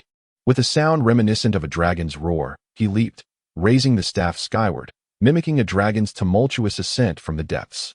The staff spun rapidly, carving arcs in the air, sweeping powerfully in all directions like a dragon's tail, exuding immense might. As the crescendo of his performance reached its peak, he abruptly pointed the staff at Elder Zong, concentrating his energy with an unstoppable momentum. Unhurriedly, Elder Zong steadied himself, his broad palm sweeping gently, as if imbued with boundless strength and mystery. Beneath this seemingly simple gesture, the fierce attack unleashed by Longyi dissipated instantaneously, like snow melting in the sun. At that moment, Elder Zhang's face blossomed with an extraordinarily radiant smile, akin to flowers blooming in the spring. The wrinkles that adorned his visage unfurled, each line seemingly flowing with joy and fulfillment. At this moment, Longyi was panting heavily, having exerted himself to the utmost with 2 consecutive strikes, leaving him with little spiritual energy as he knelt on the ground. Master Song, with a satisfied expression, remarked, "Disciple, you truly are a prodigy in martial arts. Such powerful techniques require immense spiritual energy, and achieving 2 strikes is no small feat." Hearing Master Song's praise, Longyi felt a surge of joy within. Yet he humbly replied, "It is all thanks to the guidance of my master that I have attained such accomplishments." Master Song chuckled softly and said, "There is no need for modesty. I believe you will undoubtedly become a formidable force in the future. However, your current consumption of spiritual energy is excessive, and you must take time to rest and recuperate." Dragon nodded slightly, sheathed his dragon staff, and settled down to regulate his breathing and cultivate his inner energy. After a while, his breath became increasingly steady, and his spiritual power was significantly restored. Elder Song observed Longyi, a glimmer of admiration flickering in his eyes. He then retrieved a weathered tome from his robe and presented it to Longyi, saying, "This is the esteemed dragon god technique of our sect, containing profound methods of cultivation and martial arts. Take it and study it diligently. It will greatly aid your journey of mastery." Longyi received the book with overwhelming excitement, fully aware that this was a testament to Master Zhang's recognition and expectations of him. He silently vowed to diligently cultivate his skills, determined not to disappoint the trust placed in him by Master Zhang. Chapter 70, Collective Training. Master Zhang presents a gift. Soon after, Longyi immersed himself wholeheartedly in his training, and time slipped away like a fleeting shadow, with 2 hours passing in the blink of an eye. As night gently descended, the darkness gradually enveloped the surroundings. After a brief respite following his training, Longyi remained at Master Zhang's residence to partake in dinner. Not long after the evening meal, the sound of approaching footsteps echoed from afar. A mentor led a group of 50 students into the martial arts building. This mentor was none other than the middle-aged man, Yuan Xiuji, who had closely observed Longyi at the beginning of the term, a skilled magician proficient in healing arts. He had come to collaborate with Master Zhang in training this cohort of students. After exchanging pleasantries, Master Zhang surveyed the gathering with keen eyes and promptly set his plans into motion. With a sudden, powerful sweep of his robust hand, a surge of formidable spiritual energy erupted forth, enveloping everyone in a translucent barrier, including mentor Yuan Xiuji, who was not spared from its influence. Following this, with a commanding shout of "Rise!" for Master Zhang, the group felt an exhilarating lightness, as if gravity had abandoned them, and they ascended into the air. With Master Zhang's potent spiritual power propelling them, they soared through the night sky like birds, racing towards the territory of the banana-peeling monkeys. In no time, they arrived at this enigmatic realm. As their feet touched the solid ground once again, a wave of astonishment washed over them. They turned their gazes towards Master Zhang, their eyes filled with admiration and envy. Who could have imagined that this seemingly ordinary elder possessed such profound cultivation and remarkable abilities? The feat of carrying so many through the air across such a vast distance was truly awe-inspiring. Once their excitement settled, they began to scrutinize their surroundings. Despite the late hour, the weather was unexpectedly pleasant. A resplendent full moon hung high in the sky, casting a cool, luminous glow that draped the entire forest in a silvery veil. Moonlight filtered through the dense foliage, creating dappled patterns on the ground, transforming the once dim forest into a vividly visible landscape. Under this moonlit ambience, their vision remained unaffected, allowing them to clearly observe the undulating mountains and lush trees in the distance. After clearing his throat with a light cough, Master Zhang spoke in a serious and resonant tone. "I shall now explain the rules of this training. It is imperative that you remember them well. First and foremost, the use of any martial techniques or weapons is strictly prohibited. Secondly, inflicting fatal harm or serious injury upon the banana-peeling monkeys is entirely forbidden. And lastly, and most importantly, you must safeguard your very own banana." As his words lingered in the air, he slowly raised his hand, and with a gentle wave, a storage ring, shimmering faintly, materialized at his fingertips. Following the elder's motion, streams of radiant light surged forth from the petite ring, swiftly transforming into a total of 51 bags brimming with bananas, which gracefully descended into the hands of each student like butterflies in flight. These banana bags seemed almost alive, deftly locating their rightful owners with uncanny precision. Once all the bags had been distributed, the elder nodded in satisfaction and proclaimed, "All right, children, the training officially begins." His voice resonated like thunder, shattering the tranquil atmosphere in an instant. Almost simultaneously, an overwhelming surge of spiritual power erupted, sweeping through the gathering like a torrential flood, enveloping all present within its grasp. Before anyone could react, this enigmatic force had whisked them away, leaving no trace behind. When they regained their senses, they found themselves deep within a dense, shadowy forest. Concurrently, faint sounds of commotion echoed from all directions, as if pebbles had been cast into a serene pond, creating ripples of disturbance. Soon after, the air was filled with the sounds of fierce combat, resonating throughout the woods in a relentless cacophony. It wasn't long before someone lost their bananas, and the monkey that had snatched the fruit ceased its attacks. At that moment, another bag of bananas fluttered into his embrace. It was clear that this was the elder's gift, though such gifts were not easy to obtain. Chapter 71. Dare to reveal your name. As time ticked by, approximately 2 hours later, one individual could no longer endure, their body swaying perilously close to collapse. In that critical moment, the elder, who had been vigilantly observing everyone, swiftly intervened, rescuing the person and bringing them back to safety. Like the opening of a floodgate, a chain reaction ensued, with many others being pulled back by the elder due to exhaustion or injuries. By the arrival of the third hour, only 5 individuals remained unaccounted for. Undoubtedly, those who had persevered to this point without being eliminated possessed formidable strength. Observing this scenario, the elder unhesitatingly stepped forth to assist the remaining survivors. Before long, all personnel had regrouped. At this moment, fatigue and pain were etched across every face, a clear indication of the immense toll this arduous trial had exacted. Particularly heart-wrenching were those with severe injuries. Fortunately, Yuan Xiao, skilled and experienced in the healing arts, busied himself tirelessly, dedicating his efforts to tending to the wounded. After considerable effort, despite the wounds of the individuals being properly tended to and gradually healing, the tattered, bloodstained, and dirt-encrusted garments they wore vividly illustrated the brutality and intensity of their recent ordeal.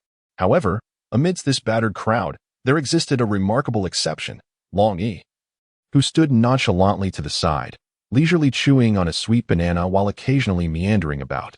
Astonishingly, in stark contrast to his fellow companions, whose bodies bore the marks of their harrowing experiences, Longyi's attire, though somewhat tattered, appeared relatively unscathed. Witnessing this scene, the onlookers could not help but speculate. Perhaps Longyi had encountered fewer adversaries or was simply fortunate enough to evade perilous situations, allowing him to endure until this crucial moment with such apparent ease.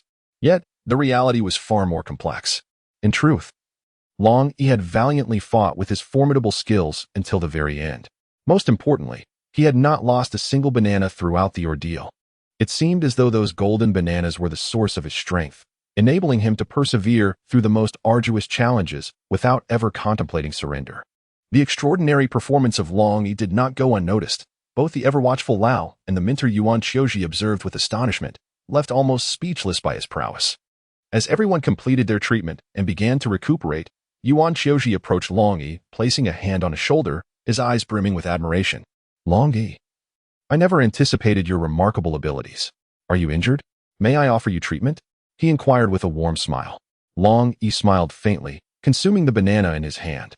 He remarked, "Thank you, Mentor Yuan. I am perfectly fine. A brief rest will suffice." With that, he settled down cross-legged to meditate. After a while, the last 4 individuals who had emerged alongside Long also approached him, exuding an unwelcoming aura. At that moment, Longyi rose to his feet, gazing at them. The 4 towering figures formed a semicircle around him, creating an impression of bullying the weak. Mentor Yuan, engaged in conversation with Elder Song, noticed this unfolding scene and prepared to intervene, but Elder Song gently restrained him with a shake of his head. Instantly, Mentor Yuan comprehended Elder Song's intention and stepped back. One of the individuals advanced a step, scrutinizing Longyi from head to toe, and sneered, "Hey, kid, what is your name? Which class do you belong to?" Having observed Longyi wandering nearby without sustaining any injuries, they felt quite displeased, perceiving him as someone who had merely been mocking them. Thus, they sought to provoke him just as he had begun to regain some strength. With a slight smirk at the corner of his mouth, Longyi discerned their intent to provoke him and retorted with a hint of irritation, "I am Longyi from Class 9, Year 1. and my name shall remain unchanged. What brings you here? Do you dare to reveal your names? Chapter 72. Provocation and Sparring. Ah, what a bold lad you are, Wan Yinsheng declared. His ears perked with interest. Listen closely, for I am the illustrious leader of Class 3, Wan Yinsheng. Not only that, but I am also a formidable sorcerer who has ascended to the third realm of combat skills. My spirit companion is none other than the fearsome fire cloud leopard, Wan Yinsheng proclaimed, his face beaming with pride as he introduced himself. Longyi's eye carefully scrutinized the youth before him, who introduced himself as Wan Yinsheng. His skin was as white as snow, radiating an exquisite jade-like purity, and his cheeks were adorned with a few faint freckles that lent him an air of playful charm and endearment.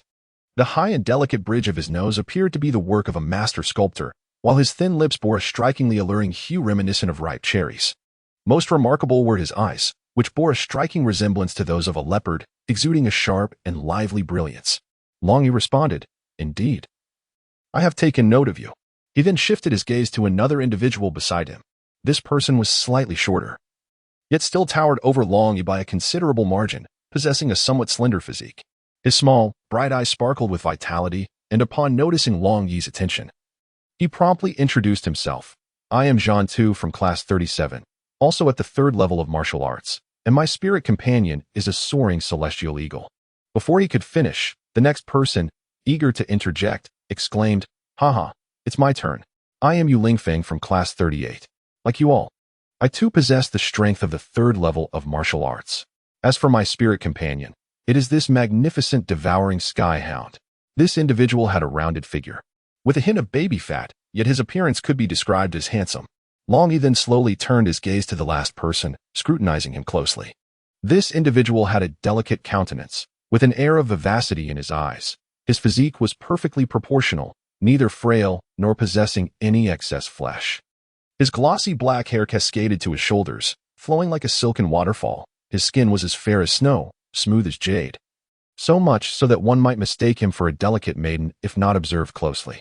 Even his voice, when he spoke, was gentle and melodious. He softly introduced himself. "I am Ming-Chi Nan, a student from Class 12 of the third year, and my spirit companion is a firefox." Before anyone could respond, he continued, "My dear friends, please allow me to speak a word. We share a bond as classmates. Perhaps we should let this matter rest to preserve our harmonious atmosphere." However, before Ming-Chi Nan could finish, Wan Yinsheng could no longer contain his impatience and interjected with an angry shout, "How can we simply let this go? Did you not see how he provoked us just now?" His tone was filled with indignation and dissatisfaction, clearly opposing Ming-Chi Nan's suggestion. "But I cannot disrupt the Academy's rules," Ming-Chi Nan replied with a troubled expression, his eyes flickering, as if he were grappling with an inner turmoil. Yet, before he could complete his thought, Wan Yinsheng interrupted again, "Who says we must break the Academy's rules? This is merely a normal sparring challenge." With that, he shot a fierce glare at Ming-Chi Nan, his eyes betraying a hint of displeasure and reproach. Then, Wan Yinsheng turned his attention to the youth, Longyi, a slight smirk forming at the corners of his mouth, imbued with a touch of provocation. "You young man, Longyi, is it? Do you have the courage to engage in a spar with me? But let me make it clear, I am not one to overpower the weak. Thus, I shall not employ my spirit companion in this match, relying solely on my strength at the second level of martial arts. So, what say you? Will you accept the challenge?" With that, he crossed his arms and stood proudly, as if victory were already assured. At this moment, Longyi's heart was unable to contain itself, yearning to find an equally matched opponent for a thrilling contest. An indescribable excitement and anticipation surged within him. However, this exhilaration did not manifest on his stern visage. He maintained a composed and calm demeanor, slowly articulating, "A competition would not be unwelcome. But I do have a small request." I anticipated that you, this cunning rogue, would propose some conditions." "Speak swiftly," Wan Yinsheng retorted impatiently. With a slight smile at the corner of his mouth, Longyi softly declared, "My terms are quite simple. Neither party shall wield any weapons in this duel." "Haha, who would have thought you were such a coward, afraid for your life?" Upon hearing this, Wan Yinsheng immediately erupted in a scornful laugh, unabashedly revealing his disdain for Longyi.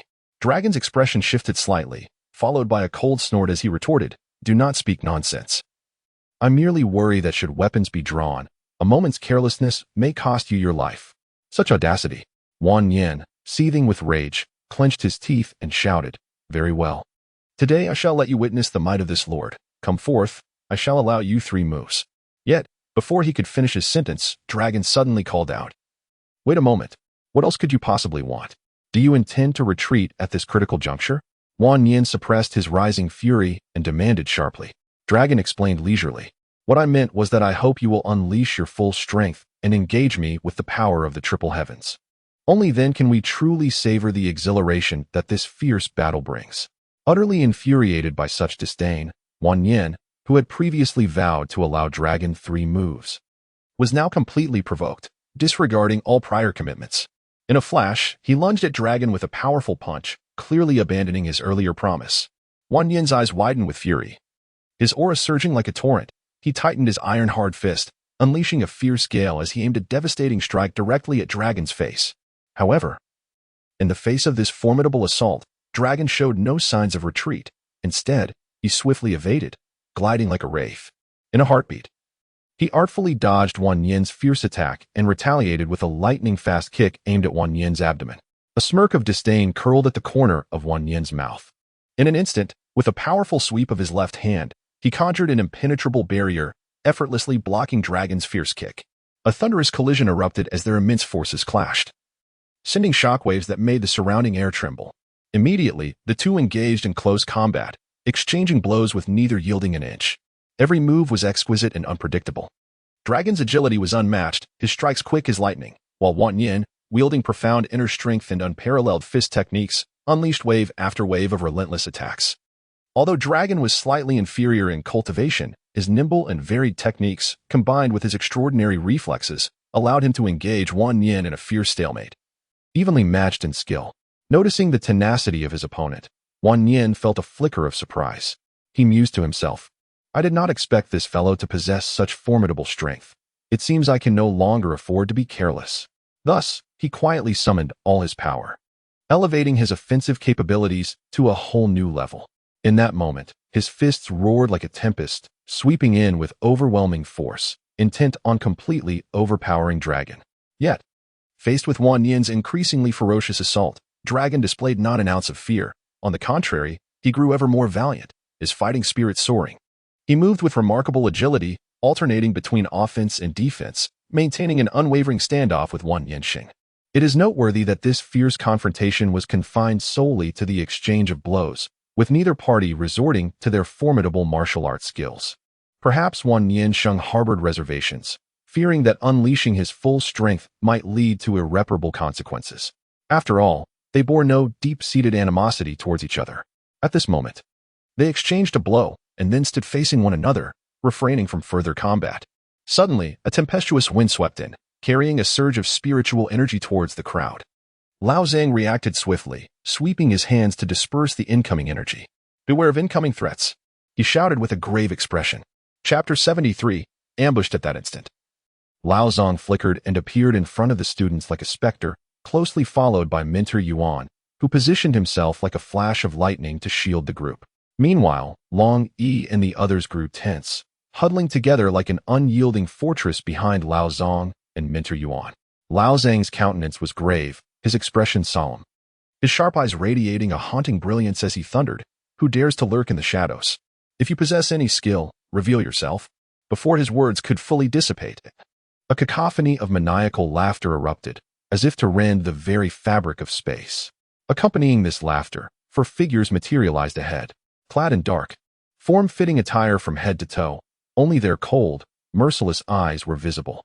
From their appearance alone, it was evident that these 4 were not ordinary individuals, but masters of formidable prowess. Faced with this sudden turn of events, Lao Zhang's expression darkened considerably. While he could easily contend with these enigmatic figures alone, his greatest concern was the potential harm that could befall the innocent children behind him should a conflict arise. Thus, he discreetly conveyed a message to Yuan Xiaoji, instructing him to lead the children to flee eastward, towards the academy's direction. Meanwhile, he resolved to remain and confront the 4 formidable adversaries alone. With his gaze sharpened, Lao Zhang acted decisively, fully aware of the critical importance of seizing the initiative. Before the cloaked figures could close in, he launched into action.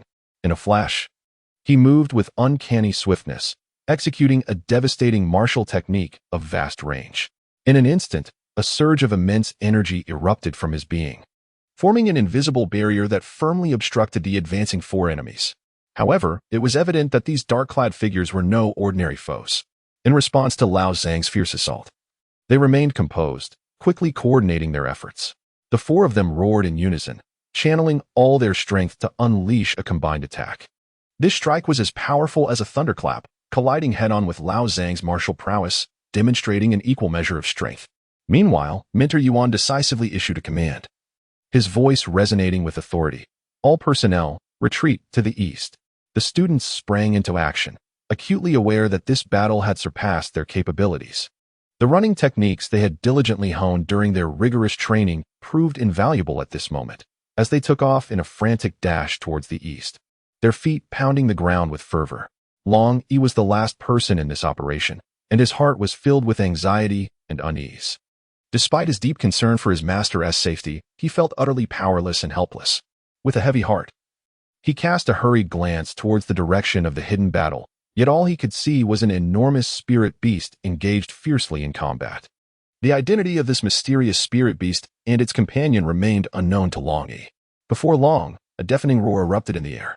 Reluctantly, Longyi withdrew his gaze and quickened his pace, striving to catch up with his classmates who were gradually moving away. Meanwhile, Mentor Yuan trailed behind at a measured pace, vigilantly observing the surroundings for any potential threats. Leading the group at the forefront was Wan Yinsheng and his companions. He summoned his spirit companion, the Fire Cloud Leopard, to take the lead as a scout. Although the Fire Cloud Leopard was still juvenile, it had already grown to an impressive size, measuring over 2 meters in length. After approximately half an hour of relentless running, the sounds of the fierce battle behind them began to fade. Longyi found it difficult to gauge the current situation of the elusive mastered song, and waves of anxiety washed over him. Just then, Mentor Yuan abruptly halted and turned to Longyi, speaking in a grave tone. Enemies are approaching. You must lead the others to evacuate immediately. I will hold them off. Without hesitation, he dashed towards the oncoming foes. In the blink of an eye, Mentor Yuan engaged the pursuers in close combat. Surprisingly, there was only one adversary. Yet as they clashed, both sides fought fiercely, neither yielding an inch, resulting in a tense stalemate. Watching Mentor Yuan bravely face the danger alone filled Longyi with a profound sense of helplessness and uncertainty. Nevertheless, he understood the weight of his responsibilities and knew he could not falter at this moment. With determination, he steeled himself and pressed onward towards the academy. At that moment, memories of Mentor Li's teachings about the profound significance of companionship flooded Longyi's mind. Recalling the thought-provoking words from the classroom, he suddenly grasped the responsibilities he must bear. A powerful force surged from within, propelling him forward. Chapter 74. Peril lurks after approximately another half-hour of travel. Longyi and his companions finally reached a valley. This valley was the sole passage to their destination, compelling them to enter despite their trepidation. As they traversed the middle of the valley, the Fire Cloud Leopard, leading the way, abruptly halted without warning. Once majestic and imposing, it now displayed unmistakable fear. As if paralyzed by some terrifying presence, unwilling to take another step forward, Wan Yinsheng communicated with his spirit companion, realizing that a great danger lay ahead. Ahead lies the potential presence of formidable demon beasts, as conveyed by the Fire Cloud Leopard. Recognizing the gravity of the situation, Wan Yinsheng did not dare to hesitate for a moment and promptly relayed this crucial intelligence to everyone around him. Upon hearing this news, Longyi's expression instantly turned grave. He was acutely aware of the urgency of the situation and understood that prompt and decisive action was imperative. Thus, without hesitation, he summoned several formidable individuals to deliberate on the matter. Zhang Tu stepped forward and proposed, I shall dispatch my Skyhawk to conduct aerial reconnaissance. As he spoke of releasing the Skyhawk, which stood at a meter tall, it was evident that it had yet to reach maturity. As the adult version could soar to 10 meters in height, it was well suited for reconnaissance rather than combat. The others unanimously endorsed his plan, and so the Skyhawk set off, moving swiftly and with remarkable agility. Longyi naturally would not remain a passive observer. He swiftly drew forth the gleaming, mysterious dragon staff from behind his back, gripping it firmly in his hand, his gaze resolute and piercing, as if he were prepared to plunge into the throes of battle at any moment. Meanwhile, the others, witnessing his readiness, unhesitatingly brandished their respective weapons, creating a dazzling display of flashing blades that dazzled the eyes. In quick succession, Each individual summoned their spiritual companions, beings intertwined with their souls, bound by life and death. These companions, diverse in form and extraordinary in ability, converged like a band of loyal guardians, forming a tight circle that securely shielded the group within. However, amidst this tense atmosphere, Longyi stood apart. Unlike the others, he did not release his spiritual companion but remained silent and still, resembling a steadfast statue. Surrounded by curious and bewildered gazes, the onlookers could not help but cast questioning looks his way. Particularly, the impatient Zhan could no longer contain his curiosity and directly inquired, "Longyi, given your formidable prowess, your spiritual companion must surely be extraordinary as well. Yet why does it not appear at this moment?" Upon hearing this, Longyi felt a twinge of embarrassment but maintained a calm demeanor, as though he had already devised a response. With a wry smile, he replied, "I am a martial artist. I have no spiritual companion." This revelation left the crowd incredulous. It was widely acknowledged that a martial artist without a spiritual companion would struggle to advance. The fact that Longyi, at such a tender age, had reached the second level of martial arts was hard for them to believe, yet he had no reason to deceive them. At that moment, Zhan spiritual companion, the flying eagle, returned, landing beside him. After a brief exchange of consciousness, Zhan stated, "There is a pack of jungle wolves lying in ambush on either side of the valley ahead. This pack consists of 100 wolves, 2 of which are second tier, while the rest are first tier. Now that we are aware of their intent, we must act swiftly to catch them off guard. Our combined abilities will undoubtedly prevail against them, and we cannot linger, for pursuers are trailing behind us." Longyi responded, "I can hold one of the second-tier wolves. Who will take on the other?" "I will," volunteered Wan Yinsheng. "Very well, follow my lead. Launch a fierce assault, then swiftly retreat from the valley. Do not linger," Longyi commanded. The group unanimously agreed. With that, they readied their martial skills and charged toward the wolves' ambush site, unleashing their techniques in unison. Many of the jungle wolves were caught off guard and sustained injuries. Longyi unleashed a powerful strike, rising winds and gathering clouds, instantly taking down 7 or 8 wolves. The group pressed on, accompanied by their spiritual companions and armed with their weapons, delivering a fierce assault before hastily withdrawing from the battlefield toward the exit. Suddenly, a wolf lunged forward. It was one of the second-tier beasts. Longyi swiftly swung the dragon staff, delivering a forceful blow that sent the wolf howling in agony to the ground. Yet, it quickly struggled to rise once more. The remaining wolves, witnessing this, bared their fangs and emitted low, threatening growls. Long's gaze was resolute, devoid of any hint of fear. He firmly grasped the coiling dragon staff, standing tall like a pine tree as he faced off against the ferocious wolf before him. A glance across the battlefield revealed the situation with clarity. More than 60 wolves were still embroiled in fierce combat. His peers, all at the 3rd level of martial prowess, were engaged in a struggle against these wolves. Through the harmonious collaboration with their respective spirit companions, they had managed to stabilize the situation and secure a significant advantage. However, a minor flaw lay in their lack of practical experience, as each student bore injuries, varying in severity. Longyi pondered silently in his heart. He felt little trepidation regarding the pack of wolves before him. However, a sense of apprehension arose within him at the thought of potential pursuers that might follow. With this in mind, he did not hesitate to raise his voice, commanding, "Dear friends, do not linger in battle, but swiftly break free from this valley." Upon finishing his words, he moved with sudden agility, wielding the dragon staff like a serpentine dragon, unleashing a tremendous blow with the technique of the divine dragon's tail, striking fiercely at the Wolf King. Following this, he executed another palm strike, the wind from his hand howling with a majestic force akin to surging tides, sending the Wolf King tumbling several meters away. In a flash, Longyi darted towards the location of Wan Yinsheng, who found himself ensnared in a dire predicament, being relentlessly subdued by another ferocious Wolf King, struggling to withstand the onslaught. Just as the Wolf King opened its gaping maw, its sharp claws poised to strike at Wan Yinsheng's vulnerable neck, Longyi arrived like a divine warrior descending from the heavens. With impeccable precision, he blocked the lethal blow with his dragon staff, using the rebound force to push the Wolf King back several steps. Wan Yinsheng, having narrowly escaped death, was filled with gratitude and nodded vigorously at Longyi to express his thanks. Longyi, however, said little, merely acknowledging with a slight nod before turning once more to rejoin the fierce battle. At that moment, the classmates had largely burst forth from the valley, while Longyi, Wan Yinsheng, Zhan Tu, Yuling Feng, and Meng Qingmin stood resolutely at the valley's exit, forming an unyielding line of defense.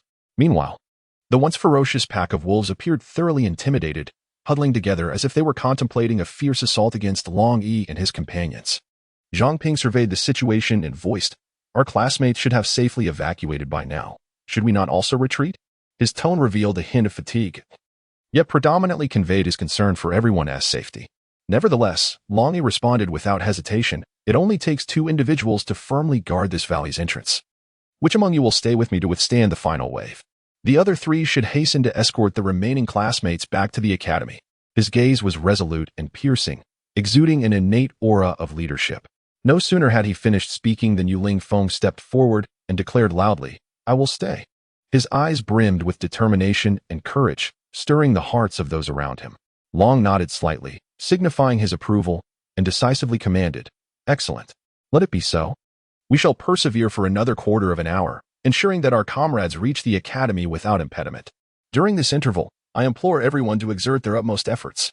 At this moment, this group of children, not yet 10 years of age, exhibited extraordinary courage and decisiveness, displaying a composure akin to seasoned veterans of the battlefield. Particularly, the youngest among them, Longyi, commanded the situation with the poise of a battle-hardened general. Following his words, the group promptly sprang into action, each fulfilling their designated roles without hesitation. Chapter 75. All captured. The wolf pack seemed to be regaining its strength. Yuling Feng whispered to Longyi, "I can see that. We too must restore our spiritual energy." As he spoke, Longyi reached into the cosmic pouch at his chest, producing a handful of spirit stones, which he offered to Yuling Feng, urging him to absorb them swiftly. Yuling Feng accepted the spirit stones without reservation, nodding his gratitude to Longyi. Longyi kept his right hand resting on the cosmic pouch, and one by one, the spirit stones were drawn forth and absorbed in no time. In contrast, Yuling Feng found the process less expedient, unable to fathom Longyi's remarkable prowess. 10 minutes later, the wolf pack exhibited a change. 2 formidable wolf kings strode forward. Their injuries nearly healed, proving that these beasts were indeed extraordinary.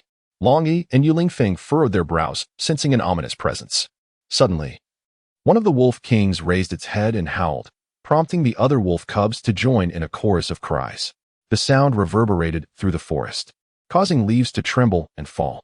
Both Longyi and Yuling Feng were taken aback, realizing that the wolf king was summoning more of its kin. They had to devise a strategy swiftly, or the consequences would be dire.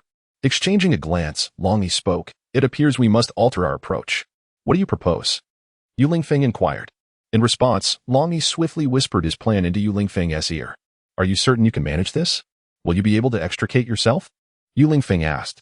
"Trust me," Longyi assured him. At that moment, Yuling Feng summoned his spiritual companion, the devouring sky hound. This hound was not particularly large, standing under a meter tall, yet its golden fur was strikingly beautiful. Yuling Feng concentrated, preparing to unleash his most formidable strike.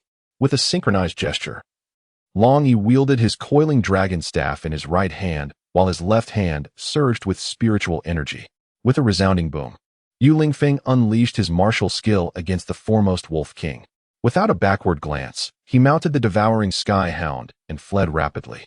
Simultaneously, Longyi executed the wind cloud palm technique, launching it in conjunction with Yuling Feng's attack toward the same wolf king. In an instant, the wolf king reacted with remarkable speed, opening its massive jaws wide and inhaling deeply before unleashing a powerful stream of energy.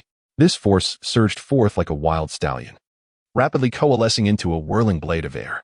The blade's might was astonishing, akin to a razor-sharp knife capable of cleaving through all in existence. This was the Wolf King's unique innate skill, the whirlwind blade. Just as Longyi and his companions' assaults approached, they were effortlessly repelled by this formidable whirlwind blade. Longyi had anticipated that such tactics would not inflict any harm upon the Wolf King, and he had prepared accordingly. Gripping his coiling dragon staff, he executed a devastating move, the Divine Dragon's Tail. This strike harnessed all of Longyi's strength, its momentum overwhelming. After delivering this full-force blow, Longyi utilized the recoil to perform several somersaults in midair before landing gracefully on the ground. Without hesitation, he turned and sprinted away, not daring to look back. Yet, mere moments later, a piercing howl reverberated throughout the valley, a lament of the wolf. Yuling Feng, hearing this, felt a surge of joy, realizing that Longyi had succeeded.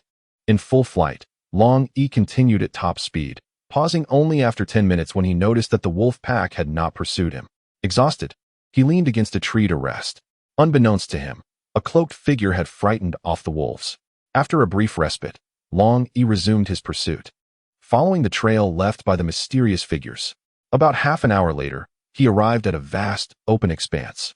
However, at that moment, he was astonished to find that all traces had vanished without a trace. In an instant, an ominous premonition surged within Longyi, causing his heart to sink as he instinctively sensed impending doom. Just as he was about to turn and flee, an overwhelming force, akin to a mighty tide, surged forth and bound him tightly, rendering him utterly immobile. Shortly thereafter, this enigmatic power, resembling an invisible giant hand, hoisted Longyi aloft and propelled him swiftly toward the mountain summit. Upon reaching the peak, the sight before him left Longyi utterly astonished. His body gradually descended to the ground, and simultaneously, the force that had restrained him vanished without a trace. As he surveyed his surroundings, he beheld a gathering of 50 classmates, and not far off, 2 figures stood prominently. With a mere glance, Longyi instantly recognized them as his esteemed master and mentor Yuan. "Master!" he cried out in anguish, his heart heavy with despair, and he recklessly dashed toward them. However, fate conspired against him. Before he could draw near, another formidable force, as impenetrable as a wall, obstructed his path. "What have you done to my master?" Longyi's eyes blazed with fury as he demanded, his face a mask of rage. "You fool, on the brink of death, and you still concern yourself with others." One of the cloaked figures replied coldly. "Who are you? Why have you captured us?" Longyi asked, unyielding in his defiance. "Huh, you have quite the audacity, don't you?" The cloaked figure sneered. "Given your boldness, I find it difficult to part with your life just yet. What do you say? Do you still wish to survive?" The figure extended a hand, gripping Longyi's throat firmly. With a sinister chuckle, the cloaked man continued, "However, escaping death is not entirely out of reach. As long as you comply with my instructions and carry out a task, I shall spare your life." No sooner had he spoken than he abruptly released his grip on Longyi's neck and tossed a razor-sharp knife onto the ground. "Now," the cloaked man declared, "I present you with a golden opportunity to save your life. Do you see that old fellow over there? Go ahead and behead him, and then you may leave without a care." Reassuringly, he added, "Rest assured, I am a man of my word." As he spoke, his finger pointed toward the direction of the old man hiding not far away. Longyi picked up the knife. Chapter 76, The Resolve to Die in Battle. With unwavering determination, Longyi picked up the knife from the ground, gripping the handle tightly, his gaze piercing as he fixed it on the figure clad in black before him. In a resolute tone, he declared, "Even in death, I shall never turn against my own." No sooner had he spoken than he swung the long knife with unhesitating ferocity towards the dark-clad man. In an instant, a glimmer of cold light flashed, and the black-clad figure nimbly evaded to the side. A flicker of amusement crossed the black-clad man's eyes, followed by a mocking sneer. "Humph, I did not expect you to possess such spirit. However, I am curious to see just how resilient you truly are. Out of sheer benevolence, I shall grant you one more chance. All of you may attack me together. If any of you can inflict even the slightest wound, I will allow you to leave unharmed. But fail to do so, and do not blame me for my ruthlessness, for today shall mark your demise." Upon hearing these words, the 50 students standing nearby turned pale, their bodies trembling uncontrollably, devoid of the courage to take a single step forward. Yet, Longyi remained undaunted, gritting his teeth. He continued to wield his large blade, relentlessly launching attacks at the black-clad man. However, despite his fervent efforts, he could not land even a scratch on his opponent. The black-clad man then taunted, "You are even less courageous than a mere child 3 years your junior. At least he dared to strike. Yet you cower before a formidable foe." The students, wide-eyed, watched Longyi's desperate and fierce onslaught, and deep within them, a blazing flame of resolve was ignited, their boiling blood surging throughout their bodies. In a moment of fiery rage, Wan Yin, his eyes burning crimson, bellowed, "Even if I die, I will tear a piece of flesh from you." With that roar, he shot forward like an arrow released from its bow. This sudden outcry, akin to thunder splitting the heavens, jolted the hearts of all present, which had been trembling with trepidation, into a state of fierce determination. In that moment, their gazes transformed into expressions of unyielding courage, devoid of fear, replaced instead by a ferocity and resolve that embraced death itself. Instantly, they rose, unleashing their full strength. heedlessly charging toward the black-clad man. Each individual summoned their dwindling reserves of spiritual energy, executing their most formidable martial arts techniques in a relentless assault. Yet, faced with such a tidal wave of aggression, the black-clad man merely flicked his hand dismissively, effortlessly countering all attacks. The tremendous force sent the students sprawling to the ground, disoriented and bloodied, while only Longyi miraculously avoided injury, as the black-clad man had intentionally spared him. One might have expected that after such a devastating blow, the remaining students would retreat in fear. To their astonishment, they remained silent and charged forward once more without hesitation. Observing this unexpected resolve, the black-clad man's expression shifted slightly, clearly taken aback. This time, he finally ceased to hold back, unleashing a portion of his true power and forcefully sending them flying away. These individuals fell to the ground like kites severed from their strings, rendered utterly immobile and bleeding profusely from their mouths, creating a scene that was unbearable to behold. Yet, despite their dire circumstances, they gritted their teeth and endured excruciating pain, refusing to submit or plead for mercy. The man in black turned to Longyi and remarked, "You possess the most spirit.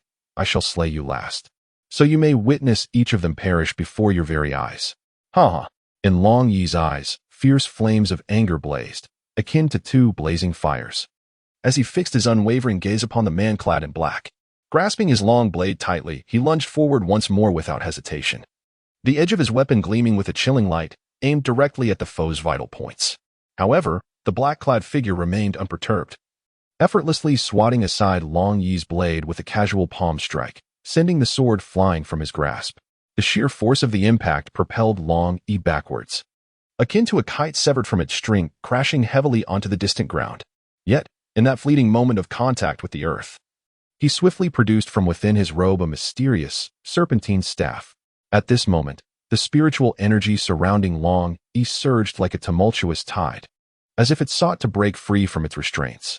This potent energy converged ceaselessly upon the staff, causing it to radiate a dazzling brilliance, entwining itself tightly with the weapon. "Huh, you dare to resist?" the black-clad man taunted, his voice laced with mockery. "Very well, I shall grant you a chance. Unleash all your skills, so that you may find some semblance of acceptance before your demise."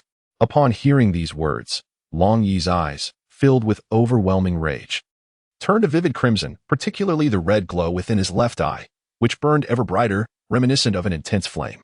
This peculiar crimson light was the fabled Sharingan, once again manifesting, though not fully awakened, a fact unbeknownst even to Longyi himself.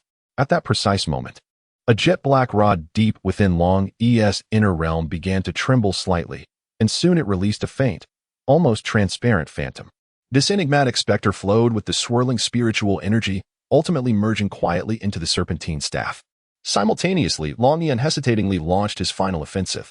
Chapter 77, An Explosion of Power. A collective shock with a thunderous roar, dragon's tail sweep. Longyi's form suddenly shifted, as the surging force of his martial prowess erupted like a flood breaking through a dam. The staff in his hand danced with impenetrable ferocity, its shadow resembling a gigantic dragon, exuding unparalleled might as it rushed towards the black-clad man with blinding speed. In an instant, the shadow of the staff reached the foe. Faced with such a fierce onslaught, the black-clad man's expression changed dramatically, his pupils constricted in alarm. Yet, being a seasoned warrior, he reacted swiftly, immediately summoning all his strength to conjure a protective barrier of spiritual energy in a desperate attempt to withstand the fatal strike. Regrettably, Longyi's assault was too swift. Despite the black-clad man exerting all his effort, he was nearly struck. Fortunately, at the last moment, the protective barrier operated effectively, barely halting the terrifying shadow of the staff. Nevertheless, the black-clad man was drenched in cold sweat, his heart racing as if he had just escaped the clutches of death. Had it not been for his timely reflexes, he might have already met his untimely end. Before the cloaked figure could catch his breath, Longyi unleashed an even more ferocious assault, akin to a tempest.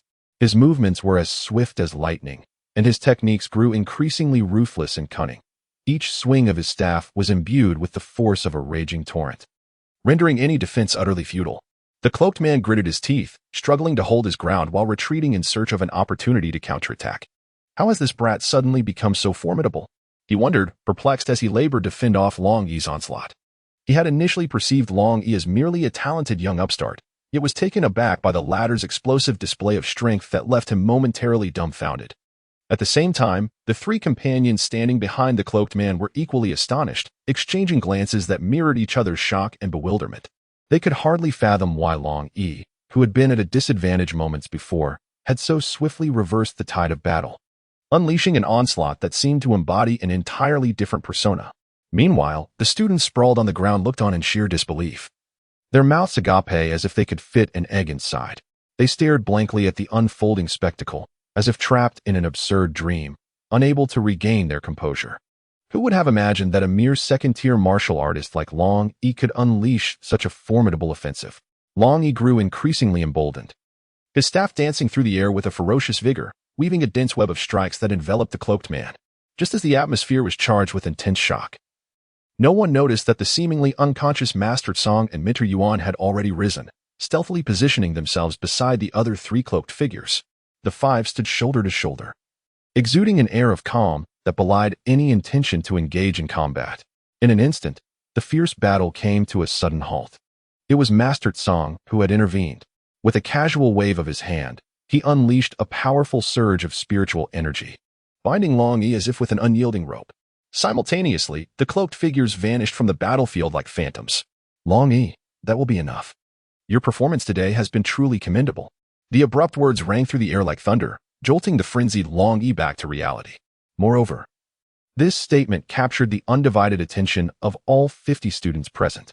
The one who spoke was none other than Master Song himself. In that moment, Longyi was utterly bewildered, his mind swirling with confusion. Just as he grappled with his disorientation, the familiar voice of his master drifted into his ears.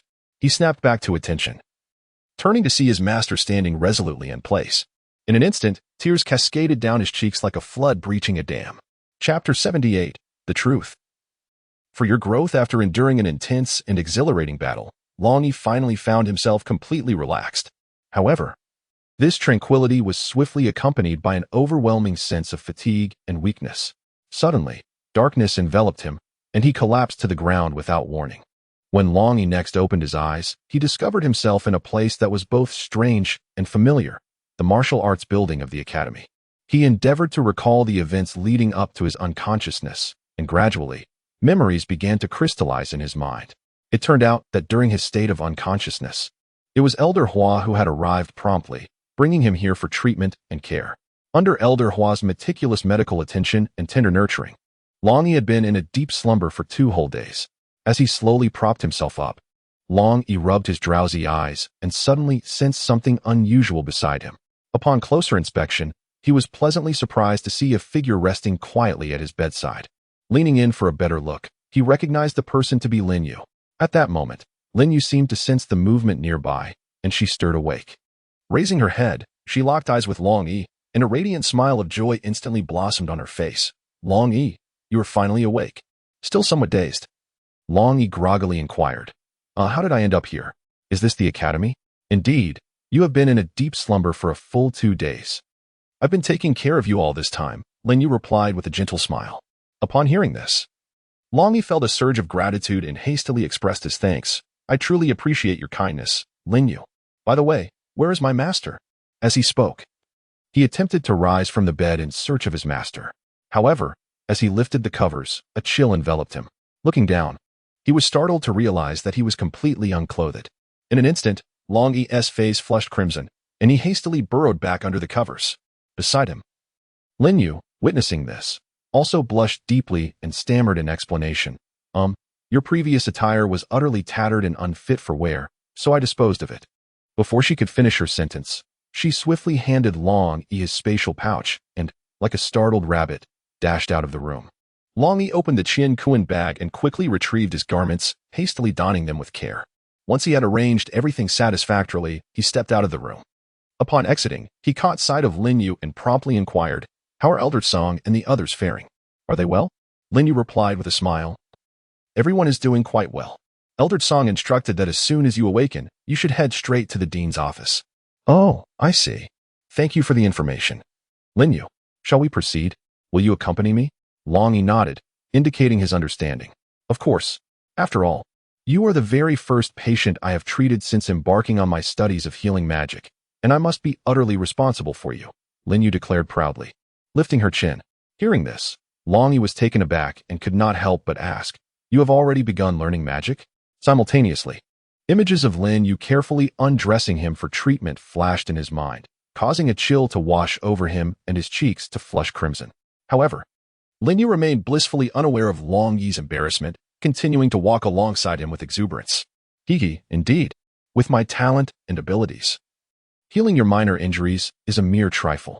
Before long, the two arrived at the dean's office. Upon opening the door, Longyi was delighted to discover not only the dean present, but also Elder Song. Like an arrow released from its bow, he dashed into Elder Song's embrace, tears streaming down his face like a torrent. After all, he was merely a 7-year-old child, and it was exceedingly difficult for him to maintain composure in such a heart-stirring situation. Well, why the tears?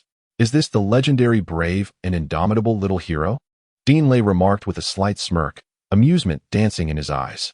Upon hearing this, Longyi seemed to be enchanted, instantly ceasing his tears. He swiftly extricated himself from the warm embrace of Elder Song, raised his small hands, and vigorously wiped his tear-streaked cheeks with his sleeve. Then, blinking his large, watery eyes, he asked with a face full of bewilderment, "Did Dean Lei save us?" Upon hearing Longyi's innocent words, Dean Lei and Elder Song exchanged a glance and burst into hearty laughter in unison. Dean Lei gently patted Longyi on the shoulder and explained earnestly, "In truth, this was not a genuine rescue operation in the conventional sense, but rather a meticulously planned and organized special training exercise orchestrated by Elder Song and myself, what one might call a practical drill. The purpose was to cultivate and enhance your ability to respond and your overall competence through this vividly realistic and challenging simulated scenario." Upon hearing this, Long stood frozen in astonishment, yet he quickly regained his composure, his eyes shimmering with a glimmer of insight as he exclaimed, "So that is it. Then, could it be that those 4 enigmatic figures clad in black were also your disguises?" Dean Lei smiled and nodded in affirmation. Almost immediately, Long, as if he had stumbled upon a new continent, incredulously inquired, "And what about those ferocious wolf packs? Were they also orchestrated by you?" Elder Song replied, "All of this was meticulously arranged by us, intended to provoke your latent potential during combat and enhance your fighting skills, thus facilitating your training. Long, do you now comprehend?" At that moment, Long found himself at a loss for words. "You performed admirably this time, Long. We will be observing your performance in this year's competition. Now, you may return to rest," Dean Lei remarked. Consequently, Long and Lin Yu exited the office together and proceeded to the dining hall, where they indulged in a hearty meal. Chapter 79. The Concerns of Elder Song and the Dean. After Longyi departed, Dean Lei cast a perplexed glance at Elder Song and inquired, "Elder Song, you mentioned that within Longyi's spiritual field resides a spiritual companion? This is indeed bewildering." Elder Song nodded slightly, his tone resolute as he responded, "There is no doubt that the power Longyi exhibited that day was extraordinarily formidable, to the extent that even Li Kaming found it nearly insurmountable." Dean Lei furrowed his brow, pressing further, "If that is the case, why is it that Longyi is unable to unleash this power?" Elder Song's expression grew grave as he elucidated. "According to Longyi, there exists an unhatched egg within his spiritual field. It is precisely for this reason that he cannot freely wield this strength." Upon hearing this, Dean Lei's eyes widened in astonishment, exclaiming, "To think that merely an unhatched egg could harbor such immense energy. What cataclysmic consequences might ensue if it were to truly break free?" His voice quivered with excitement as he spoke. However, Elder Song shook his head with concern, cautioning, "Do not be too quick to rejoice. It is possible that the creature within the egg is acutely aware of its overwhelming power, thus opting for self-imposed confinement in this egg-like state. Otherwise, given Longyi's current condition, he would likely be incapable of bearing such colossal strength, and a moment's carelessness could result in catastrophic consequences." At this juncture, Lei Shan felt a jolt of alarm, involuntarily drawing in a sharp breath, and a deep-seated worry clouded his features as he murmured, What are we to do now?" His voice, once steady, now trembled slightly, evidently shaken by the gravity of the revelation. Observing his distress, Elder Song hurriedly offered words of reassurance. "There is no need for excessive worry. After all, Longyi has successfully withstood it thus far, so it is unlikely that he will face such dire repercussions." Nonetheless, a hint of unmasked apprehension lingered in Elder Song's brow. "I assure you, I shall remain tight-lipped about this matter and will not utter a single word to anyone else, Lei declared with a serious demeanor and unwavering conviction. He understood the gravity of the situation. Should this information leak, it would undoubtedly spell disaster for Longyi. Thus, regardless of the pressures and temptations he might face, he would resolutely safeguard the secret to ensure Longyi's safety. Elder Song's conjecture, while skirting the edges of the truth, failed to recognize that it was not the mysterious egg that bestowed Longyi with his power, but rather the obsidian black rod. After lunch, Longyi and Linyu chose not to attend class, instead returning to their dormitory together. At this moment, Longyi felt a twinge of embarrassment and remarked, "Linyu, do you intend to follow me around like this indefinitely? I have completely recovered, and you are free to focus on your own cultivation. If my presence hinders your valuable training time, I would feel quite remorseful." "Not at all. Let me accompany you for the entire day," she replied. "By the way, what transpired that day?" As Linyu listened to the conversation between you and the dean, she found your words ambiguous and perplexing. "Please, enlighten me," she urged with genuine curiosity. "Are you truly unaware? Did none of the seniors divulge a single word to you?" Longyi responded with astonishment. "I honestly don't know. At that moment, I only saw you being taken back by Old Song." Linyu replied, her curiosity intensifying. "Very well, I shall recount the entire tale to you. That night, there were 51 of us, and it was utterly disastrous." Longyi began to narrate the intricate details of the event to Linyu. "How dare you boast so shamelessly? You even had the audacity to claim you would protect them and ensure their successful escape? Huh, how utterly ludicrous. You are merely a novice who has just ascended to the second realm." Linyu retorted, skepticism and disdain etched across her features, her beautiful, sharp eyes fixed intently on him as if attempting to penetrate the depths of his true thoughts. Faced with Linyu's unabashed skepticism, Longyi remained remarkably composed, a faint smile playing at the corners of his mouth, revealing a hint of inscrutable mystery. Even if I were to share it with you now, I doubt you would readily believe it. But fear not. One day, the seniors will surely unveil the truth." After saying this, he gently shook his head, as if he had anticipated Linyu's current reaction. He then turned and departed, leaving Linyu standing alone, lost in contemplation. Chapter 80. "Want to cling to my thigh?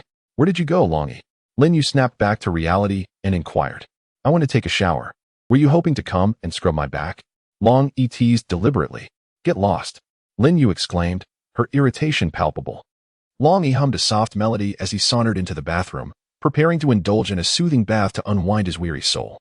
Meanwhile, Linyu sat idly in the other room, feeling a sense of ennui as she pondered what to do with her time. Gradually, a wave of fatigue washed over her. She stifled a yawn, overwhelmed by drowsiness, and decided to climb into bed for a brief respite. When Longyi returned to the room after his bath, he discovered Linyu had already succumbed to the embrace of sweet slumber, sleeping blissfully. He tiptoed to the bedside, cautious not to disturb the serene beauty in her dreams. Gazing upon Linyu's charming and enchanting sleeping visage, a gentle smile blossomed on his lips, betraying his tender affection. He slowly perched himself at the edge of the bed, his eyes filled with love as they lingered on her. It felt as though the entire world had shrunk to just the two of them, enveloped in a tranquil and beautiful moment. Perhaps sensing Longyi's fervent gaze, Linyu instinctively shifted her body slightly, yet remained lost in her delightful dreams. Oblivious to her surroundings, Longyi cautiously extended his hand, gently caressing Linyu's silken hair. The warmth emanating from his fingertips filled him with a profound sense of comfort. He then rose and approached his bed, crossing his legs into a standard meditative posture, preparing to commence his cultivation.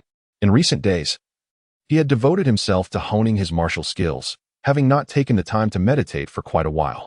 Nevertheless, despite this, his prowess continued to grow, fueled by the enigmatic giant egg. At this moment, Longyi's mind settled into tranquility, his consciousness gradually descending into the spiritual field. There, the colossal egg and the black staff hung silently, resembling two resplendent pearls embedded in an infinite abyss. Longyi scrutinized them for an extended period, attempting to uncover any clues, yet he found himself at a loss. In resignation, he silently mused, "Oh, giant egg, are you truly my spiritual companion?" Unexpectedly, just as his thoughts lingered in the air, the previously motionless giant egg trembled violently. Longyi's heart raced. Could it be that the egg comprehended the whispers of his heart? Elated yet astonished, he inquired again in his mind, "Are you my spiritual companion?" However, the egg remained unresponsive, no matter how persistently he questioned it. With a wry smile, Longyi ultimately relinquished his inquiries. He then turned his attention away from the egg and began practicing his spirit-taming technique. Several hours passed, and as night enveloped the sky, Linyu awoke. Upon her awakening, Longyi ceased his cultivation and approached her, saying, "Linyu, allow me to treat you to dinner. As a token of gratitude for your care these past few days." He grinned playfully. Linyu responded with a smile. "Then I shall have the finest and most expensive meal tonight. Do you have enough spirit stones?" Longyi absent-mindedly rubbed his nose, contemplating the spiritual stones he still owed to Linyu. To divert the conversation, he remarked, "A single meal is indeed sufficient." Longyi and Linyu entered the bustling and lively cafeteria, where Linyu unabashedly selected an array of delectable dishes, ordering a veritable feast of exquisite culinary delights. The two then found a seat facing each other, embarking on a delightful culinary experience while occasionally engaging in light-hearted conversation. Just as they were savoring their meal, Longyi suddenly inquired, "Linyu, seeing your lavishness, I presume your family must be quite affluent. May I ask where your family resides?" A hint of curiosity sparkled in his eyes. Upon hearing this, Linyu momentarily paused, then a teasing smile danced upon her lips. "What? Do you wish to associate with the wealthy, perhaps seeking to latch onto my coattails?" she replied in a half-joking manner. Upon hearing this, Longyi could not help but cough lightly twice to mask his embarrassment, hastily clarifying, "Ahem, how could you say that? I harbor no such intentions. I am merely intrigued by you and wish to learn more. After all, we are friends." As he spoke, his gaze conveyed a sincere and earnest demeanor. Observing Longyi's earnest expression, Linyu realized that her previous jest might have been a bit excessive, so she subdued her laughter and replied softly, "In truth, my home is not in Donglan City, but rather in a place quite distant from here. Even if I were to divulge the precise location, I doubt you would be familiar with it." Her words carried a hint of subtle melancholy. At this moment, Longyi's curiosity intensified, prompting him to inquire, "If that is the case, what brings you to our humble city from such a great distance? It is widely said that we are backed by the vast ocean, and the spiritual energy here is rather sparse and lacking." He furrowed his brow, a look of perplexity adorning his face. "I cannot say for certain. All of this was meticulously planned and arranged by my esteemed ancestor," Linyu gently explained, a slight frown gracing her features. "In our family, many of the younger generation have been dispatched to various locations for training and growth. As for why I was specifically placed here, only our venerable ancestor, with his profound wisdom and foresight, would know the reason." With that, she let out a soft sigh, her eyes reflecting a glimmer of confusion and helplessness.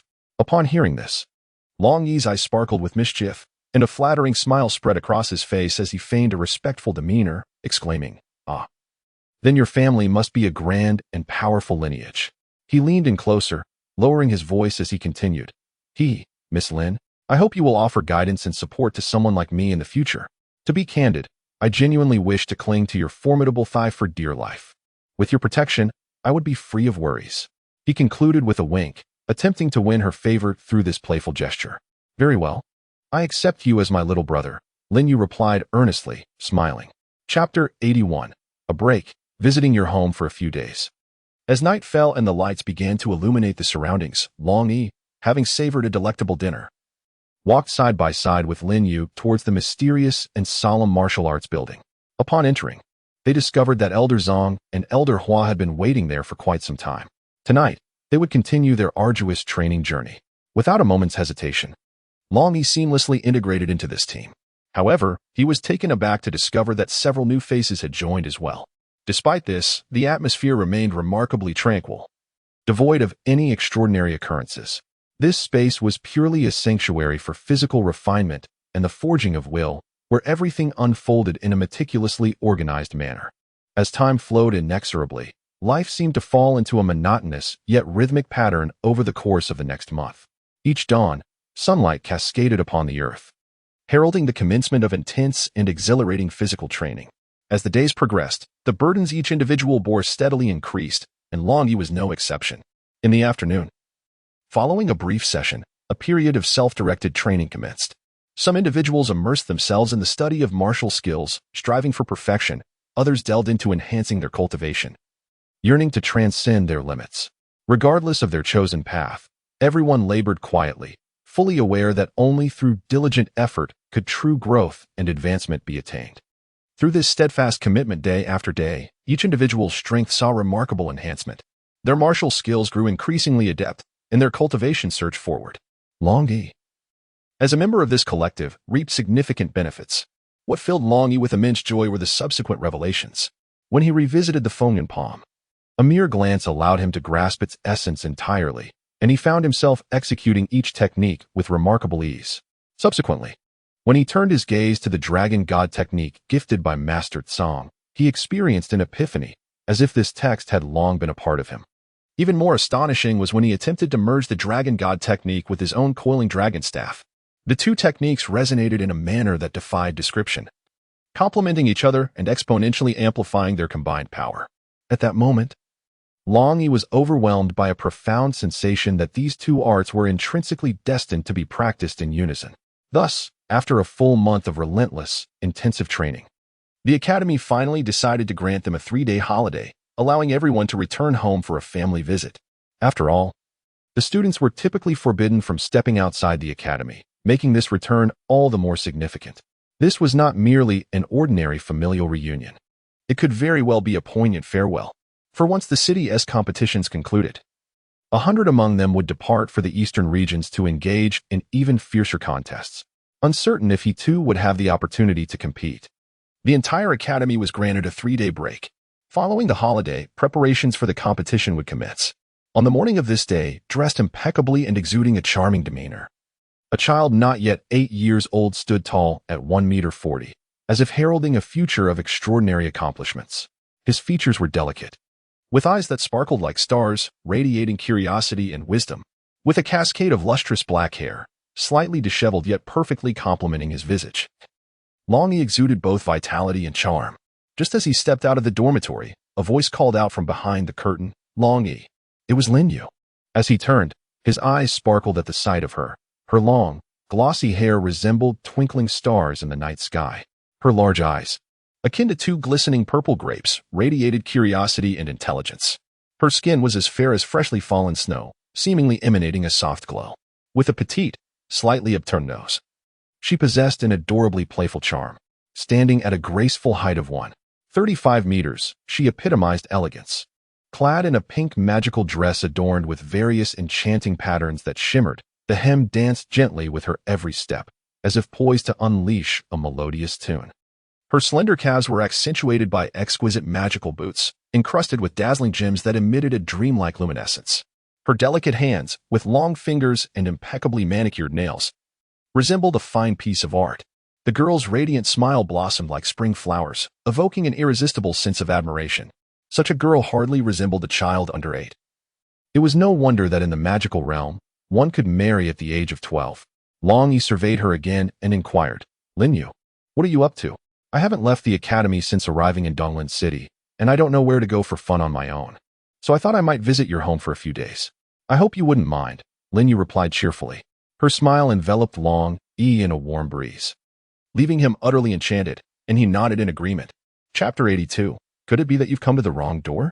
Sunlight cascaded over the expansive entrance of the academy as Longyi, clad in a sleek black outfit, stood tall and poised like a pine tree. Beside him, Linyu donned a magnificent gown, its hem fluttering gently in the breeze. Together, they created a stunning tableau that captivated the attention of countless onlookers. Gasps of awe filled the air, each gaze fixated on Linyu, whose dazzling appearance was simply breathtaking. The exquisite gown shimmered like the vibrant hues of a sunset, casting an enchanting glow. Coupled with her naturally beautiful, ethereal face, she was a sight to behold. It was evident that in just a few years, Linyu would undoubtedly blossom into a breathtaking beauty of unparalleled grace. Longyi's keen eyes swiftly caught sight of an elegantly adorned carriage parked by the roadside. He approached with purposeful strides and exchanged a few brief words with the coachman before turning to extend his hand towards Linyu. With a gentle smile, Linyu gracefully stepped onto the carriage, followed closely by Longyi, who leapt into the compartment. Such carriages are ubiquitous throughout the city, serving as one of the most common and vital means of transportation. They navigate through the bustling streets and alleys, ferrying people to their respective destinations. At this moment, the carriage, carrying Longyi and Linyu, moved forward slowly, the wheels rolling with a crisp and melodious sound, as if narrating the tale of a beautiful story about to unfold. An hour later, The splendidly decorated carriage finally came to a gentle halt before the imposing entrance of the Long residence. The curtain was delicately lifted, and Longyi stepped down from the carriage with a steady gait, his stature tall and erect like a pine, exuding an air of cool composure and distinction. Following him, Linyu alighted with a lightness to her step, her exquisite features radiating excitement and curiosity. "Wow, is this your home? It's magnificent," Linyu exclaimed, her beautiful eyes sparkling with bright light as she gazed at the grand estate before her. The vermilion gate stood tall and dignified, adorned with golden studs that gleamed vividly. Flanking the entrance were a pair of formidable stone lions, seemingly guarding this serene domain. Upon hearing Linyu's admiration, Long's lips curved slightly upwards, revealing a faint smile. He gently remarked, "Come, allow me to escort you inside for a glimpse." With that, he led Linyu toward the grand entrance of the estate. "Halt! What business do you have?" A guard at the entrance of the Long residence inquired sternly. Longyi and Linyu were both taken aback, their minds racing with questions. What on earth is happening? How could it be that after merely 2 months away, he finds it so difficult to even enter his own home? Could some unforeseen circumstances have transpired? Upon further reflection, it was somewhat understandable. After all, during this brief period, Longyi had not only experienced a remarkable growth spurt but also exhibited a demeanor markedly different from his former self. Moreover, he typically traveled in the family carriage, rendering the household guards seldom able to recognize his true appearance. At that moment, Linyu's lips curled into a slight smirk, laced with a hint of mockery. As she quipped to Longyi, "Could it be that you have mistaken the entrance?" With that, she erupted into a peal of laughter, a sound so enchanting it could captivate anyone's heart. Longyi could only shake his head in resignation, opting not to provide further explanation. Then, with a deep breath, Longyi proclaimed, "I am Longyi. Open this door at once." Upon hearing these words, the guard quickly focused his gaze, disbelief etched across his face. Yet, there was a faint recognition, as the figure before him bore a striking resemblance to the beloved young master of the household. Thus, the guard's tone softened slightly as he inquired, "Might I ask if you are our young master? Please present your token for verification." Longyi, upon realizing the change in the guard's demeanor, felt a surge of joy, believing he had been recognized. He was about to stride confidently toward home when, upon hearing the request for his identification token, he suddenly stumbled, as if struck by an unseen force, and fell flat on his back. At that very moment, 2 elegantly adorned carriages approached slowly, their curtains lifted to reveal a procession of men and women, each with distinct appearances and expressions. These individuals were the youthful generation of the Long family, brimming with vitality and exuberance. Longyi had just managed to rise awkwardly from the ground, carefully brushing off the dirt that clung to him. However, this rather disheveled scene caught the attention of the group. One keen-eyed individual immediately recognized Longyi, a smirk of disdain playing upon his lips as he taunted, well, look who we have here. Is this not our so-called little genius of the Long family? To think he cannot even walk steadily, falling in such a pitiful manner, truly a sight for sore eyes." The speaker's tone dripped with sarcasm and mockery, inciting laughter among the other children who accompanied him, as if they had witnessed the most comical of spectacles. Longyi was all too familiar with this individual. His name was Long Mo, who was 3 years younger than Longyi. In the past, before Longyi's series of setbacks, Long Mo had shown him nothing but deference and flattery. However, ever since Longyi had faced one misfortune after another, Long Mo had discarded his faade, revealing his disdain and contempt for Longyi, often spreading malicious rumors about him behind his back. It is worth noting that Long Mo's family was a collateral branch of the Long clan, historically fraught with conflicts and disagreements with the main lineage. Thus, influenced by this atmosphere, the younger generation inevitably finds themselves estranged. The group of a dozen children before them has also returned from the academy. Yet they hail not from the 9th Academy, but from the illustrious 1st Academy. Upon hearing such words from the speaker, Linyu could not help but feel a stir of displeasure within her. She intended to step forward and respond, but was firmly restrained by Longyi, who held her arm tightly, rendering her immobile. This scene, however, did not escape the keen gaze of Long Mo, who observed from a short distance. Upon catching sight of the strikingly beautiful woman, a wave of intense jealousy surged within him. How could such an inconsequential person be accompanied by a lady of such exquisite beauty? It was utterly infuriating. Long Mo pondered to himself when suddenly a brilliant idea struck him. He would devise a way to humiliate Longyi in front of this enchanting girl. In that moment, Long Mo appeared to transform entirely, His previously sullen demeanor softened into an amiable expression. With a slight upward curve of his lips, he feigned a friendly smile and remarked, "It is widely said that the young genius has achieved much in the academy. We are all students from the first academy.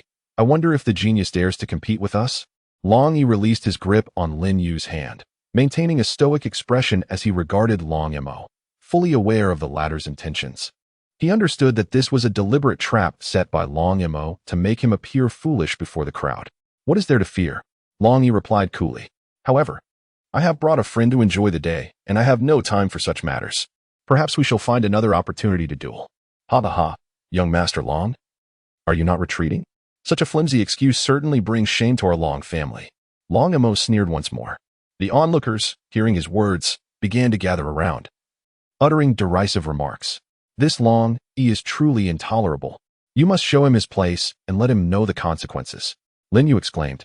Her face flushed with anger as she clutched Longyi's hand tightly, unable to contain her rage. Longyi forcefully broke free from Lin Yu's grasp, then swiftly pulled her aside, his gaze resolutely fixed on Longyi as he responded without a hint of fear. "Very well, if that is the case. I shall accept this challenge. Come, clarify the rules." Just at that pivotal moment, a rapid clatter of hooves echoed from afar, followed by several splendid carriages racing towards them. Once the carriages came to a halt, the doors swung open, and a throng of elegantly attired individuals emerged. It turned out they were also students recently returning home from the academy, and this group was notably larger than before, numbering around 30 to 40. Among them, at the forefront, was a young boy of approximately 7 or 8 years. He was of similar stature to Longyi, yet exuded a powerful and commanding aura, akin to a towering mountain that demanded attention. This boy was none other than Long Kuan, the youngest son of Longyi's second uncle. Although, by familial hierarchy, Longyi was Long Kuan's cousin, in reality, Long Ba had always favored Longyi, even garnering a significant portion of their grandfather's affections, which bred a deep-seated resentment and dissatisfaction within Long Kuan towards Longyi. "What is going on? Why are you blocking the entrance instead of entering?" Long Kuan said, his expression as cold as frost, his tone icy. At that moment, Longyi, with a beaming smile plastered across his face, hastily approached Long Kuan, fawningly stating, "Third young master, you may not be aware, but the young master has made quite an impression at the academy, mastering numerous skills. He was just contemplating a friendly contest with the younger generation at home. We were discussing the rules of the competition." Long Mo's words portrayed the situation as if Long Yi had instigated the conflict, revealing a level of shamelessness that was utterly appalling. Upon hearing this, Long Kuan could not help but turn to Long Yi, a surge of intense dissatisfaction flooding his heart. However, he quickly masked his true feelings, feigning indifference as he addressed Long Yi, saying, "You indeed possess courage, brother. However, one cannot engage in combat in the glaring light of day on the streets. In my opinion, it would be more appropriate for us to return to the training grounds for our competition." Upon witnessing this, Longyi quickly joined in with flattery, exclaiming, "Ah, indeed, it is the third young master who has considered everything so thoroughly. We mere mortals are simply too foolish." As soon as the words left his lips, Long Mo's expression shifted dramatically, and he provocatively turned to Long Yi, saying, "Young master, could it be that you are afraid, hence reluctant to proceed to the training grounds?" As Long Yi gazed upon Long Mo's grotesque visage, a wave of revulsion washed over him. He understood that Longyi was deliberately seeking trouble, yet he felt no fear. With an upright posture and unwavering gaze, Long Yi addressed Long Kuan, expressing gratitude for his suggestion, stating, "Thank you, third brother. I too am eager to witness the fruits of my recent cultivation. Let us head to the martial arts arena." With that, Long Yi took the lead towards the family gate. Long Kuan observed Long Yi's retreating figure, a glimmer of cunning flashing in his eyes. He privately mused, "Long Yi, today I shall demonstrate to you that I am indeed the strongest disciple of our clan." Meanwhile, the guard, much like a withered eggplant, wilted under the weight of the revelation. In the course of Long Yi's earlier conversation, he had come to realize that this young man was unmistakably the genuine scion of the Long family. The guard's face turned pale with fright as he recalled his previous attempts to obstruct Long Yi. Beads of sweat cascaded down his forehead, resembling glistening pearls rolling off a jade platter.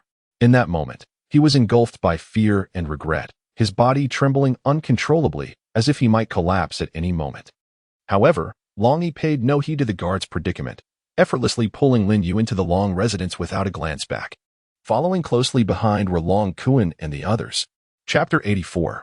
A visit to my grandfather as Longyi stepped through the grand and magnificent doorway with a light-hearted gait. A gentle breeze caressed his cheek, bringing with it a breath of freshness.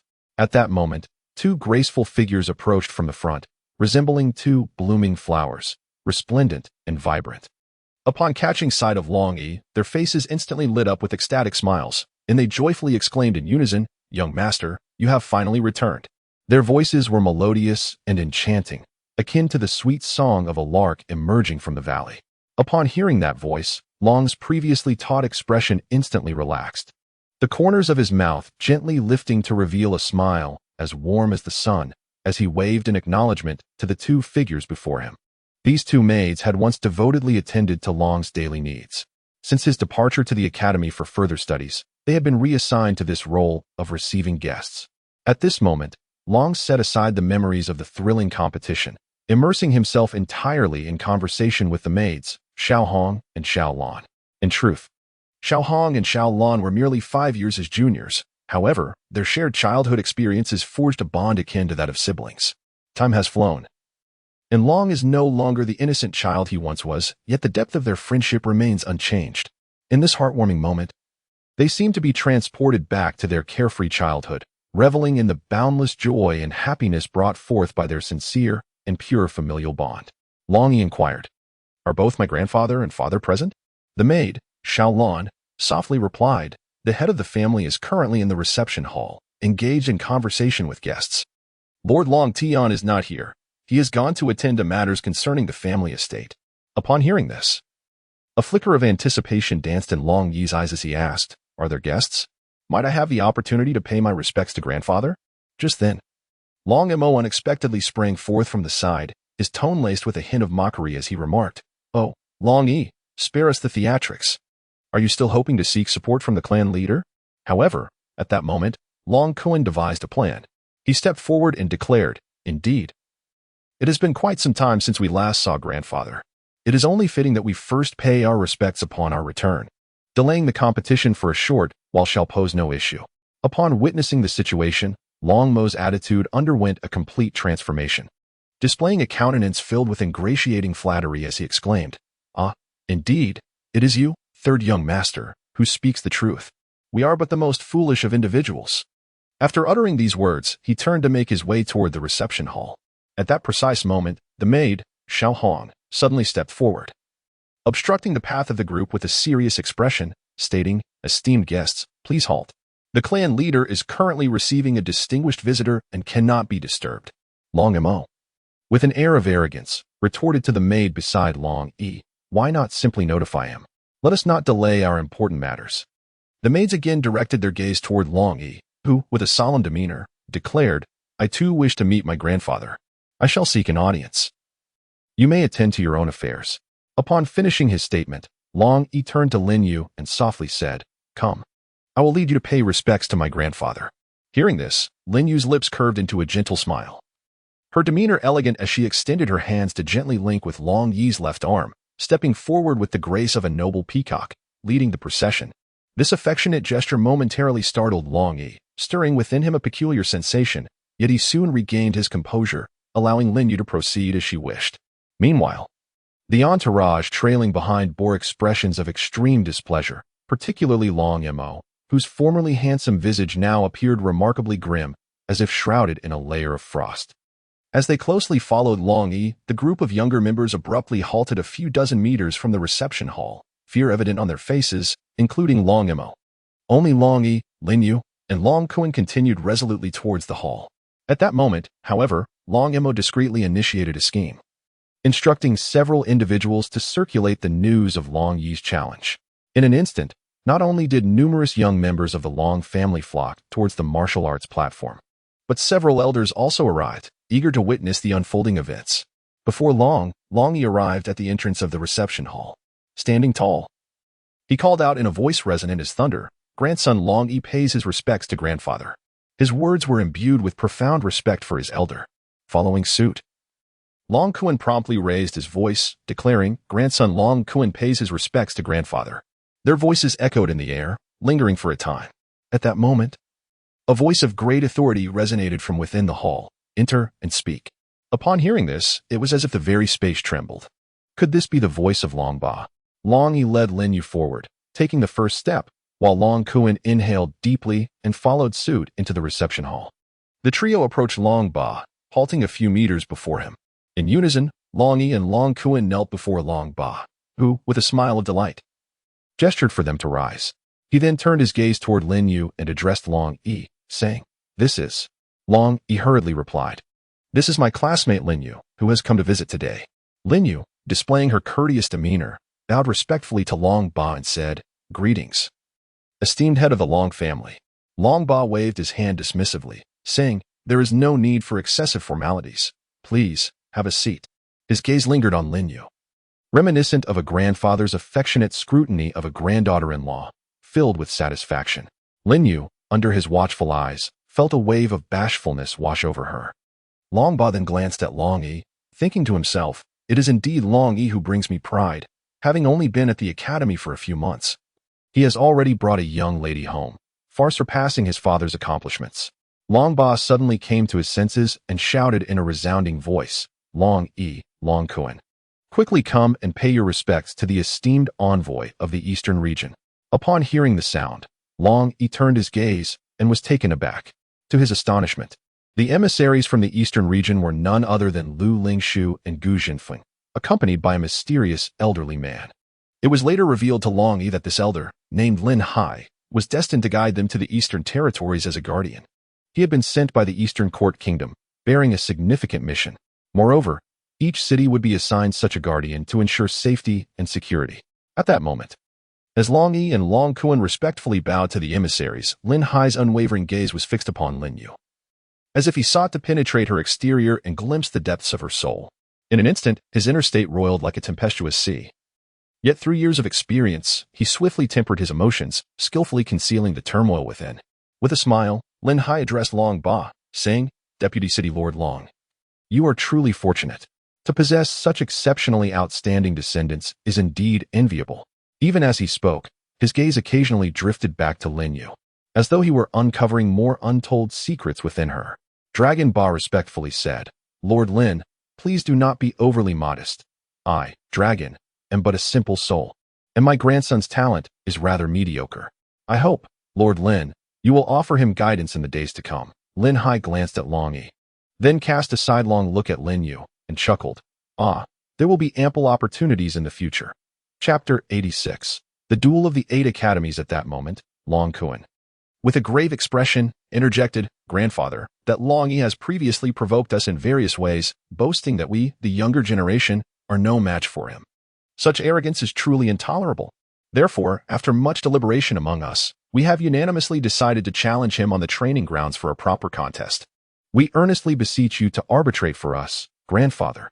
Longba cast a glance at Longyi, and instead of reproaching him, he remarked, "A true man must possess such unwavering confidence that he feels invincible. I grant you permission to engage in a contest."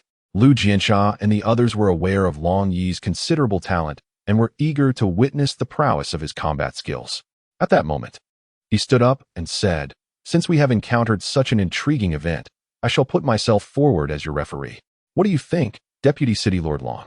Longba let out a hearty laugh, saying, "Lord Lu, your enthusiasm is commendable. It is much appreciated." Lin Hai responded, "Then let us take the opportunity to assess the proficiency of the children in Donglin City this year." With a slight smile gracing Longba's lips, he proclaimed, "Esteemed lords, please follow me."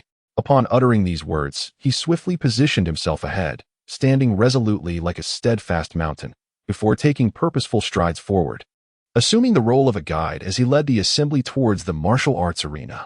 However, to their astonishment, upon arriving at the venue, they discovered it was already thronged with an overwhelming crowd. Longyi and Long Kuan exchanged bewildered glances, utterly perplexed by the unfolding events. Even Longba himself was enveloped in uncertainty, his brow furrowing slightly. At that moment, the sight of the clan leader's presence incited a wave of commotion, with everyone instinctively bowing in reverence. What was initially intended as a mere contest among 30 to 40 individuals, including Longyi and Long Kuan, had now drawn the attention of those returning from other academies, all eager to partake. Consequently, the younger generation of the Long family converged in droves, swelling the numbers to 200 or 300, each individual eager to showcase their abilities and make a notable impression. In an instant, the atmosphere transformed into a vibrant uproar. Akin to a pot of water on the verge of boiling, the energy reaching a fervent peak. At this juncture, Du Jinfin's lips curled into a subtle smile as he jestingly remarked, "Esteemed clan leader, it seems you were somewhat lacking in judges for this event." As he spoke, he shook his head lightly, a glimmer of mischief evident in his gaze. Upon hearing this, Longba burst into hearty laughter, his voice resonating like a bell throughout the arena. With a grand gesture of his hand, he exuberantly replied, "Ah, since you are so interested, Gu, why not join in as well?" His words brimmed with trust and anticipation for Gu Jinfeng's involvement. In response, Gu Jinfeng's face instantly illuminated with delight as he hastily clasped his hands in greeting, stating, "Then I shall officiate alongside Inspector Liu, ensuring the children's safety and fairness." Upon hearing this, Long Ba's eyes glimmered with a hint of appreciation as he nodded without hesitation, exclaiming, "Excellent, excellent. With the assistance of both of you, this contest will undoubtedly be fair, just, and filled with excitement. When the evening banquet arrives, I shall raise my glass in gratitude." Following this, a hearty laughter resonated, as though he could already envision the thrilling and splendid scene of the fierce competition. With a voice resonant like a thunderous bell, Long Ba proclaimed, "All children wishing to participate in this contest must be under the age of 10. Quickly ascend the high platform. The rules of this competition are exceedingly simple, indeed, devoid of any formal regulations. You are free to unleash all your abilities, and your spirit companions may be utilized as well. Those who can endure until the end shall receive a mysterious and bountiful reward. Now, let us commence this grand spectacle." Upon hearing his words, the assembled children were left in stunned silence, exchanging bewildered glances. Even the two judges appeared utterly perplexed, incredulously addressing Long Ba, "Chief Long, how could such an arrangement for the contest be made? Would this not lead to utter chaos?" Long Ba, seemingly unfazed, responded, "No worries, no worries. Only in this manner can everyone thoroughly showcase their true strength. I hope both esteemed lords will pay close attention to ensure that no one loses their life." At that moment, the 200 to 300 participants suddenly regained their senses, realizing that the competition had indeed commenced. Former classmates and friends instinctively gathered, and for a fleeting moment, no one dared to make the first move. Instead, they quickly formed several small groups. After all present were students from various prestigious academies. And in the blink of an eye, 8 distinct factions had emerged. Only Long stood alone by the edge of the stage, seemingly unaffected. For he was the sole representative of the 9th Academy, a situation orchestrated by Long Ba for reasons unknown. The crowd on stage remained motionless, which genuinely took Long Ba by surprise. Frowning slightly, a flicker of confusion crossed his eyes, but he quickly regained his composure and commanded loudly, "First Academy versus Second Academy. Third Academy faces Fourth Academy. Fifth Academy challenges Sixth Academy. Seventh Academy confronts Eighth Academy. Now, the competition officially begins." As his authoritative voice echoed, a wave of fervent cheers and encouragement erupted from the audience below. Observing this, Lin Hai could not help but exclaim, "Vice City Lord Long's strategy is truly brilliant." This approach not only facilitates mutual sparring among the academies to enhance their skills, but also prevents an imbalance caused by an overwhelming concentration of strong competitors. It is indeed a masterstroke. At Lin Hai's commendation, Long Ba's lips curled into a modest smile as he replied, "Haha, Brother Lin, you flatter me. I merely made arrangements based on the actual circumstances. I hope this competition proceeds smoothly, allowing everyone to gain something valuable." With that, he redirected his gaze to the stage, anticipating that this thrilling contest would yield more surprises. On the stage, the children stood resolute, their eyes brimming with determination, as if a fierce spirit had ignited within them. Each participant had clearly defined their objectives, and in an instant, the venue erupted into a tumultuous and intensely fierce battle. Before long, some had already faced elimination. Among them, a few were unfortunate enough to be forcefully knocked off the platform by their opponents, while others, recognizing their own inadequacy, chose to step down from the arena in dismay. However, surprisingly, Longyi remained a passive observer amidst the chaos, quietly watching from the sidelines.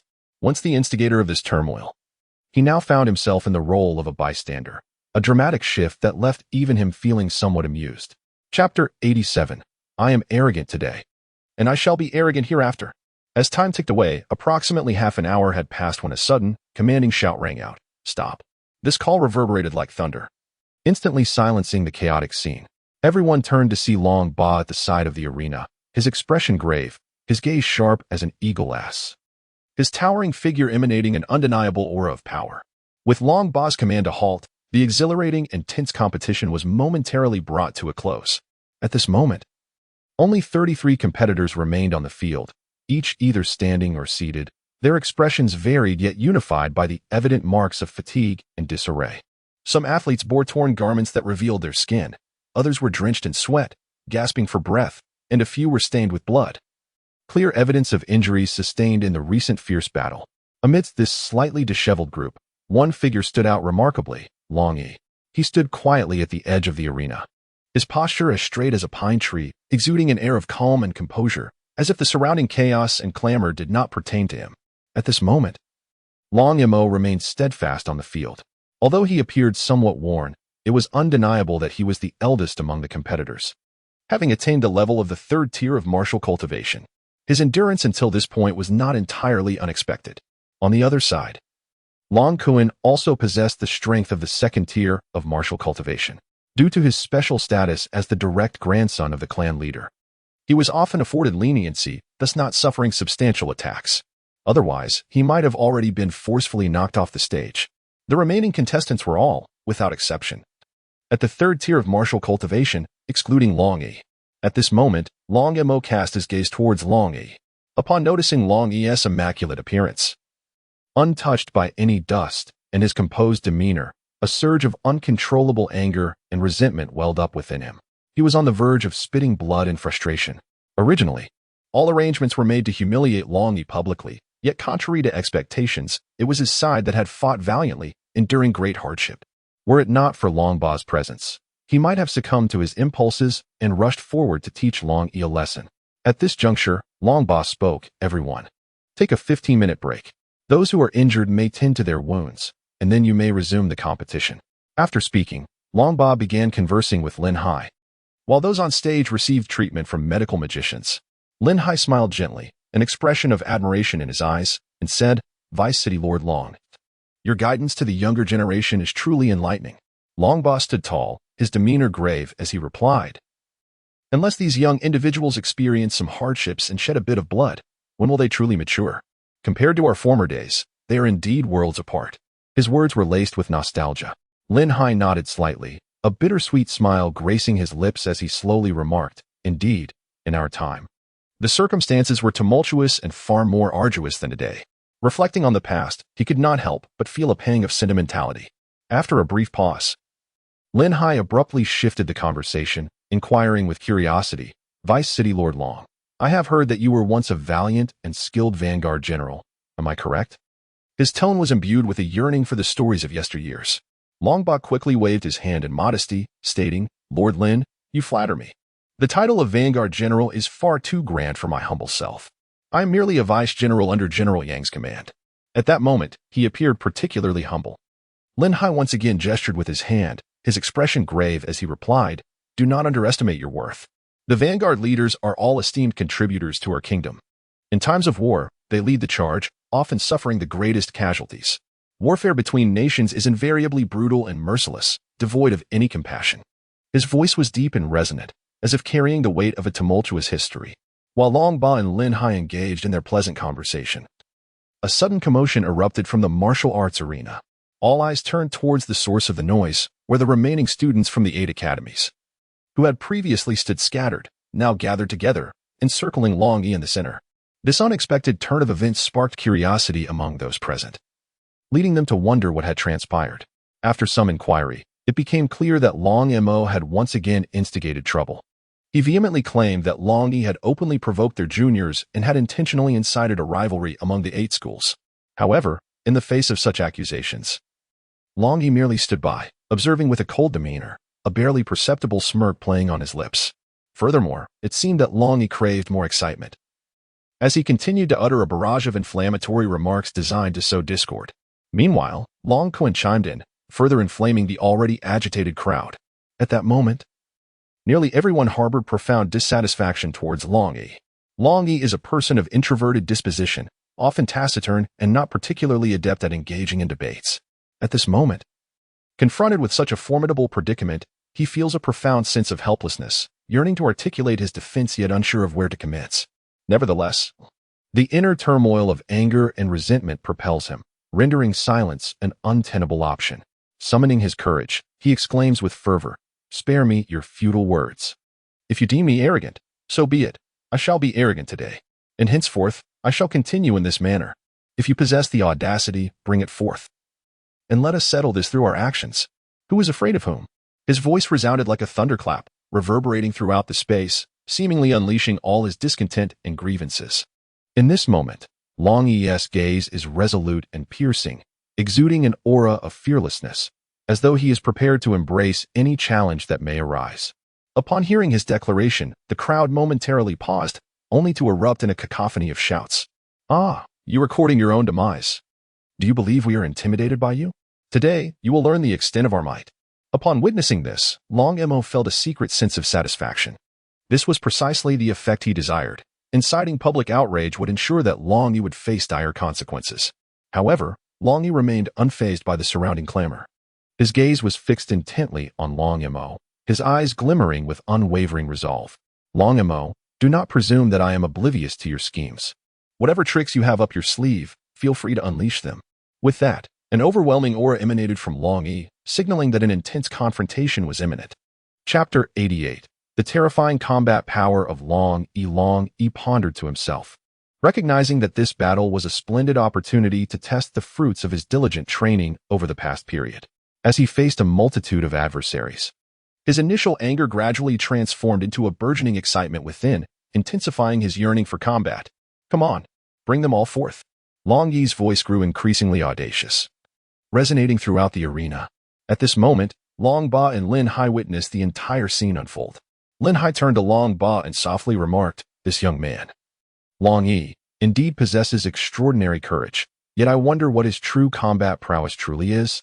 Longba shook his head slightly, conveying his uncertainty. "Even I, as a grandfather, find it challenging to ascertain the extent of his current prowess." At that moment, as the two conversed, Longyi had already engaged Longyi in combat.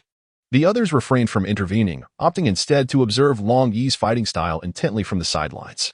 Initially, the contest between Longyi and Longyi was merely a display of physical strength. However, as time progressed, the intensity of the battle escalated dramatically.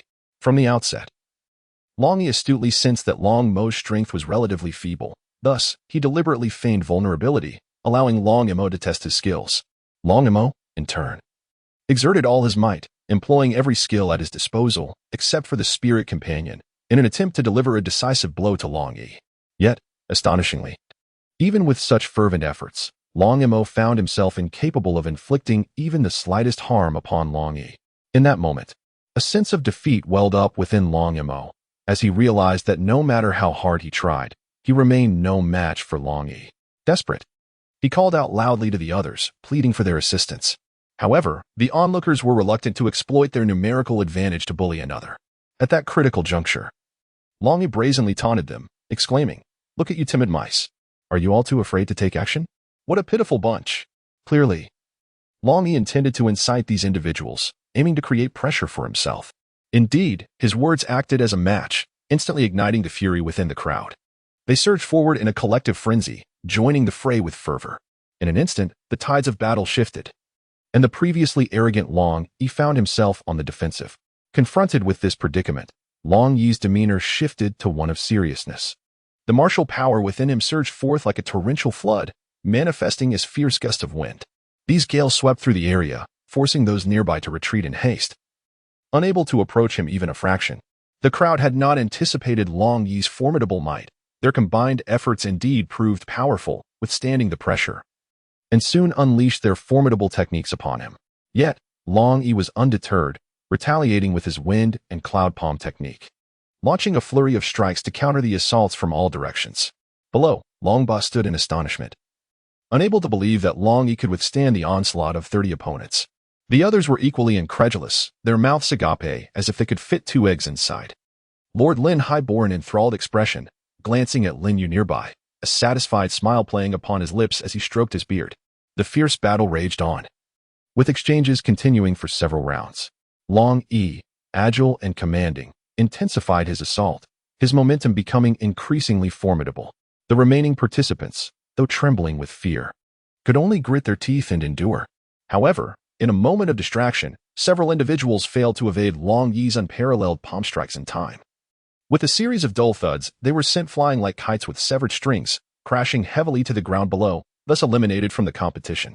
Following this, as several more rounds passed, the atmosphere in the arena grew ever more tense and fierce. Amidst the chorus of gasps and cheers, several contestants regrettably succumbed to defeat, leaving the arena in despondence.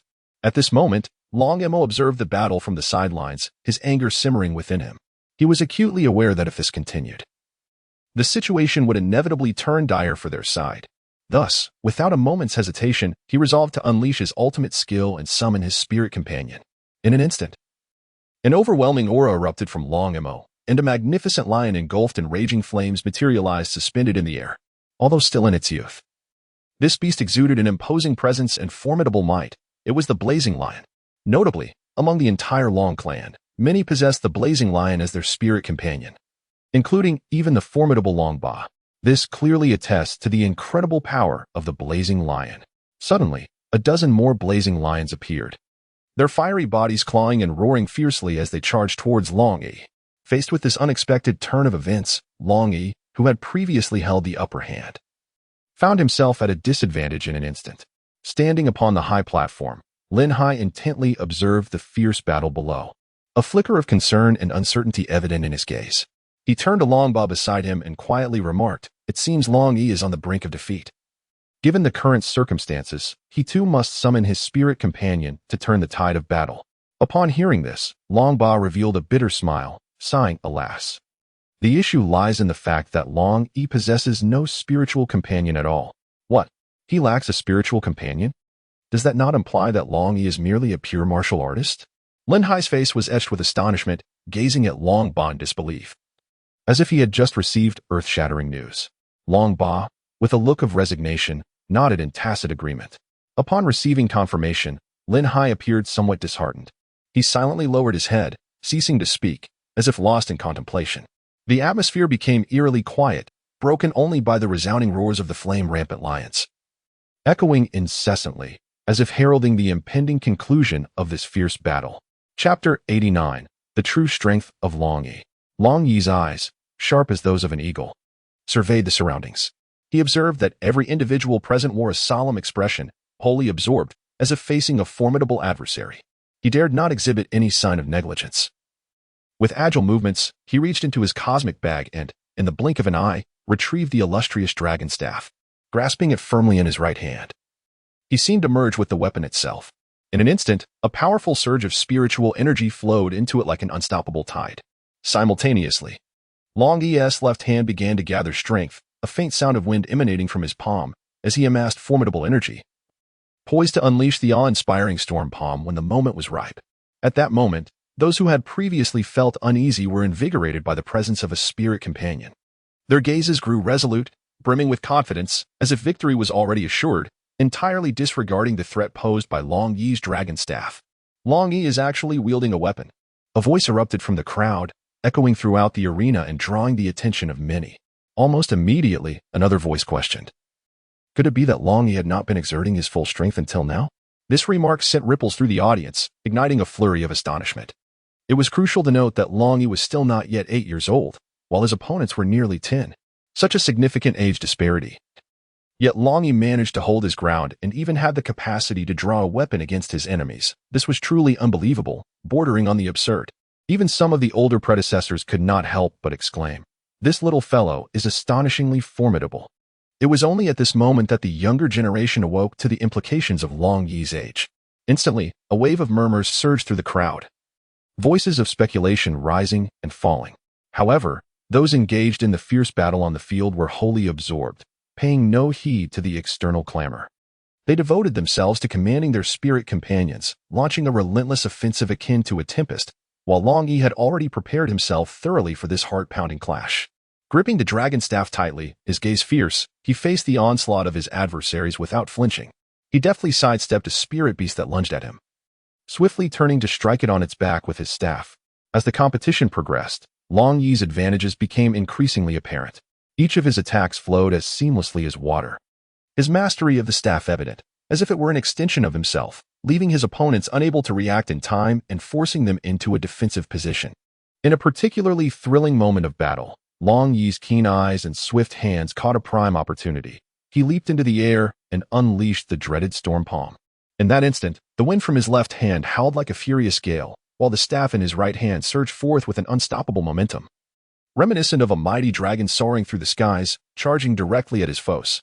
The harmonious interplay between the two is nothing short of astonishing, unleashing a formidable power that leaves one in awe.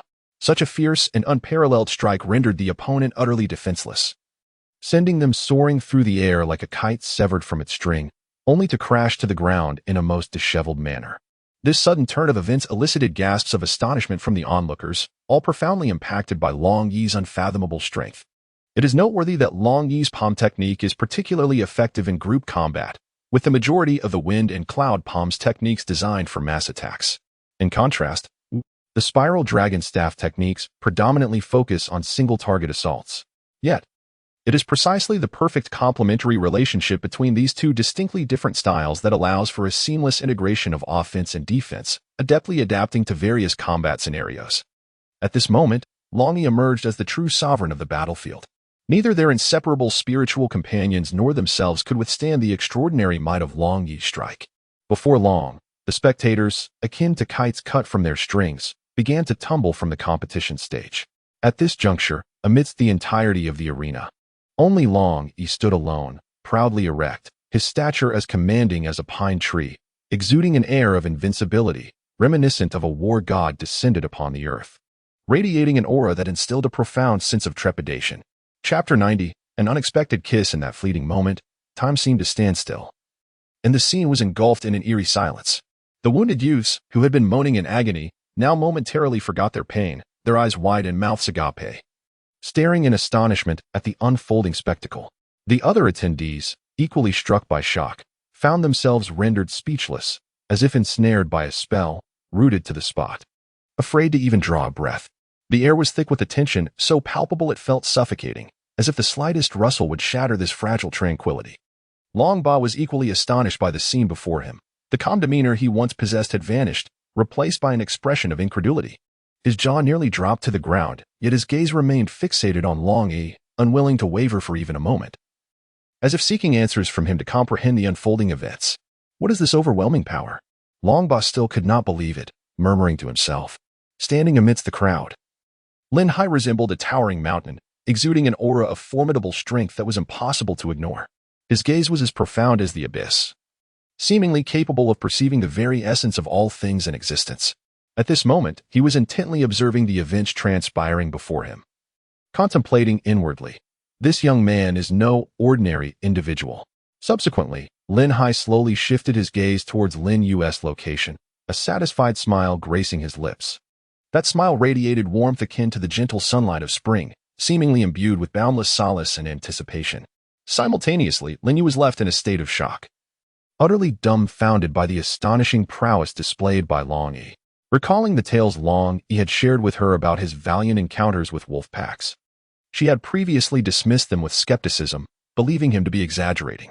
Yet, at this very moment, witnessing the breathtaking spectacle unfold before her eyes, she finally recognized the truth in his words. Lin Yu's eyes widened in disbelief as she gazed at Longyi in the arena, a surge of complex emotions welling up within her. She felt a mix of admiration for his strength and a tinge of guilt for not fully trusting him before.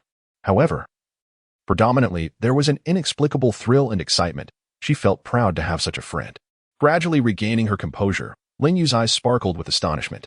She took a deep breath and then, like a graceful swallow, leaped forward, landing effortlessly before Longyi. Longyi, you are truly remarkable. You actually won, Lin Yu exclaimed, her voice trembling with excitement, as if the mere utterance of those words had drained her of all energy. Before her words could fully resonate, a thunderous cheer erupted from the crowd, awakening everyone from their stupor. Following that, a cacophony of applause and deafening cheers surged through the venue. Even those young challengers who had just been defeated by Longyi did not hold back their admiration and joined in the jubilant uproar. In this world, strength is paramount. Only the powerful can earn the respect and adulation of others. Faced with Lin Yu, Longyi merely smiled slightly, and took a couple of steps forward. However, at that moment, an unexpected change occurred. His legs suddenly buckled as if bereft of support, bending weakly beneath him, and it seemed he was about to fall. Seeing this, Lin Yu's heart raced, and almost instinctively, she reached out her hands to catch the faltering Longyi. Yet, the events unfolded so abruptly that neither of them had the time to react. Thus, Longyi and Lin Yu embraced each other tightly, and more unexpectedly, their lips met in a serendipitous encounter, gently brushing against one another. In that fleeting moment, time seemed to stand still, and the surrounding clamor vanished without a trace. Lin Yu's eyes widened, her face flushed with a deep crimson hue, utterly at a loss.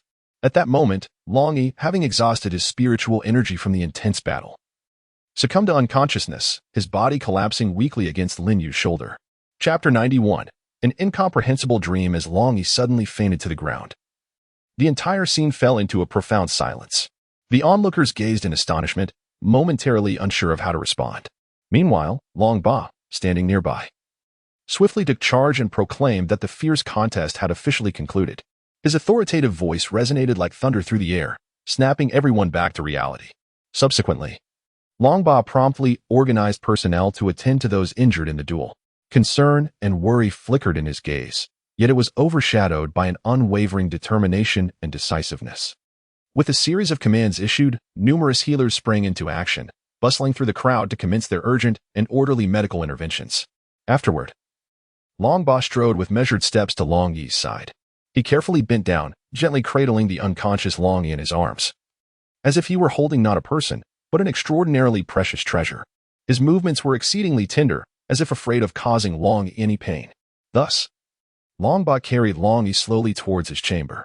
Trailing quietly behind Long Ba, Lin Yu kept her head bowed. The rosy hue on her delicate face had yet to fully fade, resembling a blooming peach blossom, captivatingly beautiful. Her gaze remained fixed on Long Ba's retreating figure, her heart brimming with complex emotions. Upon arriving at Longyi's room, Long Ba gently laid him on the bed and tucked him in with a blanket. He then turned to Lin Yu and spoke kindly, "Miss Lin Yu, you and my grandson are dear friends. For the time being, you may rest in the adjacent room. Shortly, I will instruct Xiao Hong and Xiao Wan to attend to Longyi. Should you require any assistance, do not hesitate to inform them." Hearing these words, Lin Yu nodded slightly in gratitude, her clear eyes shimmering with appreciation as she softly replied, "Thank you, Elder Long."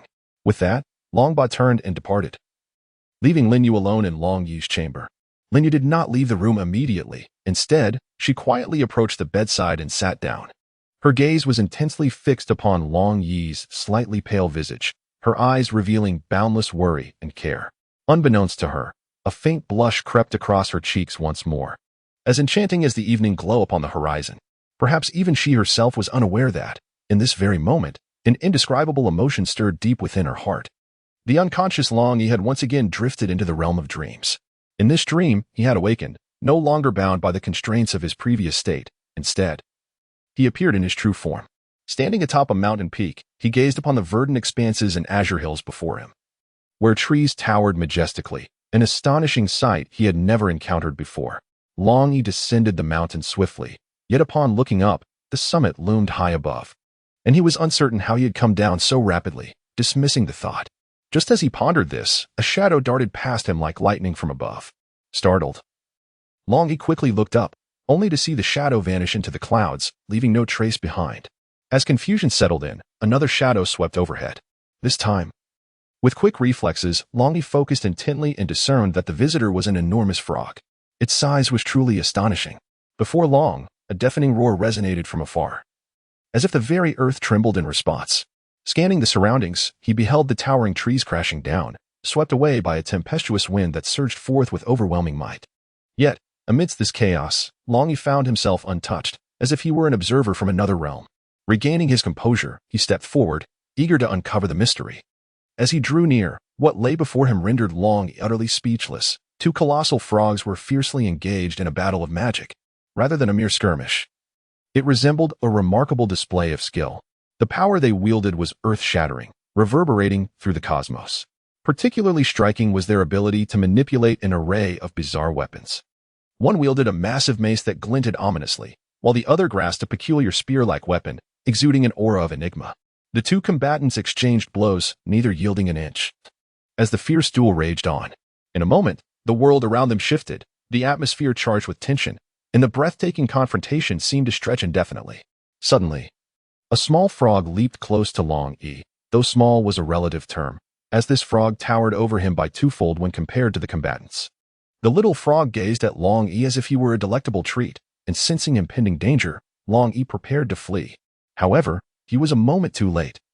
With a flick of its tongue, the frog ensnared him and swallowed him whole. Chapter 92. I apologize, I did not mean to in the stillness of the night. Longyi's body shuddered suddenly as he slowly opened his eyes, consciousness gradually emerging from the haze.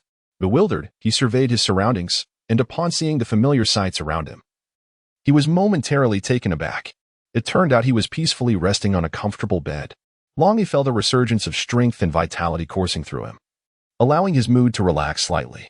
However, the vivid memories of the harrowing battle with the colossal frogs remained etched in his mind, each detail indelibly marked in his memory.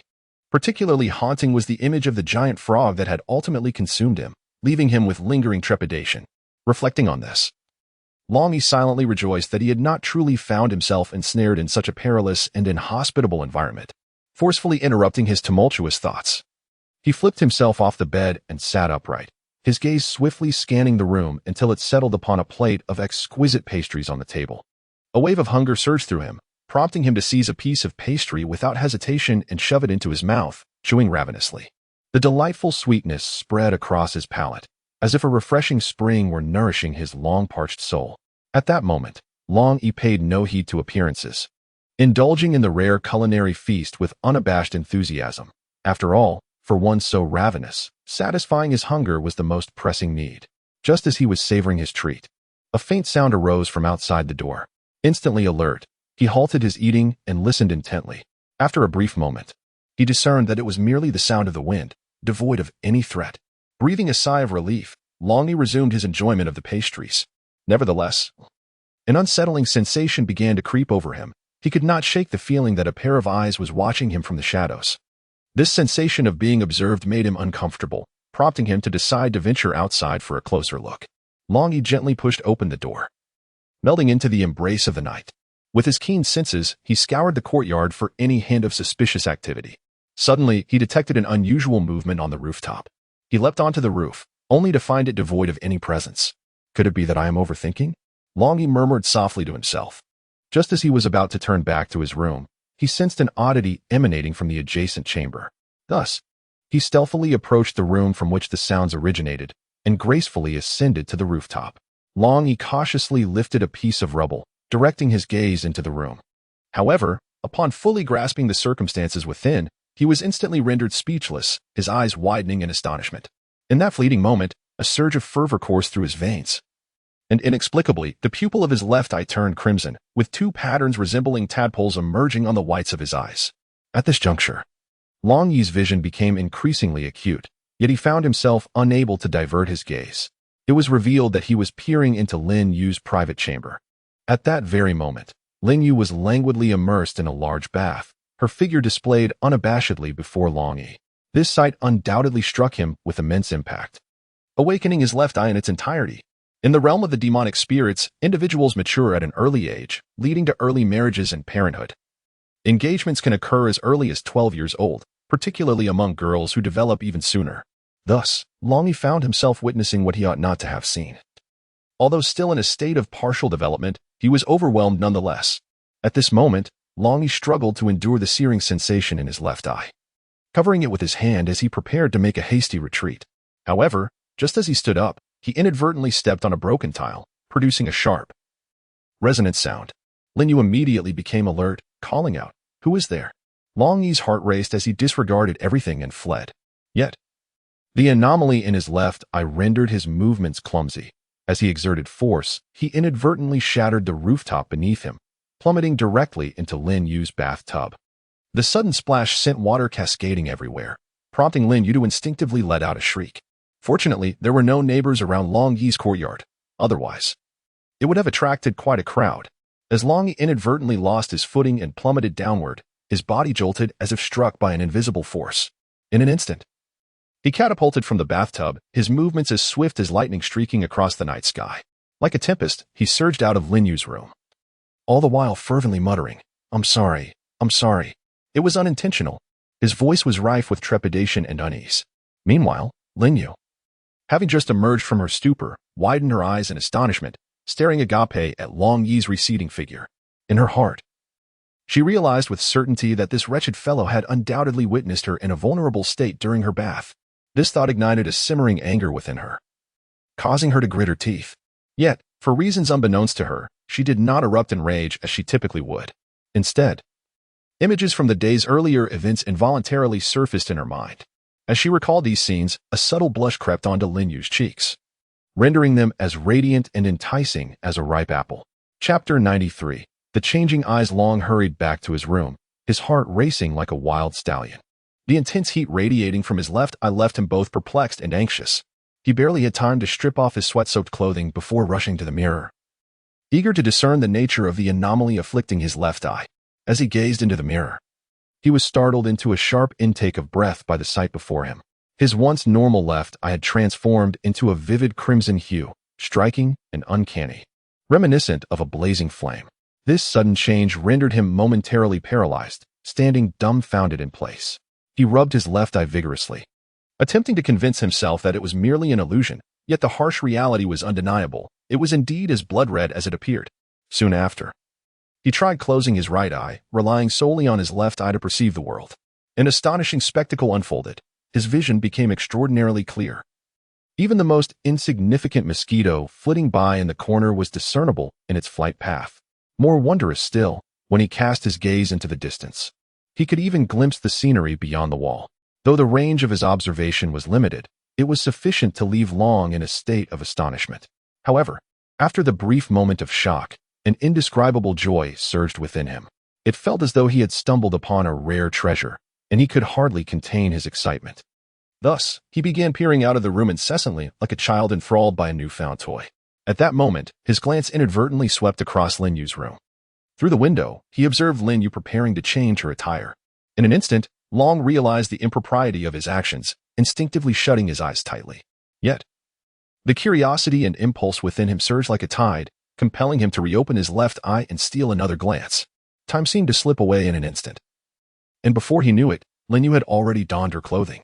It was then that Long, as if awakening from a dream, regained his senses. Just at that moment, he noticed the intense heat from his left eye had inexplicably vanished. A wave of relief washed over him, and he let out a quiet sigh.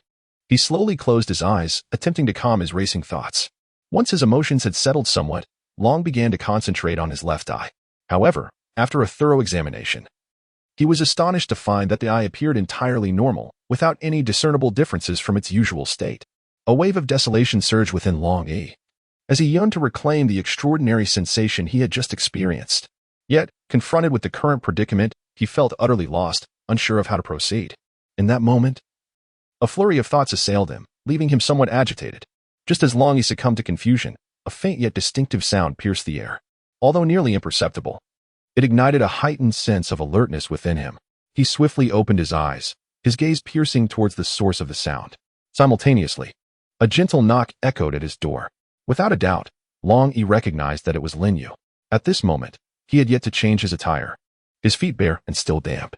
He staggered towards the door, cautiously pushing it open. Standing outside was Linyu, resembling a delicate lotus that had just emerged from the water, breathtakingly beautiful, beyond the capacity of mere words to describe.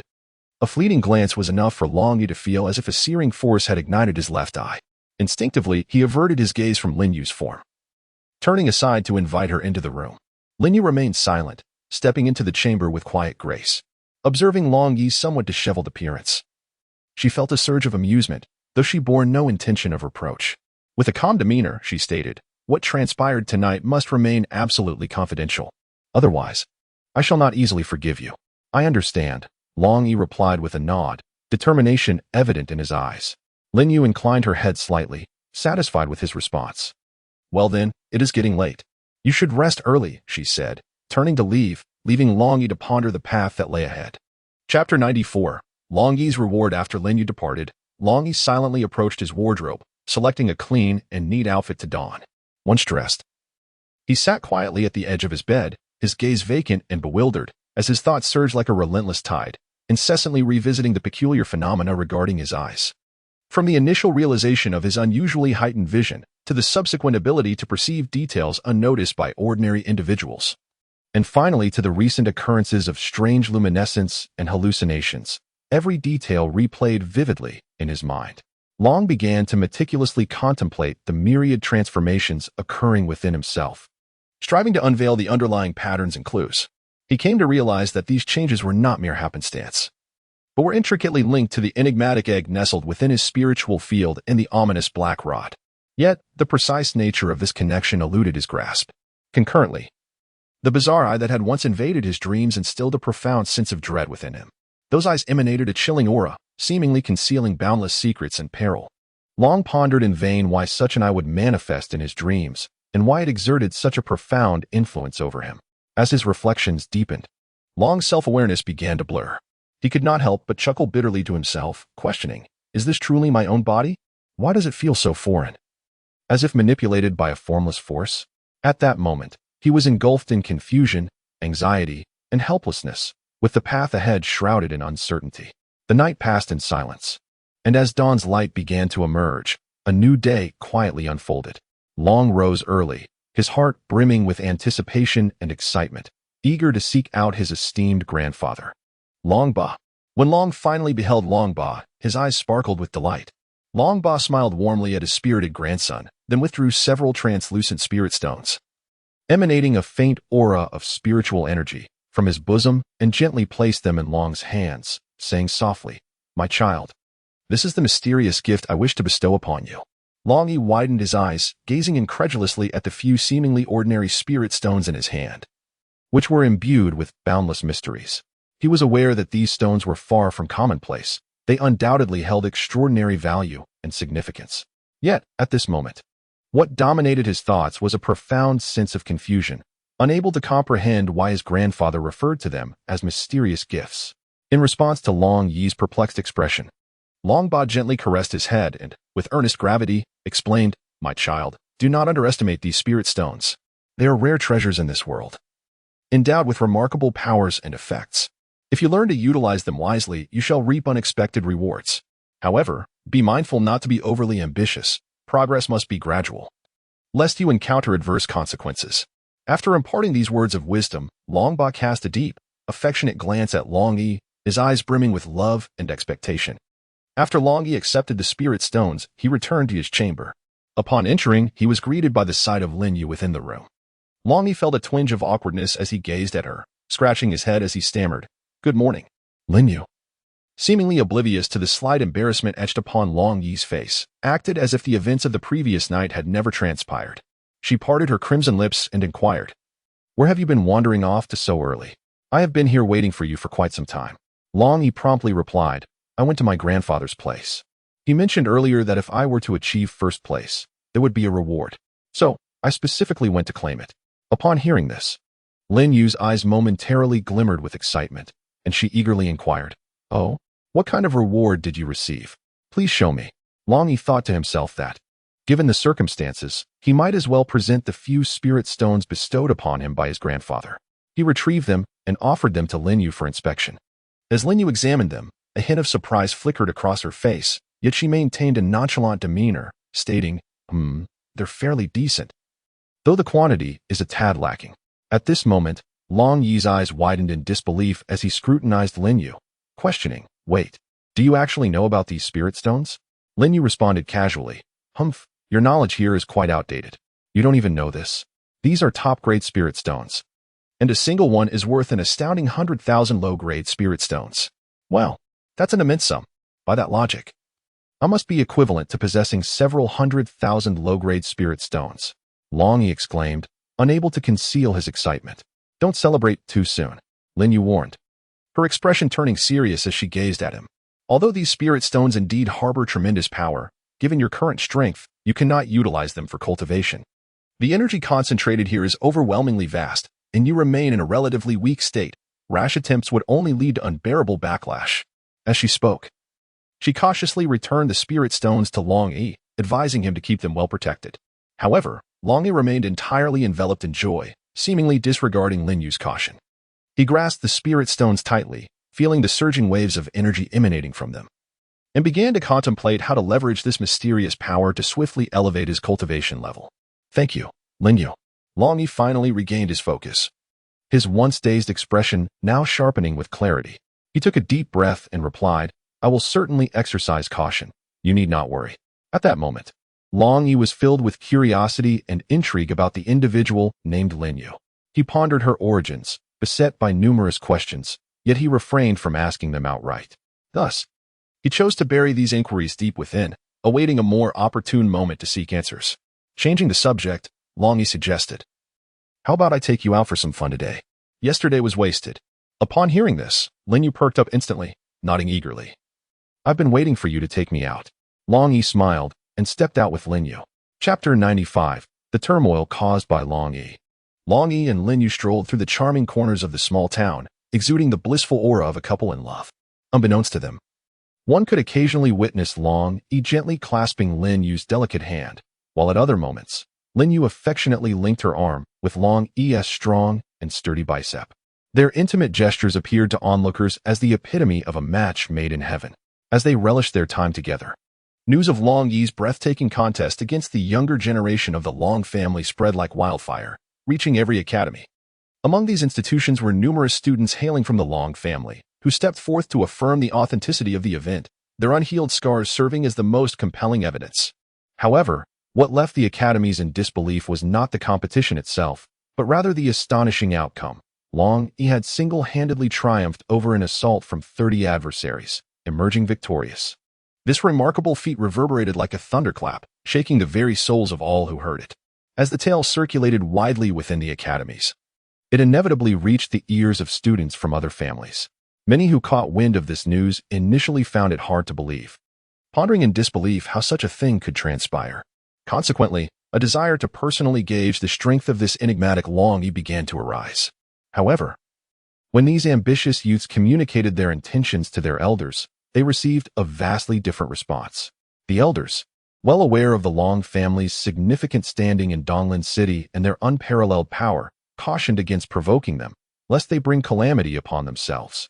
Moreover, the emergence of such a remarkably gifted and promising descendant, Longyi, undoubtedly further augmented the Long family's influence.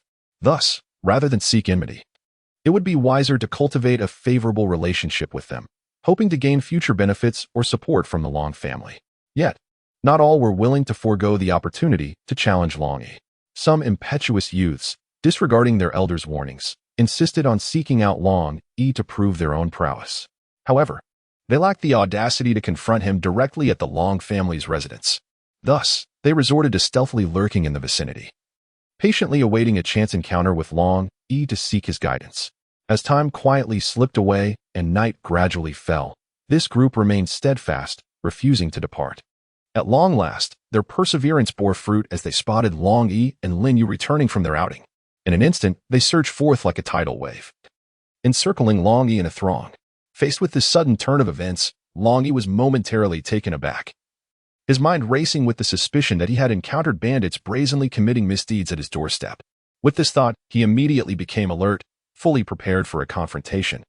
At that moment, upon closer inspection, he realized that the individuals before him were not the ruthless villains he had presumed, but rather a group of earnest students from the academy. With this revelation, Longyi's previously anxious heart found a modicum of solace. Could it be that you single-handedly vanquished all 30 of your adversaries? I find that hard to believe. Today, I shall personally come to ascertain your true capabilities. Among the crowd, a man shouted loudly, his tone brimming with provocation. Upon hearing these words, Longyi merely cast a fleeting glance at the assembly, his countenance betraying a hint of helpless resignation. Truth be told, he had no intention of courting trouble, yet as the adage goes, if one does not offend me, I shall not offend them. Should the adversaries insist on instigating conflict, he would not cower in fear or retreat. Now that these individuals had taken the initiative to confront him, he could only embrace this challenge with equanimity. In a flash, Longyi's form shifted, moving with an ethereal swiftness. Without hesitation, he launched his offensive, his movements flowing seamlessly, executed with remarkable fluidity. In the blink of an eye, the once arrogant challengers lay sprawled upon the ground, utterly defeated. Witnessing this spectacle, the onlookers stood in astonishment. They had presumed Longyi to be merely an arrogant youth. Yet they were taken aback by his formidable prowess. At that moment, the boy who had instigated the provocation rose to his feet, gazing at Longyi with a glimmer of admiration in his eyes. "I concede," he admitted. "You are indeed impressive." Longyi smiled faintly, not allowing himself to feel pride or complacency over his opponent's concession. It was merely a display of superficial techniques. True masters are still abundant. With that, Longyi turned and departed from the scene. As he left, the crowd gradually dispersed, yet his name had indelibly etched itself in the hearts of all present. At that moment, amidst the watchful eyes of the multitude, Longyi chose to engage in this battle in broad daylight, captivating countless onlookers and igniting a considerable uproar. After a fierce contest, the facts spoke for themselves. Longyi triumphed over his adversary with an unmatched prowess, his extraordinary skills and unfathomable strength once again substantiated beyond doubt. At this juncture, admiration filled the hearts of everyone present, erasing any lingering doubts regarding his formidable position among the younger generation. Enthusiastically, they speculated on the astounding achievements this prodigious youth would accomplish, eagerly anticipating the forthcoming academy competition. They understood that only within such a fiercely competitive environment could they truly witness the heights Longyi might reach and the remarkable splendor he could showcase. Simultaneously, there was a palpable curiosity and expectation surrounding which fortunate individuals would secure the coveted qualifications to compete in the Eastern region. After all, this was a pivotal moment concerning personal honor and future destinies. Who would not aspire to be the standout, stepping onto a higher stage? Would Longyi, with his exceptional abilities, successfully break through and secure a precious spot for advancement? Anything is possible. Let us await the unfolding of events with bated breath. Longyi slowly stepped into his tranquil courtyard, as if to shield himself from the clamor and turmoil of the outside world. His gait appeared somewhat heavy, suggesting that his mind was preoccupied with lingering thoughts. Meanwhile, Linyu quietly turned away, making her way towards her own room. There was little exchange of words between them. A faint smile or a shared glance sufficed, and they mutually chose silence and solitude as if by unspoken agreement. Upon returning to his room, Longyi gently closed the door behind him and leaned against it, exhaling a deep breath. His gaze wandered aimlessly, occasionally drifting towards the moonlit garden outside, and at other times fixating on the familiar furnishings within the room. At that moment, he required some time to untangle the tumult of his emotions. On the other side, Linyu, once inside her room, quietly settled into the chair by the window, lost in contemplation as she gazed into the distance. The moonlight cascaded through the window, enveloping her in an air of mystery. Thus, they each immersed themselves in their own reflections, savoring the rare tranquility of the moment. Although their conversation was sparse, the unspoken companionship brought them an inexplicable sense of peace. As night deepened and weariness gradually enveloped them, they ultimately resolved to set aside their distractions and surrender to slumber, seeking the tranquility that resided deep within their hearts. Chapter 96, Gazing at the Sea. As Longyi entered the room, he cast aside all distractions and entered a state of cultivation. Time flew by, and after a night of arduous practice, his skills had significantly improved. A ray of sunlight pierced through the room, prompting Longyi to open his eyes, a flicker of crimson light flashing in his left eye before vanishing. He gathered his energy and rose to his feet, quickly donning a fresh and immaculate ensemble, transforming him into a figure of striking elegance and commanding presence. The attire was impeccably tailored, its flowing lines naturally accentuating his athletic physique, showcasing his perfect proportions to the fullest. Every detail was meticulously crafted, reflecting extraordinary quality and exquisite artistry. Clad in this outfit, his already imposing stature appeared even more formidable, emanating an undeniable aura of strength. He shone like a brilliant star, exuding an extraordinary charisma. Just as Longyi stepped out of his room, an astonishing coincidence occurred. Linyu emerged from her own quarters. Dressed in a gown as pure as snow, she resembled a celestial being descending to earth. Longyi's gaze was instantly captivated, a hint of surprise flickering in his eyes. Typically graceful and refined, Linyu, in that moment, under the glow of her white attire, appeared even more transcendent, like a fairy untouched by the mortal realm. Longyi gently nodded towards Linyu, then strode toward her with a calm and powerful gait. Each of his steps seemed to embody an intangible authority, compelling the onlookers to steal glances. In this moment, Longyi resembled the rising sun at dawn, radiating vibrant energy and boundless strength. A subtle smile graced his lips as he softly addressed Linyu, stating that after breakfast, he would take her to a remarkable place. As his words lingered in the air, a mysterious smile reappeared on his face. In response to Longyi's proposal, Lin Yu remained silent, merely offering a gentle smile and a slight nod. Yet, this simple gesture intensified the joy reflected in Longyi's eyes. An hour later, an exquisitely adorned carriage came to a gentle halt. The carriage curtain was lifted, and Longyi was the first to descend, standing tall and poised, exuding an air of cold elegance akin to an immovable mountain. Lin Yu cautiously followed suit, and the moment her feet touched the ground, she was captivated by the breathtaking scenery before her. They found themselves amidst a vast, unbounded shoreline where the sea breeze softly caressed their cheeks, bringing with it a briny freshness. Lin Yu's eyes widened in disbelief as she gazed upon the tumultuous, endless expanse of the ocean. The waves rolled and surged, akin to a throng of wild beasts showcasing their strength and majesty.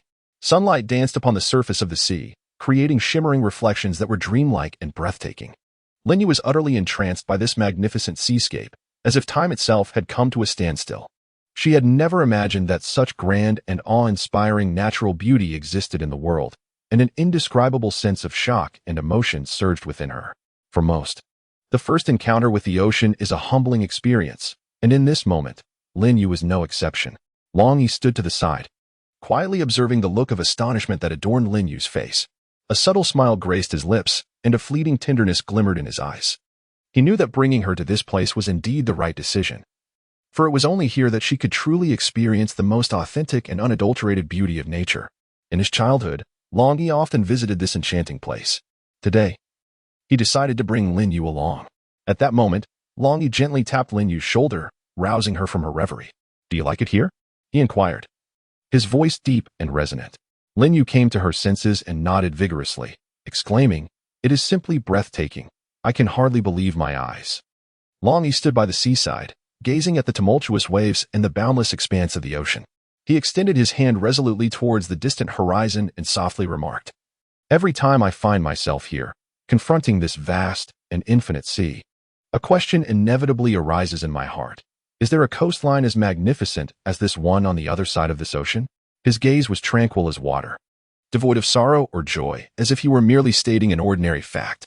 Following the direction of Longyi's finger, Lin Yu too contemplated the vast and profound blue world before them. After a lengthy silence, she slowly responded, "If you truly wish to discover the answer, then await the moment when you possess sufficient strength to embark on that journey yourself." Her tone was remarkably indifferent, suggesting a lack of deep interest in the subject. Upon hearing Lin Yu's words, a radiant smile suddenly illuminated Longyi's face as he nodded in agreement. "Indeed, that is a splendid idea. Once I acquire the necessary strength and courage, I shall embark on that unknown voyage, traversing the boundless sea to witness the landscapes and mysteries that lie beyond." At that moment, his eyes sparkled with a resolute light, as if he had already envisioned a future filled with challenges and miracles. Chapter 97. The three sea monsters. Just as the moment hung in the balance, Longyi, like an arrow released from its bow, suddenly lunged towards Lin Yu.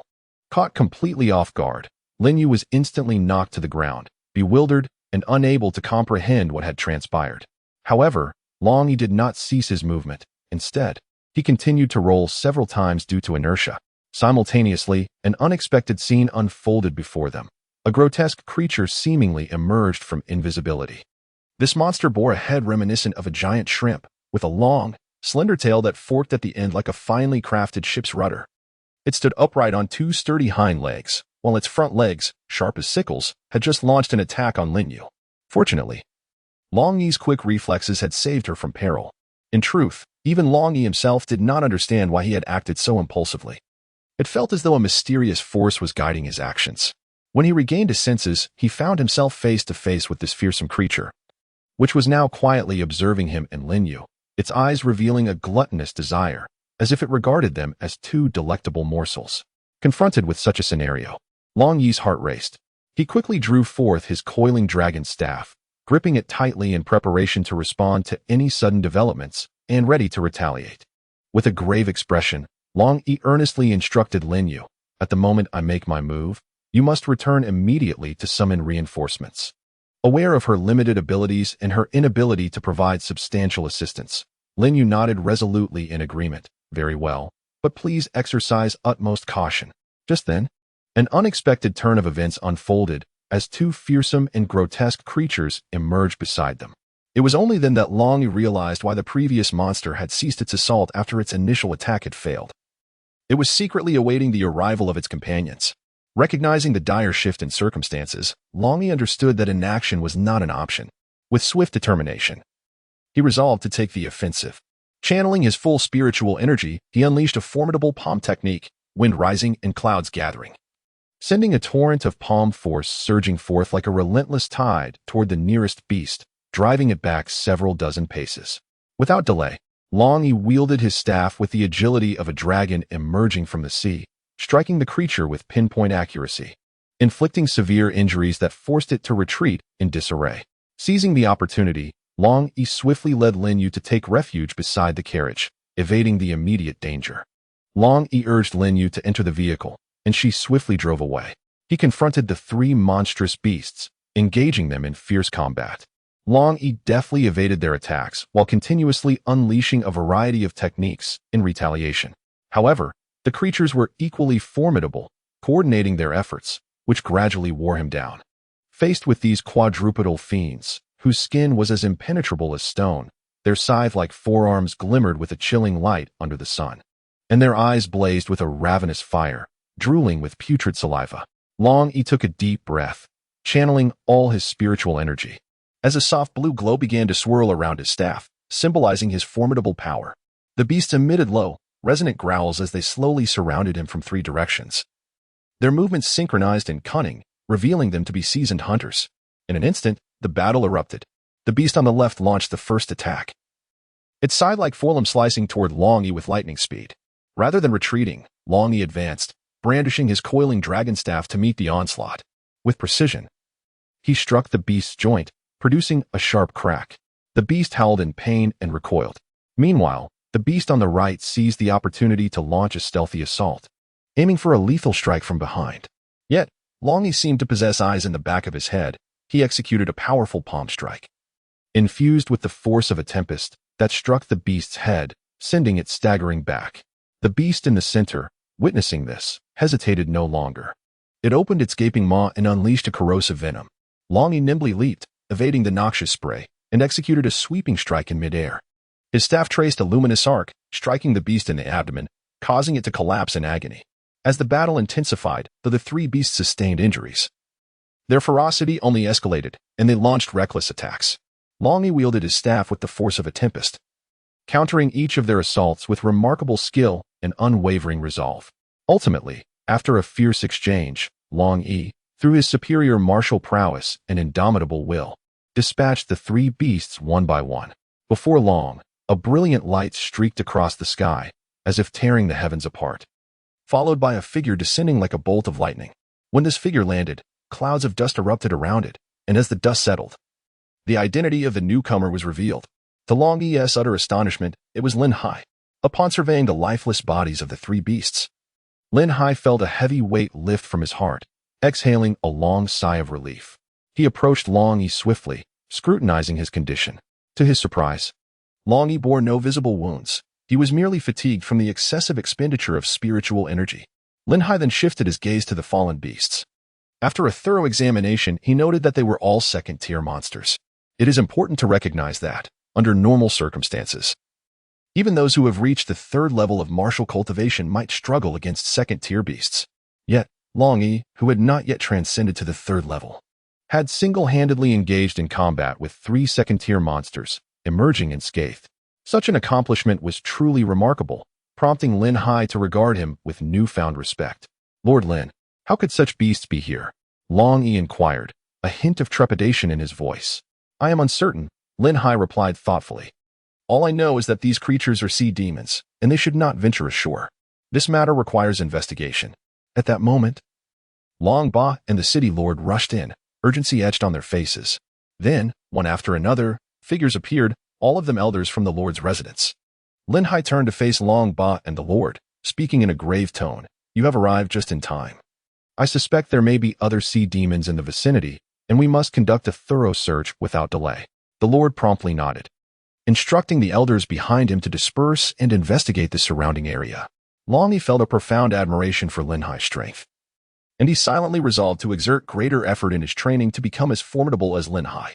Meanwhile, from a distance in the ocean, a pair of enigmatic eyes quietly observed the unfolding events. A quarter of an hour later, Everyone returned in disappointment, having found no other sea monsters. Lin-Hai subsequently collected the 3 corpses, and the group made their way back to the Lord's mansion. Lin Yu was also present, upon seeing Longyi return unscathed. She joyfully rushed over, her gaze filled with concern as she appraised him from head to toe. Longyi merely chuckled and scratched his head in response. Observing the two, Lin-Hai felt a stirring in his heart and spoke, "Longyi, your valor in vanquishing the sea monsters will be reported to the kingdom, and you shall be duly rewarded." Upon hearing this, Longyi was overwhelmed with joy and hastily expressed his gratitude to Lin-Hai. The Lord chimed in, "Longyi, you are indeed the hero of our city. Should you require assistance in the future, do not hesitate to ask." The others echoed his sentiments, singing Longyi's praises. However, a subtle unease began to surface within Longyi's heart. He couldn't shake the feeling that the emergence of the sea monsters was laced with a sense of conspiracy, as if a great peril loomed on the horizon. Lin-Hai shared a similar sentiment, prompting him to convene a meeting. During this assembly, he conveyed his concerns to the gathered assembly, positing that the sea monsters' arrival was no mere coincidence and that a more sinister plot might be afoot. The Lord and the elders exchanged glances, recognizing the gravity of the situation. After considerable deliberation, they resolved to fortify the city's defenses and deploy additional personnel to patrol the coastal waters. Chapter 98. The Carefree Steps. Longyi did not attend that significant meeting, for he was acutely aware that his current abilities were far from sufficient. Reluctantly, he could only accompany Lin Yu quietly back home. Upon their arrival, after a brief moment of respite, Longyi busied himself with packing his belongings. Meanwhile, Lin Yu sat silently in a chair, lost in thought as she gazed out at the scenery beyond the window. Soon, everything was prepared, and the two set forth on their journey back to the academy. Upon returning to their familiar dormitory, an inexplicable atmosphere of awkwardness enveloped them. This time, the room was occupied solely by the two of them, each harboring distinct thoughts, which seemed to infuse the air with a subtle tension. Longyi unconsciously reached up to gently caress his left eye, a faint, unnatural blush creeping across his face, betraying a sense of unease. Meanwhile, in Lin Yu's mind, memories of the accidental kiss with Longyi and the ensuing embarrassment of falling into the bathtub resurfaced, causing her to feel an overwhelming sense of shyness. At that moment, Longyi spoke first. "It has been quite a while since we visited the martial arts building. Let us see how our master is faring." "Indeed, I share the same sentiment," Lin Yu responded. Before long, they arrived at the entrance of the martial arts building. Upon stepping inside, they beheld Elder Song and Elder Hua seated together, their faces radiating joy. Clearly, the arrival of the two young ones filled the elders' hearts with delight. Shortly thereafter, Elder Hua discreetly led Lin Yu away, as if there were private matters to discuss. Meanwhile, Longyi respectfully bowed to his master and then engaged in a lively conversation with Elder Song. "Master, I have long yearned to learn a technique of agility, particularly one that would greatly enhance my speed." Longyi's eyes sparkled with anticipation as he earnestly expressed his desire to his master. Elder Song smiled gently, as if he had already discerned his disciple's thoughts. "Ah, my dear disciple, I am well aware of your aspirations. In fact, I have meticulously prepared something for you." As he spoke, he gracefully reached into his robe and retrieved a weathered tome, carefully presenting it to Longyi's hands. Long gazed longingly at the mysterious tome, his heart akin to a swarm of ants gnawing at his insides, filled with an anxious anticipation. When he finally held it in his hands, his eyes blazed with intensity. Fixated on the cover, there, inscribed in bold, vigorous characters on the yellowed parchment, were the words, "Intermediate Martial Technique, Carefree Steps." At that instant, it felt as though a lightning bolt had cleaved through the night sky, illuminating the most concealed corners of Long's heart. An indescribable wave of exhilaration surged within him, engulfing his entire being. His eyes widened, mouth slightly agape, a look of disbelief and ecstatic joy gracing his features, leaving him momentarily spellbound. However, after a brief moment of shock, Long quickly regained his composure. He understood the value of time and that delays were intolerable. Thus, without hesitation, he seated himself on the ground, opened the book, and began to immerse himself in its contents with unwavering focus. He savored each word, fearing the loss of any crucial information.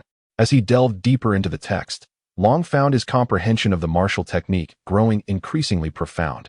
The once obscure words now danced like ethereal notes in his mind, intertwining and gradually painting a complete picture. After merely a single reading, he had grasped the essence of its mysteries. Closing his eyes, Long began to cultivate according to the book's instructions. He regulated his breath, sensing the flow of vital energy within him, guiding it to his legs. Gradually, he felt his legs becoming light, as if an invisible force was supporting him. He opened his eyes and attempted to take a step. To his astonishment, his movements became remarkably agile, his form as swift as the wind, covering several paces in an instant. Joy surged within him. He knew he had successfully mastered the essence of the carefree steps. Resolute, he decided to continue practicing, striving to enhance his speed and agility. Old Zong displayed little astonishment on his face, not out of feigned composure or callousness, but because he had previously experienced countless similar shocks and surprises, particularly the arduous journey of mastering the ancient martial technique, the coiling dragon staff, had greatly broadened his horizons and left him in awe. Chapter 99. The Academy Selection Tournament officially commences. Meanwhile, within the spacious and luminous conference hall of the East Lin City Lord's mansion, a throng of people filled the room to capacity. All the influential figures of the city had gathered. Even the city lord, Luo Yuhua, who had been in seclusion, was urgently summoned. Luo Yuhua, in his mid-30s, stood tall with a resolute countenance and piercing eyes. He was the newly appointed city lord of East Lin and an extraordinarily powerful magician. Although he held the esteemed position of a major city lord, he chose to relocate here due to his younger sister, Luo Yulan, settling in East Lin. At that moment, Vice City Lord Long Ba, Lord Lin Hai, Envoy Lu Lingshu, and El Jinfeng, among other dignitaries, had all convened, accompanied by numerous esteemed elders in attendance. Initially, they deliberated on the upcoming academy tournament, before shifting the discussion to the troubling issue of the sea demon beasts. After a fervent debate and discussion, they ultimately resolved to report the matter to the kingdom. After all, 3 millennia prior, there had been a harrowing conflict where sea monsters invaded the land. That protracted war, which exhausted the entire continent's resources, lasted a full century. In the end, both sides suffered great losses before they decided to cease hostilities, albeit temporarily. Following the meeting, Luo Yuhua promptly composed a letter and dispatched a messenger to the royal capital at great speed. The letter detailed the dire situation faced by Donglin City and the potential threat posed by the sea monsters, earnestly requesting the king to mobilize troops for support as soon as possible. Concurrently, the city lord's office actively initiated preparations for war. The soldiers intensified their training. Patrols maintained vigilant watch day and night. The city walls were reinforced, and various defensive structures were constructed with great urgency. Meanwhile, among the populace, citizens also sprang into action. Artisans hurried to forge weapons and armor, merchants gathered supplies and provisions, and adventurers formed squads, voluntarily offering to patrol the coastline, showcasing a united front against external threats. As 5 days swiftly passed, Longyi remained absorbed in arduous training, seemingly oblivious to the world's distractions. Yet today, the entire city was enveloped in a celebratory atmosphere. Radiant smiles adorned the faces of the people, and the streets echoed with laughter and joy, creating a lively scene. It turned out that today marked a momentous occasion, the commencement of the selection competition at Donglin City Academy. The square in front of the city lord's office was now inundated with a surging crowd, a cacophony of voices rising and falling as if to rend the very skies. From the 9 renowned academies throughout the city, like 9 relentless rivers converging, a magnificent spectacle unfolded. Each of the 9 areas was teeming with over 2,000 spirited young individuals, all brimming with energy, eager to showcase their talents and filled with fervent aspirations for the future. Each participant understood that this impending fierce selection was not merely a contest of strength, but a pivotal moment that could determine their destinies. Thus, they summoned their utmost determination, ready to display their abilities on this grand stage, striving to stand out and become the center of attention. Among this throng, Longyi was prominently included. However, he was somewhat taken aback by the absence of his friend Linyu. He pondered silently. Given Linyu's character, if she intended to partake in the selection, she surely would not have chosen to miss it. After some contemplation, he surmised that perhaps Linyu, aware of her own limitations and strength, deemed it unlikely to triumph among such formidable competitors and ultimately opted to abstain. With this reasoning, Longyi decided not to dwell on the matter, recognizing that everyone has their own choices and considerations. Amidst the crowd, sporadic cheers and encouraging shouts resonated, the atmosphere as fervent as a blazing fire. These spectators had gathered to witness the competition, filling the stands to capacity. In the arena of martial prowess, there exist 100 platforms for combat. Chapter 100. As Longyi takes the stage, none are left behind. The illustrious event is presided over by the formidable and renowned Vice City Lord, Lord Long Ba. The esteemed judges officiating this grand competition are the impartial and steadfast Lu Lingshu, as well as the venerable and experienced Elzhenfeng. The role of assistant judges is collectively undertaken by 9 distinguished and learned deans of the academy. At this moment, they stand tall and proud upon the elevated platform, resembling an indomitable fortress, exuding an air of reverence. As the auspicious hour arrives, Vice City Lord Longba personally raises the authoritative and solemn gong mallet, striking the grand bell with considerable force. In an instant, the clear and melodious chime reverberates throughout the arena like a tidal wave. The previously boisterous atmosphere falls into a profound silence, as if time itself has momentarily halted. Once the echoes of the bell gradually fade, Vice City Lord Longba strides confidently to the forefront, his resonant and commanding voice echoing across the venue. Esteemed participants, the selection tournament of Donglan City is now officially underway. Before we commence the competition, I must announce an important rule. Considering the fervent desire of each contestant to fully showcase their abilities, the competition format has been meticulously designed as follows. The first round will feature contenders from the first level of martial arts, where each participant must achieve 3 consecutive victories to advance. The subsequent second round will pit the victorious participants against formidable opponents from the second level of martial arts. A win will permit continued participation, while a loss will result in elimination. For those skilled in the second level of martial arts, achieving 3 consecutive victories will allow them to progress to the third round, where they will face the elite of the third level. As for the ultimate challenge of guarding the Thunder platform, a lottery will determine the 100 fortunate individuals responsible for its defense. This element inherently involves a degree of luck, yet regardless of circumstances, failure to protect the platform signifies merciless disqualification. Only those who successfully defend the platform shall earn the right to be crowned the ultimate victor and attain unparalleled glory. Rest assured, we shall adhere to the principles of fairness and justice, ensuring that each defender is granted ample rest to confront the challenges ahead. As his words resonate, the judges advance with purposeful strides to the center of the stage, accompanied by experienced mentors at each platform, prepared to assist the judges in facilitating the smooth progression of the matches. With a sharp whistle, the exhilarating competition officially commences. This tournament adopts a free entry system, allowing contestants to determine their timing and strategy for challenging their opponents. The rules are straightforward. Whoever secures 3 consecutive victories will receive a coveted scoring card. Given that the participants generally possess lower levels of cultivation, predominantly within the first level of martial arts, their battles emphasize the demonstration of physical prowess, with intricate martial techniques being relatively scarce.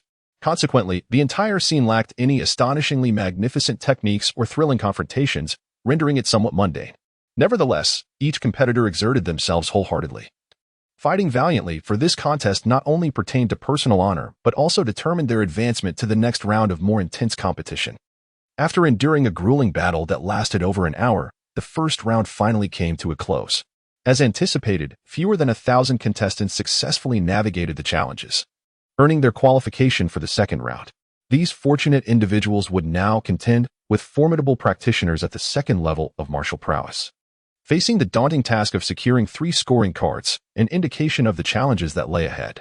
The subsequent battles promised to be even more exhilarating and suspenseful. As the second round commenced, Longyi found himself unable to suppress his eagerness to ascend the stage and test his mettle. In a flash, he vanished from sight, executing the extraordinary technique known as the divine movement, and within the blink of an eye, he stood confidently atop the high platform.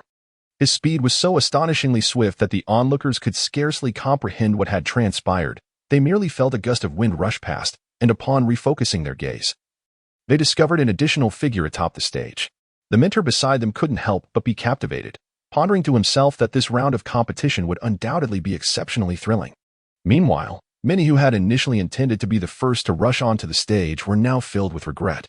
They watched, disheartened, as their coveted positions were snatched away, each silently cursing. Who is this audacious individual daring to steal my spotlight? How infuriating.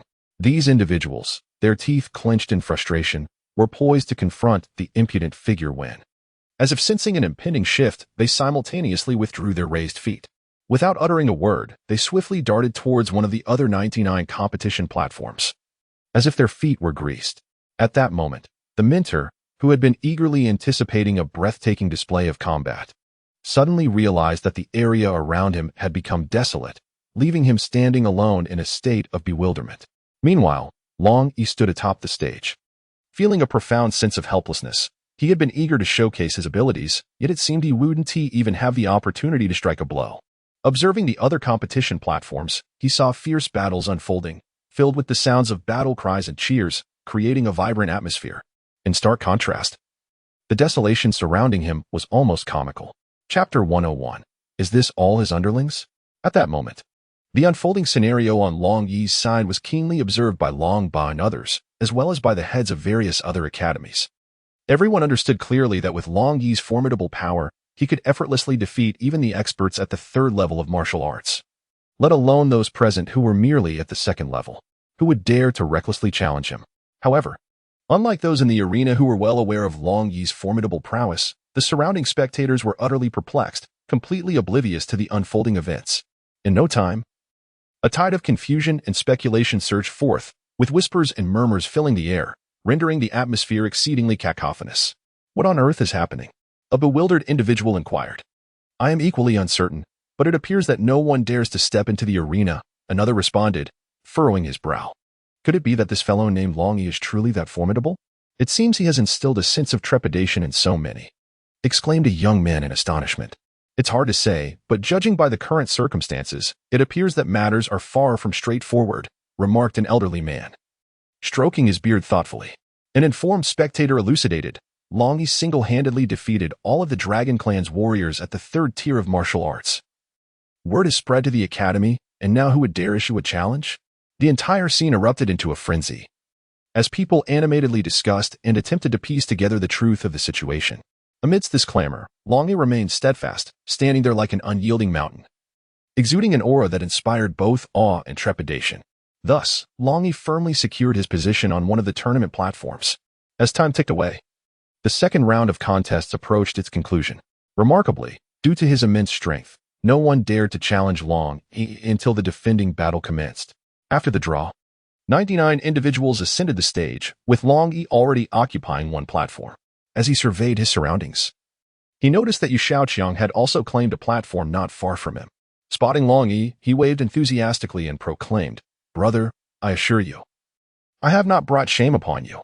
With that, he flexed his muscles. Longyi chuckled in response, "Be careful." The onlookers observed this exchange with a mix of admiration and intrigue, for Yu Shaoqiang was also a dark horse, a formidable contender in his first year, possessing the same martial prowess as Longyi at the second tier, and with his spirit companion, maintaining a platform would pose no challenge. In the periphery of Longyi's vision, he unexpectedly beheld several familiar figures. Upon closer inspection, he recognized them as the very comrades with whom he had endured rigorous training in the past. Among them was the astute and exceptionally gifted Wan Yansheng, the robust and immensely strong Zhan Tu, the clever and composed Ming Qing Nan, and the skillful swordsman, the dashing Yu Lingfeng, among others. Upon sighting Longyi, these individuals greeted him with smiles, nodding their heads slightly, their expressions revealing an air of respect and humility, akin to that of loyal subordinates. This spectacle left the spectators in the stands utterly astonished, their mouths agape as if one could fit an egg inside. They rubbed their eyes in disbelief, wondering in hushed tones, could it be that even the elite disciples of the third year are his subordinates? A flurry of discussions erupted both inside and outside the arena, with various conjectures rising in a cacophony. Why does it seem as if they're all his underlings? Many outside shared this sentiment. At that moment, the chief referee ascended the platform and announced in a booming voice, "The fourth round of the defense battle commences now." His voice resonated throughout the arena, echoing in every listener's ears. Longyi took a deep breath, a flicker of resolve gleaming in his eyes. He understood that the ensuing battle would be even more intense, necessitating his utmost effort. He steadied himself, preparing to confront any challenge. Meanwhile, the other contestants also took their positions, bracing themselves. The atmosphere was charged with tension, as if a tempest were on the verge of erupting. The audience held their breath, eagerly anticipating this extraordinary confrontation. Chapter 102. Ranking matches on the stage. A multitude of over 100 contestants stood tall, while below, a throng of spectators, numbering in the thousands, gathered. Each individual present was a master of their craft. Possessing exceptional prowess, the vast majority had attained the profound cultivation of the third heaven of martial arts, with only a few lagging slightly behind. At this moment, the chief referee, Lu Lingji, ascended the platform with deliberate steps, his voice resonating like a thunderclap throughout the venue. "Esteemed participants, heed my words. In this competition, The use of lethal force is strictly prohibited. Should a perilous situation arise, the mentors will intervene decisively. Each of you is granted but a single opportunity to initiate a challenge. A defeat will result in immediate elimination, even amongst the 100 formidable contenders upon this stage. Should one falter, they too will be afforded a chance for a rematch.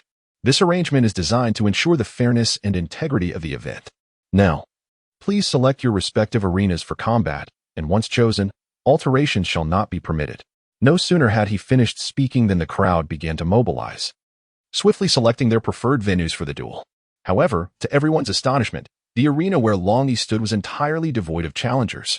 Faced with this unexpected scene, even the referee felt a moment of disbelief, quietly pondering, how could this assembly of third heaven martial artists lack the courage to challenge the second heaven Longyi?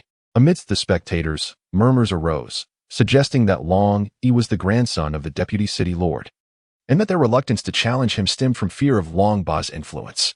Observing this, Lingji hastily approached Longba, concern etched on his face as he inquired, "How shall we address this situation?" Longba, equally taken aback by the turn of events, furrowed his brow in contemplation before responding. "We cannot permit Longyi to secure victory so easily. Otherwise, the many onlookers will surely accuse me of manipulating the contest from behind the scenes." He understood that this contest was pivotal for his reputation and authority, necessitating a prudent approach to ensure all was well. "Indeed, I have also reflected on this matter and believe it may be more prudent to conduct a ranking match after determining the final results, thereby arranging the participants according to their respective strengths," Lingji remarked, his gaze sharp as he surveyed the assembly. Upon hearing this, Longba displayed a smile of appreciation. "Ha, this plan is indeed brilliant. However, it would be even more splendid if we could introduce some enticing rewards. This would undoubtedly ignite their fervor and potential, compelling them to strive ardently for higher rankings." With that, Supervisor Liu ascended the platform and announced in a resounding voice, "Ladies and gentlemen, please pay attention. The 100 contestants who have qualified through this competition must subsequently participate in the ranking matches. Moreover, the higher your rank, the more substantial the rewards you shall receive." As soon as these words were uttered, the audience, previously engaged in hushed conversations, was instantly captivated, diverting their attention from Longyi to the exhilarating contest that lay ahead. Everyone was eager to witness whether Longyi truly possessed the formidable prowess of which the rumors spoke. Simultaneously, the more than 1,000 contestants on the platform were invigorated, each one brimming with enthusiasm, ready to unleash their full potential, driven by a fervent desire for the generous rewards, willing to exert every effort to secure the precious opportunity for advancement. As Supervisor Liu's words echoed through the venue, the atmosphere became electric. The contestants' eyes sparkled with determination and resolve, as if they could already glimpse the dawn of victory. In the ensuing competition, each contestant unleashed their utmost abilities, showcasing their unique talents. The thrilling confrontations left the audience breathless, with cheers ringing throughout the arena. Chapter 103. The crisis of the city's withdrawal. Longyi stood on the sidelines, intently observing the students from the 9th Academy engage in combat. At that moment, Wang Yinxing, a disciple of the academy, was defending the arena with an unwavering spirit. His gaze was sharp, his posture poised, radiating an aura of immense strength. He had already vanquished his 6th challenger without requesting a respite, promptly continuing to face the 7th. His strikes were as swift as lightning, each movement imbued with boundless might. His opponent, not daring to underestimate him, unleashed their full capabilities, engaging in a breathtaking duel with Wang Yinxing. The two fought like dragons and tigers, exchanging blows with lethal intent, neither willing to concede an inch. The spectators around them widened their eyes in astonishment, some instinctively covering their mouths, fearful that their excitement might spill forth in an unintended shout. In this moment, everyone held their breath, as if time itself had come to a standstill, leaving only the thrilling battle in progress. Suddenly, in a split second, a glimmer of cunning flashed in Wang Yinxing's eyes, with a speed that defied perception. He seized upon a fleeting opening in his opponent's defense. His sword sliced through the air like a bolt of lightning, piercing the void and driving straight toward his adversary's chest. In an instant, blood sprayed forth, staining the ground crimson. The opponent gasped, their face turning as pale as paper, clearly wounded. Yet, they did not succumb. Gritting their teeth, they endured the excruciating pain, determined to continue their resistance. However, the severity of their injuries soon became evident, and they reluctantly leaped off the arena, fully aware that they were no match for Wang Yinxing. Meanwhile, attention shifted to another corner of the arena. where Yu Shaoqiang and Zhan Tu stood their ground with equal valor. Each of them was agile and exuded an aura of invincibility, as if they were incarnations of war deities, unwavering on the arena, showing no sign of retreat. Regardless of the formidable foes they encountered, they remained composed, executing exquisite techniques to overcome each challenger. The onlookers erupted in cheers, filled with admiration for these fearless warriors. Time slipped away like a fleeting shadow, and the intense competition gradually drew to a close. As night fell, the inky sky resembled a vast slab of jade, adorned with countless twinkling stars. Before long, this gripping contest reached a triumphant conclusion. After a series of intense and thrilling encounters, the coveted 100 slots were finally determined. At this moment, a robust and imposing figure emerged before the crowd. It was Longba. He approached with steady, powerful strides and proclaimed in a voice that resonated like thunder, "Congratulations to all you outstanding students. The 100 precious slots have now been confirmed. You are about to bear the supreme honor of Donglan City, becoming the beacon of hope for this city's future. I sincerely hope that each of you will give your utmost effort to showcase your exceptional talents. Here, I extend the deepest gratitude on behalf of all of Donglan City." Upon concluding his words, Longba solemnly bowed deeply to the assembly. Yet, at that very moment, many in attendance wore expressions of bewilderment, utterly at a loss. They were entirely ignorant of the significant responsibilities borne by these 100 individuals. The atmosphere quickly devolved into a cacophony of whispers as people exchanged furtive glances and speculated amongst themselves. Some murmured softly, "What does this mean? Are these 100 individuals tasked with some formidable mission?" Others furrowed their brows in conjecture. Perhaps they are to represent Donglan City in a significant competition? A plethora of questions and speculations permeated the venue, and the atmosphere grew increasingly tense. At that juncture, the imposing and formidable Longba gradually raised his powerful hands high, seemingly attempting to convey a signal to restore order amidst the clamor. Once the venue fell into a profound silence, an undeniable bitterness surfaced upon his once resolute visage. He inhaled deeply and spoke in a voice tinged with a hint of resignation. "Today, with such a multitude gathered, I shall no longer conceal the truth. I will reveal the reality to you all. It must be known that in recent years, Donglan City has failed to deliver exceptional talents to the kingdom.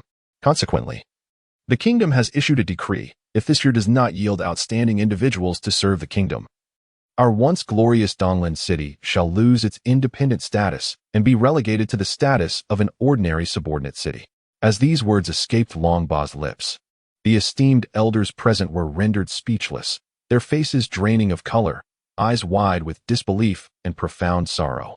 Some beat their chests in regret, while others silently shed tears, hearts aching with despair. In that fleeting moment, the entire city seemed to be engulfed in an abyss of grief and hopelessness.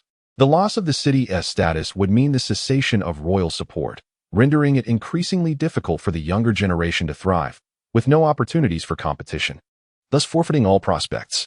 Longba's gaze bore the weight of sorrow as he surveyed the crowd, before continuing, "Yet, this is not an insurmountable predicament.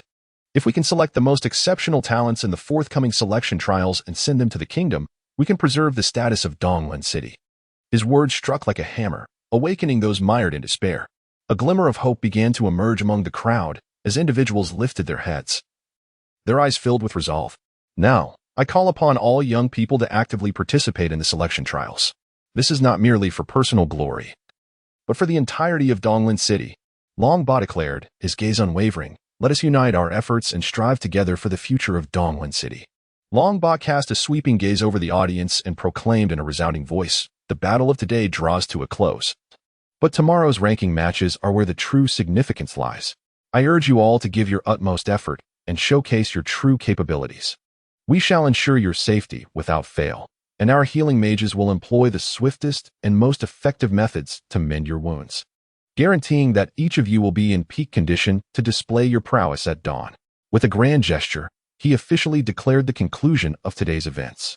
The 100 individuals who had successfully secured their spots in the competition displayed no hint of joy upon their faces. They understood that this opportunity was rare, brimming with limitless potential, yet fraught with peril. Each person was acutely aware that this contest was not merely a trial of individual skill and intellect, but also a pivotal battle that could determine the trajectory of their futures. Silently, they clenched their fists, resolutely committing to exert every ounce of their strength in the forthcoming fierce clashes. for this endeavor encompassed not only honor and dignity but also the chance to seize this once-in-a-lifetime opportunity to achieve a remarkable leap in their life's value. Longyi returned to the academy, where his injured classmates had yet to return. Many others remained, engaged in animated discussions about the day's competition. They cast glances at Longyi, their eyes betraying a sense of envy. At that moment, several familiar figures appeared: Yu Xiaoqiang, Wang Yanxing, Zhan Tu, Yu Lingfeng, and Ming Qinan. They had specifically come to seek out Longyi. Yu Xiaoqiang called out from a distance, "Brother, brother, your little brother has come to see you. Wait for me." As Longyi beheld the vivacious Yu Xiaoqiang, who was striding towards him with great exuberance, his robust physique resonated with each thunderous step. Upon reaching Longyi, he enveloped him in a sudden embrace, catching Longyi entirely off guard. To an unsuspecting observer, one might mistakenly assume they were long-lost lovers reunited after many years. Behind them, Wang Yanxing and the others had also approached. After Longyi was gently set down, he smiled and nodded to the people around him, greeting each of them warmly. "Yu Xiaoqiang, how did you end up associating with these individuals?" he inquired, a look of perplexity adorning his face. Yu Xiaoqiang scratched his head and grinned broadly as he replied, "Hee, boss, here's how it went. They saw me calling you boss and came over to find me. Upon learning about our relationship, they proclaimed themselves to be your steadfast brothers in life and death. So I brought them along to meet you." Upon hearing this, Long was immediately enveloped by a warm surge of emotion. With a generous wave of his hand, he declared with a resonant voice, "Since we are so fortuitously gathered here, allow me to treat everyone to this meal today. Let us indulge ourselves and celebrate together." "Well, boss, I've been eagerly anticipating your words," exclaimed Yu Xiaoqiang, his eyes sparkling with excitement and a radiant smile illuminating his face. Upon witnessing the scene, Longyi could not resist teasing, "Look at that gluttonous expression on your face. I dare say you are not here to visit me at all. You simply wish to indulge in a delightful meal." As soon as the words left his lips, laughter erupted from the crowd, instantly transforming the atmosphere into one of lighthearted joy. Subsequently, everyone chatted and laughed as they made their way to the cafeteria. Upon entering the dining hall, a tantalizing aroma of delectable dishes enveloped them like an invisible enchantment, swiftly permeating the air and reaching their nostrils. Each person, unable to contain their inner delight, eagerly selected their favorite dishes. In no time, the table was laden with an array of exquisite culinary delights, each more enticing than the last. Without hesitation, they began to feast heartily, the sounds of chewing and laughter creating a lively symphony. Before long, the bountiful spread was devoured by this ravenous pack in a whirlwind of appetite. At this moment, Wang Yanxing remarked, "Do you have any thoughts about tomorrow's competition? What else is there to think? We shall compete, that is all," Zhan Tu replied bluntly. The meticulous Ming Qinan interjected, "Logically, once we have selected 100 participants, it should be concluded. However, with this ranking match, I believe it is all due to Longyi." Yu Lingfeng inquired, "What do you mean by that? Is there doubt regarding Longyi's prowess?" Ming Qinan continued, "Everyone is aware of Longyi's exceptional abilities. Yet most have only heard tales and have not witnessed his true strength firsthand, which inevitably breeds skepticism. Therefore, tomorrow's event is crucial. We must afford Longyi an outstanding opportunity to showcase his extraordinary capabilities." At this juncture, Wang Yanxing interjected, "What is so difficult about that? When faced with Longyi tomorrow, I will certainly give my all and engage in a thrilling battle. To be honest, I have longed for another opportunity to clash with him." With that, he cast a glance at Longyi and added, "However, let it be known, I shall show no mercy in our duel." In response to Wang Yanxing's provocative remarks, Longyi's lips curved into a subtle smile as he replied, "Ha. I await your challenge with open arms. Watching you all engage in fierce combat today has left my hands itching with anticipation." His words were imbued with confidence and eagerness, making the others feel a chill run down their spines. Just then, a new figure entered the cafeteria, moving with a light and graceful demeanor as she approached Longyi's group. Longyi recognized her immediately. It was Linyu. She resembled a blooming, radiant flower, gliding gracefully as if she had descended from a realm of ethereal beauty, captivating all with her exquisite presence. Yet, upon that exquisite visage lingered a subtle shade of melancholy, as if it bore the weight of infinite thoughts and worries, evoking a profound sense of compassion. It was immediately apparent to Wang Yanxing and the others that they were seeking Dragon One for a matter of importance. Their keen perception led them to grasp the situation at hand. They took the bewildered Yu Xiaoqiang by the arm, exchanged a meaningful glance with Dragon One, and then departed. "Linyu, I haven't seen you all day. I find myself missing you," Dragon One remarked with a beaming smile, radiating happiness. However, he remained oblivious to the sorrowful glimmer in Lin Yu's eyes, which seemed to conceal boundless concerns. Lin Yu gazed silently at Dragon One, a surge of inexpressible emotion swelling within her. She gently spoke, "Dragon One, come with me. I have something to discuss with you."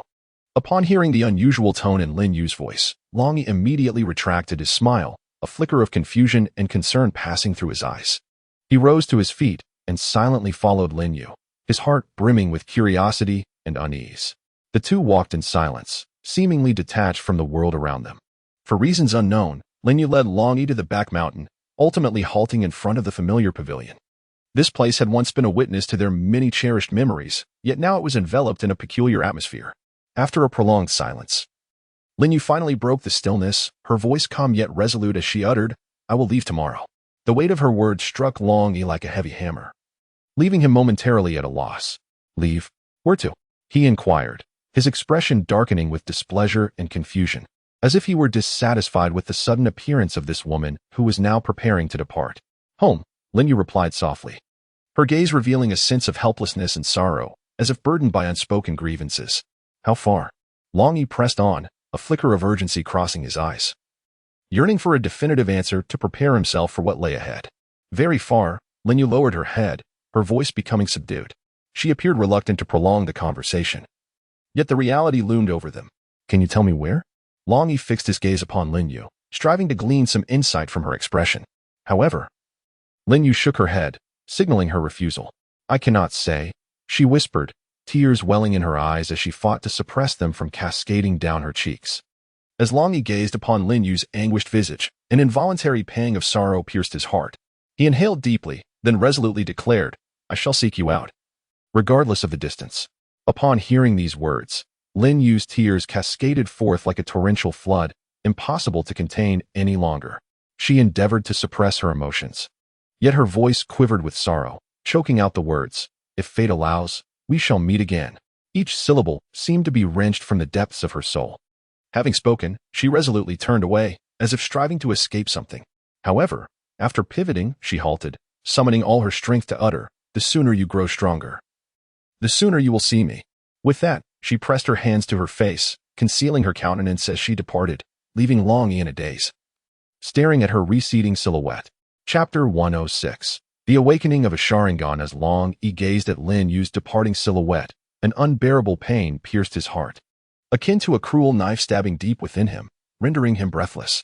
It felt as though he had lost something profoundly significant, and this sense of desolation enveloped him in profound loneliness and helplessness. This feeling was the sorrow of parting, a deep-seated affection mingled with reluctance. He stood for a long time in the solitude of the night, his thoughts swirling like a tempest. Memories of their brief time together flooded his mind, each warm and beautiful recollection rising to the surface. They had shared countless experiences that belied his years, yet a profound emotional bond had blossomed between them. Was this bond one of friendship or love? Longyi himself was uncertain. At that moment, an unexpected transformation occurred in Longyi's left eye. The pupil had entirely turned crimson, and 3 small, black, tadpole-shaped patterns appeared around it, seemingly writhing, exuding an aura both mysterious and uncanny. He felt an immense power emanating from his left eye, causing his body to tremble involuntarily. He could not fathom the reason behind this phenomenon, yet his left eye brimmed with boundless strength and enigma. Suddenly, Longyi regained his composure and realized that he had inadvertently awakened the mysterious powers of his eye once more. Each activation seemed to resonate with Lin Yu in some way. The last time, he had seen through walls, and now a new change had emerged. Cautiously, he opened his left eye and surveyed his surroundings. In the pitch-black night, he found he could see more clearly than in daylight. Moreover, his vision was remarkably expansive, allowing him to gaze far into the distance. It was as if nothing could escape the scrutiny of his mystical eye. At that moment, Longyi was torn between joy and sorrow. Lin Yu's departure had plunged him into despair, yet her absence had also gifted him an unforeseen surprise. It seemed Lin Yu was indeed his lucky star, and he silently vowed to grow stronger swiftly in order to seek her out. Longyi, taking a moment to calm his mind, sought to deeply perceive the essence of his left eye. He discerned that the power awakened within it seemed to emanate from the enigmatic black rod nestled within the spiritual field. This rod had absorbed the spiritual energy of the colossal egg, signifying that severing its influence would restore his eye to its normal state. With this thought, Longyi concentrated, and as he opened and closed his left eye, his pupil instantly returned to its natural form. Upon reopening his eyes, he found himself enveloped in complete darkness, as if he had stepped into another realm. Indeed, as he had surmised, this eye was a product of the combined forces of the black rod and the giant egg. Now, having fully developed, it possessed this extraordinary ability, which was truly remarkable. Yet, Longyi remained unaware that this was merely the beginning.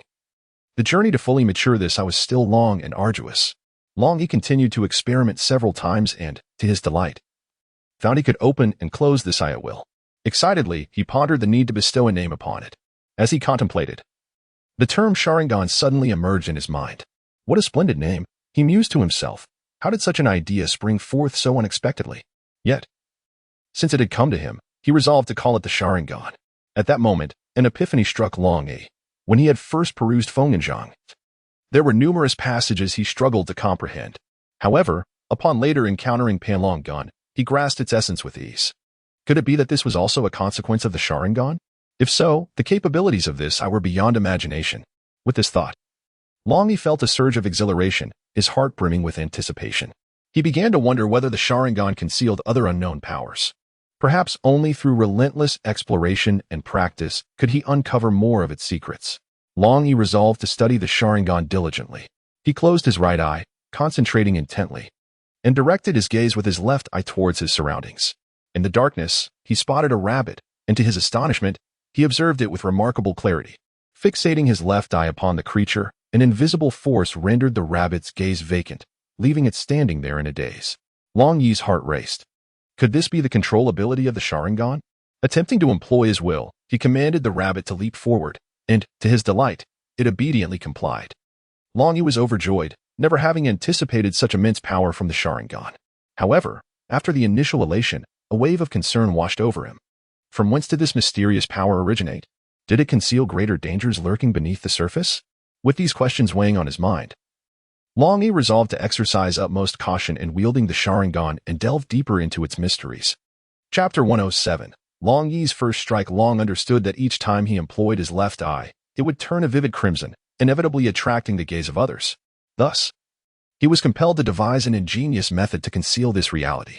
After much contemplation, he was struck by the notion of a mask and quietly mused, when I find the time, I shall commission a bespoke mask. This way, whenever he needed to shroud his secret, he could effortlessly don the mask. Prior to this, Long had experimented with various methods to obscure his eye, yet none proved satisfactory. However, just moments ago, he discovered that even a simple cloth draped over his eye did not impede its extraordinary powers. Consequently, he resolved to temporarily adopt this uncomplicated approach until he could find a more perfect solution.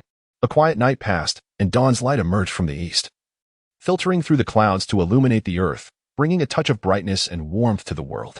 After a night of turmoil, Long appeared somewhat disheveled, his hair in disarray and his garments dust-laden. He decided to plunge into the nearby brook to cleanse himself. The icy water invigorated his skin, offering a refreshing sensation. He scrubbed his body vigorously, washing away the grime and fatigue, as if to rid himself of the burdens of the previous night. Once he finished bathing, he felt rejuvenated and returned to the academy with renewed vigor. Upon his return, the academy remained unchanged. He first visited the dining hall to satiate his hunger in preparation for the challenges of the new day. The hall was infused with the aroma of food, and students congregated to relish a delightful breakfast. Long found an empty seat and quietly enjoyed his meal while contemplating the day's competition schedule. Before long, the academy began to buzz with activity. Students emerged from their dormitories, meticulously organizing their gear in readiness for the day's contest. Anticipation and tension filled the air as they aspired to achieve commendable results. Long observed that the participants had begun to assemble. Counting them, he noted that 18 competitors from their academy were participating, forming the most accomplished team in all of Donglan City Academy. The principal, Lei Shan, stood nearby, his face beaming with pride and joy.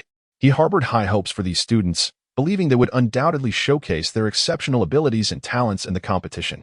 Watching this vibrant group of students, he felt a deep sense of satisfaction. He knew these young individuals were the pride of the academy and the hope for the future.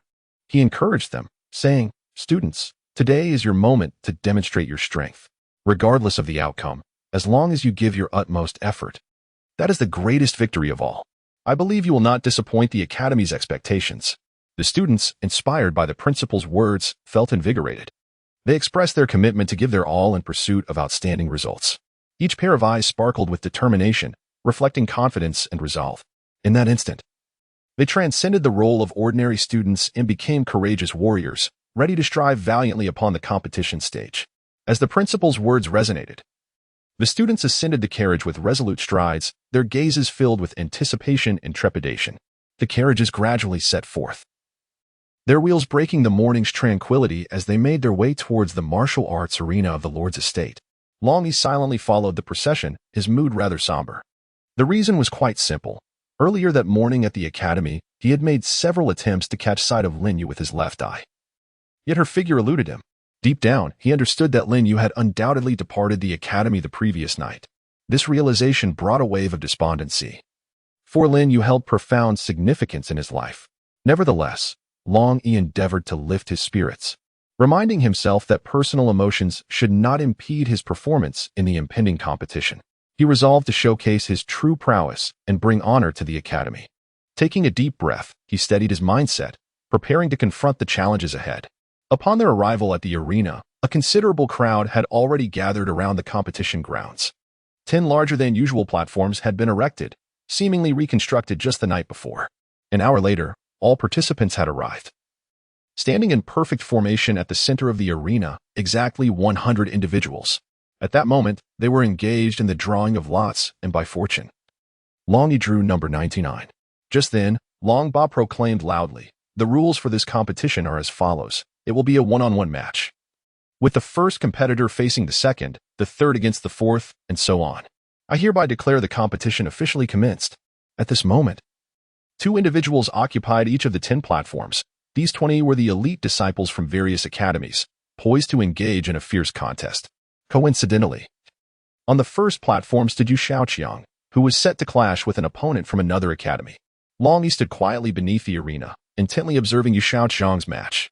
Although Yu Xiaoqiang's cultivation was a tier lower than that of his opponent, he exhibited no trace of fear.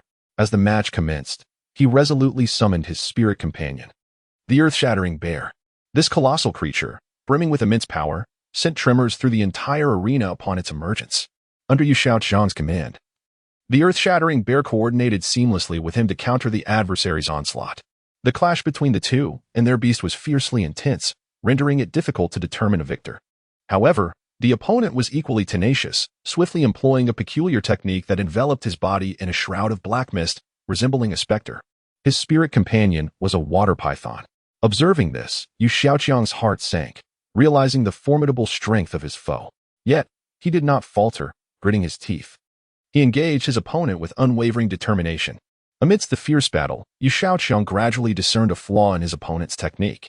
Seizing the opportunity, he commanded the earth-shattering bear to launch a fervent assault.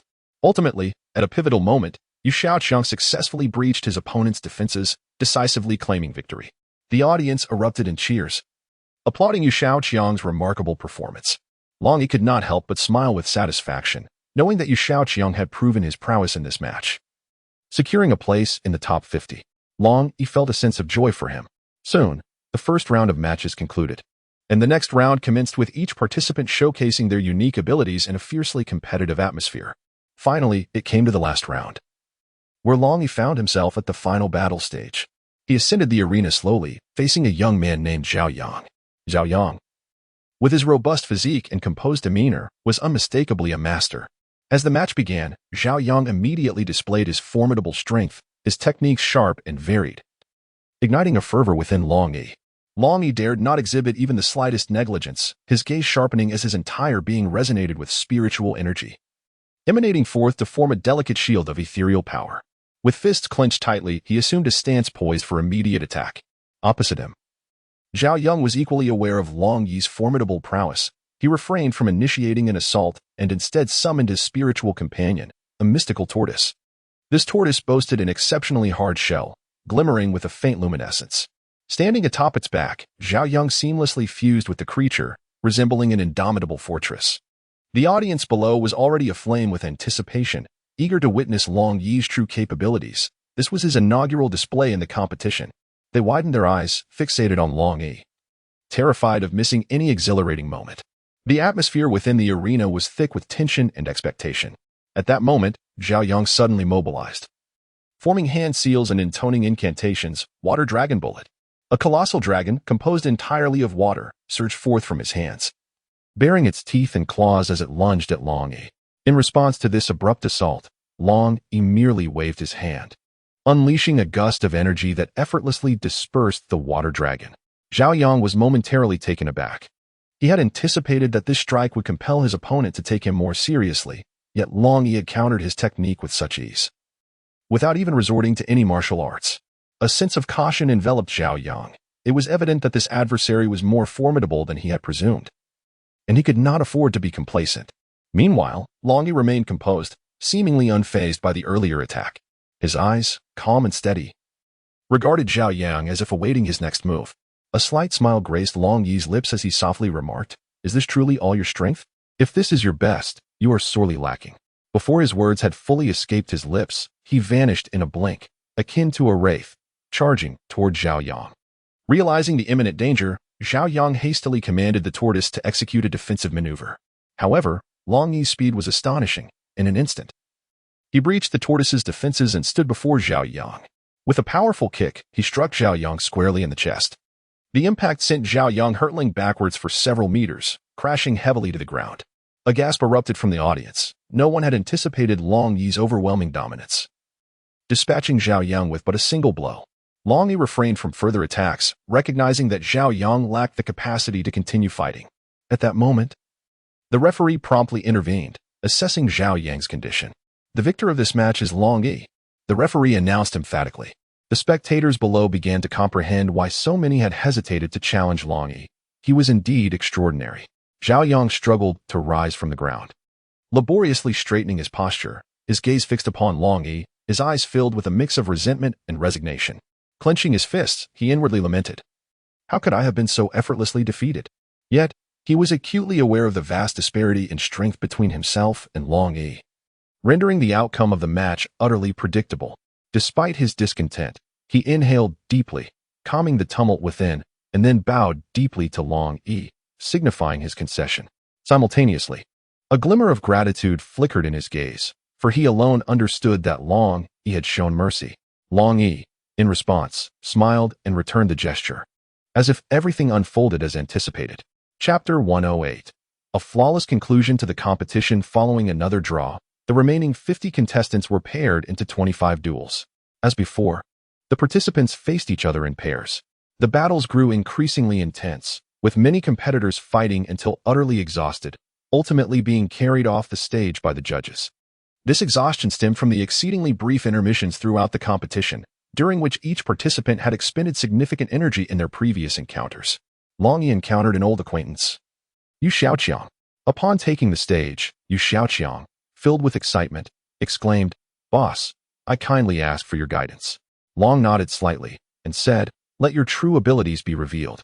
With that, he assumed a defensive stance, bracing for Yu Xiaoqiang's attack. At that moment, Yu Xiaoqiang summoned his spirit companion and charged at Longyi. Longyi effortlessly executed the wind and cloud palm, creating a barrier that kept them at bay 3 meters away. Yu Xiaoqiang swiftly retreated, positioning the earth-breaking bear as a shield in front of him. He then launched a powerful punch from the side, but Longyi evaded the blow and swiftly kicked the bear in its abdomen.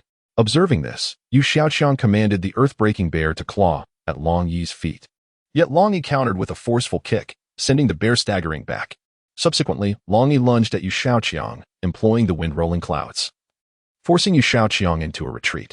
Despite their utmost efforts, both Yu Xiaoqiang and his spirit companion found themselves overwhelmed by the ferocity of Longyi's assault, gradually losing their ability to counterattack. Longyi's strength far surpassed their expectations. Each strike bore immense power, rendering them defenseless. As time wore on, Yu Xiaoqiang and his spirit companion could no longer withstand the onslaught and were ultimately brought down by Longyi.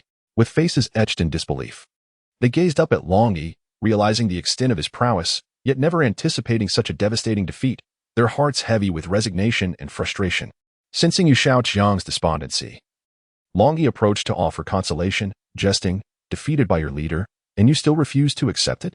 At this, Yu Xiaoqiang's expression shifted rapidly. He quickly emerged from his sorrow and began to flatter Longyi, proclaiming, "Brother, you are the greatest under heaven. and I am but second. The outcome of this match was devoid of suspense, as Longyi emerged victorious with ease, advancing to the next round. The audience erupted in cheers, lauding his performance with heartfelt admiration. They recognized that Longyi's abilities extended far beyond what they had witnessed, hinting at a boundless future. In that moment, the spectators felt a genuine respect for Longyi, understanding that he was a true powerhouse, deserving of their reverence and emulation. In this realm, only the strong earn respect. And Longyi had unequivocally proven this through his prowess.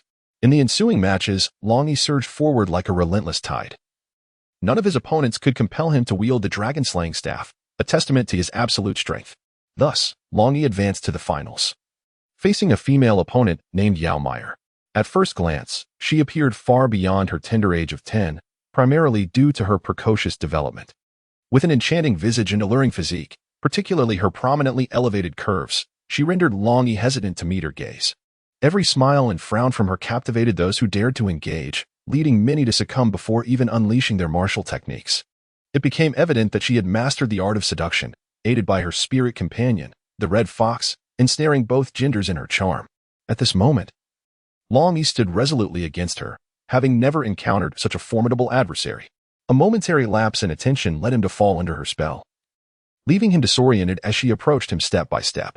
With her dagger poised at Longyi's throat, victory seemed imminent. However, when she was merely a meter away, Longyi suddenly seized her arm, pivoted his body, and inadvertently wrapped around her form, resting against her alluring curves, oblivious to the situation. With his left hand, he directed her dagger to her own throat, instantly reversing the tide of battle. The audience beheld this scene with a sense of peculiarity, while the elder generation, stroking their beards, remarked, "This young man has a promising future." The youth interjected, "Cease this behavior. How can one be so uncouth?" The young ladies declared, "What a shameless individual." Nearby, the referee cleared his throat and announced, "Longyi is the victor." Chapter 109, Yao Meyer and Longyi. After being struck by the enchanting spell of Yao Meyer, Longyi initially found himself ensnared, his gaze becoming distant as if he had lost his very essence. Yet, in a fleeting moment, his left eye suddenly ignited with a crimson hue, a mysterious light flashing forth that shattered the enchantment. Even Longyi himself was momentarily oblivious to the occurrence, gradually regaining his clarity of mind. Upon the restoration of his faculties, he was astonished to see an assailant charging at him with a dagger. Instinctively, he reacted with a swift locking maneuver that subdued his opponent. In the unexpected turn of events, Longyi was unaware that he had exerted excessive force, drawing the attention of all present. At that juncture, the referee's voice resonated, declaring the outcome of the match. It was then that Longyi comprehended he had emerged victorious, and he gently released his hold on his adversary. Meanwhile, Yao Meyer remained in a state of bewilderment, her body trembling as she sensed the lingering warmth of Longyi's arm upon her chest. Suddenly, a flush crept upon her cheeks, enveloping her in a wave of profound shyness. Longyi remained behind her, but Yao Meyer turned around and, without hesitation, slapped Longyi across the face. Longyi was utterly unprepared for this turn of events and felt the full force of the blow. Simultaneously, Yao Meyer angrily exclaimed, "Rogue." Following this, she dashed away from the arena like a startled rabbit. Longyi found himself slightly dazed from the beating, perplexed by the situation. The competition had concluded, yet he was still subjected to violence. Rubbing his bruised cheek, he murmured to himself, "What does rascal mean?" He gazed at the referee with a look of utter bewilderment, his eyes brimming with confusion and a yearning for clarification. However, the referee merely cleared his throat, offering no definitive response, thinking to himself, "Such an innocent child." Before long, the 100 individuals who had been treated had fully recovered, standing vibrant and spirited on the arena. At that moment, they formed orderly lines, with the top 10 competitors at the forefront. Wang Yansheng and Zhan Tu had successfully secured their places among the top 10. Wang Yansheng and Zhan Tu greeted Longyi, while nearby, Yao Meyer continued to glare at him, her eyes ablaze with fury. Yet her cheeks were tinged with a faint blush, exuding an intriguing charm. Longyi, however, could only ponder, is it merely because I defeated her that she holds a grudge? At this moment, Long Ba cleared his throat and, with a resonant and authoritative voice, proclaimed, "We shall now present the awards." As his words echoed, a group of individuals clad in uniform attire entered the room, each bearing an array of items, precious herbs, enigmatic artifacts, and various manuals of martial prowess. These were tokens of recognition for the students, acknowledging their diligence and dedication over the past period. The students eagerly approached to receive their accolades, each face radiant with joy. Longyi was no exception. He received a special reward, a vial of elixir capable of enhancing his strength. This potion was undoubtedly a boon for him, promising to expedite his growth and power. Once the awards had been distributed, Long Ba continued, "Tomorrow morning marks the day of your departure, so prepare yourselves." This declaration swiftly hushed the previously lively atmosphere. As the students' expressions turned grave, they understood that this mission not only pertained to personal honor but also to the prestige of the entire Donglin city.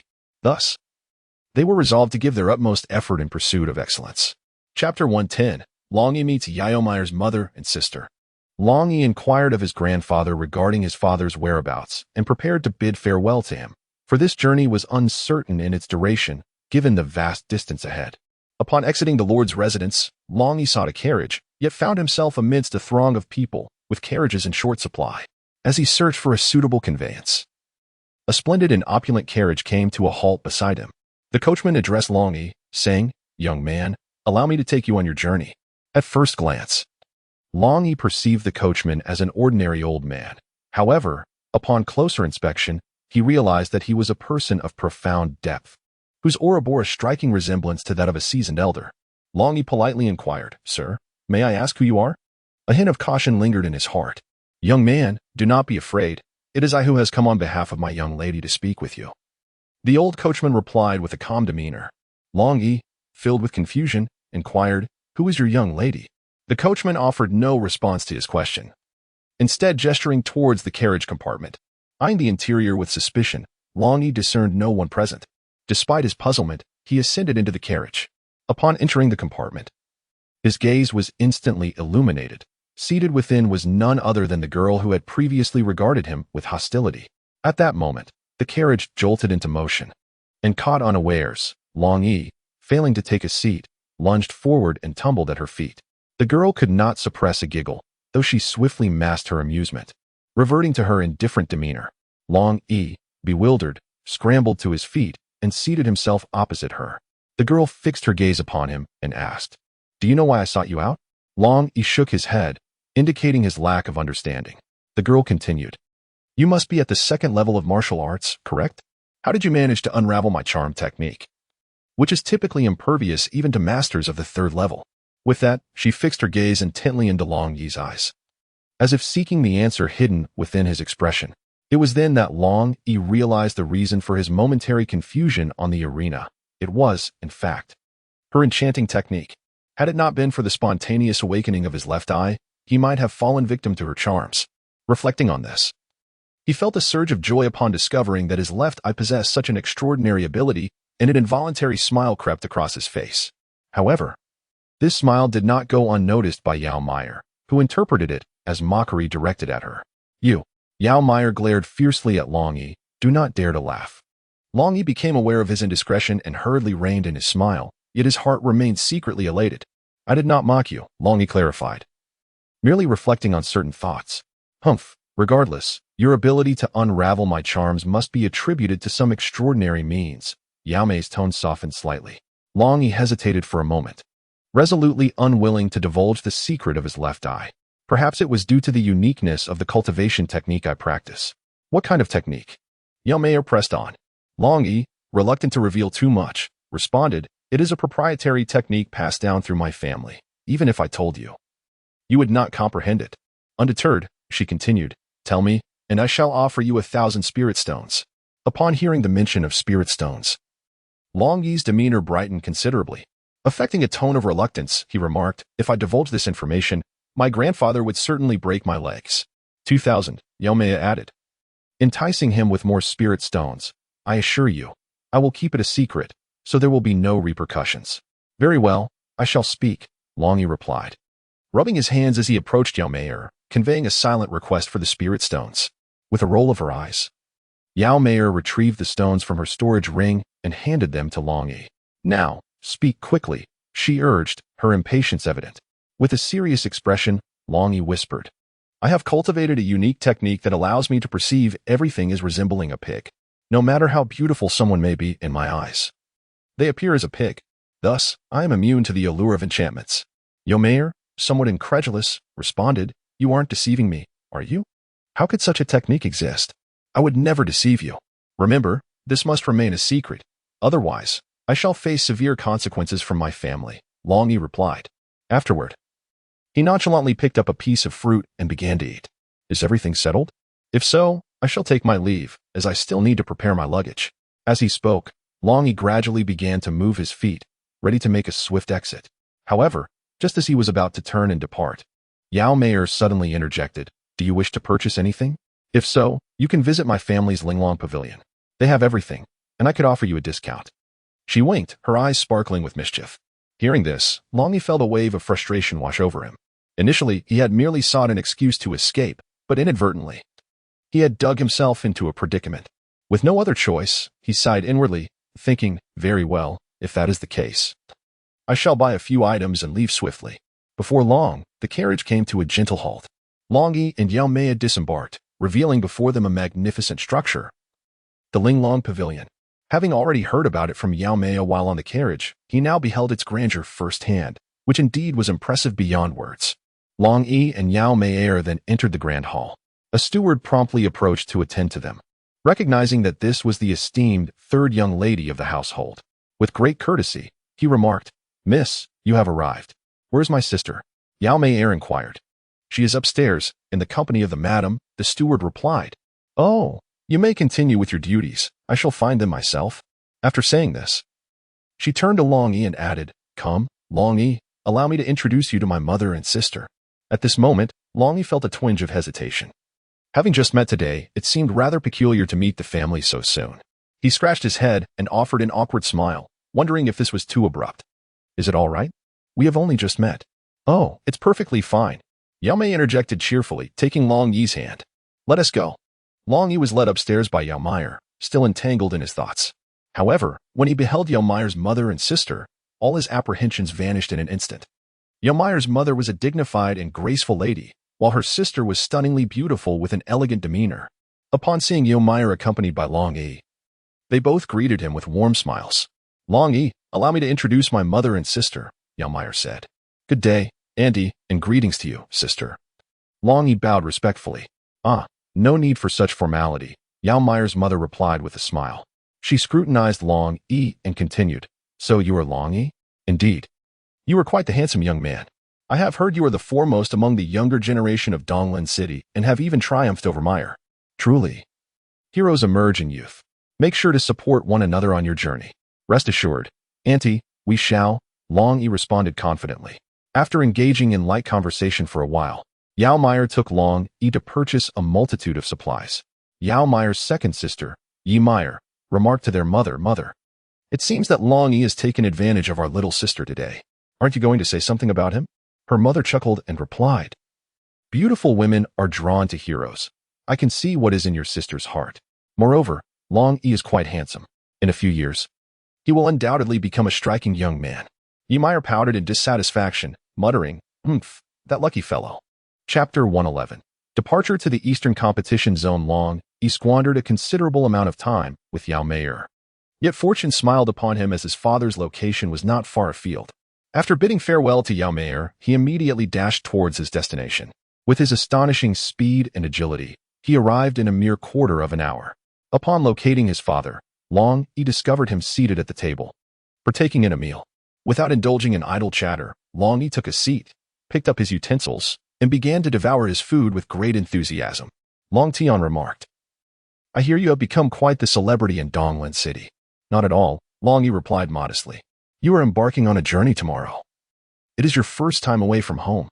Do take care of yourself while you are out there."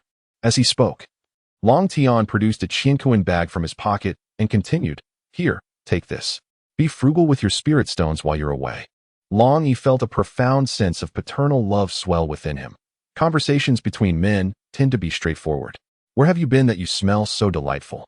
Long Tian suddenly interjected, catching Longyi off guard.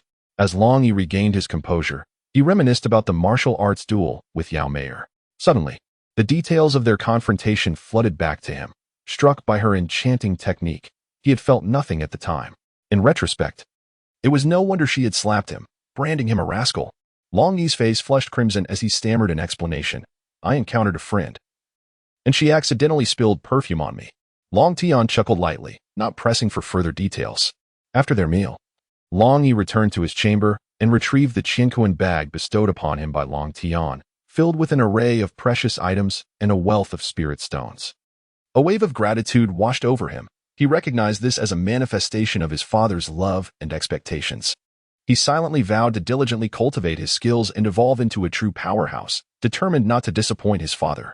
The following morning, Longyi arrived at the academy. Bidding farewell to Minterly and his peers, feeling a pang of discomfort upon seeing Lin Yu's seat empty. He also encountered Elder Zhang but noticed Elder Hua was absent. After exchanging farewells, Dean Lei Shan led the 18 students from the 9 academies to the city lord's residence, where many relatives had gathered to see them off. The atmosphere was tinged with melancholy, as these were mere children, all under 10 years old, while they had the care of their parents at home. Venturing far would require their own resilience. At that moment, a colossal shadow suddenly loomed in the sky, casting an ominous pall over the entire city. People looked up in awe to witness a massive transport airship descending gracefully. The vessel, shrouded in darkness and shimmering with a mysterious luminescence, evoked a profound sense of awe among the onlookers. "What is that?" someone exclaimed. "It appears to be a transport airship. My goodness, I have never seen one of such magnitude." Another marveled. Transport airships, powered by spirit stones, could traverse the boundless cosmos, serving as formidable weapons in warfare and essential tools for commercial transport.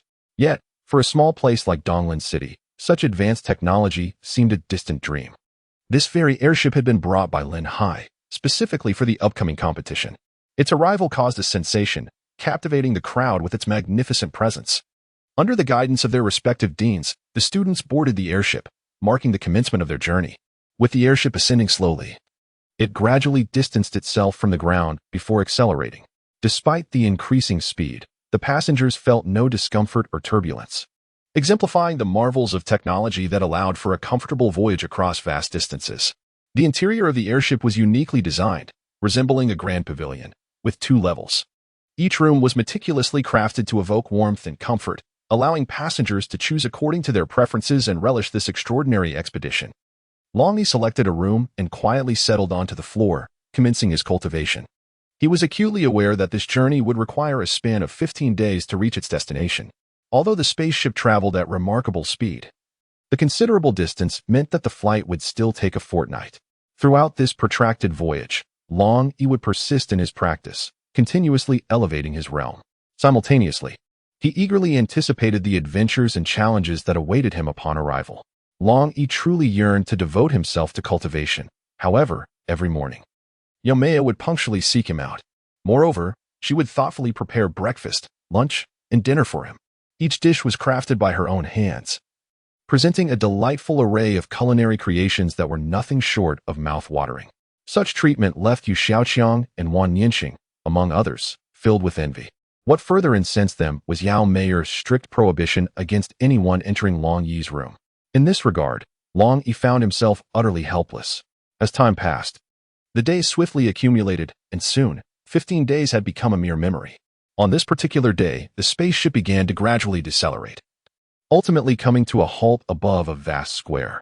The group emerged from their meditative states and exited the cabin, revealing before them a breathtaking spectacle. Enormous ships arranged in neat formation, each one significantly larger than any they had encountered before. This was the docking area for the spacecraft, a place that left onlookers in awe. Longyi closely followed the throng as he gradually descended from the spacecraft. Curiosity sparked within him as he gazed around, revealing a bustling square alive with the ebb and flow of people.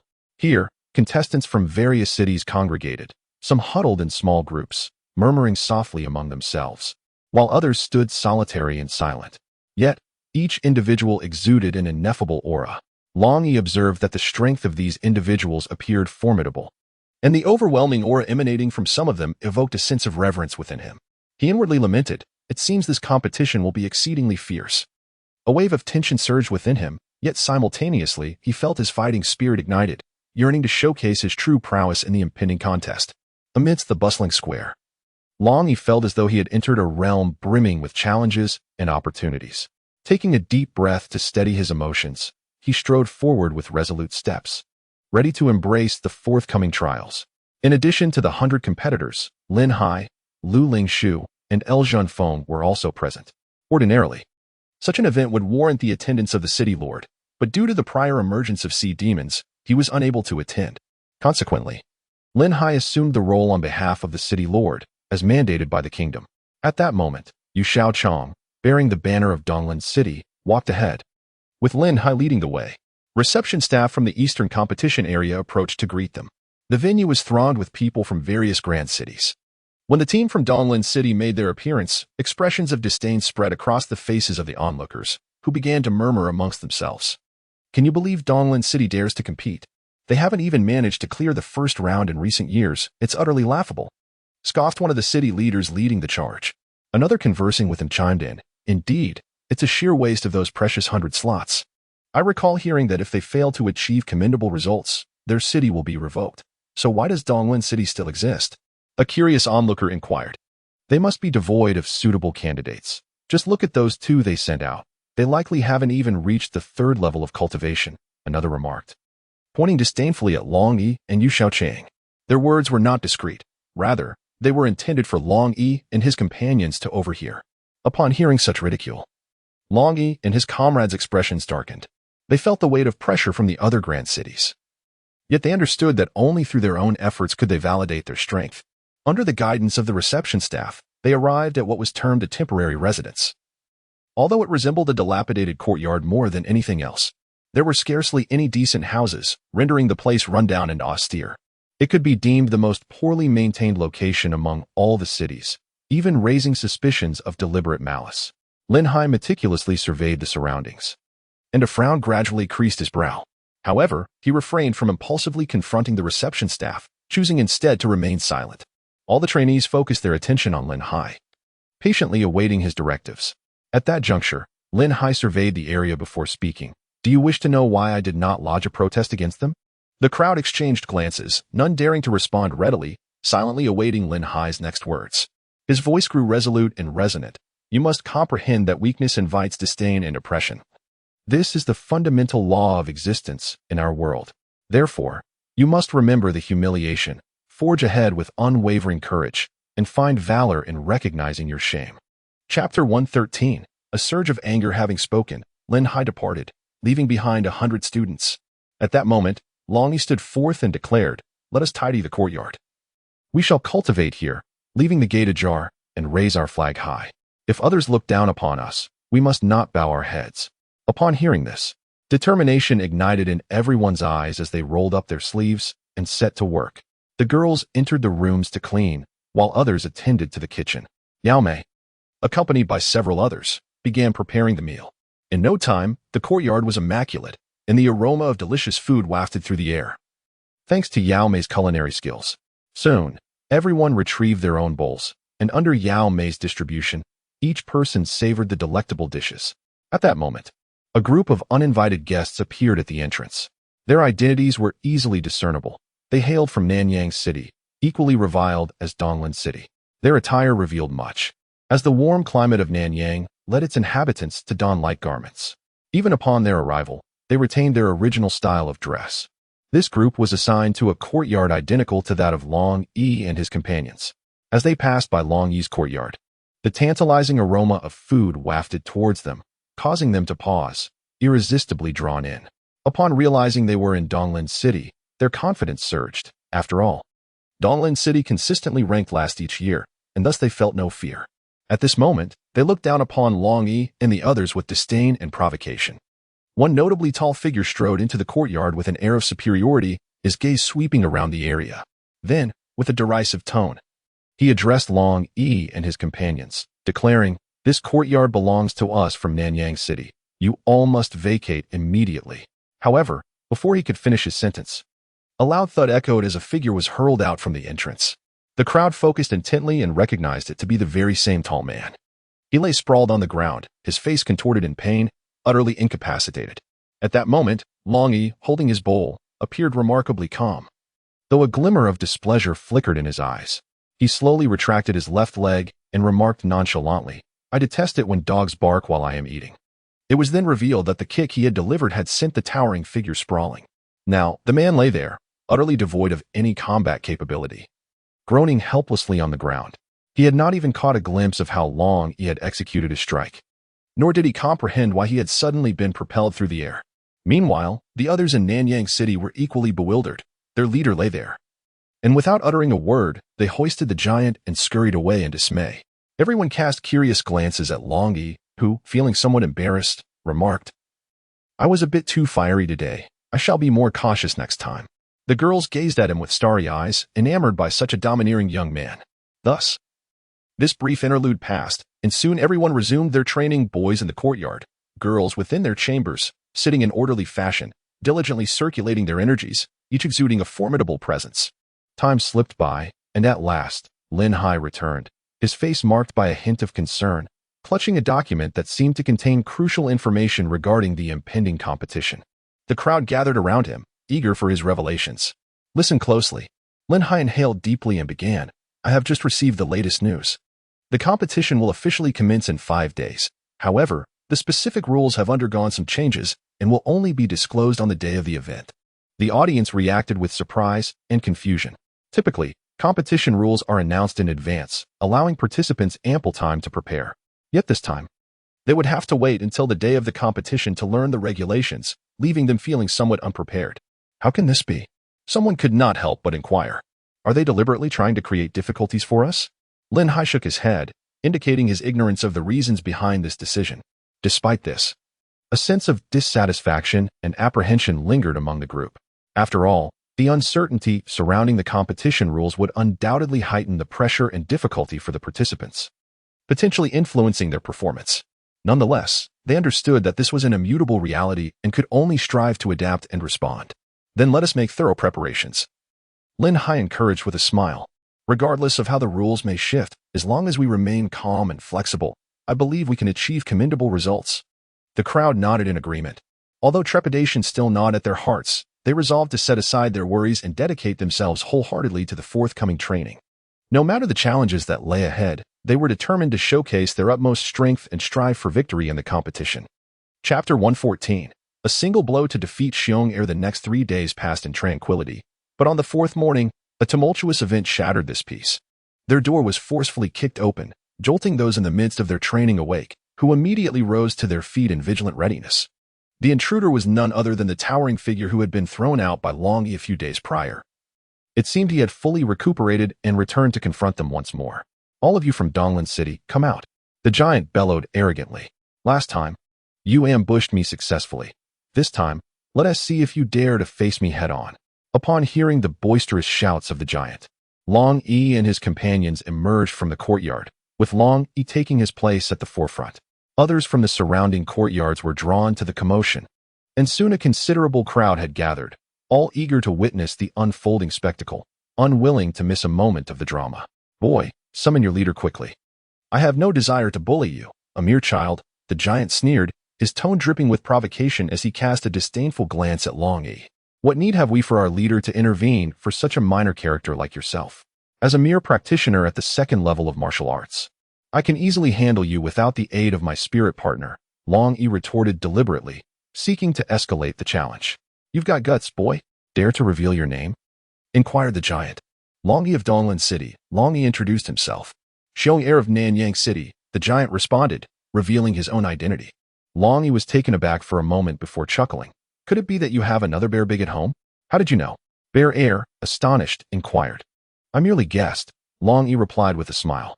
"Enough with the idle chatter. Let's see your punches," Bear Heir retorted impatiently, simultaneously launching a fist directly at Longyi's face. "Wait a moment," Longyi suddenly exclaimed loudly. "What's the matter? Are you afraid?" Bear Heir paused, his fist halted, looking at Longyi with a hint of pride. "Not at all. It's just that engaging in a brawl here could lead to penalties. It would be unfortunate to have my competition eligibility revoked," Longyi stated earnestly. Bear Heir pondered this, and, realizing he too was uncertain, proposed. "There's a paid fighting arena over there. Shall we duel there if you dare?" Longyi agreed, saying, "Very well." Thus, the two of them approached the martial arts arena and sought out the elder steward in charge. Upon seeing the fresh faces, the elder's countenance brightened instantly, his heart swelling with joy. After all, such competitions had been frequent lately, allowing him to seize the opportunity to profit handsomely. At this juncture, Longyi spoke up. Merely wagering on victory and defeat seems rather mundane. Why not indulge in something more exhilarating? Let us stake 1,000 spirit stones, shall we? Xiong, displaying a confident smile, replied, 1,000 spirit stones is rather paltry. If we are to play, let us play for something substantial. How about 5,000? Do you dare? Very well, I accept, Longyi said, as he produced the spirit stones from his chinkuin bag. Xiong, not to be outdone, also placed his stones on the table. Excellent. I shall officiate this match. First, let us settle the arena fee, 100 spirit stones from each of you, declared the elder steward. Without hesitation, they both complied. At this moment, a crowd from neighboring cities gathered to witness the spectacle, many offering their commentary around the martial arts platform. The majority of onlookers favored Xiong, not for any other reason than that he was a third-tier martial artist while Longyi was merely a second-tier, making it seem like an exercise in futility for Longyi. As they ascended the martial arts stage, Longyi smiled at Xiong and said, "Unleash your spirit companion, lest you suffer a grievous defeat." Such hubris from a mere second-tier martial artist. Prepare to witness my prowess, Xiong retorted, charging towards Longyi. Longyi remained motionless. And just as Xiong's fist came within an inch of him, Longyi's right hand moved with the swiftness of lightning, intercepting Xiong's punch and swiftly directing it towards his forehead. With a resounding bang, Xiong was sent sprawling, collapsing to the ground, utterly unconscious. A profound silence enveloped the surroundings. Everyone stood in stunned disbelief. Only Longyi calmly approached the spirit stones, collected them, and descended from the martial arts platform. Chapter 115.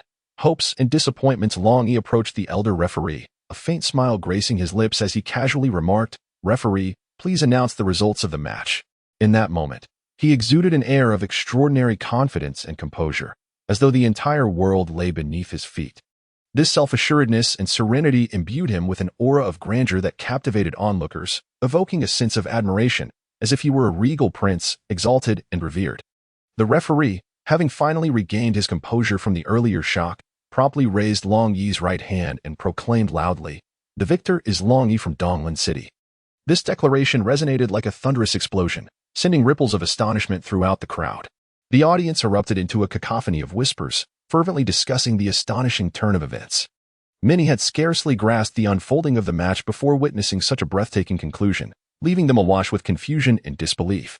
Meanwhile, on the stage, Xiong remained in a state of unconsciousness, as his classmates swiftly carried him off the platform to seek medical attention. After a thorough examination and treatment, Xiong finally stirred back to consciousness. However, upon opening his eyes, he found himself reclined on a hospital bed. Realizing that Longyi and the others had long since departed the scene, Dragon E and his companions returned to their courtyard to continue their training, determined to redeem themselves without the slightest hint of negligence. Unbeknownst to them, today's competition had caught the attention of the upper echelons of the eastern region, leading to considerable discussion among many, including the elder who served as a judge for Dragon E, who was thought to be an ordinary steward but was actually one of the 18 chief referees of the eastern region, known as Huangzhong. "My dear Huang, do you really believe that an 8-year-old child at the second level of martial arts could defeat an opponent at the third level with a single strike? It seems rather implausible," remarked an elder of slightly advanced age. "Brotherly, you cannot be serious." I was utterly astonished myself. Had I not witnessed it with my own eyes, I would have never believed it, Huangzhong replied. At that moment, another voice interjected. "Which great city has nurtured such a talent?" Huangzhong stated, "If this child hailed from any great city, I would not be surprised. But if I tell you where he is from, you will find it even harder to believe. Hurry up and tell us. Stop keeping us in suspense."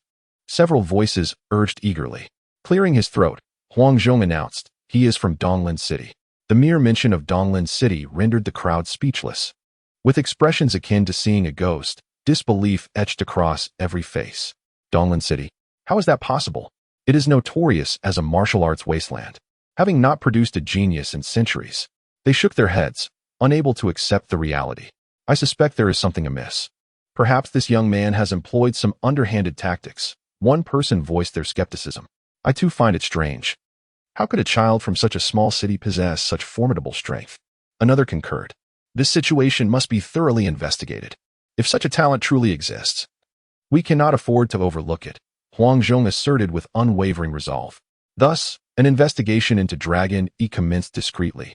while he remained blissfully unaware of the attention he had garnered from all quarters. He continued to toil diligently in his training, yearning to become a true powerhouse. When Dragon Yi's profile was presented to the gathered assembly, their faces paled, as they had initially hoped to find a promising contender to rival the other three regions, only to have their hopes dashed swiftly upon discovering that Dragon Yi was not a magician and lacked a spirit companion, thereby losing half of his potential. Even Huangzhong, who had been optimistic about Dragon Yi, found himself feeling helpless and disheartened. As time progressed, the long-awaited day of the competition finally arrived.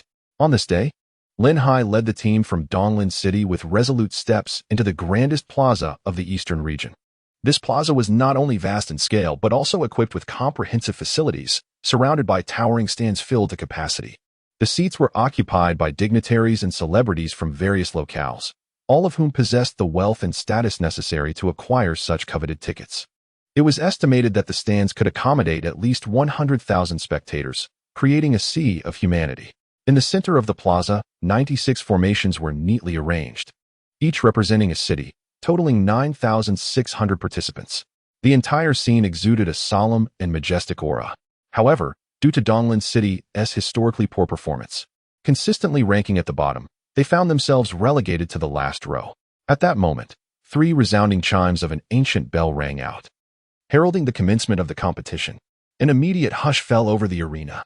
The grand envoy of the eastern region, Ninjutsu, stood upon the high platform, exuding an overwhelming presence and formidable authority. Utilizing his innate spiritual power, he proclaimed, "Welcome to the eastern region's martial arts arena, esteemed guests. I am Ninjutsu, the grand envoy of this region and the chief judge for this selection." As his words resonated, thunderous applause erupted throughout the venue. Soon, the clapping subsided, and Ninjutsu continued, "The rules of the competition remain unchanged. The first round is a potential assessment. Notorious for its high elimination rate, approximately 90% of participants will be disqualified, leaving only 960 to advance." Despite many in attendance being aware of this, gasps of disbelief echoed through the crowd. As Ninjutsu concluded his statement, a group of staff members approached, bearing tokens which they distributed one by one. These tokens appeared unremarkable, yet they contained Ninjutsu's unique power, capable of recording and transmitting spiritual energy. Each participant received a token and infused it with their own spiritual essence, causing it to instantly radiate with brilliance, signifying its successful activation. Observing the participants complete this step, Ninjutsu nodded in satisfaction and added, "Now, I must impart an essential piece of advice. This token is not only your identification but also your lifeline. When the formation is activated, the pressure will gradually intensify. Should you find it unbearable, simply shatter the token, and you will be instantly transported to a safe zone. The final 960 to emerge will proceed to the next round of challenges. I encourage each of you to fully harness your abilities while also prioritizing your safety. I wish you all the best of luck." As Ninjutsu's words resonated, a palpable tension enveloped the square. Contestants clutched their tokens tightly, their gazes resolutely fixed ahead, bracing themselves for the impending trials. 96 formations, guided by the staff, separated and settled into their designated positions, swiftly completing the arrangement. Subsequently, the ground-S formation illuminated, and a surge of powerful energy began to rise, activating the array. Initially, the participants felt little change, their physical strength sufficient to withstand the pressure. However, as time progressed, the intensity of the pressure escalated, and some began to falter. Those with shallower foundations found themselves unable to endure the strain, resorting to their innate abilities for resistance. As time continued its relentless march, many activated their spiritual shields to protect themselves from the mounting pressure. Yet, Longyi experienced a different sensation. He discovered that under this pressure, his body was growing stronger, his power increasing. Thus, he made a bold decision to refrain from using his spiritual energy for the time being, waiting until the pressure became truly unbearable before activating it.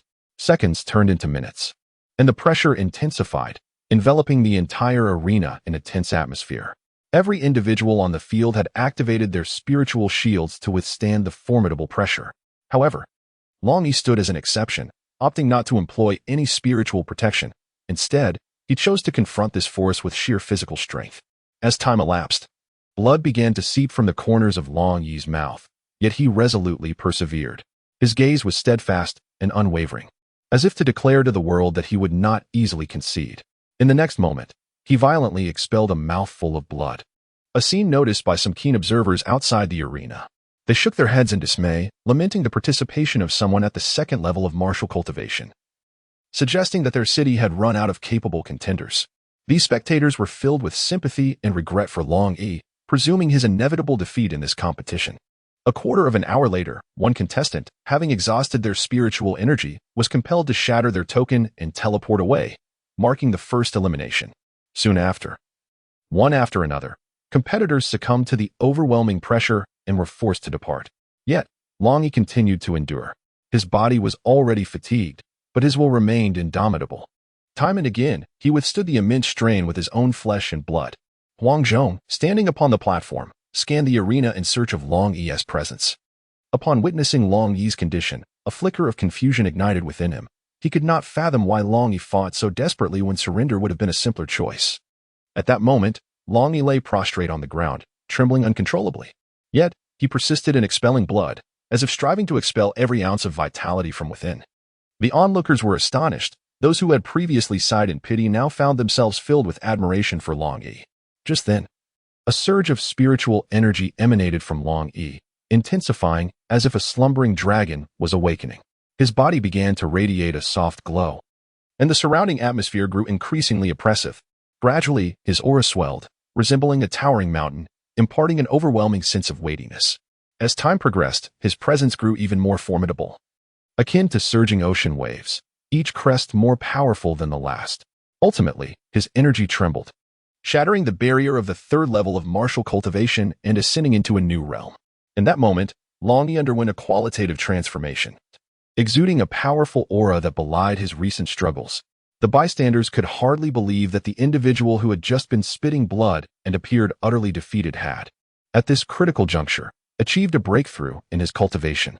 They marveled at his resilience, recognizing that even in such dire straits, he possessed the strength to transcend his limitations. As his energy gradually stabilized, it seemed he could endure for a while longer. However, after a quarter of an hour, Longyi's cultivation finally solidified, and the oppressive aura of spiritual energy gradually receded until it was entirely withdrawn. The crowd exhaled in relief, believing he had successfully navigated the perilous moment. But in the next instant, a shocking turn of events unfolded. The pressure of the formation surged once more, sweeping over him like a tidal wave. Longyi, caught off guard and still on the ground, began to spew blood anew. The onlookers were utterly bewildered, questioning the unfolding events. Just moments ago, the atmosphere was charged with vigor, yet now, blood was being expelled. As the crowd pondered this perplexity, an elder suddenly spoke. This young man possesses remarkable audacity, daring to harness the pressure of the grand formation to refine his physique and internal organs. It is no wonder he is spitting blood, for thus far, he has refrained from employing any spiritual energy to shield himself. Such innate talent is truly extraordinary. The elder's words awakened the spectators, who marveled at Longyi's bold endeavor and astonishing gifts. Amidst their astonishment, Longyi continued to endure immense suffering, persistently coughing up blood. Yet, he understood that all of this was worthwhile. Only through the trials of life and death could one truly comprehend the path of cultivation and enhance one's strength. In that moment, he was challenging his limits and transcending himself with unwavering will and determination. Meanwhile, unbeknownst to Longyi, another event was quietly unfolding as he was ensconced within the grand formation. Cracks had begun to appear at the apex of the egg within him, gradually spreading outward. It would not be long before this egg bestowed upon Longyi an unexpected surprise. At that moment, the judges on the stage grasped Longyi's true intentions. Huang Zhong murmured softly, "If this child can grow safely, he is destined for greatness." Although his voice was low, those around him were keenly perceptive, and they heard him clearly. The crowd nodded in agreement, acknowledging his insight. As time ticked away, the competition intensified, with participants being eliminated due to exhaustion or insufficient strength. Surprisingly, half of the 100 contestants from Donglan City remained in the fray, a remarkable achievement compared to other cities. Such a performance had been rare in previous years. Simultaneously, some cities faced dismal outcomes, with only a handful of participants struggling to persevere. The exceptional performance of Donglan City caught the attention of discerning observers, who meticulously documented the events. These individuals were dispatched by the kingdom to monitor and evaluate the performance of various cities, enabling accurate judgments for future developments. Thus, Donglin City's outstanding results would undoubtedly leave a profound impression on them. Just then, a melodious and solemn chime resonated, as if heralding an important moment. This signified that the remaining participants had successfully advanced to the next stage, where they would face greater challenges and fiercer competition. After a series of intense contests, 960 spots emerged, marking the fortunate victors of this selection process. Notably, Donglin City excelled, with 29 individuals successfully passing the first round, becoming the dark horse of the competition. Their performance ranked third among the 96 cities, capturing attention. However, despite their successful advancement, the battle was far from over. The next task was to rank these 960 contestants. The last person to exit the arena would claim the championship title of the first round. This ranking holds profound significance for everyone, symbolizing not only fame and success, but also an unparalleled honor. Each participant yearns to stand at the pinnacle, becoming the focal point of admiration.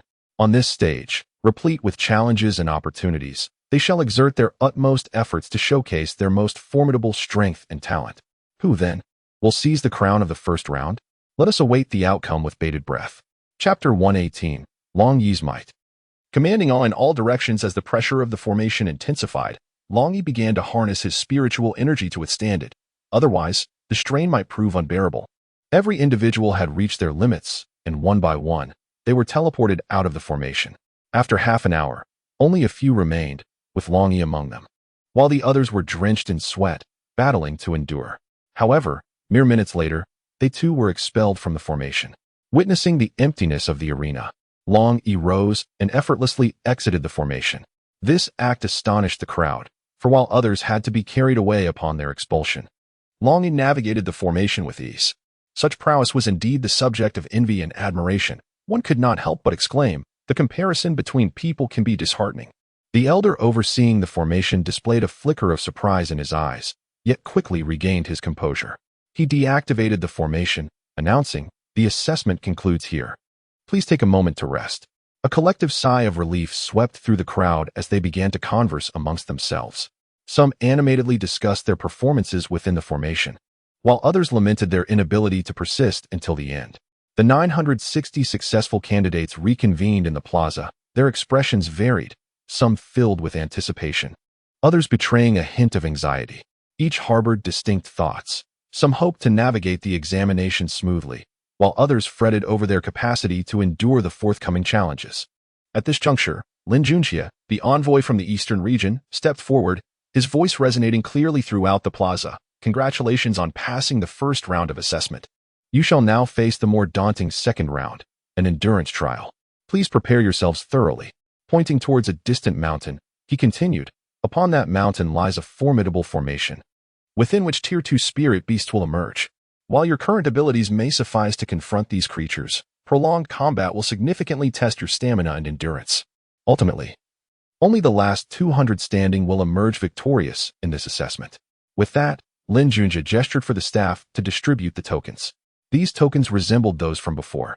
Ninjutsu reiterated, "These are life-saving tokens. Should you encounter peril or feel unable to best your adversary, do not hesitate to shatter the token. Never allow a moment of bravado to cost you your life. Each year, individuals suffer injuries or even perish during assessments. I do not wish for you to repeat such tragedies. Therefore, exercise utmost caution." Upon hearing Ninjutsu's words, the crowd nodded in understanding. They are acutely aware of the peril inherent in this assessment, yet they also comprehend that only through relentless endeavor can they distinguish themselves in this fiercely competitive evaluation. Encouraged by Ninjutsu, the 960 participants embarked upon the journey of the second round of assessment, their hearts heavy with trepidation. Upon receiving their tokens, the contestants made their way towards the base of the mountain. Some began to strategize, while others silently prepared themselves. As the crowd advanced, the formation at the mountain's foot illuminated, and one by one, the participants entered the array. No sooner had they crossed the threshold than ferocious beasts surged forth, igniting a chaotic melee. The contestants unleashed their unique abilities, engaging in fierce combat with the beasts. The air was thick with tension, the line between life and death perilously thin. Amidst the ferocity of battle, some sustained injuries, while others withdrew, yet a greater number chose to persevere. They understood that only by overcoming the immediate challenges could they hope to emerge as the ultimate victors. As Longyi stepped into the formation, a fierce beast materialized before him, formed entirely from condensed spiritual energy, its ferocity rivaling that of a true tiger. Quick as lightning, Longyi unleashed a powerful strike, sending the beast staggering back several paces. Without hesitation, he followed up with another blow, targeting the creature's vital points and swiftly vanquishing it. The tiger disintegrated into countless scintillating motes of spiritual light, vanishing into the ether. However, no other spiritual beasts launched an immediate attack, leaving Longyi in a state of perplexity. It soon became apparent that the assaults of the demonic beasts were constrained by time. If they were not eradicated within the allotted time frame, a second, or even a third, beast would join the fray, significantly escalating the challenge and bringing the threat of elimination closer. This round proved to be even more ruthless than the preceding ones, and it wasn't long before several participants were systematically eliminated. For Longyi, dealing with such demonic beasts was a mere trifling task. Strangely, since entering the formation, he felt completely isolated from the others, unable to perceive their presence. The performance of Longyi and his companions in the mountains was projected onto the square by the wizard using a magical mirror. Everyone was engaged in battle. With one notable exception, Longyi dispatched the monstrous beasts in mere moments, spending the remainder of his time reclining on a stone, awaiting the next foe's appearance. The onlookers in the square were left utterly bewildered. As seconds ticked by, Longyi had effortlessly eliminated over a dozen of these creatures. With a yawn of boredom, he mused to himself how exceedingly simple this competition was. At that moment, a sudden and intense surge of energy emanated from the formation, prompting Longyi to spring to his feet, his senses heightened as he scanned his surroundings. Before him, a colossal dragon emerged slowly from the depths of the formation, its formidable presence radiating a chilling aura. Longyi could not help but draw in a sharp breath. This dragon was evidently far more formidable than the previous beasts he had encountered. It appeared that the true trial was only just beginning. Indeed, this was the final contest. As only the last 200 remained, the ultimate victors who would represent the eastern region in the kingdom's competition, an unparalleled honor and destiny. The beast that now emerged was a third-tier creature, designed to compel the remaining challengers to reveal their utmost combat prowess. In this moment, Longyi discerned that the dragon was also of the third tier, and he dared not underestimate it. Instantly, he brandished his dragon-encircling staff, his gaze sharp and his aura formidable as he engaged in a fierce struggle with the dragon. The winds roared and the clouds surged. Longyi's hands danced with agility, his wind and cloud palm technique coalescing like a tempest in his grasp.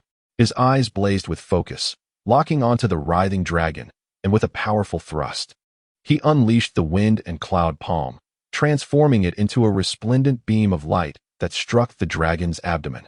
The dragon howled in agony, but was not severely wounded. Instead, it became even more enraged, opening its massive jaws to expel a torrent of searing dragon flames. Rather than retreating, Longyi advanced, his dragon-encircling staff swirling like the wind, creating a web that deflected the dragon's flames while simultaneously seeking an opportunity to counterattack. The battle escalated into a fierce climax. Longyi tread upon the winds, his form gliding like a dragon, weaving around the dragon's massive body. The staff glimmered brilliantly under the sunlight, each swing accompanied by the sound of rending air. The dragon, infuriated, lashed out with its tail in an attempt to sweep Longyi away, yet he nimbly leapt, countering with a powerful strike that landed heavily upon the dragon's crown. The dragon writhed in pain, its colossal body rolling through the air and seizing the chance. Longyi summoned all his internal energy, merging the wind and cloud palm with the dragon-encircling staff in perfect harmony. He brought the staff crashing down, striking the dragon's vital point with tremendous force. The dragon emitted a deafening wail, its immense form plummeting helplessly to the ground. Longyi, buoyed by his previous victory, unleashed a relentless torrent of wind and cloud, binding the dragon in midair. The coiling dragon staff, akin to a serpent emerging from the depths, struck relentlessly at the dragon's vital points. Ultimately, with a mournful cry, the dragon ceased its struggles, gradually transforming into ethereal motes of spiritual energy. Onlookers outside, gazing at the enchanted mirror, widened their eyes in disbelief, their expressions reflecting utter astonishment. They could scarcely fathom how someone who had only recently ascended to the third tier of martial cultivation could exhibit such formidable strength. Even more astonishing was the fact that this individual not only possessed incredible power but also demonstrated unparalleled combat finesse. Huang Zhong and the others exchanged glances filled with admiration and joy. Although the contest seemed to have reached its conclusion, Lin Junjie, the envoy from the eastern region, interjected, suggesting, "Let us bring forth 2 more third-tier beasts to further test this young man's mettle." As Rinnegan finished speaking, 2 colossal third-tier beasts were ushered forth, a massive black bear and a swift, renowned hunting leopard, both poised for battle. Long's gaze was steady, devoid of fear. He took a deep breath, his form like lightning as he charged towards the black bear. Upon witnessing this, the bear immediately raised its powerful paw, striking fiercely at Long. Longyi swiftly evaded, subsequently employing the wind and cloud palm technique. His legs kicked out like a whirlwind, striking the black bear. The bear let out a pained roar and pivoted to lunge at Longyi. With a graceful leap, Longyi dodged the bear's assault, simultaneously wielding the coiling dragon staff with rapid precision, aiming a blow at the bear's head. Meanwhile, the hunting light leopard stealthily circled behind Longyi, opening its gaping maw in an attempt to launch a surprise attack. Sensing the impending danger, Longyi abruptly turned, executing a wind and cloud palm maneuver. The gust of his palm cutting through the air like a blade, targeting the hunting light leopard. The leopard quickly recoiled, only to launch another assault in an instant. Under the relentless assault of 2 formidable beasts, Longyi's techniques became increasingly formidable, matching their strength with equal prowess. Ultimately, he discerned a flaw in the black bear's defense and struck decisively, delivering a blow that felled the creature to the ground. Without hesitation, he turned his attention to the hunting light leopard. Although the leopard's speed was remarkable, Longyi's keen eyes tracked its movements, and seizing the opportune moment, he unleashed a strike that landed squarely on the leopard's crown, causing its head to explode in a burst of energy, dissipating into the ether.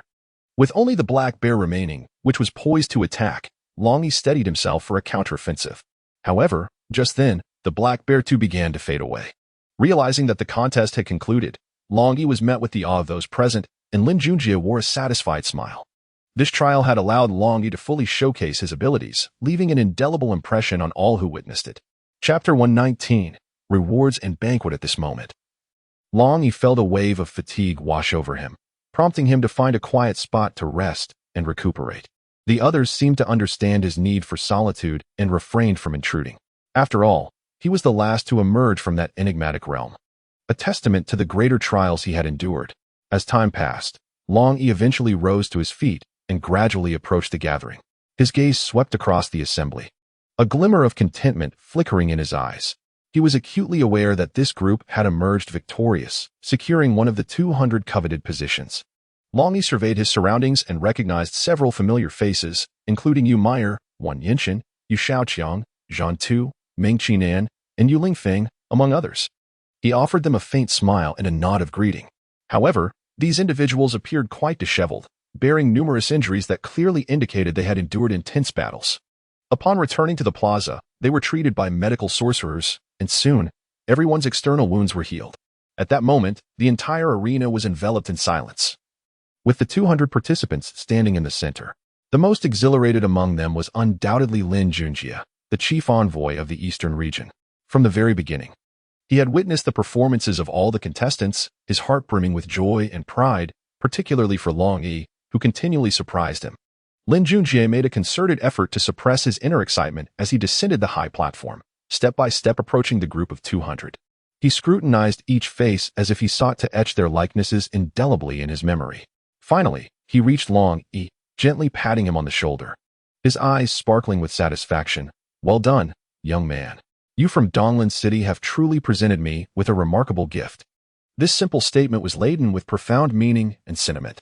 Subsequently, Rinnegan turned back to the high platform and, addressing the 200 students with utmost seriousness, proclaimed, "Congratulations to all of you outstanding scholars from various places.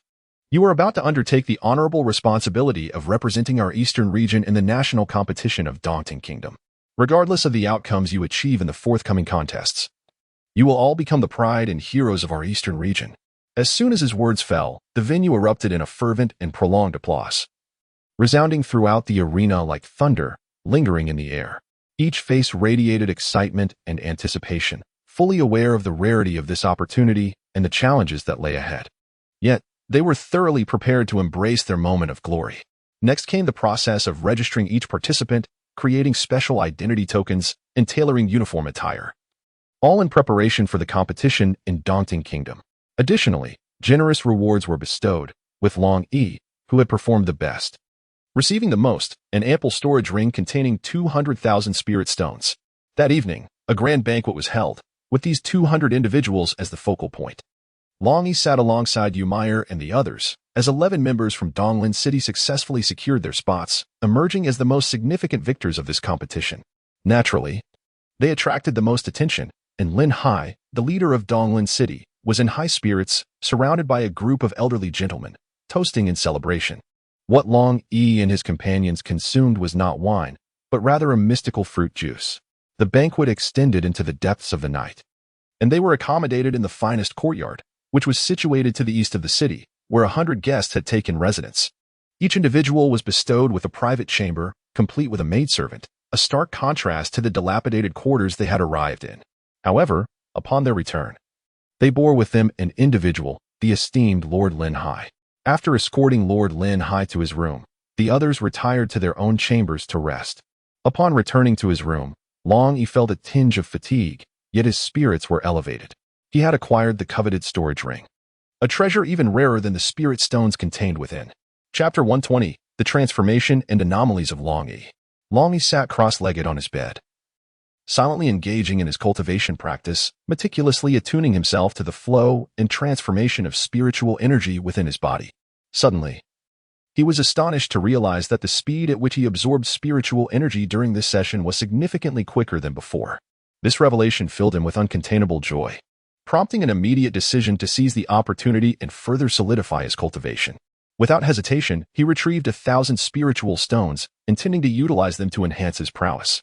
However, as soon as he grasped the stones in his hand, an astonishing occurrence unfolded. The energy within the stones was being absorbed at a visibly rapid pace. Longyi was taken aback, pondering whether this phenomenon was a result of his recent breakthrough in realm. Regardless, he did not cease his actions and continued to utilize the spiritual stones for his training. Yet, merely a quarter of an hour later, the entire 1,000 stones had been completely depleted. At this rate, it seemed that 200,000 spiritual stones could easily be exhausted in a single night. Confronted with such a predicament, Longyi found himself powerless and had no choice but to abandon the use of spiritual stones for his cultivation. Longyi furrowed his brow, ensnared in contemplation. He found it utterly perplexing as to why such events had transpired. Suddenly, a flash of insight illuminated his mind, leading him to consider a possibility. Could it be related to the enigmatic egg in his spiritual field? It appeared that every time he encountered a conundrum, there was an inexplicable connection to this mysterious egg. Longyi resolved to delve deeper, immersing his mind into the spiritual field, meticulously observing the enigmatic egg before him. However, upon witnessing the scene, he found himself enveloped in confusion. The black rod lay quietly in its place, exhibiting no signs of peculiarity. The egg, too, appeared unremarkable, and everything seemed enveloped in tranquility. Just as Longyi contemplated abandoning his inquiry, a faint cracking sound suddenly pierced the silence, drawing his attention. He immediately focused intently, and a surge of exhilaration washed over him. To his astonishment, he beheld cracks emerging above the eggshell, resembling a delicate spider's web. And these fissures were progressively extending at a languid pace. Long's mind was awash with speculation. Could it be that this egg has absorbed all the energy from the spirit stones I have gathered? He was exceedingly curious about whether there was a spirit companion within this egg, and if so, what kind of mystical beast it might be. In an instant, a multitude of questions and anticipations intertwined within him. Observing that the egg required spirit stones, Long produced another 1,000 stones for absorption, closely monitoring the egg's changes. Indeed, as the spirit stones were absorbed, the surface cracks of the egg accelerated in their formation, prompting Long to speak to himself. As night passed, the 200,000 rewards he had recently acquired were swiftly consumed. Although the egg bore numerous fissures, it remained uncertain how many more spirit stones were needed for it to fully break open. With the dawn breaking, Long rose to freshen up, donning the garments freshly tailored for him by a maid. The attire, designed just the previous day, was now gracefully adorned upon him. The upper garment was a deep purple robe, featuring a turned-down collar embellished with a circle of golden magical runes. Each side of the robe was adorned with a symmetrical row of black buttons, the centers of which shimmered with a faint light, as though imbued with boundless magical power. The sleeves were loose and flowed gently with the breeze, exuding an air of ethereal elegance. His trousers were form-fitting black leggings, crafted from soft fabric that hugged his skin while maintaining comfort. The hems were intricately embroidered with magical patterns, harmonizing with the runes on the robe, signifying the wearer's esteemed status. Completing the ensemble were a pair of sleek black boots, their surfaces smooth and radiating a subtle sheen. The shafts of the boots were also embellished with magical designs, with glimmers of light subtly visible as he walked. The soles were lightweight, allowing for nearly silent steps. As if he were treading upon clouds, Longyi swiftly donned his attire, and in an instant, his spirit and vigor surged remarkably, coupled with his enhanced cultivation. His aura became truly extraordinary. Moreover, over the past few months, he had grown noticeably taller, and the youthful innocence that once graced his visage had begun to fade, replaced by a burgeoning sense of maturity and composure. It is worth noting that in the demon spirit realm, one is considered an adult after the age of 12. Longyi opened the door and stepped outside. His stature was tall and imposing, each stride exuding confidence and authority. Passers-by in the courtyard cast reverent glances in his direction, sensing the formidable aura that enveloped him. Upon entering the yard, his classmates could not help but display expressions of astonishment. The current Longyi, in both demeanor and prowess, had undergone a remarkable transformation. Yelmeyer, who preferred to prepare her own meals, had just finished cooking and emerged from the kitchen. Upon seeing Longyi, her eyes sparkled with admiration. Approaching him, she remarked, "Longyi, you have changed so much today. It feels as though you've matured overnight." Longyi chuckled and remarked, "Yelmeyer, you have undergone quite a transformation today. You are becoming increasingly beautiful."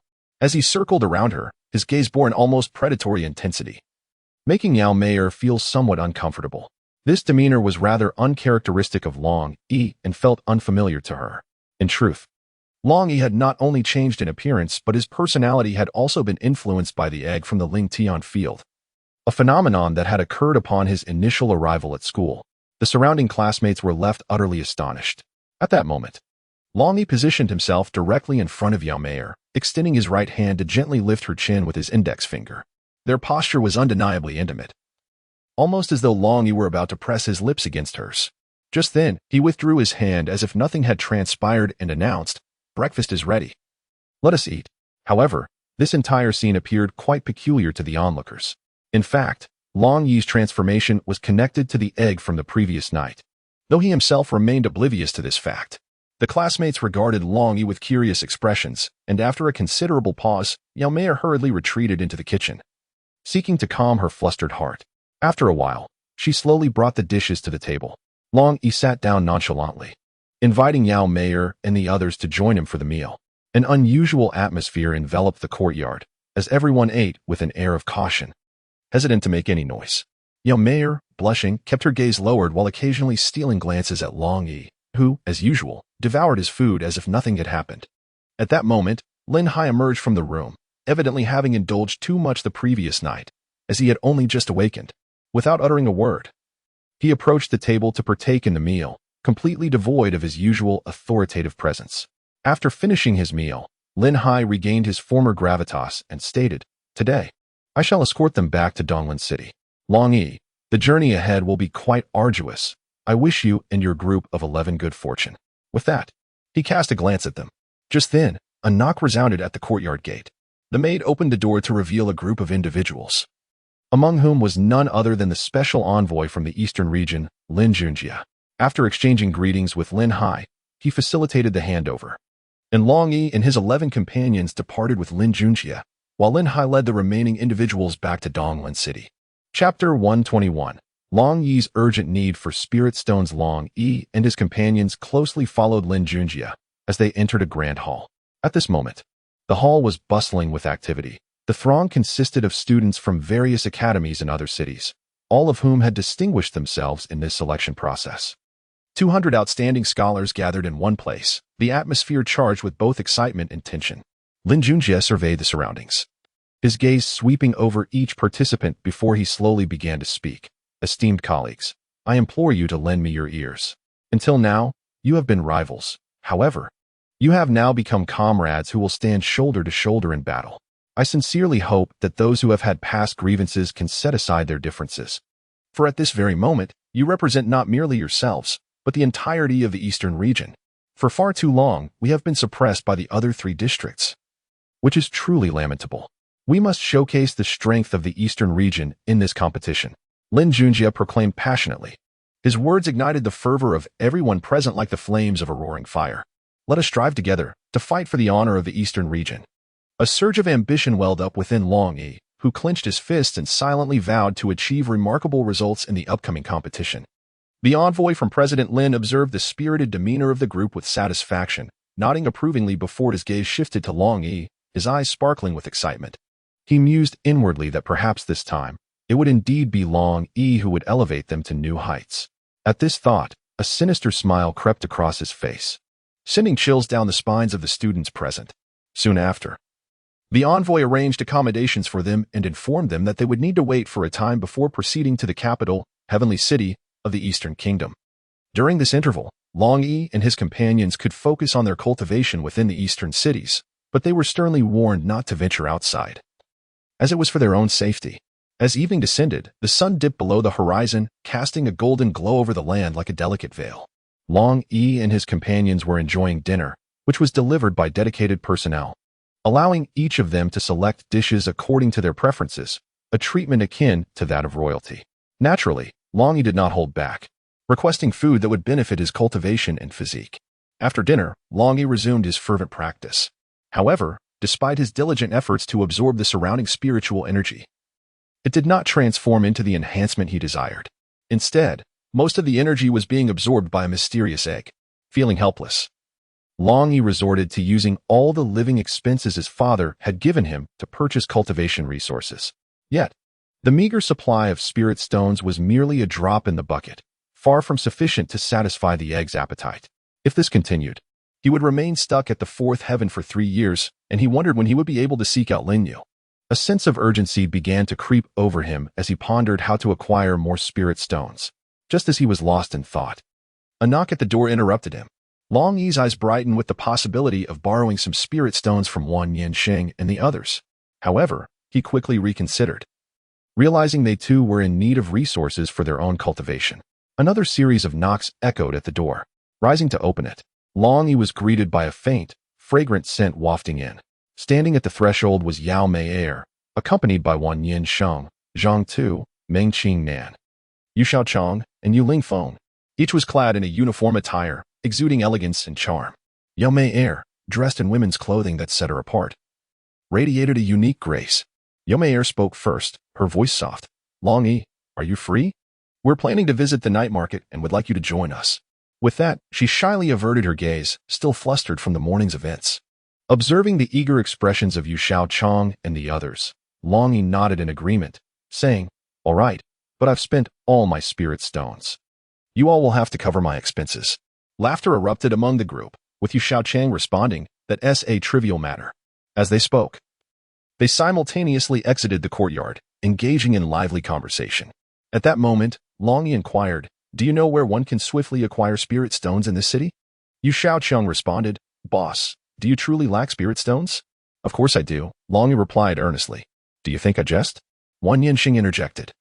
That cannot be true. We have all received our rewards in spirit stones. Do you not possess any? Indeed, they all echoed in unison. Longyi said helplessly, I have used it all. The others exclaimed in unison, casting puzzled glances at Longyi. Yu Xiaochang thumped his chest and declared, boss, rest assured. I have yet to use my rewards. I possess a total of 50,000 spirit stones, which I am willing to hand over entirely. After saying this, he eagerly prepared to retrieve his bag of holding. Witnessing Xiaochang's generosity, the others promptly echoed his sentiment, expressing their willingness to contribute their own spirit stones to assist Longyi.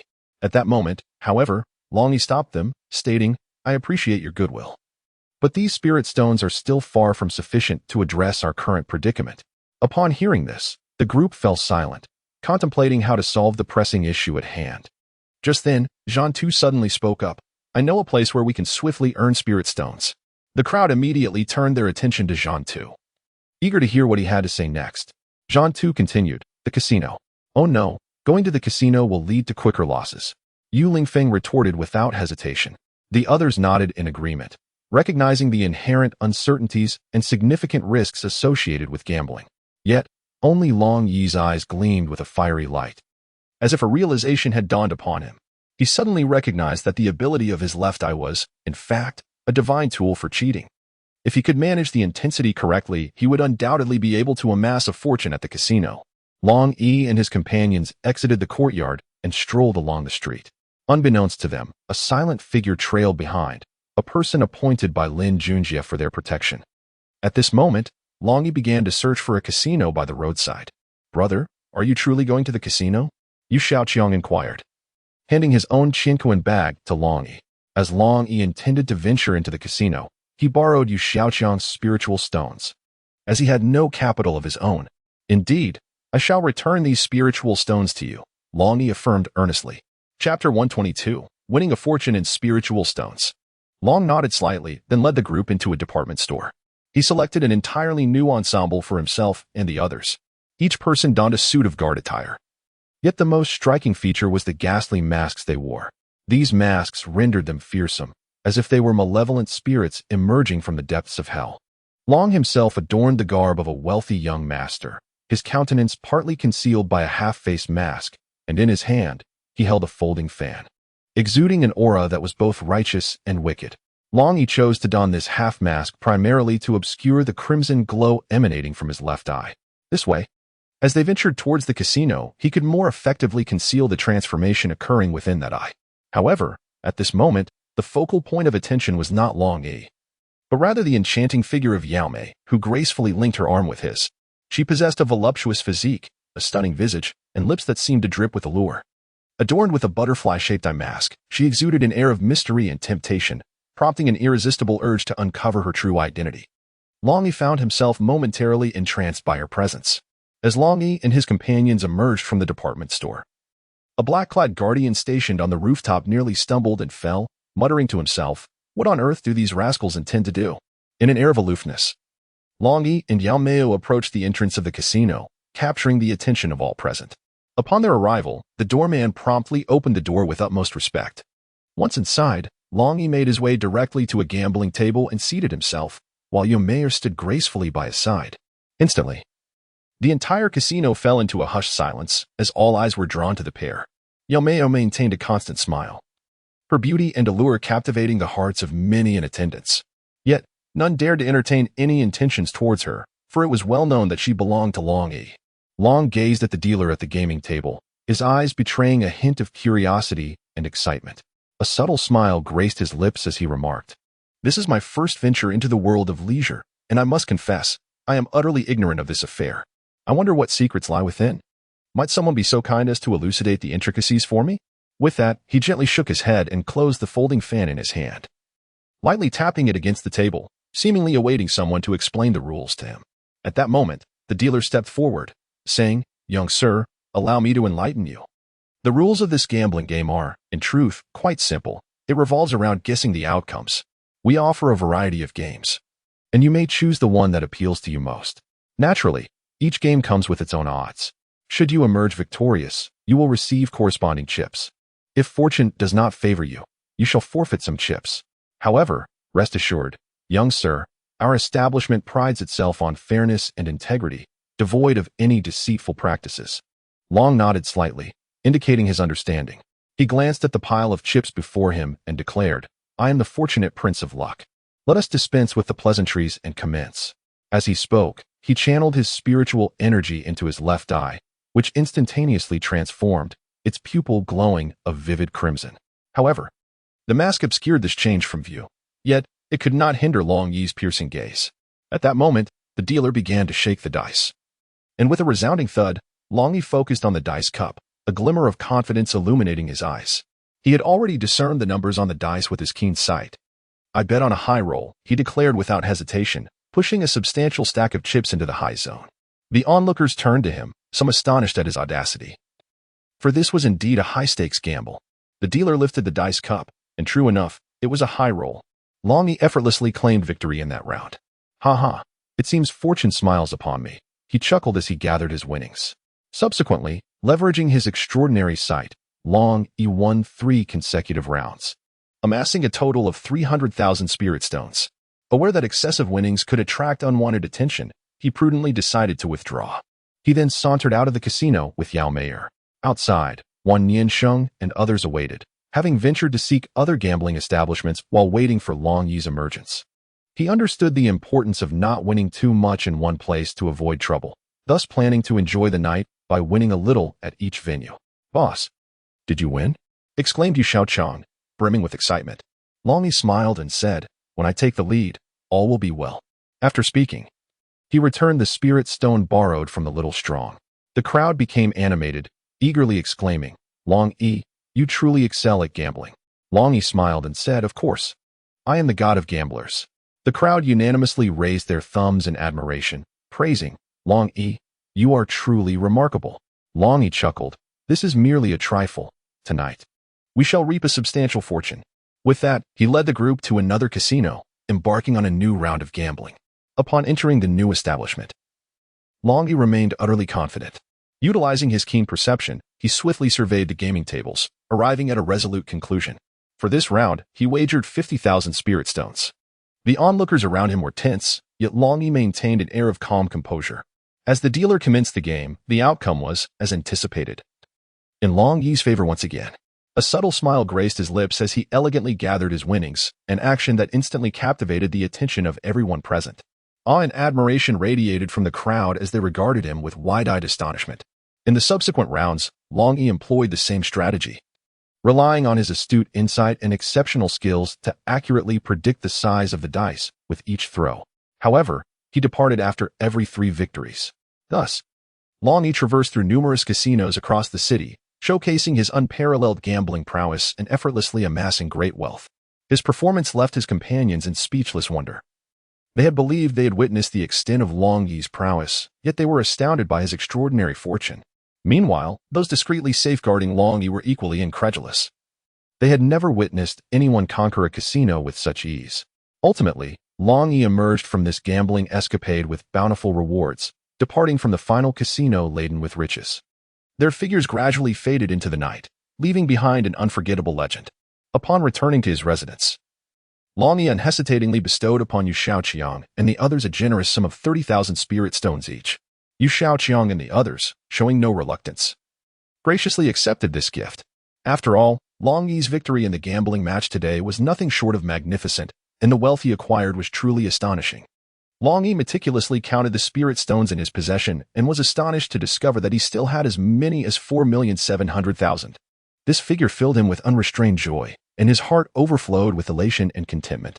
He pondered whether such a considerable amount of spirit stones would suffice for the egg's absorption. The egg had always been an enigma to him, and he yearned to unravel its mystery, eager to uncover the surprises and secrets concealed within. Chapter 123, Departure to Heavenly City. After parting ways with his classmates, Longyi hurried back to his room without pause. He swiftly seated himself upon his bed, excitement coursing through him as he unveiled a small collection of luminous spirit stones, each radiating an enigmatic glow, ready to absorb their ethereal essence for his cultivation. Grasping the stones tightly in his hands, he sensed the formidable spiritual energy contained within and began to channel it into his body. Simultaneously, he allocated a portion of his concentration to monitor the changes occurring with the egg in the spiritual field. After a period of attentive observation, he was elated to discover that the cracks on the eggshell were gradually expanding, the pace of this transformation evidently quickening. This delightful revelation brought a broad smile to his face. As he delved deeper into his cultivation, Longyi became increasingly enraptured. Wholly immersed in the process of absorbing and refining the spirit stones, he became oblivious to everything around him, lost in a tranquil realm of his own. Thus, 5 days slipped by quietly. Fortunately, he had informed his classmates prior to his practice that they should not disturb him unless there was an exceptionally pressing matter. During this span, Longyi consumed an astounding total of 3 million spirit stones. This staggering figure was certainly astonishing, yet for him, the investment was worthwhile as long as it meant enhancing his strength. Nevertheless, despite the myriad of cracks now adorning the egg, Longyi was acutely aware that complete fracture would require additional time and energy. Undeterred, he brimmed with anticipation for the moment of emergence. At that moment, while Longyi was engrossed in his cultivation, a sudden knock at the door interrupted his reverie. It was Rinnegan bearing news that they were preparing to depart for the capital city, Tiantingcheng, that very day. Upon hearing this, Longyi furrowed his brow, feeling a twinge of displeasure, yet he rose to his feet and exited his room. As Longyi stepped out of the door, he was met with the sight of Yu Xiaoqiang waiting outside. Yu Xiaoqiang gazed at Longyi before him, momentarily taken aback, his face reflecting a look of astonishment, while inwardly questioning, is this truly Longyi? For Long, he had undergone a remarkable transformation since their last encounter. He had grown significantly taller, once barely reaching 5 feet. He now surpassed 5 feet 7, embodying the evolution from an inexperienced youth into a mature and composed young man. He had also become notably more handsome and dashing, exuding a unique charm. He bore no resemblance to an 8-year-old child. Longyi, you appear to have transformed into an entirely different person, Yu Xiaoqiang exclaimed in wonder. With a smile, Longyi gently caressed his head, feeling quite astonished by the changes in his body. Perhaps it is the benefits of cultivation, he remarked. It's truly remarkable. I find myself a tad envious, joked Yu Xiaoqiang. Longyi glanced at the sky, aware that time was of the essence, and thus set off towards the gathering point alongside Yu Xiaoqiang. Upon arrival, he was met by his fellow classmates, who expressed their astonishment and envy at his transformation. Lin Junjie approached with a smile, gently patting Longyi on the shoulder, his tone imbued with a sense of pride and encouragement as he remarked. It seems that your recent secluded training has yielded remarkable results, Longyi. We all look forward to your splendid performance in the heavenly city of the royal capital. After speaking, Lin Junjie retrieved several sets of brand new clothing from his storage ring and handed them to Longyi, explaining, "These are your new garments. The previous ones must have been rather snug." Longyi accepted the clothing with gratitude, casting a thankful glance at Lin Junjie, fully aware of the latter's unwavering concern and support. Subsequently, Lin Junjie presented a pair of shoes, indicating that they were specially prepared for him. With a glimmer of excitement in his eyes, Lin Junjie gazed at Longyi and said, "Don your new attire and embark on a new journey." Longyi nodded, a flicker of determination shining in his eyes. He committed Lin Junjie's expectations to memory, resolved to showcase his true prowess in the heavenly city of the royal capital. As he concluded his words, he swiftly summoned a magnificent flying battleship from his storage ring. This vessel was spacious and grand, capable of accommodating hundreds of passengers. Compared to ordinary commercial ships, it boasted superior speed, traversing the cosmos with astonishing swiftness. Furthermore, it possessed formidable defenses, capable of withstanding various dangers and assaults. Most notably, the battleship was equipped with multiple spiritual cannons, enhancing their combat capabilities in the face of adversaries. When the flying battleship materialized before them, it elicited gasps of awe from the crowd. The ship radiated a breathtaking aura, resembling a moving fortress that instilled an overwhelming sense of security. Before long, Lin Junjie led 200 students aboard the vessel. Once inside, Longyi and the other students were assigned individual rooms. Although the accommodations were modest in size, they were replete with all necessary amenities, as the journey would necessitate half a month of travel to reach the heavenly city. At this moment, Longyi sat upright in his room, but rather than meditating, he found himself encircled by a dozen individuals, each wearing expressions of incredulity. The source of their astonishment lay in Longyi's rapid growth in height over the past few days, now comparable to classmates 2 or 3 years his senior. Curiosity abounded as they eagerly inquired about the nature of the sustenance he had consumed to facilitate such swift height increase. Longyi lamented, "Perhaps I indulged too much in nourishing foods recently." Internally, he groaned, pondering the arduousness of hatching this egg. The onlookers displayed expressions of disbelief. Yet they retreated to their respective chambers to commence their cultivation, for they had impending challenges and tasks to confront. The spaceship glided smoothly and swiftly toward its destination, while Longyi remained engrossed in absorbing the spiritual energy from the spirit stones. In the blink of an eye, 10 days had elapsed, and Longyi had completely absorbed all the spirit stones he had acquired. Yet, the egg remained unresponsive, its surface riddled with countless fissures. Yet it stubbornly refused to crack open. What on earth is this peculiar object? Longyi mused, his brow furrowed, filled with confusion and anxiety. Could it be that this egg is truly incapable of hatching? Or does it require more time or specific conditions to emerge from its shell? At that moment, a faint tremor emanated from the eggshell, as if something within was struggling to break free. Longyi's focus intensified, his gaze fixed on the egg, eagerly anticipating the forthcoming events. However, after a brief interval, silence reigned again, which incited a wave of frustration within Longyi.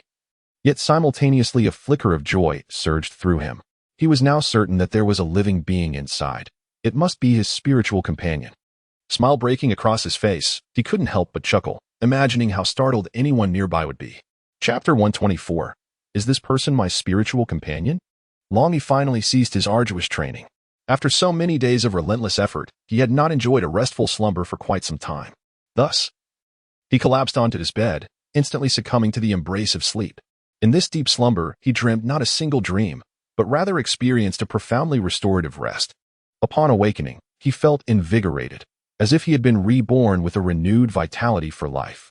Rising to his feet, Long resolved to seek out Special Envoy Lin to inquire how much longer they would require to reach their destination. After all, he was eager to procure some spirit stones and subsequently try his luck at the casino once more. He searched diligently for Lin Junjie's presence and finally discovered him busily engaged in a cabin. Upon seeing Long approach, Lin Junjie greeted him with a smile and asked, "What brings you here? Do you have something you wish to inquire about?" Long nodded slightly and, getting straight to the point, inquired, "How much longer until we arrive?" Lin Junjie pondered for a moment before responding, "If all goes well, it should take us about 2 more days. Is it really going to take that long?" Longyi expressed his disappointment, having anticipated a quicker arrival. "There's no need to rush. We can admire the scenery along the way," Lin Junjie reassured him. Sighing, Longyi admitted, "I just want to obtain the spirit stones quickly." He scratched his head in contemplation. Observing Longyi, Lin Junjie's lips curled into a subtle smile as he remarked playfully, "I heard you had quite a fortune in spirit stones before. How could you have spent them all so quickly?" His tone carried a hint of curiosity and jest. Upon hearing Lin Junjie's words, Long's face revealed a hint of an awkward smile as he scratched his head, remaining silent. He found himself at a loss for words, unable to divulge his troubles. Observing Long's demeanor, Lin Junjie seemed to grasp his unspoken thoughts. He gently placed a hand on Long's shoulder and spoke earnestly, "Everyone harbors their own secrets, and I shall not pry further. However, I am aware that you require some spiritual stones to enhance your strength. Therefore, I have a few here that I can lend you." With that, Lin Junjie retrieved a bag from his bosom and extended it towards Long. Longyi took the Qianquan bag, a wave of gratitude surging within him. He had not anticipated that Lin Junjie would extend such generous assistance, nor that he would comprehend his predicament. Firmly grasping the Qianquan bag, he felt the weight of the spirit stones within, his eyes shimmering with unwavering determination. "Thank you, Lord Lin. I shall endeavor to return these spirit stones promptly," Longyi expressed earnestly. Lin Junjie smiled gently and shook his head, saying softly, "There is no need for thanks. This is merely a small act of kindness. Go forth and cultivate diligently, striving for a swift breakthrough in your realm." Longyi deeply bowed to Lin Junjie in gratitude before turning to leave. He silently vowed to diligently cultivate his skills, determined not to disappoint Lin Junjie's expectations. Simultaneously, he firmly etched Lin Junjie's kindness into his heart. Lin Junjie watched Longyi's receding figure with a faint smile of satisfaction gracing his lips, confident that Longyi would bring glory to the eastern region this time. After Longyi departed, a slightly plump elder with a rosy complexion approached Lin Junjie and leisurely remarked, "Special Envoy Lin, it seems you hold this Longyi in high regard." Lin Junjie turned his head slightly to glance at the elder beside him and smiled, "Lord Shangguan, what are your thoughts on this young man Longyi?" The elder, known as Shangguan Qiao, was one of the protectors sent by the Eastern Court to safeguard the 200-member team and also one of the kingdom's venerable guardians. He observed Lin Junjie's expression intently before responding. "I had taken note of him previously. Indeed, the young man possesses commendable combat abilities. However, it is unfortunate that he lacks a spiritual companion. In this competition, he may find himself at a disadvantage because of it. Moreover, as one's cultivation progresses, this disparity may become even more pronounced. After all, many opponents in this contest have already reached the 4th heaven of martial arts, and their spiritual companions are quite formidable." "I understand," Lin Junjie nodded. "Nevertheless, I have faith that he will find a way to cope. Longyi's character is resilient, and his potential is immense. I believe he can surmount any obstacles."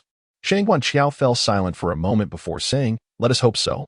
Upon returning to his chamber, Longyi immediately assumed a meditative posture, preparing to resume his cultivation.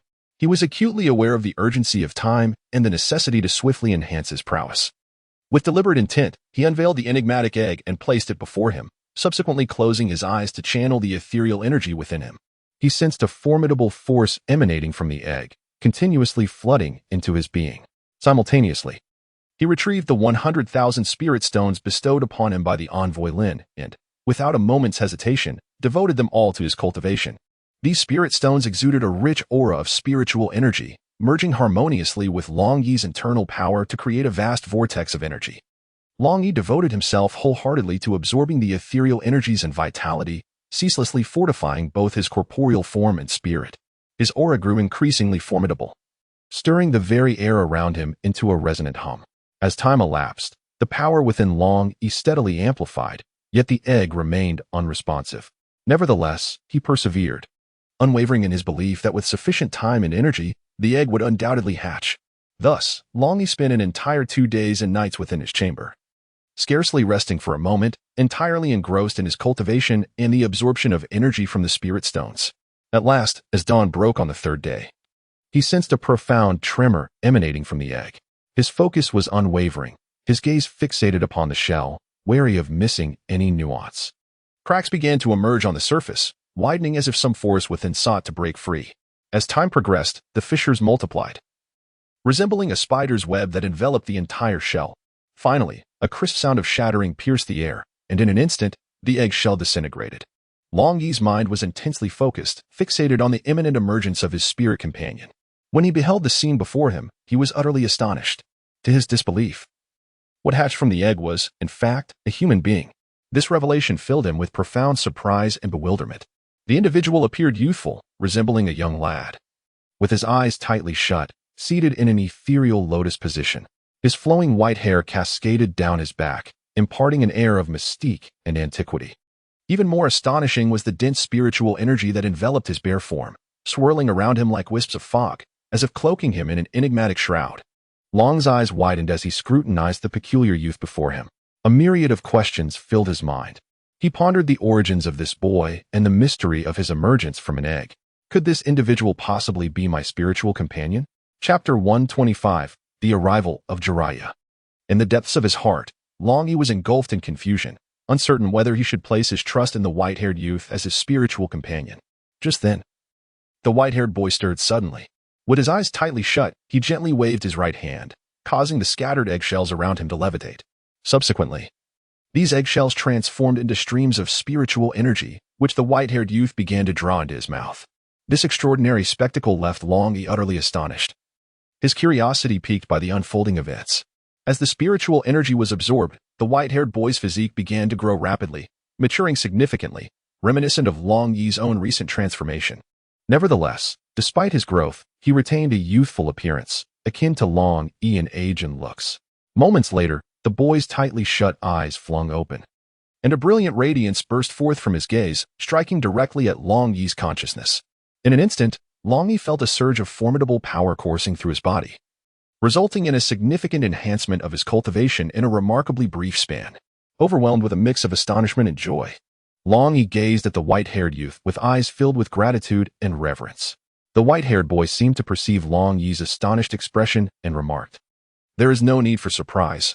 I am the spiritual companion you speak of, connected to your heart and mind, yet our bond is one of equal covenant." Longyi gazed at the white-haired youth before him, his heart brimming with confusion and perplexity. His understanding of this world was exceedingly limited, rendering him utterly unfamiliar with concepts such as immortals, mutual understanding, and equitable contracts. He couldn't help but ponder, what do these notions truly signify? Immortal. Longyi murmured to himself, what might that be? What kind of powers do they possess? He endeavored to conjure an image of an immortal. Yet the visions in his mind remained indistinct and nebulous. Mutual understanding? Longyi mused further. Does it imply that we can grasp each other's thoughts? If that were the case, it would be nothing short of astonishing. He recalled having established unique connections with certain animals, sensing their emotions and intentions. Perhaps this mutual understanding is merely a more elevated form of communication. As for equitable contract, Longyi furrowed his brow. The term sounded enigmatic. Could it represent an agreement of mutual parity? Yet, what might its specifics entail? He felt a sense of bewilderment, uncertain of how to comprehend this concept. Longyi resolved to inquire the silver-haired youth for further insights into these concepts. He yearned to delve deeper into the intricacies of this world and the fate that lay before him. At the same time, he looked forward to unraveling the enigmas within his heart, seeking clarity in his direction and purpose. Very well, I shall answer your questions one by one, but first, you must attend to the most crucial task, the silver-haired youth said earnestly as he gazed at Longyi. In that moment, Longyi truly began to believe that the youth could fathom his thoughts, yet he remained perplexed regarding the youth's intentions. With an eager heart, he inquired, what is this important matter? His mind brimmed with curiosity and anticipation, uncertain of the surprises or challenges this mysterious silver-haired youth might present. The youth replied, of course, You must summon me forth and provide me with a proper attire. Longyi, through a profound mental connection, was taken aback and somewhat embarrassed to discover that the individual before him was indeed unclothed. Swiftly, he employed his abilities to liberate the figure from the spiritual field and presented him with a set of garments. The white-haired youth, upon receiving the clothing, adeptly donned it, instantly enhancing his already striking appearance. With a smile, he introduced himself, stating, "First and foremost, allow me to present myself. I am the invincible god of war, Jiraiya, hailing from the wondrous Mount Meibokuzen, beloved by all." As he spoke, he struck a pose that he deemed impressively cool. However, Longyi found himself at a loss. His lips twitching involuntarily as he pondered, this fellow appears somewhat unreliable. Unperturbed by Longyi's thoughts, Jiraiya boldly took a seat and continued, "Stop overthinking it.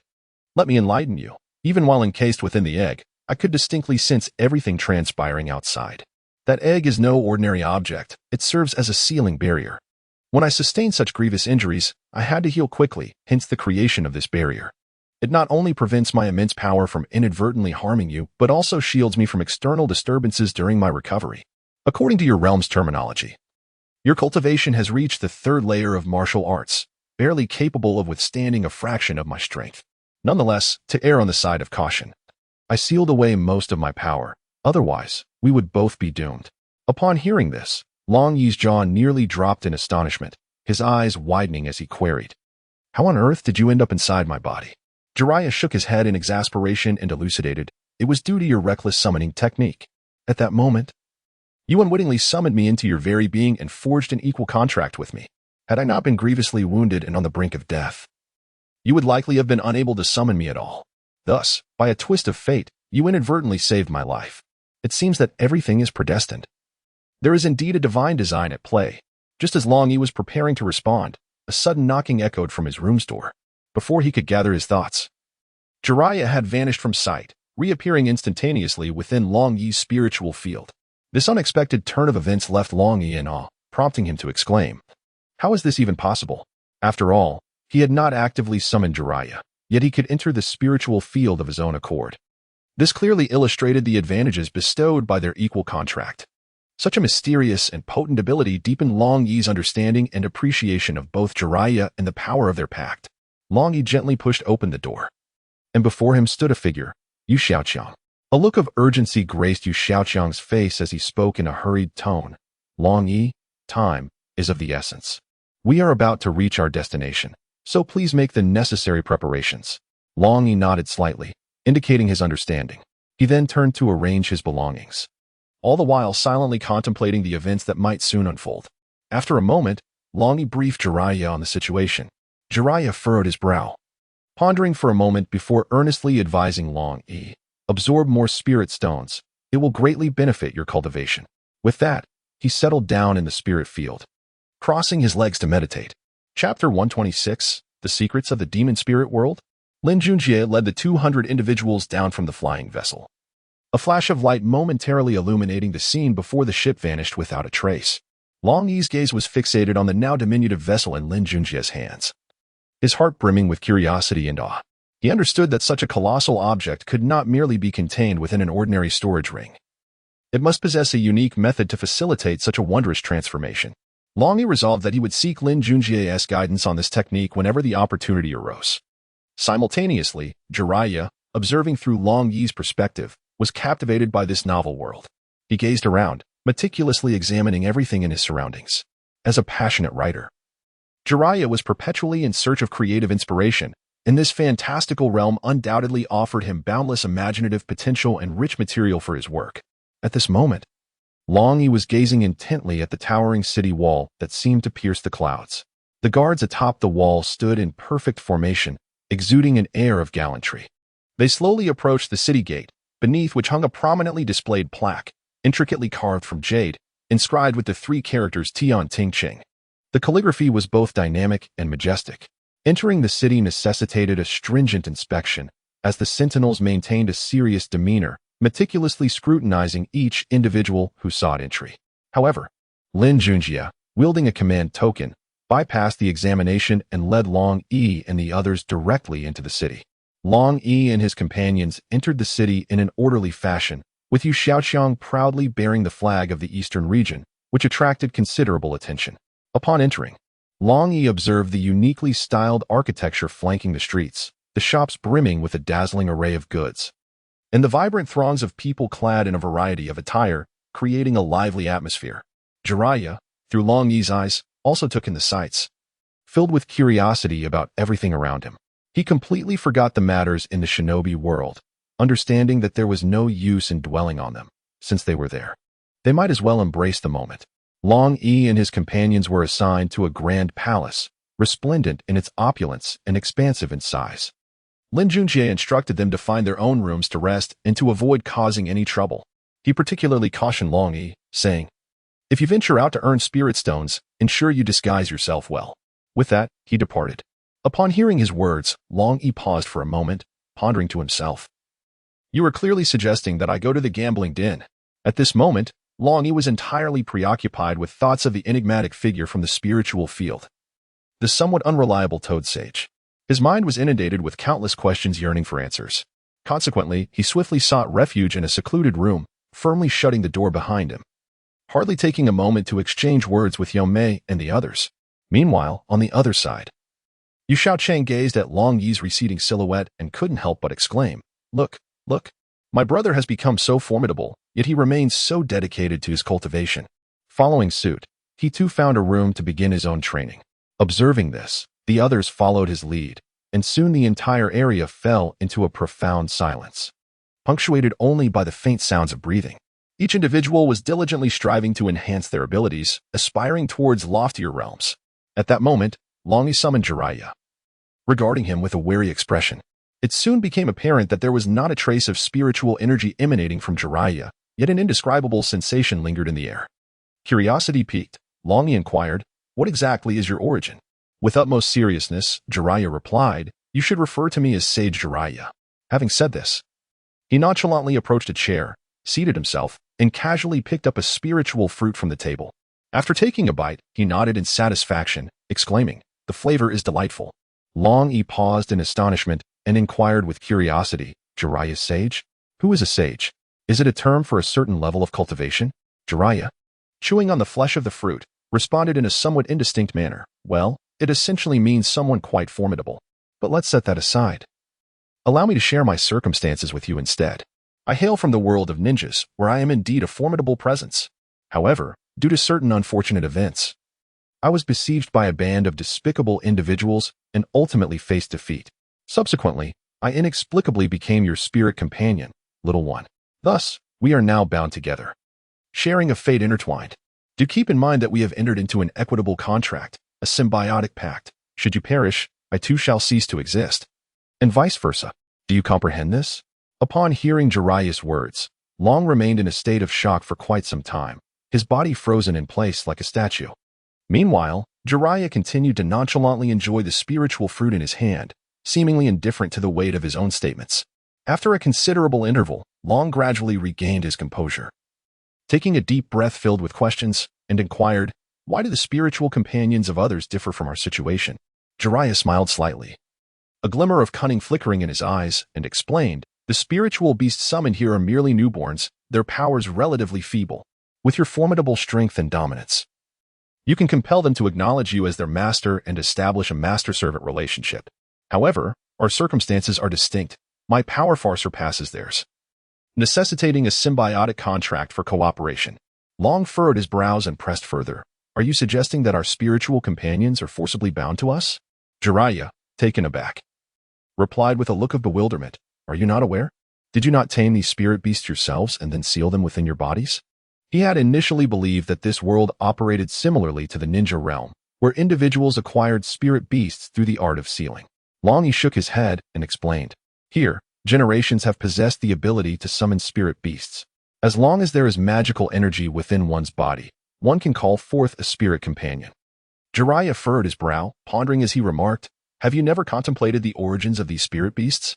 Have you considered whether they willingly choose to be your companions?" Longyi was momentarily at a loss for words. This inquiry plunged him into silence. He secretly mused, "Indeed, where do they truly come from? Why do they willingly fight for us?" Longyi found himself ensnared in profound contemplation. Observing his expression, Jiraiya continued, Longyi. This is a question that cannot be unraveled by you alone. Dragon One was summoned back to reality by Jiraiya's call. Coming to his senses, he inquired, in your view, what has led our world to become what it is today? Jiraiya, with a serious expression, replied, isn't it quite simple? There is but one reason. Someone has orchestrated everything for you. Someone who holds complete dominion over your existence. Upon hearing this, Dragon One found it utterly unbelievable. His eyes widened in disbelief as he asked, how could that be? Could such a person truly exist? Does that not imply that the entire world is merely a construct? The more he pondered, the more a profound sense of unease welled up within him. If indeed there existed someone capable of entirely controlling their lives and destinies, what would they be but marionettes, manipulated at will? This notion filled Dragon One with an overwhelming sense of fear and despair. Chapter 127, The Spar Between Dragon One and Jiraiya. Longyi did not dwell on the matter for long. He swiftly cast it aside and murmured to himself, with my current level of cultivation, what right do I have to ponder such things? I should focus on how to enhance my strength first. After a brief moment of contemplation, he suddenly directed a question at Jiraiya. Master Jiraiya, what is your level of cultivation? Upon hearing this inquiry, Jiraiya paused to reflect for a moment before responding. My cultivation is on par with yours, yet should you wish to engage in combat with me, even using but one hand, I would prevail effortlessly. After all, your techniques are simply too feeble. With that, he could not help but display a hint of prideful amusement. Longyi felt a sense of perplexity, after all. He was a renowned master in the eastern region and found it hard to believe that someone of similar age could effortlessly defeat him with a single hand. Therefore, he resolved to challenge his opponent. In that case, I would like to witness the extent of your prowess. Upon hearing this, Jiraiya smiled slightly, a glimmer of confidence shining in his eyes. Very well, today I shall demonstrate my true abilities. As soon as he finished speaking, Longyi summoned Jiraiya to the spirit field, and they subsequently entered a spacious arena designated for combat. This arena served as a venue for various competitions, and many spectators had gathered, some there to settle personal grievances, as martial combat was strictly prohibited in the city, punishable by severe penalties, even life-threatening consequences. Prior to their arrival at the arena, Longyi discreetly released Jiraiya from the spirit field. This was accomplished without anyone noticing. After all, if others were to discover that Jiraiya was his spirit companion, it would lead to significant complications. It was well known that should the old-timers become aware of this, they would stop at nothing to dissect Longyi in pursuit of deeper secrets regarding spirit companions. Such an eventuality was something Longyi fervently wished to avoid. Hence, he had to take meticulous care to safeguard this secret, ensuring that no one uncovered it. Both donned masks and, after paying the requisite fees, began to await their turn in the arena. Numerous onlookers took note of the two individuals adorned in peculiar masks, casting curious glances in their direction. Fortunately, it was not long before the match on stage concluded. Longyi and Jiraiya ascended the arena silently, standing a mere 10 paces apart, their presence instantly enveloped by a solemn and foreboding aura. The spectators outside fell into a hushed stillness. Longyi harbored a sense of dissatisfaction towards his somewhat unreliable spirit companion. However, once the battle commenced, he transformed into a figure of unwavering focus and seriousness. His gaze sharp as an eagle's. Drawing in a deep breath to steady himself, he proclaimed loudly, I am prepared to attack. In response, Jiraiya waved dismissively at Longyi, his eyes betraying a contemptuous glint, as if Longyi were an inconsequential entity. To him, Longyi's combat experience resembled that of a mere child in kindergarten. Longyi, unyielding, unleashed a technique known as the wind and cloud palm, directing a formidable force akin to a tempest towards Jiraiya. However, Jiraiya, with agile movements, deftly evaded the onslaught. Intentionally testing Longyi's prowess, he refrained from employing ninjutsu, relying solely on his physical skills to counter the attack. Longyi's offensive prowess was nothing short of astounding, relentlessly pursuing Jiraiya with fierce assaults. Yet, with each strike, Jiraiya deftly evaded using his impeccable agility. Observing that Longyi's wind and cloud palm posed no threat, he swiftly transitioned to his dragon staff, launching a ferocious dual assault. Jiraiya, now fully engaged in the battle, realized the gravity of the situation, having just awakened. His spiritual energy mirrored Longyi's, and the absence of a weapon rendered him somewhat at a disadvantage. The two combatants exchanged blows, engaging in a fierce skirmish that spanned dozens of rounds. Onlookers outside the fray were captivated by the intensity of the clash, nodding in appreciation at the spectacle. Sensing the moment was ripe, Jiraiya sought to demonstrate his capabilities, eager to broaden Longyi's horizons. With deliberate precision, he formed hand seals, reciting incantations as a radiant blue light surged from his palms. His gaze unwavering, Jiraiya swiftly completed the seals, his chakra transformed into spiritual energy, coalescing in his palms to gradually manifest a swirling blue energy sphere, his spiraling sphere. Longyi grasped a staff intricately carved with a dragon motif, his gaze unwavering and his presence exuding a formidable aura rivaling that of Jiraiya. With his body slightly inclined forward and his hands firmly clutching the dragon coil staff, he braced himself for the impending onslaught. Rinnegan! With a low exclamation from Jiraiya, the Rinnegan was unleashed, slicing through the air with a piercing whistle as it hurtled towards Longyi. Longyi did not falter. He took a deep breath and swung the Panlong staff with great force, striking towards the incoming spiraling sphere. The staff traced golden arcs in the air, as if a true dragon was writhing in the valley. Panlong breaks the heavens. Longyi roared, and the staff collided fiercely with the spiraling sphere. A deafening explosion resounded, and the shock wave of energy radiated outward, stirring up dust and shaking the earth. The rotational force of the spiraling sphere and the violent clash of the Panlong staff resulted in a tremendous explosion, both forces peaking in that instant. However, the spiraling power of the sphere ultimately gained the upper hand. Longyi felt an irresistible force emanating from the staff, rendering his grip nearly futile. The spiraling sphere continued its advance post-collision, striking Longyi's body and sending him flying far away, while the Panlong staff tumbled to the side. Jiraiya observed Longyi being propelled away, feeling no trace of victory within him. He hurried over, carefully helping Longyi to his feet, and asked with concern, "How are you? Are you injured?" Yet, at that moment, Longyi remained enveloped in shock, as if the entire world had paused. The power of that strike was so overwhelming that he felt no pain at all. Even Jiraiya's caring words failed to reach his ears. The stunning scene of the spiraling sphere's brilliance and might echoed in his mind. Every detail, every glimmer, was indelibly etched in his heart. This was an entirely new experience, deepening his understanding and reverence for the power within the ninja realm. As he was assisted by Jiraiya away from the arena, it wasn't long before Longyi regained his senses and said, "Lord Jiraiya, could you teach me that technique from earlier?" Jiraiya smiled at Longyi, a glint of admiration in his eyes, and nodded, "Of course, but this technique cannot be mastered overnight. It requires precise control of spiritual energy and unique skills. As long as you possess determination and perseverance, I believe you will certainly grasp it." Upon hearing this, Longyi's face lit up with resolve. "I will strive to learn. Please guide me, Lord Jiraiya." Chapter 128, Kingdom Academy, is watching you at that moment. A group of over a dozen individuals suddenly appeared ahead, directly blocking the path of Longyi and his companions. At the forefront stood a young man in his 20s, with a sharp, monkey-like face and an unpleasant voice, reminiscent of a quacking duck. "Hey there, we would like to invite you both to have a cup of tea with our young master. We hope you will graciously accompany us." Longyi immediately discerned that this group harbored ill intentions, emanating an unmistakable aura of hostility, clearly seeking trouble. Internally vigilant, he recognized the precariousness of the situation, yet outwardly maintained an air of composure, concealing his apprehension. With a cold and unwavering gaze, he regarded them, his eyes sharp as if to caution them against daring to challenge him. He recalled the words of Lin Junjie from that morning, advising him to avoid provoking conflict. At the time, he had acquiesced, promising to adhere to that counsel. However, it now appeared that the circumstances were far from straightforward. Despite his desire to evade trouble, it seemed that adversity had sought him out instead. In the face of their provocations, Longyi remained unperturbed, choosing instead to uphold his composure and rationality. He understood that impulsiveness would only exacerbate the situation, thus he opted for a strategy of stillness, biding his time for their first move. Simultaneously, he pondered how best to navigate this predicament, safeguarding both himself and those around him. "Pray tell, who is your young master?" Longyi's voice resonated with a deep authority, tinged with an air of gravitas. His gaze was laced with skepticism and vigilance, seeking to extract further information from their reactions.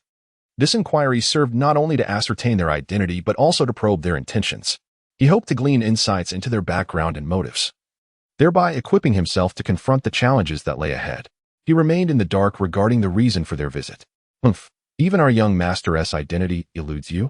Allow me to enlighten you. He is none other than the son of the city lord," the young man declared with an air of arrogance. A heavy sensation enveloped Longyi's heart. He had not anticipated that his counterpart was, in fact, the son of the city lord.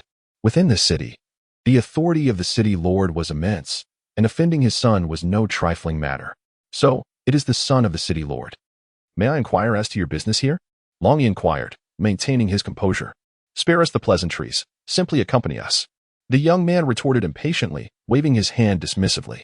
Longyi furrowed his brow, reluctant to follow these individuals without hesitation, yet unwilling to provoke them directly.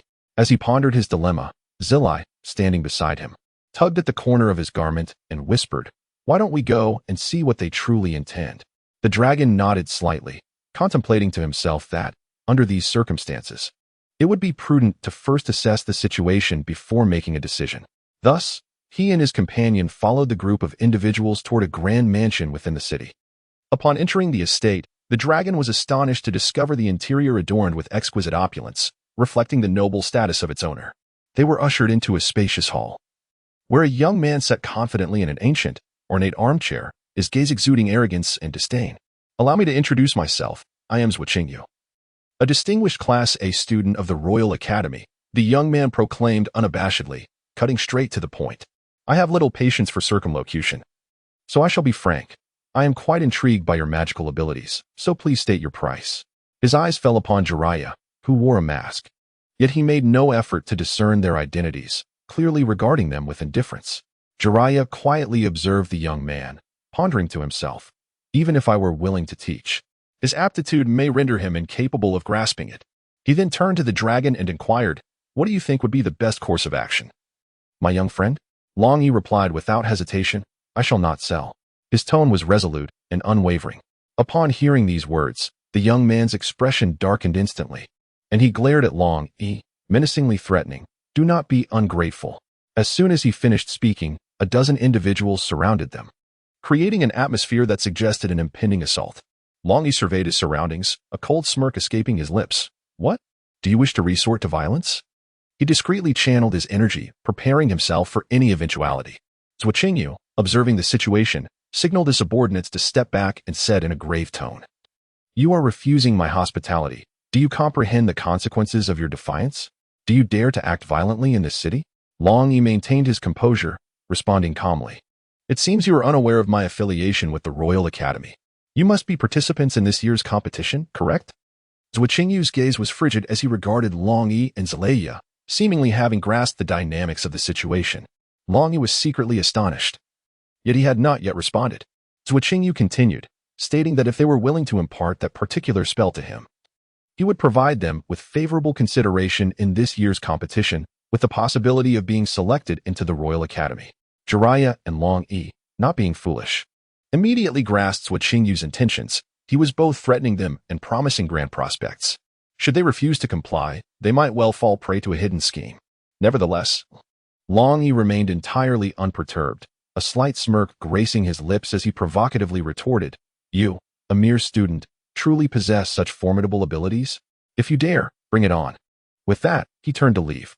At that moment, a dozen guards advanced, poised to apprehend Longyi at their master's command. However, Zhuqingyu ultimately hesitated to take action, for the rules within the city were exceedingly stringent.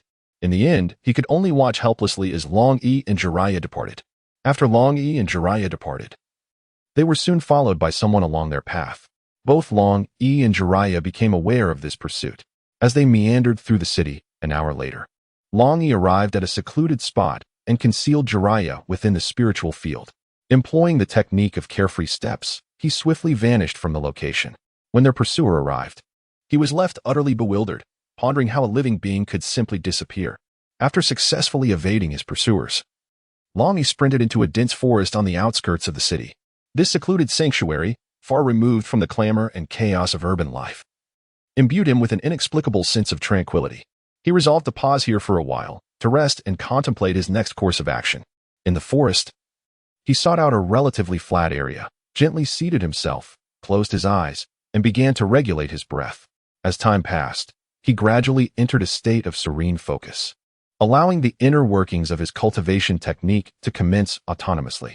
Longyi was astonished to discover that the spiritual essence within this forest appeared to be exceptionally abundant. The pace at which his cultivation techniques operated accelerated markedly, and his efficiency in absorbing spiritual energy increased significantly. However, this fortunate circumstance was short-lived. Before long, the surrounding spiritual essence was nearly depleted by him, causing his practice to come to a standstill. Longyi helplessly opened his eyes, realizing that he required a greater abundance of spiritual energy to continue his cultivation. Thus, he resolved to utilize spirit stones to aid his practice. However, when he reached out to grasp the stones, he was astonished to find that only a meager handful remained. Confronted with such an awkward predicament, Longyi had no choice but to temporarily abandon the thought of cultivation and await the arrival of nightfall to return to the city. With nothing else to occupy his time, Longyi contemplated summoning Jiraiya. The reason he referred to it as summoning was that Jiraiya possessed the remarkable ability to enter and exit Longyi's spiritual field at will. Chapter 129. Longyi's initial foray into ninjutsu. At this moment, Longyi realized that he had reached a dire situation, unable to muster even 100 spirit stones. The day was still young, and he had planned to venture to the casino that evening to amass a fortune. However, lacking spirit stones, he found himself unable to cultivate and began to ponder the ninjutsu of Jiraiya. Lord Jiraiya, why am I unable to learn the Rinnegan? Longyi implored eagerly. The powerful ninjutsu demonstrated by Jiraiya lingered in his mind. Jiraiya replied, your control over spiritual energy is too weak. Your skills are not yet sufficient. Even if I were to teach you, without complete mastery, you would not be able to learn it. This requires a lengthy process. Upon hearing this, Long exclaimed eagerly, please, teach me some fundamental techniques at once. He understood that only through relentless practice and accumulation could he enhance his mastery over spiritual energy, thereby mastering more advanced ninjutsu. We are essentially one and the same. I shall impart my knowledge to you. If you do not grow stronger, I will find it difficult to sleep at night. Jiraiya remarked. At that moment, Longyi gazed at Jiraiya with eyes sparkling like stars, as if silently conveying, I am ready. Please commence your performance. He could hardly contain his eagerness to absorb Jiraiya's teachings. Jiraiya, fully aware of Longyi's thoughts, allowed a subtle smile of confidence to grace his lips. Pointing towards a towering tree in the distance, he spoke with unwavering resolve. The first step is to ascend the tree. Upon hearing this, Longyi was momentarily taken aback, his face a canvas of incredulity. He glanced at the towering tree ahead, then turned back to gaze at Jiraiya, his eyes brimming with confusion and disbelief, as if silently inquiring, are you certain this involves tree climbing for training? Jiraiya, having deciphered the question within Longyi's gaze, recognized his skepticism regarding this unconventional method. Thus, he resolved to provide a personal demonstration, allowing Longyi to witness this unique training approach firsthand. With swift strides, Jiraiya approached the majestic tree, channeling his spiritual energy into his feet. Longyi widened his eyes, meticulously observing each of Jiraiya's movements, fully aware that a demonstration was underway. And thus he scrutinized with utmost seriousness. Before Longyi's astonished gaze, Jiraiya gracefully ascended the tree's surface, moving with the ease and poise of one who treads upon solid ground. His steps were steady and light, as if he were one with the tree itself. Longyi, witnessing this spectacle, was rendered speechless. He had never imagined that such an extraordinary method of training was possible. It seemed more enchanting than magic. Wow, that is incredible! Longyi exclaimed, admiration shimmering in his eyes. Jiraiya descended from the tree, a smile illuminating his face as he addressed Longyi. Did you see that? This is what we shall practice today. Do not underestimate the art of tree climbing. It cultivates your mastery over spiritual energy and enhances your sense of balance. Longyi nodded excitedly, eager to try. Mimicking Jiraiya, he concentrated his spiritual energy at the soles of his feet and cautiously stepped onto the tree trunk. Initially, he wobbled and often fell, but with each attempt, he gradually found his balance, ultimately managing to stand steadily on the tree's surface for an entire hour. Jiraiya was impressed by Longyi's perceptiveness and felt a sense of satisfaction, though he did not reveal it outwardly. At that moment, Jiraiya turned his gaze toward the distant mountain peaks, for upon arriving in this world, his physical form had been altered in Longyi's spiritual field. Yet his mental prowess had not only remained intact, but had even enhanced. He sensed a battle occurring at the far-off mountains. Jiraiya then ascended to the treetop to investigate the situation, but the distance was too great for him to discern any details. Observing Jiraiya's unusual behavior, Longyi understood that something significant was unfolding. Longyi inquired, Lord Jiraiya, is there something amiss? To which Jiraiya replied, there are individuals engaged in combat ahead. With that, He leaped from the great tree, hastening alongside Longyi towards the source of the fray. Chapter 130. Jiraiya's intervention. Before long, Longyi and Jiraiya arrived at the scene, where they beheld a cadre of individuals clad in black assailing two women. From a distance, it appeared to be a mother and daughter duo. The elder woman was grievously injured, her garments soaked in crimson, tattered beyond recognition, with much of her skin exposed to the elements, evoking a poignant spectacle. Nevertheless, she exerted every ounce of her strength to shield the young girl behind her. The little girl, seemingly around 10 years of age, was also a sorceress. However, in the face of the formidable black-clad assailants, she appeared somewhat inexperienced, unable to contend with them. Upon witnessing the wounded woman, Jiraiya's eyes widened in shock, momentarily rendering him speechless as he failed to comprehend the scene before him. Yet, in the next instant, he instinctively sprang into action. With a swift motion, he unleashed a powerful Rinnegan, striking the black-clad assailant who had targeted the injured woman, sending him hurtling away. Taken completely by surprise by this sudden onslaught, the assailant was severely wounded, coughing up blood. The 6 remaining black-clad figures soon regained their composure, quickly regrouping to form a tight defensive formation, vigilantly surveying their surroundings. Longyi could hardly fathom that the seemingly unreliable man before him possessed such bravery, decisiveness, and unwavering commitment to righteousness. A flicker of respect for Jiraiya ignited within him. However, had Longyi known that Jiraiya's audacity stemmed merely from the sight of a beautiful woman, his admiration might have waned. The injured woman, upon witnessing her savior, felt an overwhelming gratitude. Yet, her spirits dampened upon realizing that her rescuer was but a mere boy of 12 or 13.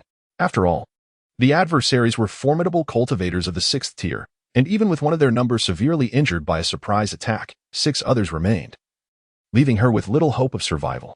At that moment, Jiraiya recognized the precariousness of their situation.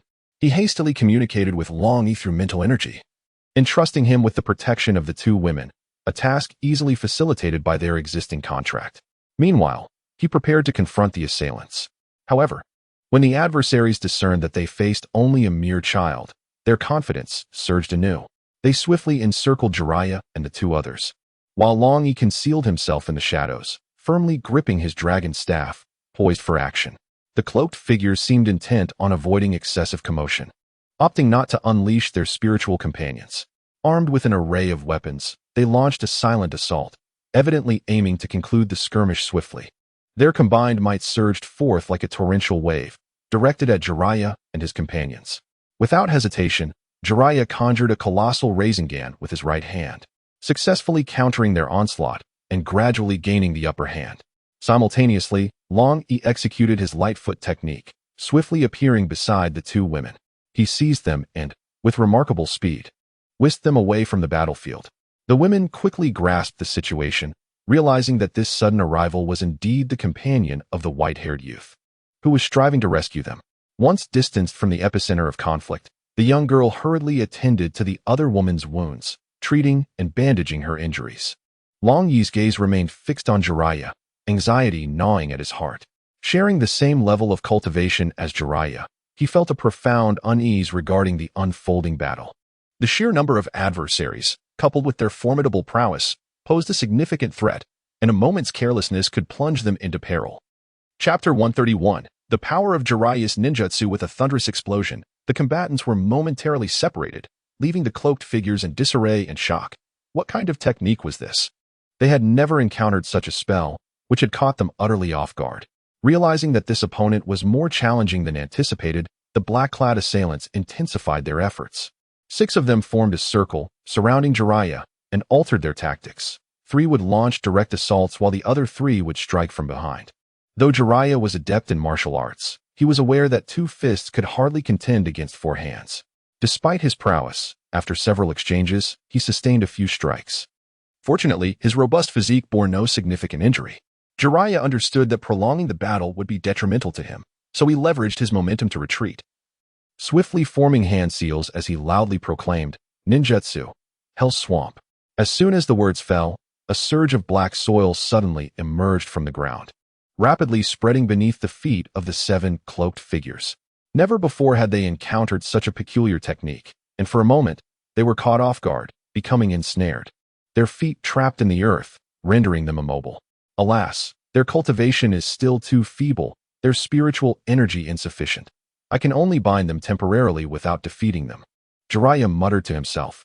However, the seven were unaware of whether Jiraiya concealed other bizarre tricks, and a flicker of fear crept into their hearts. Thus, they resolved to immediately summon their spirit companions. As the companions manifested, the ground trembled violently, followed by a shower of earth and stone, as Jiraiya's ninjutsu was swiftly dispelled. Seizing the opportunity, the seven successfully extricated themselves and swiftly mounted their respective spirit companions to avoid falling into peril once more. Although Jiraiya was aware that these individuals possessed spirit companions, he had not anticipated their immense size. Some companions towered over 10 meters, clearly having reached maturity. Given that these individuals were all formidable sorcerers at the 6th tier of martial cultivation, their spirit companions were exceedingly powerful. With the addition of these 6 companions, Jiraiya's momentum was abruptly suppressed. As for the injured one, his spirit companion did not partake in the battle. Longyi sensed the escalation of the battle and hurriedly led the injured women away from the fray, ensuring their safety. As he observed Jiraiya's extraordinary combat skills, he couldn't help but marvel, feeling as though he were immersed in a fantastical dream. At that moment, Jiraiya, eager to test his summoning beast, bit his finger and swiftly formed hand seals. As he performed the seals and incantations, the ground beneath him began to tremble, and mysterious patterns spread across the surface, gradually forming a colossal summoning array.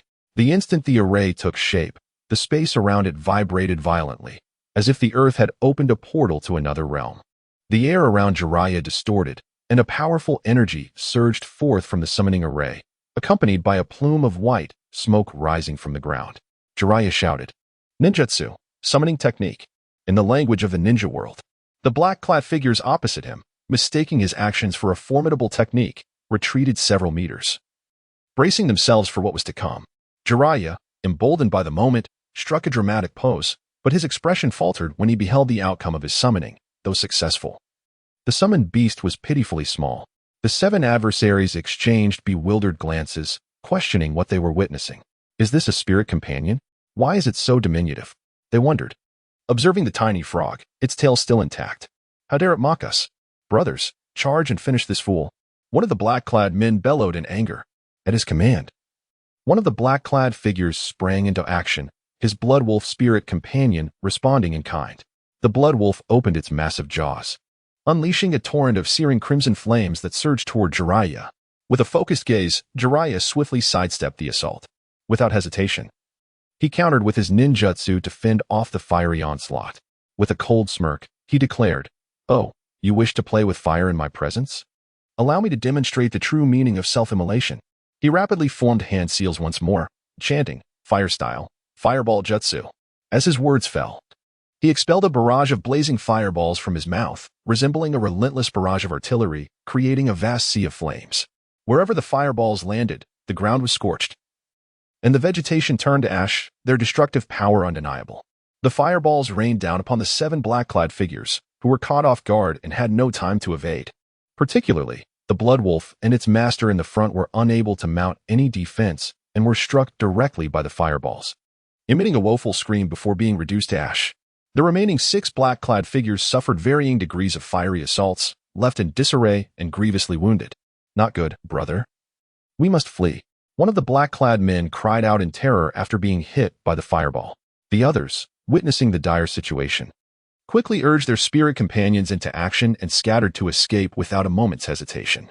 At this moment, Jiraiya had exhausted a considerable amount of his spiritual energy, rendering him incapable of continuing the pursuit. He could only watch helplessly as the figures in black made their escape, gazing at their retreating forms. A sense of vigilance filled his heart. With a furrowed brow, Jiraiya hurried to the side of Longyi and urgently implored, "We must leave this place at once. It is not safe here." His gaze swiftly shifted to the injured woman, who had managed to tend to her wounds, the blood no longer flowing, and had donned a garment to cover her exposed skin. It was evident that she was now unable to move. Having just endured a fierce battle and heavily drained of his spiritual power, Jiraiya refrained from asking further questions. Instead, he effortlessly scooped the woman into his arms in a princess carry. His movements were both swift and practiced, as if he had long since acclimated to such actions. And without a moment's hesitation, he dashed away with her in tow. The others remained silent, not wasting a moment, and with Jiraiya's formidable mental prowess. They soon discovered a cave.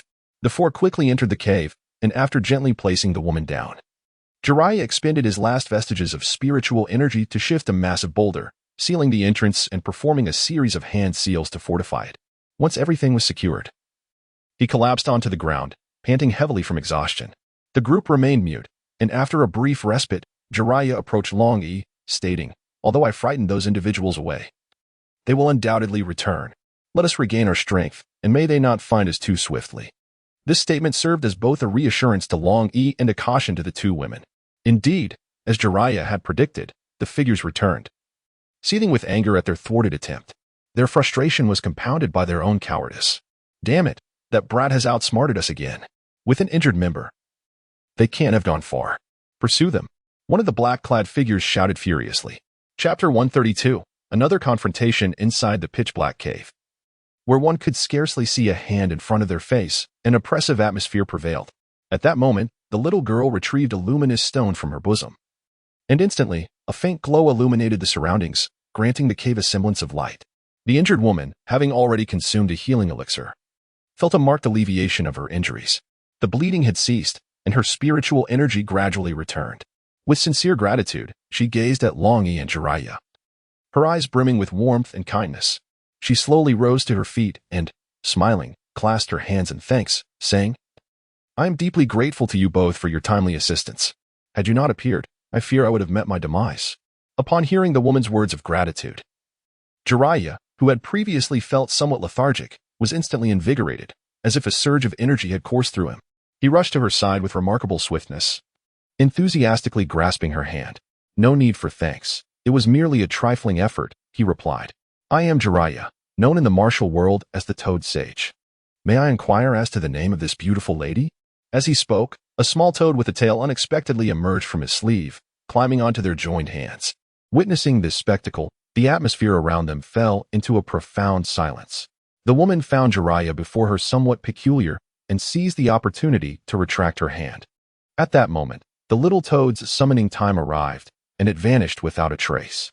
The two women were intrigued by this scene, pondering the amusing nature of the toad, but mused that it seemed rather diminutive for a spirit companion. Their faces expressed a blend of curiosity and confusion, indicating a growing interest in Jiraiya's spirit companion.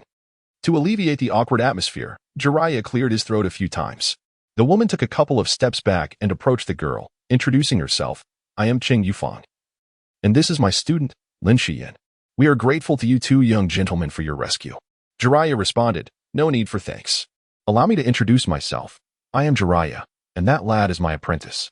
I am not merely a young gentleman. Do not be deceived by my appearance. I am, in fact, the elder brother." Jiraiya, at a loss for words, ended up stating elder brother, leaving Cheng Yufang and Lin Shiyan momentarily stunned. Cheng Yufang's lips curled into a subtle smile, her eyes sparkling with curiosity as she gazed at Jiraiya, gently inquiring, "Oh, have I misjudged?" At that moment, Longyi interjected, "This is not the time for idle chatter. We must swiftly restore our spiritual energy. After all, the enemy still lurks nearby, and we have not yet fully escaped peril." His tone was serious and urgent, reminding everyone to remain vigilant. Jiraiya nodded in agreement, fully aware of the gravity of the situation and the necessity to focus on the impending crisis. He then turned to Longyi and requested, "Please provide some spirit stones. I need to recover quickly." Longyi was momentarily taken aback and, with a hint of bitterness, remarked, "I have 300 spirit stones. Will that suffice?" Jiraiya retorted with irritation, "Did you even mention that?" Longyi remarked, "But I have none left." At that moment, Cheng Yufang interjected, "I still possess a considerable number of spirit stones. Allow me to share them with you." As she spoke, she conjured a small pile of spirit stones, estimated to number around 5,000. Jiraiya, at this juncture, could no longer afford to dwell on other matters. He urgently required the restoration of his strength. Hence, he immediately commenced absorbing the spiritual energy from these stones. Meanwhile, Longyi was not idle either, and began to draw upon the energy contained within the spirit stones as well. As time elapsed, Jiraiya's physical condition gradually improved, and his aura intensified, much to the astonishment of the two women. They had not anticipated the rapid pace at which Jiraiya and Longyi were cultivating. Simultaneously, they were astounded by Jiraiya's burgeoning power. However, even more astonishing developments were yet to unfold. In merely a few breaths, the 5,000 spirit stones had been entirely consumed by Jiraiya and Longyi, vanishing without a trace. Cheng Yufeng gazed in disbelief at the scene before her, realizing that she had underestimated the demands of Jiraiya and Longyi. Without hesitation, she once again retrieved spirit stones from her cosmos pouch, continuing to provide for them. Thus, time and again, Cheng Yufeng produced spirit stones, while Jiraiya and Longyi relentlessly absorbed the energy within. In less than the time it takes to brew a cup of tea, Cheng Yufeng's cosmos pouch lay completely empty. She finally understood why Jiraiya and Longyi were so starved for spirit stones. Their cultivation speed was astonishingly swift, necessitating an extraordinary quantity of spirit stones. At this moment, Jiraiya and Longyi opened their eyes, their spiritual energy nearly restored. "Thank you for your generous assistance," Jiraiya expressed gratefully, regarding Cheng Yufeng and the other woman. Cheng Yufeng replied, "You need not thank us, for it is you who saved us. What shall we do next?" Longyi inquired. "They have arrived." Jiraiya's expression darkened, and he stated gravely, "Those 6 individuals are approaching." Taking a deep breath, he continued, "I can handle 3 of them and am confident in my ability to vanquish them." As he spoke, his gaze settled upon Cheng Yufeng. She nodded slightly, indicating her understanding. Having regained a measure of her strength during this period of recuperation, she declared, "I can hold off 2 of the adversaries." Long firmly grasped the Panlong staff, his gaze resolute as he declared, "Leave the remaining adversary to me." At that moment, a sudden thunderous noise erupted as the entrance sealed by Jiraiya came under assault, causing the entire cavern to tremble violently. However, despite the ferocious impact, the entrance remained unbreached, a testament to the effectiveness of Jiraiya's sealing technique. Though it was effective, its endurance would not last long. At this instant, Jiraiya and Long shared an unspoken connection, their thoughts intertwining as if they were of one mind, a clear advantage of their equal pact. Just then, a surge of energy coursed through Long's left palm, signaling his readiness to unleash the wind and cloud palm. Simultaneously, Jiraiya swiftly unraveled the seal, his movements flowing like water in a stream. As soon as the seal was lifted, Long unleashed the full force of the wind and cloud palm upon the rocky entrance. In an instant, debris, propelled by a fierce gust, shot forth into the outside world. The 6 individuals outside were taken aback and hastily retreated. Following suit, Long and Jiraiya burst forth from the cavern, with Cheng Yufeng closely trailing behind. Without hesitation, Long executed the flying dragon in the sky, targeting the weakest of the cloaked figures. The black-clad individual, witnessing this, couldn't help but smirk disdainfully. How dare a mere warrior of the 3rd tier challenge him? He casually struck out with a palm, only to be astonished to find himself evenly matched with Long, his expression shifting to one of grave concern. Chapter 133. The enormous spiral sphere. The battle ignited instantaneously as Cheng Yufeng summoned her spiritual companion, the Shadow Black Panther, swiftly confronting 2 of the cloaked figures. Without hesitation, the 2 mounted their spiritual companions, ready to engage Cheng Yufeng and the Shadow Black Panther. A fierce exchange ensued, with martial skills and magic clashing in a stalemate. Seizing the moment, Jiraiya swiftly formed hand seals and bellowed, "Fire release, toad oil fireball." With that, he expelled a roaring flame, transforming it into a colossal fireball hurtling toward the enemy. The immense fireball, accompanied by waves of searing heat, surged toward the remaining 3 cloaked figures. However, these 3 clearly possessed knowledge of Jiraiya's capabilities. They quickly joined forces, manifesting their spiritual energy to create a formidable barrier that successfully absorbed the impact of the fireball. Concurrently, their spiritual beasts seized the opportunity to unleash their ultimate attacks upon Jiraiya. With a swift motion, Jiraiya evaded the onslaught like a phantom, then fixed his gaze on the nearest cloaked figure and his spiritual beast. Utilizing the smoke generated by the fireball as cover, Jiraiya advanced rapidly, condensing a spiral sphere in his hand before shouting, "Enormous spiral sphere." The cloaked figure, entirely unprepared for Jiraiya's sudden onslaught, had no time to evade and could only brace himself for the impending confrontation. The black-clad warrior summoned all his strength, launching his most powerful attack alongside his spiritual beast. Yet, Jiraiya's enormous spiral sphere possessed staggering might, obliterating both the cloaked figure and his beast in an instant, leaving no trace behind. Subsequently, the powerful attack triggered a massive explosion, reverberating throughout the battlefield. This unforeseen turn of events inadvertently aided Long and Cheng Yufeng. Seizing the opportunity, Longyi skillfully exploited a flaw in his opponent's defense, delivering a powerful strike with his dragon staff that struck the black-clad adversary squarely in the abdomen. The force of the blow sent the figure hurtling several meters away, blood spewing from his mouth. His spirit beast swiftly rushed to his aid, providing protection, while Longyi refrained from pursuing further. He understood the necessity of exercising caution and maintaining composure in this precarious moment. With one adversary dead and another gravely injured, the odds shifted to 4 against 3, rendering the situation increasingly unfavorable for the enemy. However, the recent violent explosion had alerted numerous formidable warriors within the city, who hurried towards the scene. In this critical juncture, one of the black-clad figures decisively issued the command, "Retreat."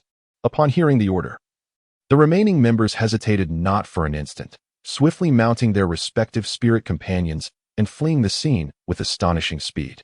Meanwhile, Jiraiya stood rooted in place, watching the retreating figures of his foes, secretly relieved. He recognized that had the opponents not chosen to withdraw, the battle could have prolonged significantly, potentially resulting in even greater casualties. At this moment, he could not help but reflect. It is fortunate they retreated in time. Otherwise, the consequences would have been unimaginable. Longyi and Cheng Yufang approached Jiraiya, both appearing somewhat disheveled. From a distance, Lin Shiyan, who had been unable to assist, hurried over.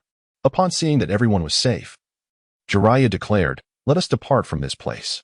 The group hastened onward, swiftly arriving at the banks of a crystal-clear stream, where the gentle sound of flowing water was remarkably soothing.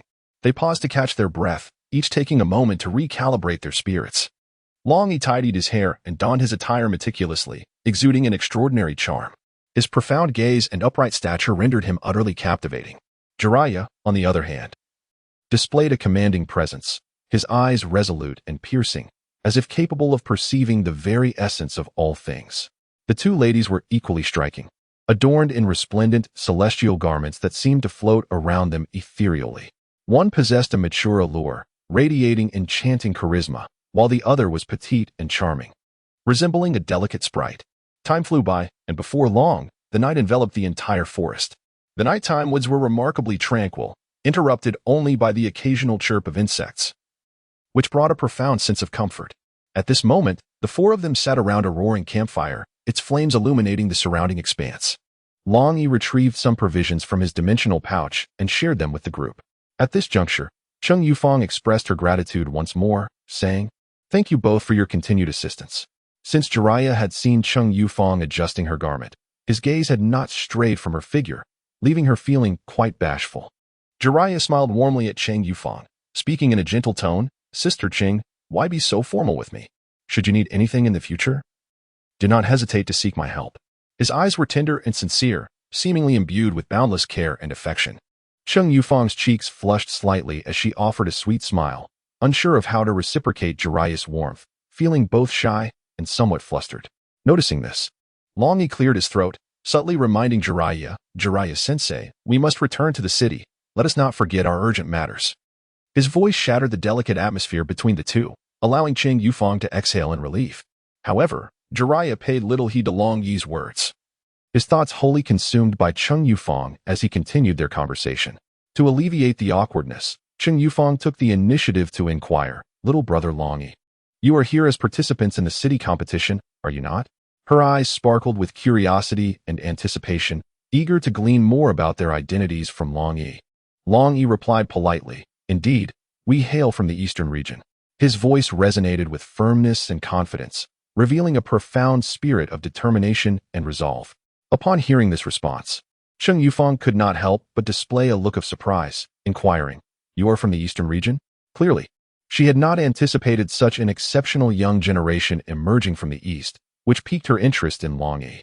However, Cheng Yufang then turned her gaze towards Jiraiya, asking Longyi, "Is Jiraiya also participating in the competition?" Longyi replied, "He is not eligible. He has surpassed the age limit and cannot participate." "Oh, what a pity." Cheng Yufang sighed in regret. "Well, I am confident that you will achieve excellent results." Cheng Yufang encouraged. Longyi nodded with a smile, expressing his gratitude. Curiously, he inquired, "By the way, what brings you here?" Cheng Yufang explained, "I am a mentor at the Kingdom Academy, and Lin Shiyan is my student. I brought her out for training, but we unexpectedly encountered these 7 assailants in black." "I see," Longyi acknowledged with understanding. They conversed for a while, exchanging information and experiences. Soon, the four of them arrived at the outskirts of the city. Well, let's part ways here, Longyi said with a smile. Thank you for your assistance. I hope we meet again. Cheng Yufeng clasped her hands together in gratitude. Jiraiya stepped forward, preparing to shake her hand to bid farewell, but was pulled back by Longyi as they walked toward the city. Jiraiya called out, Sister Cheng, come visit us sometime. Lin Xian's eyes sparkled as she turned to Cheng Yufeng and remarked, Mentor, they are quite peculiar. Chapter 134. Jiraiya's plans for Longyi. Indeed, they are quite strange. Cheng Yufeng said, furrowing her brow. Jiraiya's abilities resemble a fusion of a magician and a martial artist, especially his fire magic, which is swift and unlike our incantations. Furthermore, I believe he is only at the 3rd level of martial arts, making his magical prowess utterly baffling.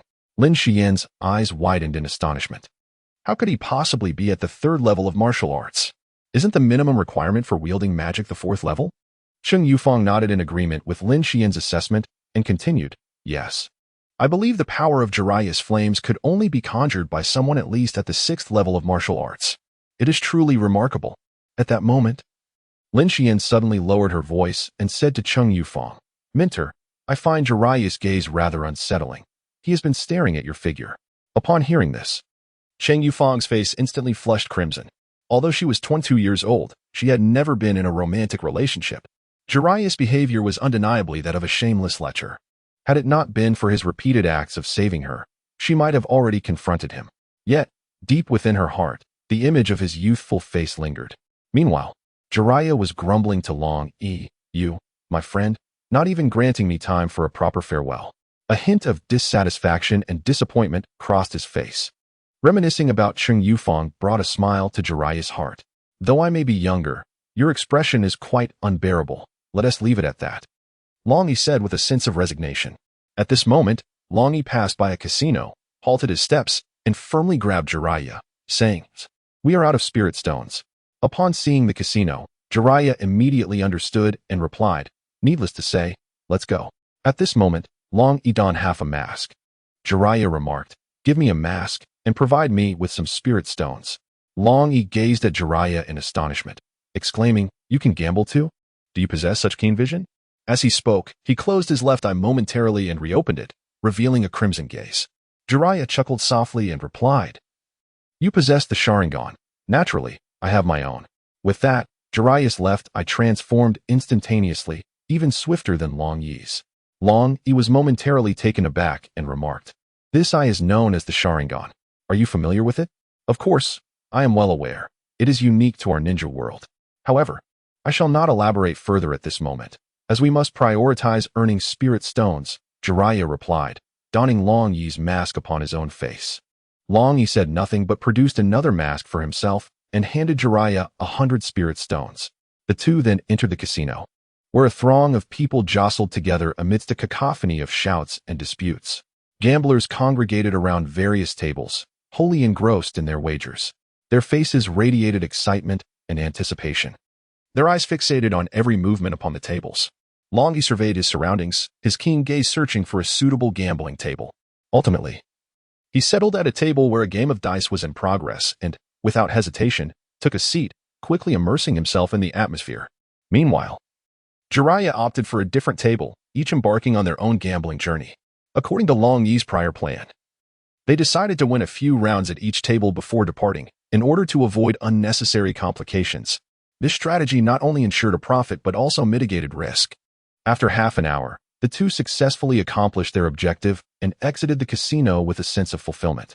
Longyi promptly hired a carriage and began to traverse the city in search of gambling houses. Throughout the night, they moved between 10 different casinos, continuously engaging in new games of chance. With the remarkable prowess of his Sharingan, they amassed millions of spirit stones, reaping substantial rewards. As the first light of dawn illuminated the earth, Longyi and Jiraiya wearily returned to their courtyard, counting the spirit stones in their hands, their hearts brimming with a sense of accomplishment. These stones will suffice for our upcoming training, Longyi remarked, a satisfied smile gracing his features. Jiraiya shared in the satisfaction, knowing he required even more spirit stones than Longyi. At that moment, he was cultivating in Longyi's spiritual field and discovered that the training in this world was entirely distinct from that of the ninja realm. Yet he found himself perfectly attuned to it. The awakening of the Sharingan had genuinely surprised him. Gazing at the suspended black orb, he mused, Nagato. This is an outcome you never anticipated, is it? Bittersweet, whether in joy or sorrow, such is the essence of life, as the past drifts away like the wind. Just then, a series of knocks echoed from outside. Longyi opened the door to find Lin Junjie standing there. Longyi clasped his hands in greeting, saying, Lord Lin. Is there something you need? Upon seeing Longyi, Lin Junjie felt reassured and replied, I'm glad you are here. It's unsafe outside the city these days. Please do not venture out. I was worried when I couldn't find you yesterday, but I'm relieved to see you are well. Thank you for the warning, Lord Lin. My friend, and I will be cautious, Longyi responded with a smile. That's good to hear. If you need any assistance, do not hesitate to ask. The competition doesn't start for a few days, and I will notify you when the time comes, Lin Junjie said, giving Longyi's shoulder a reassuring pat. Longyi nodded in acknowledgement. After Lin Junjie departed, Longyi immediately conveyed this news to everyone in the courtyard. He advised them that it would be best not to leave the city in the coming days, as they might receive orders to depart for the competition at any moment. The group nodded in understanding, recognizing the importance of this competition and the necessity of being prepared to follow directions. Unbeknownst to him, Longyi had unwittingly assumed the role of leader among them, and there were no objections to the acknowledgement of his strength. Longyi continued his cultivation. Yet his spiritual energy had been absorbed by Jiraiya, leaving him in a state of helplessness. He murmured to himself, at this rate, I wonder when I will reach the 4th level of cultivation? This statement caught Jiraiya's attention, who opened his eyes, a fleeting red light glimmering in his left eye.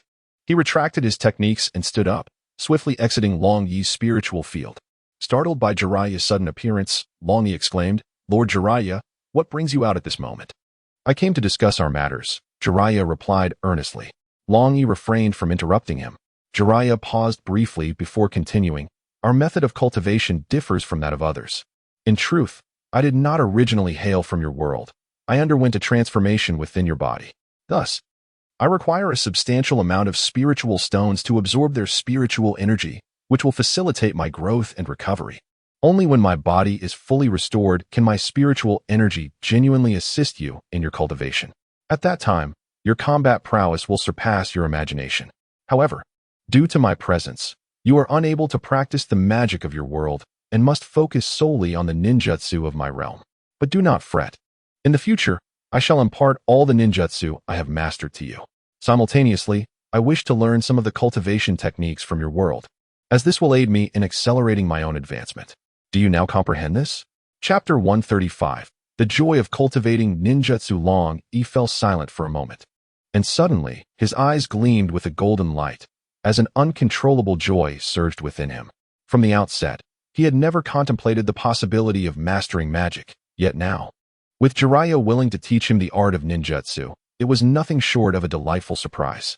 He was so exhilarated that he nearly leapt from his seat. Fully aware that the potency of ninjutsu was certainly on par with that of magical attacks, and moreover, the methods of assault in ninjutsu bore a striking resemblance to those in magic, making it exceedingly difficult for anyone to discern the difference. Longyi eagerly exclaimed, Lord Jiraiya, let us commence our training. Please guide me on where to begin. However, Jiraiya shook his head, his tone turning grave as he replied, Do not be hasty. The foremost challenge we face is not the mastery of ninjutsu, but rather the necessity to change our cultivation technique. Upon my observation, I have discerned that the spirit control technique we are currently practicing is insufficient to keep pace with our advancement. To elevate your cultivation, it is imperative that we seek a more advanced technique. Otherwise, no matter how diligently you train, you shall remain unable to transcend the 4th level of martial arts. Upon hearing Jiraiya's words, Long experienced an epiphany. So it was, he recalled that during his classes at the academy, Lickaming had once mentioned that to transcend the 4th level of cultivation, one must change their martial arts. However, he had not anticipated that he could break through so swiftly, leaving him momentarily bewildered. Furthermore, advanced techniques must be acquired through one's own diligence, and one must also find the method that best suits them. At this juncture, Long spoke. I shall seek out Lord Lin to see if I might glean some insights on how to attain advanced techniques. Yet Jiraiya waved his hand dismissively, replying with unwavering confidence, There is no need for that. Is this not an exquisite opportunity? Long hurriedly inquired, What opportunity? Jiraiya chuckled softly and elaborated. In this upcoming kingdom tournament, securing a position within the top 50 will grant access to the Royal Academy. Once you enter the academy, a plethora of techniques will undoubtedly become available. Upon hearing this news, Long felt as though he had been doused with a bucket of cold water, instantly invigorated. However, he quickly regained his composure and, with a hint of concern, remarked, "But to break into the top 50 is no small feat." Jiraiya, with an air of disdain, retorted, "Such a childish contest is a mere trifle. Under my guidance, securing a place among the top 50 will be a walk in the park." He continued, "Since your training has yielded limited results, let us focus on mastering the control of your spiritual energy." Longyi comprehended Jiraiya's intention. Channeling his spiritual energy to his feet as he ascended the wall with effortless grace, akin to traversing level ground, he swiftly reached the rooftop, executing a handstand with a sense of pride. Jiraiya was pleasantly astonished by Longyi's perceptiveness, reminiscing about the arduous efforts he himself had invested to achieve such a feat in his youth. After a brief walk, Jiraiya remarked, "Not bad. Next, we shall proceed to the second step." Longyi tumbled down and inquired, "What should I do?" With a resounding thud, Jiraiya transformed into a small frog and leaped onto Longyi's shoulder. Longyi's eyes nearly popped out of their sockets as he stared at Jiraiya, his mouth agape as if it could accommodate an egg. His face displayed an expression of utter disbelief, a look so exquisite it defied verbal description. "Jiraiya, nay." The little frog proudly proclaimed, "Do not be astonished. This is merely my transformation technique, one of the simplest forms. In due time, I shall teach you. For now, step outside, and I shall guide you in your training." With that, it hopped off Longyi's shoulder and merrily bounced toward the door. In a state of astonishment, Longyi stared blankly at the retreating figure of the little frog, taking a considerable amount of time to regain his composure. After inhaling deeply to calm his emotions, he followed the small amphibian out of his room and made his way to a rockery beside the tranquil pond in the backyard. With a look of perplexity, Longyi inquired, "Lord Jiraiya, what should we do next?" Suddenly, the small frog, resting on the ground, leaped onto a rock of the artificial hill and declared, "Next, you must endeavor to walk upon the surface of the water. This will aid you in mastering and controlling your spiritual energy more effectively." Longyi was taken aback, his jaw almost dropping in astonishment, as he pondered within himself, "Is it truly possible to walk upon the surface of the water?" Taking a deep breath to steady himself, he concentrated his spiritual energy beneath his feet and cautiously stepped towards the pool. However, just as he made contact with the water's surface, a thunderous crash resonated, and he found himself plunging headlong into the depths below. Longyi, feeling utterly helpless, had no choice but to shed his drenched garments, leaving only a pair of large shorts. Time and again, he endeavored to step onto the water's surface, yet each attempt ended in failure. As he repeatedly plunged into the depths, Jiraiya offered no hints or guidance, allowing Longyi to discover the nuances of the task on his own. At that moment, Jiraiya lay sprawled on a rocky outcrop, slumbering in a most comical pose reminiscent of a frog, which elicited a quiet chuckle. Thus, Longyi tirelessly continued his attempts, and the day slipped away unnoticed. Throughout this process, he gleaned numerous insights and gradually unearthed some techniques. Now, he was able to gingerly traverse the water's surface. Although still lacking in finesse, this represented a significant advancement. Meanwhile, Jiraiya remained in silent meditation within Longyi's spiritual field, channeling an abundance of spiritual energy. Without Jiraiya's assistance, Longyi would not have been able to endure for so long, as the prolonged exertion had nearly depleted his spiritual reserves. It was precisely due to Jiraiya's presence that Longyi was able to persist in his training. Ultimately, perseverance bore fruit, and Longyi made considerable progress. Gratefully, he cast a glance towards Jiraiya within the spiritual field, his heart brimming with anticipation for the future. He understood that with unwavering determination, he could surely master the art of walking on water and become a true ninja. Ahead lay more challenges and obstacles. Yet he was confident that with Jiraiya's companionship and support, he could surmount any adversity. Resolute, Longyi decided to leave the pool and seek a more expansive space for practice. He arrived at a serene lake, its waters crystal clear and inviting. Longyi stood by the lake, inhaling deeply before taking a step forward. This time, he successfully stood upon the water's surface and steadily advanced a few paces. Elated, he let out a cheer, his voice echoing across the lake. With continuous practice, Longyi's steps became increasingly stable and his speed quickened. Ultimately, he found himself running upon the water as if it were solid ground. He reveled in the joy of freedom, frolicking upon the surface. Jiraiya, witnessing Longyi's exuberance, couldn't help but reminisce about Naruto in his youth, also playing in the water clad in oversized shorts. Chapter 136, Training in the Shadow Clone Technique. At this moment, night had quietly descended, the inky sky adorned with twinkling stars, resembling a tapestry of exquisite jewels. The gentle moonlight cascaded down like water, bestowing a silvery cloak upon the world. Longyi, dragging his weary feet, slowly returned to his chamber, fatigue washing over him like a tide of drowsiness. Yet, he was acutely aware that an important matter required in-depth discussion with Jiraiya. Thus, despite his exhaustion, he summoned a maid and instructed her to prepare a lavish feast, emphasizing the necessity of fine wine. Before long, the table was elegantly set with an array of dishes and wine. Longyi warmly invited Jiraiya to take a seat, and they sat facing each other at the table. With utmost care, Longyi grasped the wine jug and gently tilted it, allowing the clear, translucent liquid to flow gracefully into the bowl before Jiraiya. With a smile, he kindly addressed Jiraiya. "Esteemed Jiraiya, you have worked hard. Please indulge in this exquisite wine and feast." Jiraiya gazed at the spread before him, a glimmer of gratitude in his eyes. Without hesitation, he lifted the bowl and drank deeply, savoring the rich aroma that blossomed in his mouth, exclaiming, "What a fine wine! Truly, it is exceptional." Longyi smiled faintly, choosing not to elaborate further, and quietly began to indulge in the exquisite cuisine before him. Before long, both were thoroughly satiated. With a cheerful grin, Longyi exclaimed, "Lord Jiraiya, your transformation technique was truly astounding. Might you teach me at once?"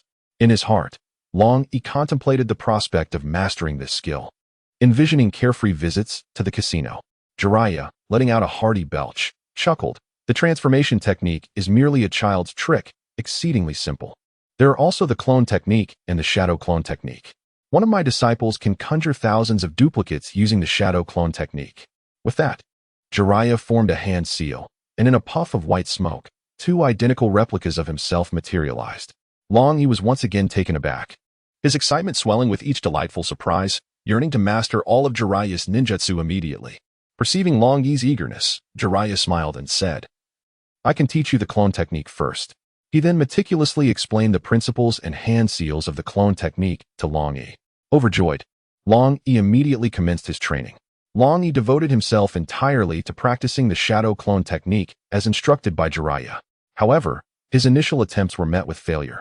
He struggled to achieve success despite numerous efforts. Undeterred, he immersed himself even more deeply in his studies and practice. Finally, after enduring hundreds of setbacks, Longyi triumphantly executed the technique.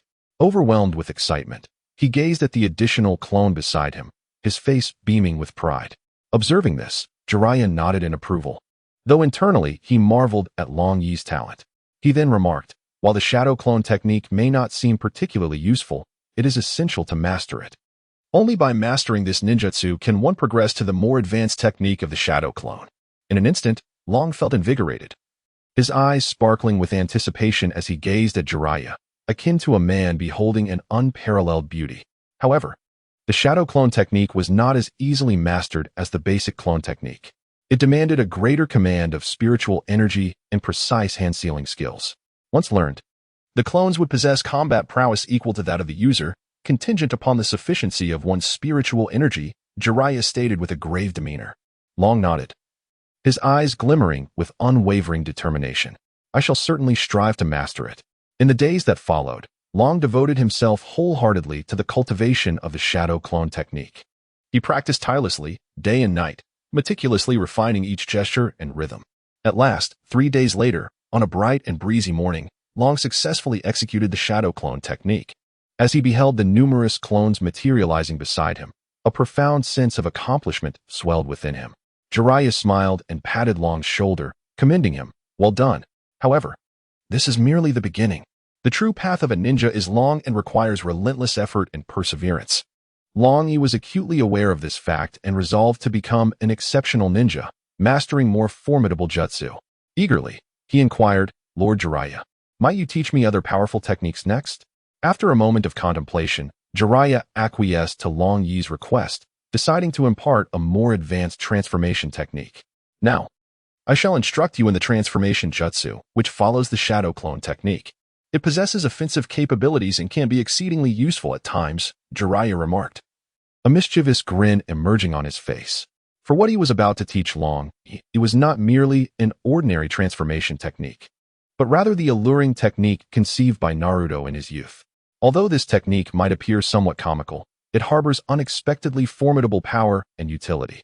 As Longyi gazed upon Jiraiya's insidious grin, a wave of curiosity surged within him. Thus, he attentively listened to Jiraiya's exposition. When Longyi received all the incantations and hand seals, he found it somewhat peculiar that the final step involved envisioning the visage of a beautiful woman. However, he dismissed such thoughts and earnestly dedicated himself to his cultivation. Just as Longyi was about to commence his practice, a knock resounded at the door, prompting him to pause. Jiraiya retreated into Longyi's inner self. Upon opening the door, Longyi was greeted by the presence of Lord Rinnegan. With a respectful gesture, Longyi saluted, "Greetings, Lord Lin." Rinnegan responded amiably, "Longyi, do not stand on ceremony. I am here to invite you to a banquet. Someone has specifically requested that I ensure your attendance." Longyi was taken aback and asked, "Who is it?" Rinnegan inquired, "Do you have any acquaintances since your arrival in the capital?"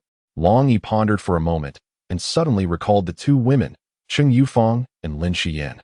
From last time, he remarked, "Oh, I see." Rinnegan chuckled and said, "You truly are fortunate to have acquaintances from the Kingdom Academy. By the way, they mentioned inviting you as well. How come I was unaware that your master had also arrived in the capital?" Longyi, wishing to conceal the presence of Jiraiya within his spiritual field, fabricated a tale that master is merely a chance encounter, not my true mentor. I stumbled upon him while wandering the city. He remarked upon my unique physique and expressed a desire to take me as his disciple, but I declined. Now, I am uncertain of his whereabouts. I see, Rinnegan replied, nodding thoughtfully. Upon learning that Cheng Yufeng had invited him to dinner, Longyi readily accepted and ventured out with Rinnegan. Following Rinnegan, he arrived at the venue of the banquet. As soon as he entered, he beheld Cheng Yufeng and Lin Xiyan smiling warmly at him. "Longyi, you've arrived. Come, take a seat." Cheng Yufeng greeted him with enthusiasm. Longyi approached with a hint of shyness, taking a seat beside them. At that moment, he noticed that there were several other individuals at the gathering, all of whom appeared to be people of considerable status. Chapter 137, The Courtesy of the Royal Academy. Longyi has always been a person who respects his teachers and values the way of the Tao, embodying humility and courtesy. With a gentle smile, he saluted everyone present and introduced himself, saying, "Junior Longyi pays his respects to all esteemed seniors." At that moment, a middle-aged man seated in the elevated position spoke, exclaiming, "Indeed, heroes emerge from the youth. At such a tender age, you have already cultivated to the 3rd level of martial arts. Truly remarkable." Upon hearing such commendation, Longyi could not help but smile modestly. Meanwhile, beside him, Cheng Yufeng smiled and introduced, "This esteemed individual is Lord Zuoqing, the vice president of the Kingdom Academy." Upon hearing this, Longyi promptly returned a respectful gesture, expressing his gratitude. "Thank you for your kind words, Lord Zhuo. I truly do not deserve such praise." Zuoqing laughed heartily, waved his hand, and said, "Longyi, there is no need for such formality. Please, have a seat. I have come here today to convey our Academy's heartfelt gratitude for the life-saving assistance you provided. Had it not been for your timely intervention, our instructors and students would have faced dire consequences." Long nodded slightly, and then took a seat. Cheng Yufeng inquired, "Oh, why hasn't Jiraiya arrived?" Before she could finish her sentence, Longyi unexpectedly interjected with a surprising remark, "What, do you miss him?" This statement struck like a bolt from the blue, plunging the entire scene into an instant silence. Everyone widened their eyes in astonishment, gazing at Longyi with expressions of disbelief. They could hardly fathom that the usually solemn and serious Longyi would utter such a frivolous remark.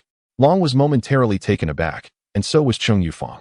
In truth, the words just uttered did not originate from Long himself. Rather, they were spoken under the influence of Jiraiya, who exerted control over Long's actions through their symbiotic contract. At that moment, he reveled in his cunning, believing that this jest was perfectly timed. Longyi coughed twice and remarked, "I was merely jesting. Please do not take offense." Mentor Cheng, Lord Jiraiya has gone to earn spirit stones. As you are aware, we lack spirit stones for cultivation, and I am uncertain of his whereabouts. Cheng Yufeng chuckled softly and replied, "Ah, young Long, he has also developed a sense of humor. It seems he has truly absorbed Lord Jiraiya's teachings." Longyi offered an awkward smile in response. At that moment, another individual seated beside Cheng Yufeng interjected, Since everyone has arrived, let us proceed with the meal. This person, robust and imposing, appeared to be in his 30s, speaking in a loud and unconstrained manner. Cheng Yufeng then introduced, "This is Minter Cheng Yaojin from the academy, and he is also one of the judges for this competition." As Long rose to greet, this individual waved his hand and replied, "No need for formalities. This time, let us strive earnestly in the competition. Perhaps I shall become your mentor." Long nodded with a smile before taking a seat.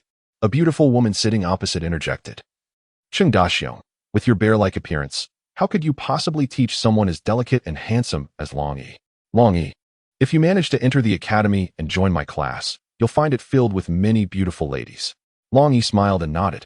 Cheng Yaojin said with resentment, "Li Sanhu, are you looking for trouble?"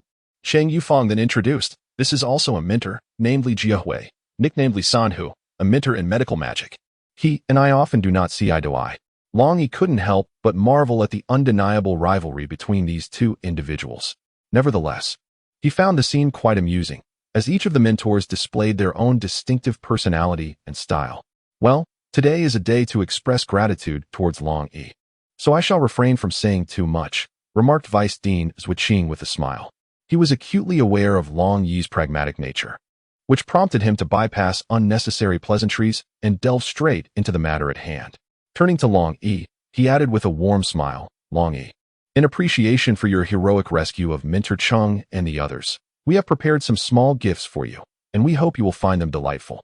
With that, he produced an exquisite bag from his pocket and presented it to Longyi. Longyi hurriedly rose to his feet, his hands eagerly receiving the Chinquan bag, a broad smile adorning his face as he remarked, "Dean Zhua, you are truly too gracious. I have merely fulfilled my obligations." Yet, despite his words, his actions were resolute. Swiftly accepting the bag without hesitation, Vice Dean Zhui observed Longyi's reaction, secretly amused. He understood that Longyi was a straightforward individual, unaccustomed to feigned modesty. Thus, he smiled and gently patted Longyi on the shoulder, saying, "Please accept this. It is but a small token of our appreciation. Should you require assistance in the future, do not hesitate to ask. As long as you achieve commendable results in the competition and gain admission to our institution, abundant resources will be at your disposal." Longyi nodded gratefully, aware that the Chinquan bag undoubtedly contained numerous valuable treasures. He silently resolved to make the most of these resources to enhance his own strength. Soon, a sumptuous feast was laid out before them, and Longyi, disregarding his image, began to eat heartily. Meanwhile, Lord Linjunjie took on the role of a companion for the drinks this time. After satisfying his hunger, Longyi requested the kitchen to prepare several exquisite dishes for takeout, accompanied by a few fine bottles of wine, all at the behest of Jiraiya. Following the banquet, Longyi received reliable news that the competition would officially commence in 3 days, and in the interest of fairness, the specific events of the contest would be announced on that very day. After Longyi departed, he made his way directly back to his quarters. Jiraiya swiftly emerged, setting out a feast of food and drink to indulge in. Longyi paid no mind to Jiraiya. His eagerness compelled him to open the Chinquan bag and examine the treasures within. The bag brimmed with an assortment of elixirs and spirit stones, including 100 premium spirit stones and 10,000 superior spirit stones, filling Longyi's heart with joy. He resolved to harness these resources to prepare fervently for the competition scheduled in 3 days.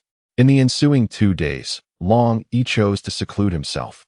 Lacking advanced cultivation techniques, he refrained from utilizing the spirit stones to aid his training. Instead, he devoted all his energy to mastering the transformation technique and the shadow clone transformation technique. However, despite his unwavering dedication, he was unable to successfully execute these skills. According to Jiraiya, the root of the issue lay in Longyi's insufficient control over his own spiritual energy. Jiraiya cautioned Longyi that such abilities could not be attained overnight. Rather, they required a gradual accumulation of experience over time. Thus, he advised Longyi to resist the urge for immediate success, to maintain patience, and to continue his diligent practice. At last, the long-anticipated day of the competition arrived. In the early morning, sunlight bathed the earth as 200 contestants stood spiritedly in the courtyard, awaiting the commencement of the challenges. After Lin Junjie inspired the spirits of the participants, he led them directly to the martial arts arena. Though the arena was not far from their location, it exuded an air of solemnity and grandeur.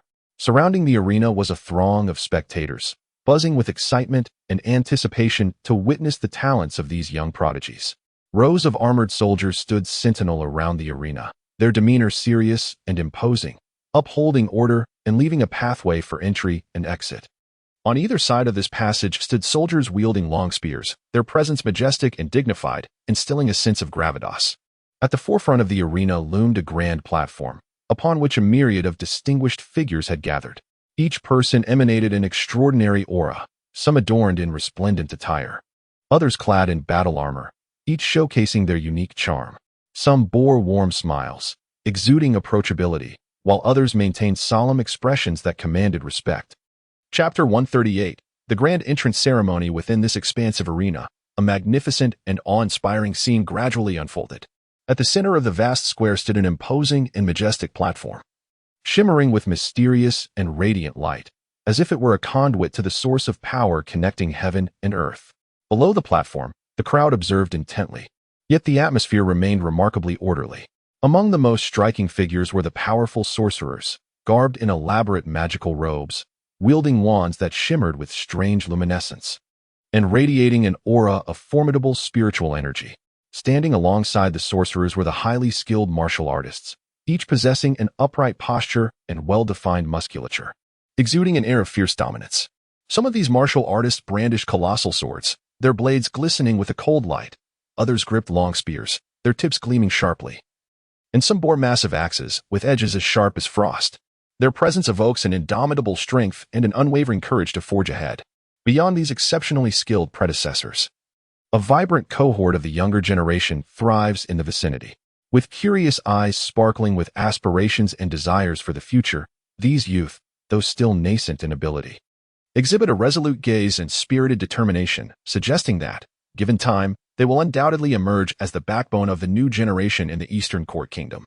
Moreover, the gathering includes a diverse array of individuals from various walks of life, merchants, artisans, scholars, and more, each drawn either to witness this grand event or to forge connections with formidable beings, thereby securing greater opportunities for growth and advancement. In essence, this confluence of varied personas weaves a magnificent and dynamic tapestry. Undoubtedly, this assembly boasts some of the mightiest individuals within the Eastern Court Kingdom, representing the pinnacle of the nation's strength and limitless potential, heralding an era of even greater brilliance in the days to come. As a deep, resonant chime reverberates, its sound seems capable of piercing the very souls of the attendees, echoing throughout the space. Following this, a mage clad in resplendent robes begins to gesture swiftly, reciting incantations as a radiant aura emanates from his being. With the continuous augmentation of his magical energy, an immense screen suddenly materializes above the once empty square, resembling a towering mirror that emits a mysterious glow. Within this screen, a wide thoroughfare is vividly depicted. At that moment, a regiment strides into the square in perfect unison. This contingent comprises 200 individuals, each donned in identical attire, exuding an air of valor and majesty. Even more astonishing is the simultaneous release of potent magical energy from these 200, surging forth like a tumultuous tide. Their formidable presence seems poised to rend the very heavens asunder. Just as the onlookers are awestruck by this spectacular display, a sudden, passionate voice rises from an unknown source. First to take the stage is the illustrious representative team of our esteemed royal family. Leading the way is His Highness, the 9th Prince Linshan, captain of the royal delegation. Despite his youth, he has already attained the formidable 5th tier of martial mastery and is a remarkably powerful mage, a true prodigy. As the words linger, thunderous applause erupts from the crowd. Moments later, a fervent announcement echoes once more. Next, we invite the contestants from the northern region to take the stage. The captain of this northern contingent is a young woman named Bing Wuxuan. Despite her tender years, she has reached the 4th tier of martial prowess and has become a formidable mage. Truly, she exemplifies the adage women are not to be overshadowed by men.